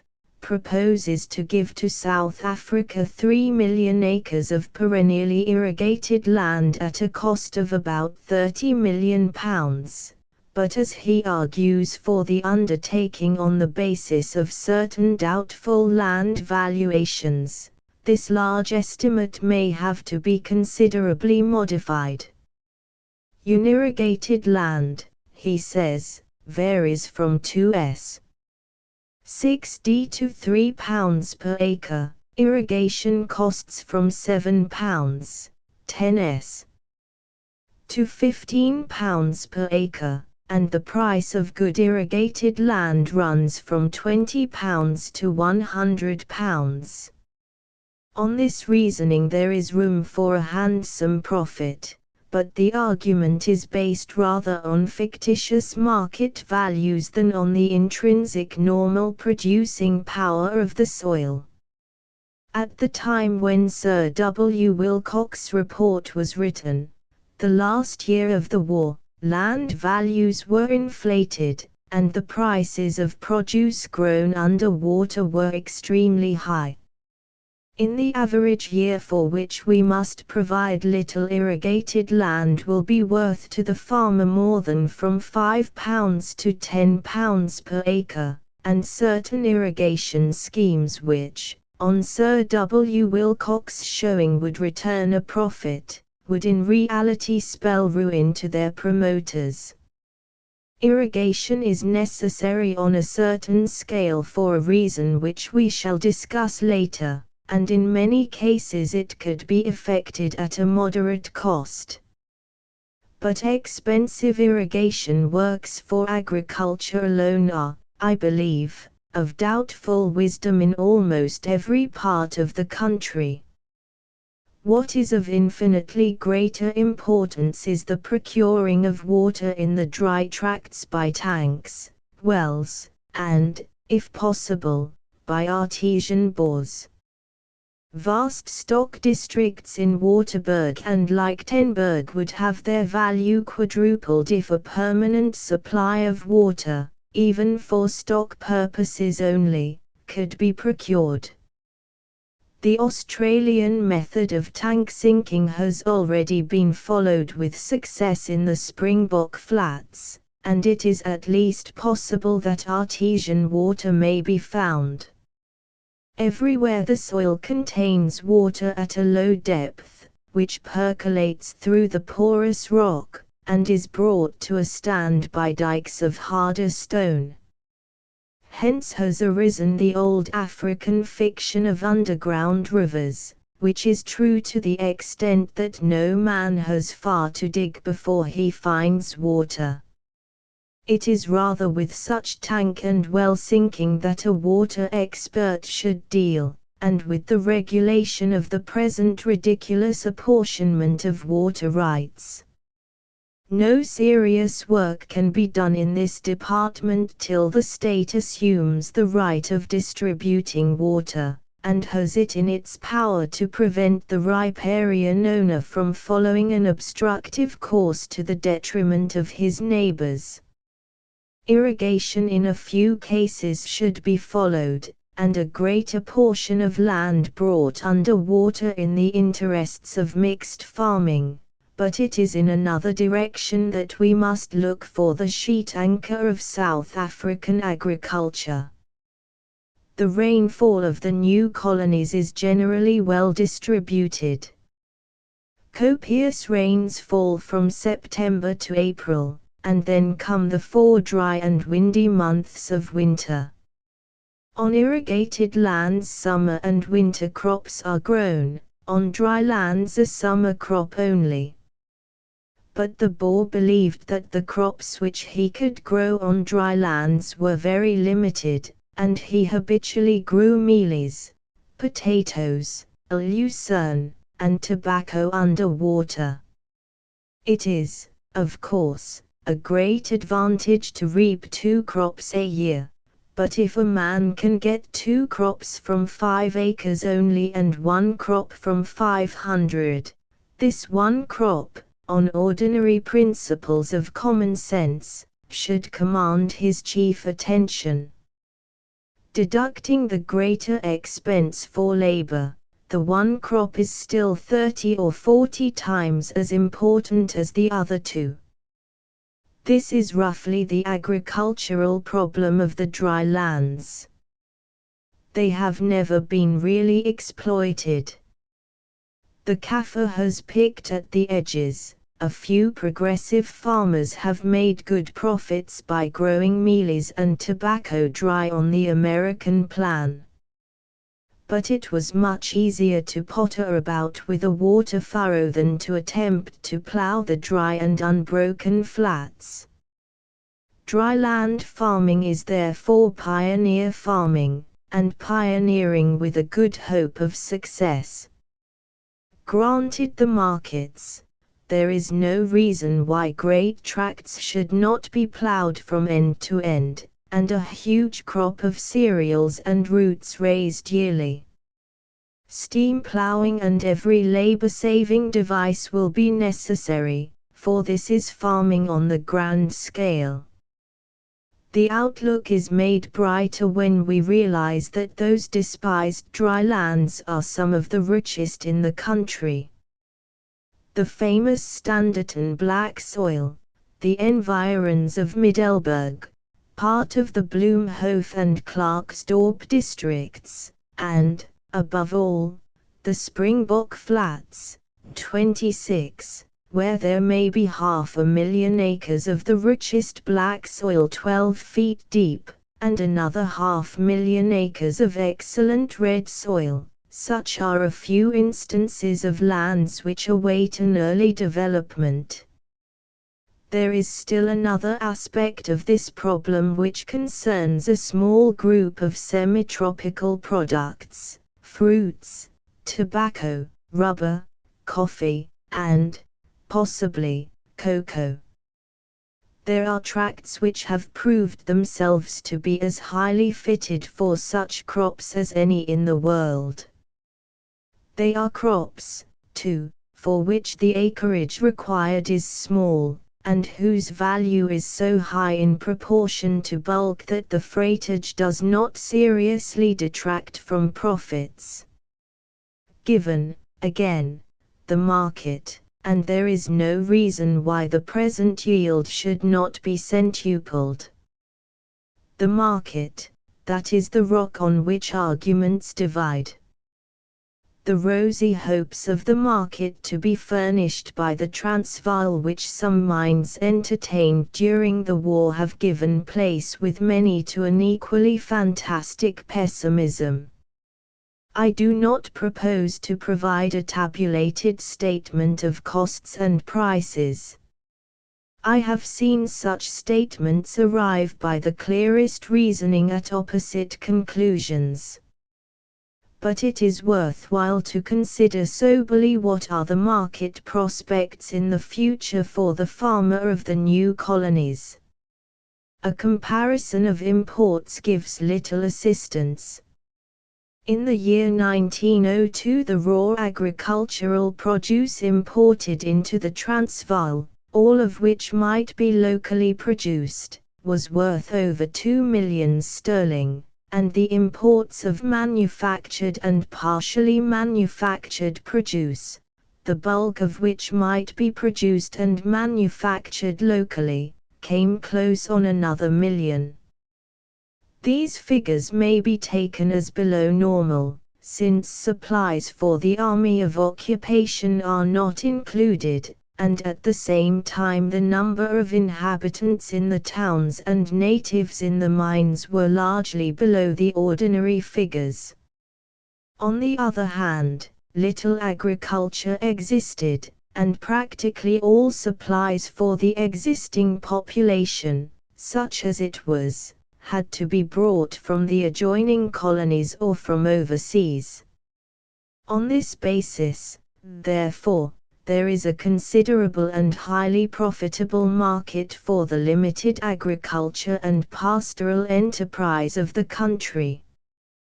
But in framing any forecast, two new factors must be taken into consideration. If the towns are to develop, the cost of living must be greatly reduced, which means in the first instance that all ordinary foodstuffs must be imported free of duty and at cheap railway rates.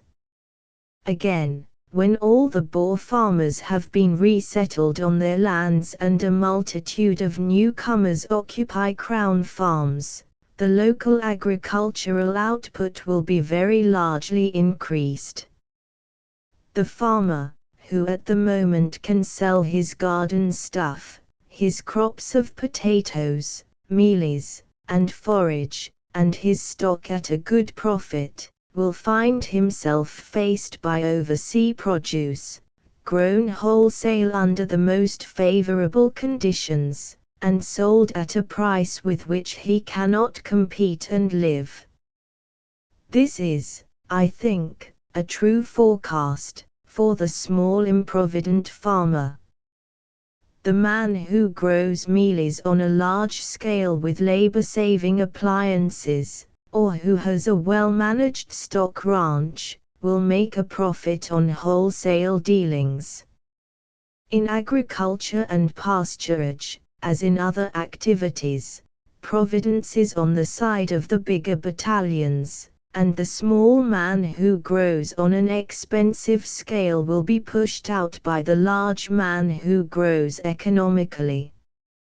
Prophecy is an intricate task, especially on land questions, but it seems clear that the only class who will not have to dread to some extent a change in present conditions, a cheapening of the means of life, and the influx of a large agricultural population, will be the wholesale farmers and pastoralists, who follow the methods of overseas producers and enjoy the advantage of living at their customers' doors. but this does not exhaust the question.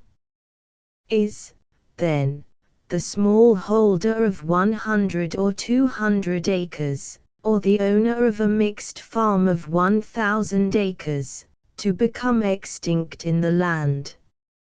It depends entirely on themselves. In districts such as Waterberg, Zoutpansberg, and Barberton, the holder of 50 acres under water will be able to put vegetables and fruit on the Rand market a fortnight before any other grower in the world. His price is assured beyond doubt, and if he may find little profit for 6 months in the year, he is in no worse case than many prosperous market gardeners in Kent and Surrey. It is here that the value of irrigation appears.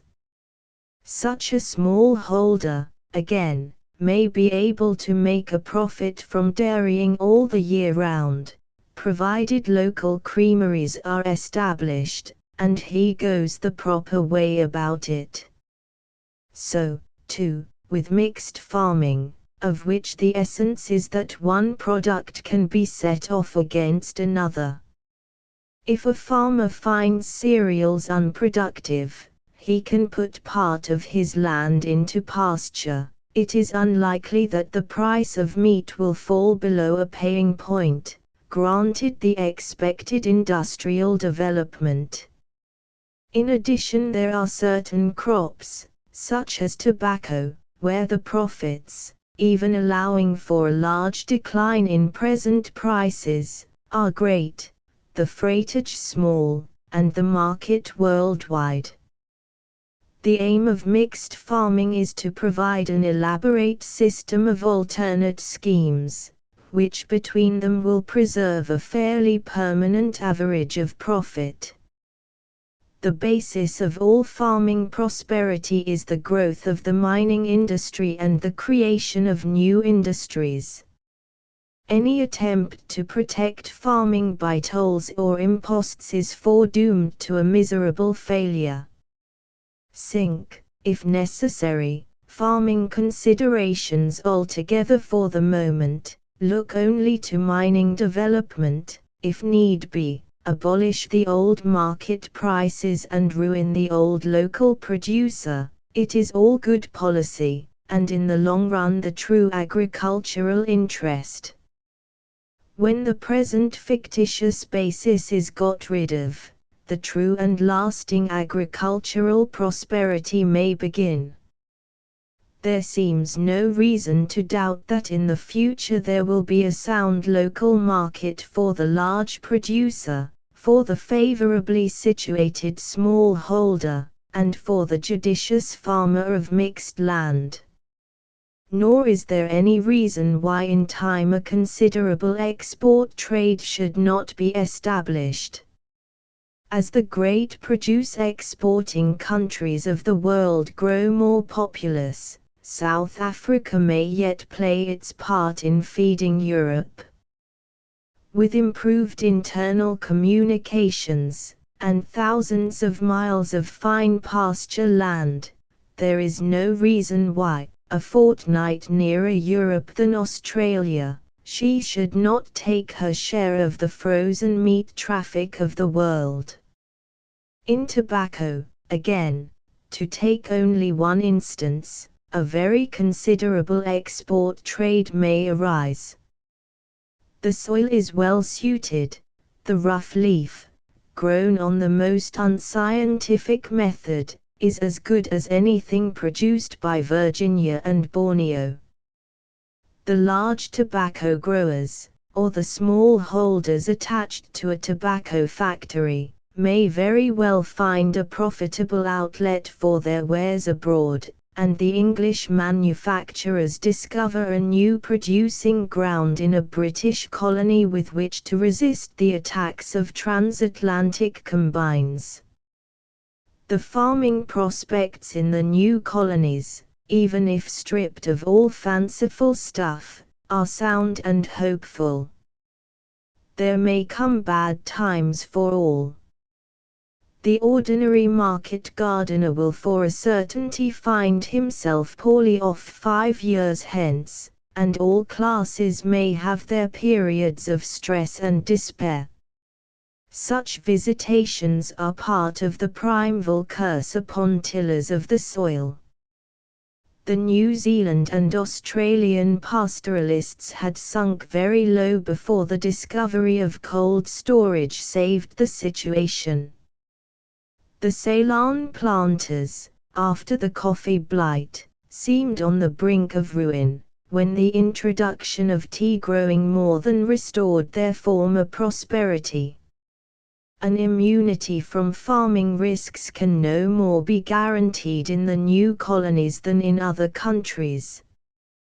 The real question is, can they offer the settler no greater risks than he has to face elsewhere, and at least a fair chance of greater prosperity? On a reasonable survey of the case, I think it will be found that they can. With this clearing of the ground we can turn with an open mind to the political question. The secular antithesis of town and country is as marked here as elsewhere, and the political problem varies accordingly. In the country we have to create in a large measure from the foundation, we have to meet and nullify the prevailing apathy, and undertake as a government many tasks which would elsewhere be left to private enterprise. There the wounds of war gape more widely, and have to be healed by more cunning simples. People have spoken as if the towns were the sole factor in the case. Make the towns prosperous and wholly British, it has been said, and the land is ours. The towns are the loyal units. As they advance in prosperity, the rural districts will sink out of account, and rightly, for their wealth is small, their population hostile, and their future barren. 20 years hence, wrote in 1896 an observer as clear-sighted as he was hopeful, the white population is likely to be composed in about equal proportions of urban and rural elements. The urban element will be mainly mining, gathered at one great centre on the Witwatersrand, and possibly at some smaller centres in other districts.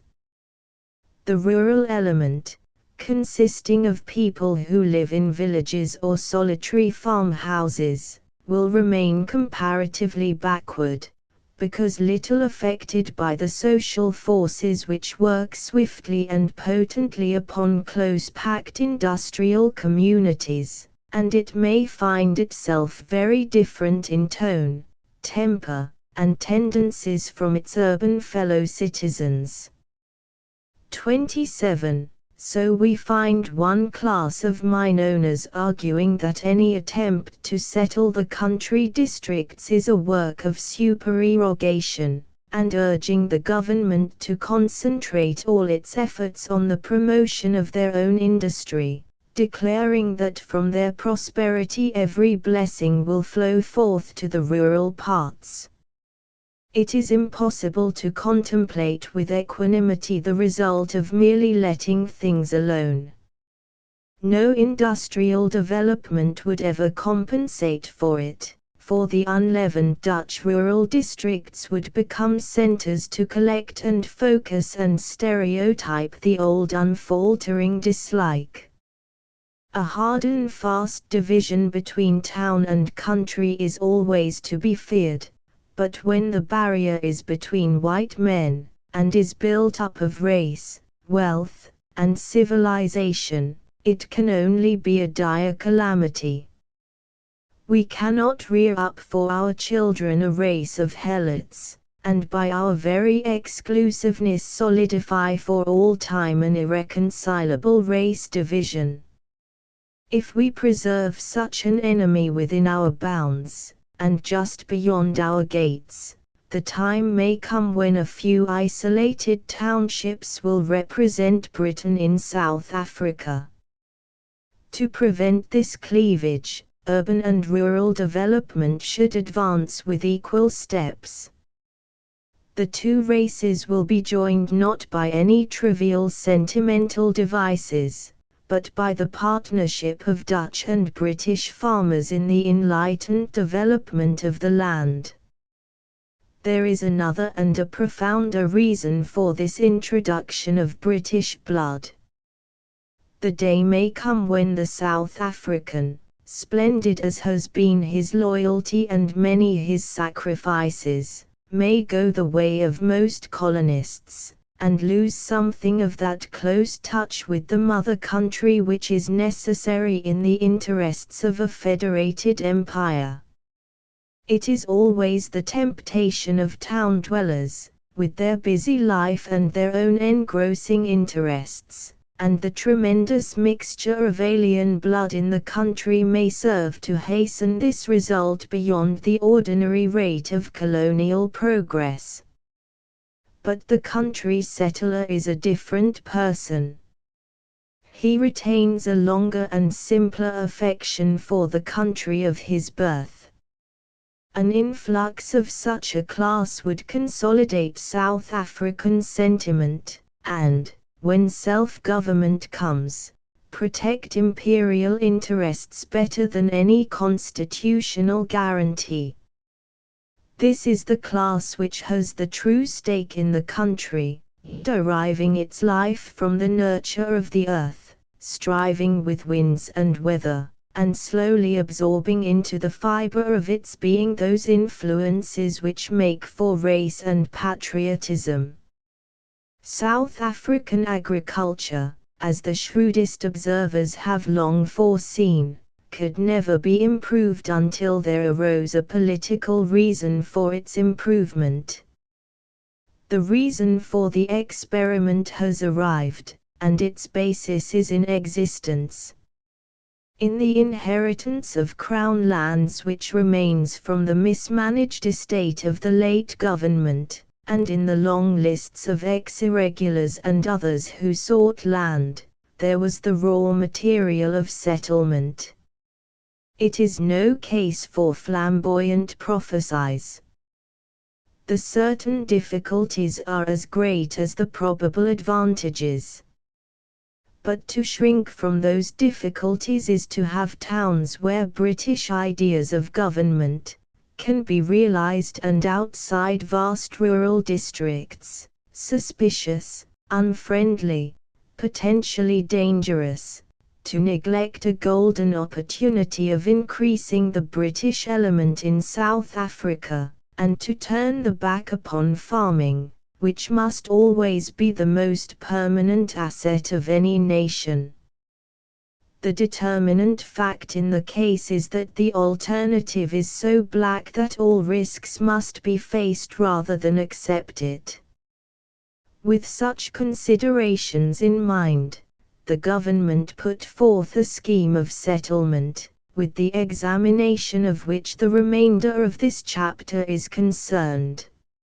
It is not my business to write the history of the Crown Colony administration, and therefore no time need be given to the many difficulties which faced the scheme, the mistakes made, and the hopeful results attained in certain cases.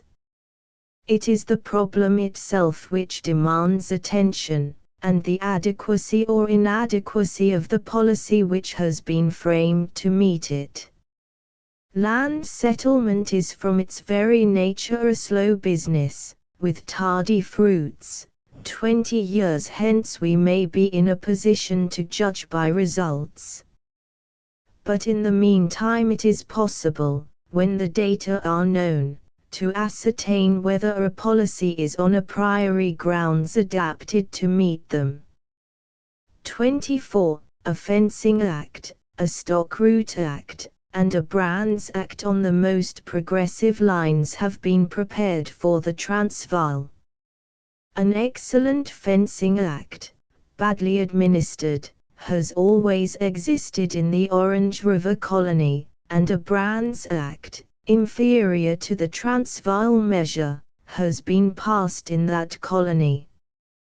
but it is the effective administration of the acts which is of importance. 25. Parliamentary Paper CD 1163.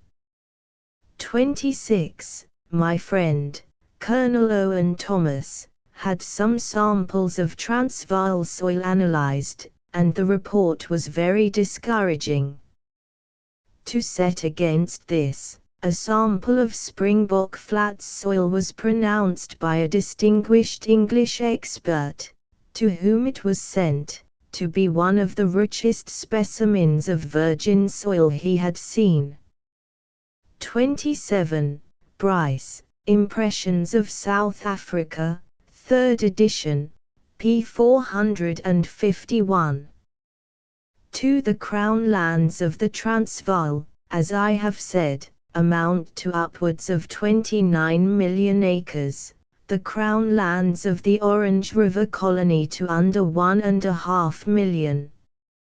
So far as the latter colony is concerned, land settlement is rather in the nature of estate management. The lands are too small for any serious political purpose, nor would the most extended settlement make much impression upon the solid Dutch rural community. But in the Transvaal the Crown in several districts is by far the largest landowner, and in others it holds the key of the position. Take a Transvaal map colored according to ownership, and red is easily the master color. A solid block of it occupies the northeast corner, large islands of it appear in the western and eastern borders, and the center is plentifully dotted. Save in the little-known northeast, those lands are generally pasture, and in too many cases dry and arid bushveld. In the Standerton district, and in parts of Rustenburg, Potchefstroom, and Bloemhof, there are tracts of good irrigated or irrigable lands, while in Barberton, Lydenburg, Zoutpansberg, and Mariko there are considerable districts well watered and well suited for tropical and subtropical products. Taken as a whole, however, only a small portion of the Crown holding is suitable for early settlement, say 2.5 million acres within the next 3 years. But there is a wide hinterland for development, and in settlement, as in empire, a hinterland is a moral necessity. There must be an open country to which the sons of farmers, in whom the love of the life is born, can trek as pioneers, otherwise there is a futile division into smaller holdings, or a more futile exodus to the towns. Besides, there should be room for the townsman, the miner, the artisan, the trader, to feel that there is somewhere an open country where he can invest his savings if he has a mind for a simpler life. As railways spread out into new districts, land will become agricultural which is now pasture, and, as the pastoral industry develops and herds are formed and diseases are mastered, the ranchman will occupy large tracts of what is now the unused hunting veldt. The government scheme aims at making a beginning with this settlement, a beginning only, for no government has ever been able to reconstruct alone, and the bulk of the work must be done by private enterprise. If 2,000 farmers from England and the colonies can be settled in the rural parts before the day of stress arrives, then the work has been fairly started. A nucleus will have been formed to which the years will add, an element which will both leaven the slow and suspicious rustic society and provide a make-weight against the parochialism of the great towns. A country party is wanted which can look beyond the Dorp and the Minehead, and view South African interests broadly and soberly. Such a party must be common to both town and country, but it cannot be built up wholly from either. It must, in the first instance, be a British party, but if this British party is to become a South African party, it must stand for interests common to both races and to all classes. The formation of this leavening element cannot be left to time and chance, but must be aided by conscious effort. The land is largely unproved, and full of dangers to crops and stock. The newcomer must therefore be treated gently, and helped over the many stiles which confront him. He will usually be a man of small means, and his limited capital must be put to the best use, and eked out with judicious government advances. He should have few payments to make during his early years, when payments will necessarily come out of capital.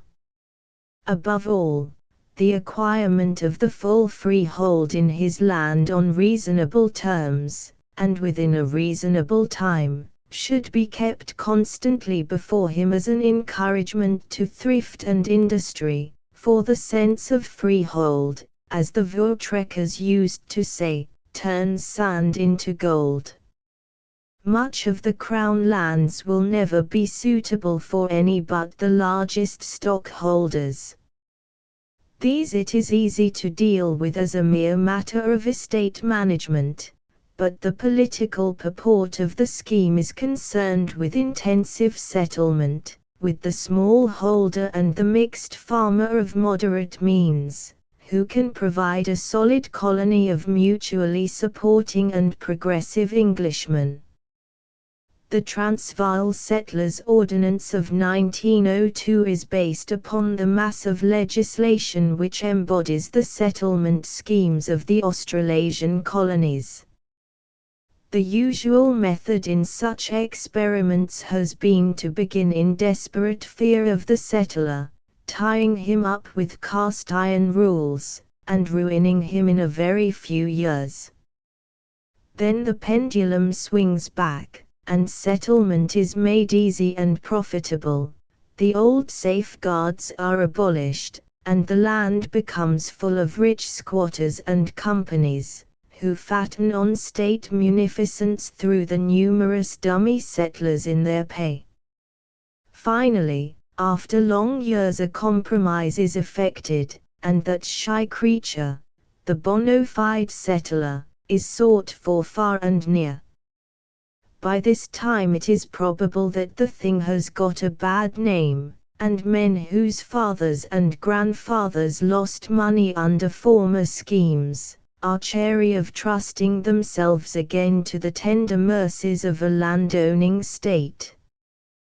This, or something like it, has been the experience of the Australasian colonies. Either land was given out indiscriminately and a valuable state asset cheaply parted with, or the conditions of tenure were such as to ruin the smallholder and put everything in the hands of a few rich syndicates. The land laws of Australia and New Zealand form, therefore, a most valuable precedent. We have their experiments before our eyes, and can learn from their often disastrous experience.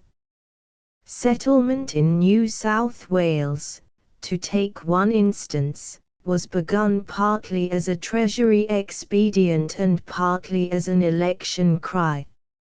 Under the Act of 1867 a settler was allowed to peg off, as on a mining area, a claim not exceeding 320 acres, without any attempt at a previous valuation and survey.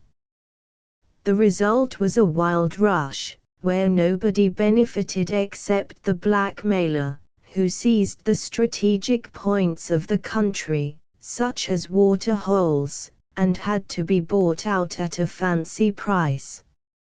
It does not surprise one to learn that of settlers under this scheme not 1 in 20 remains today. By subsequent acts the maximum acreage was increased, but in any case it was an arbitrary figure, and it was not till 1895 that it was left within the widest limits to the discretion of the Minister of Lands. Areas proved too small, since no provision could be made for the increase of stock and the necessary fall in prices which attended settlement. In valuation, the extraordinary plan was adopted of giving a uniform capital value of £1 per acre to all land. The country being unproved, values were absolutely unknown, nor was any provision made for revaluation. The result was that the settler struggled along till he was ruined and his holding forfeited, when the holding lapsed to the state, which, being unable to find a new tenant, was compelled to let it remain vacant, having accomplished nothing but the needless ruin of the first man. The Settlers' Ordinance has endeavored to avoid laying down any rules which experience has not tried and tested. The determination of the size of any holding is left to the land officials, without defining any area limits. A holding which proves too small may be increased on appeal, and the boundaries are at all times made capable of adjustment. Holdings are first surveyed and valued, then gazetted for application, and finally publicly allotted, after full inquiry into the case of each applicant, by a central board. The division and valuation of farms, in the absence of reliable data, is a work of great nicety and difficulty. The country contains within its limits many districts which differ widely in soil, vegetation, and climate. It is therefore impossible, in deciding on the size of holdings, to follow any arbitrary rule, and to restrict survey to a maximum and minimum acreage would be fatal. The only method is to ascertain from local evidence the carrying and producing capacity of similar land, and so frame the boundaries of a farm as to provide on such figures a reasonably good living for the class of settler for whom it is intended. The danger of putting too high a price on land is not less great. If the current market price is taken, it will in most instances be overvalued, and in any case it is a method without any justification in reason. The best solution is probably the plan at present in use. Schedules have been prepared for the different types of holding, in which the profits are calculated, using as a guide the present price of stock and imported produce at the coast to ensure against the inevitable fall in prices. Taking such estimated profits as a basis, the valuation is so fixed as to give the settler, after all living expenses, annual payments to government, probable loss of stock, and depreciation of plant have been written off, a clear profit of 12% on his original capital. From this figure some further deductions may fall to be made for such disadvantages as unhealthiness of climate and excessive distance from the conveniences of civilized life. In the absence of more scientific data, this seems to form as fair a basis in valuation as any man can expect. But if early Australasian legislation erred in rigor, it also erred in laxity. The settler was often the nominee of a syndicate or a large run holder, and before the 1895 Act a class of professional selectors existed. This system of latifundia brought its own punishment. The run holder ruined the small selector. To pay the installments on his many selections he had recourse to the banks, which speedily ruined him and took over his holdings. The banks in their turn ruined themselves, chiefly through being obliged to pay installments on land valued at £1 per acre, of which the actual value for stock was less than 5s. Again, the settler was compelled to improve the land at the rate of so many shillings per acre within a given time. This led to cheap fictitious improvements by which the letter of the law was satisfied and the spirit evaded. The Settlers' Ordinance has certain stringent provisions to prevent such frustration of the true aims of settlement. Subletting or transfer of any sort, except with government consent, is strictly forbidden till the tenant has acquired the freehold.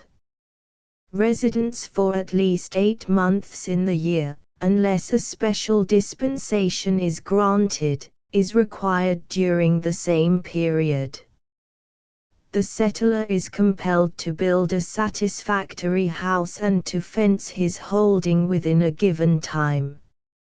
He is compelled to occupy it solely for his own benefit, to cultivate according to the rules of good husbandry, whatever that may mean, and the decision of the local land commissioner is the test by which he is judged.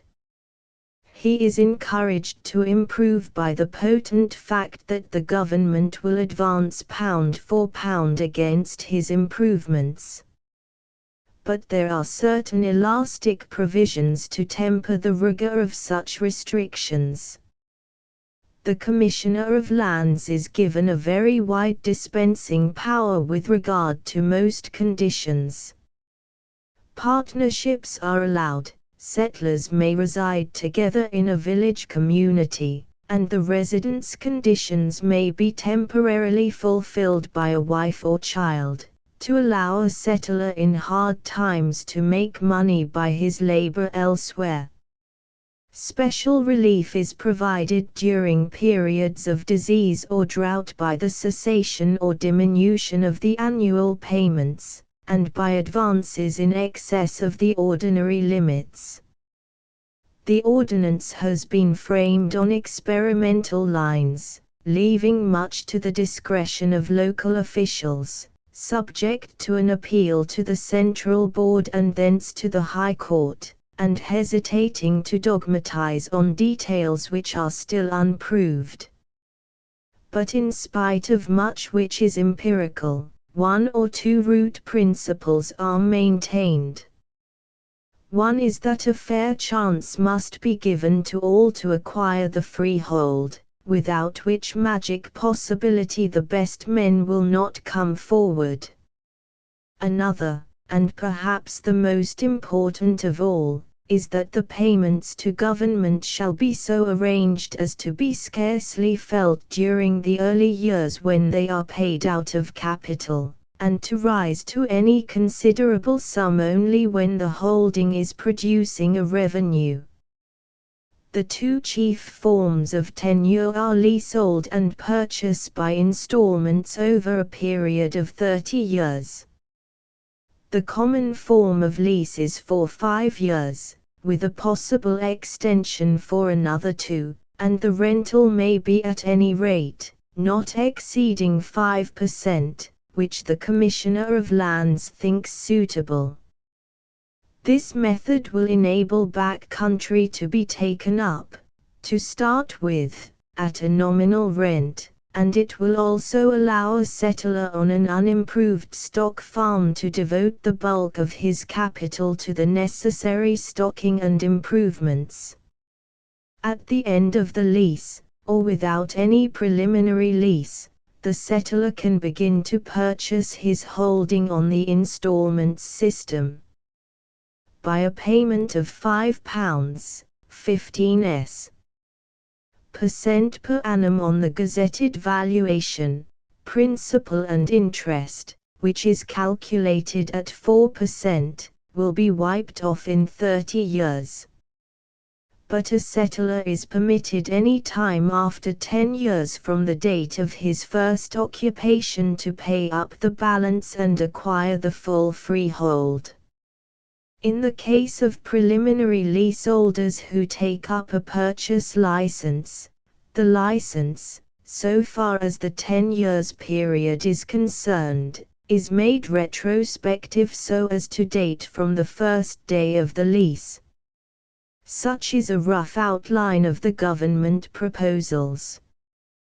They aim only at making a beginning, and it is to the large private owner and the land company that we must look for the completion of the work. South African agriculture can never be a Golconda like the Canadian wheatlands of the West. But it is of inestimable value to the country in providing a background to the immense temporary mining development, a permanent asset, which will remain to South Africa's credit when the gold mines of the Rand are curiosities of history. In itself it is a sound investment, offering no glittering fortunes but a steady and reasonable livelihood. No people can afford to develop solely on industrial lines and remain a nation in the full sense of the word, for in every commonwealth there is need of the rural forces of persistence to counteract the urban forces of change.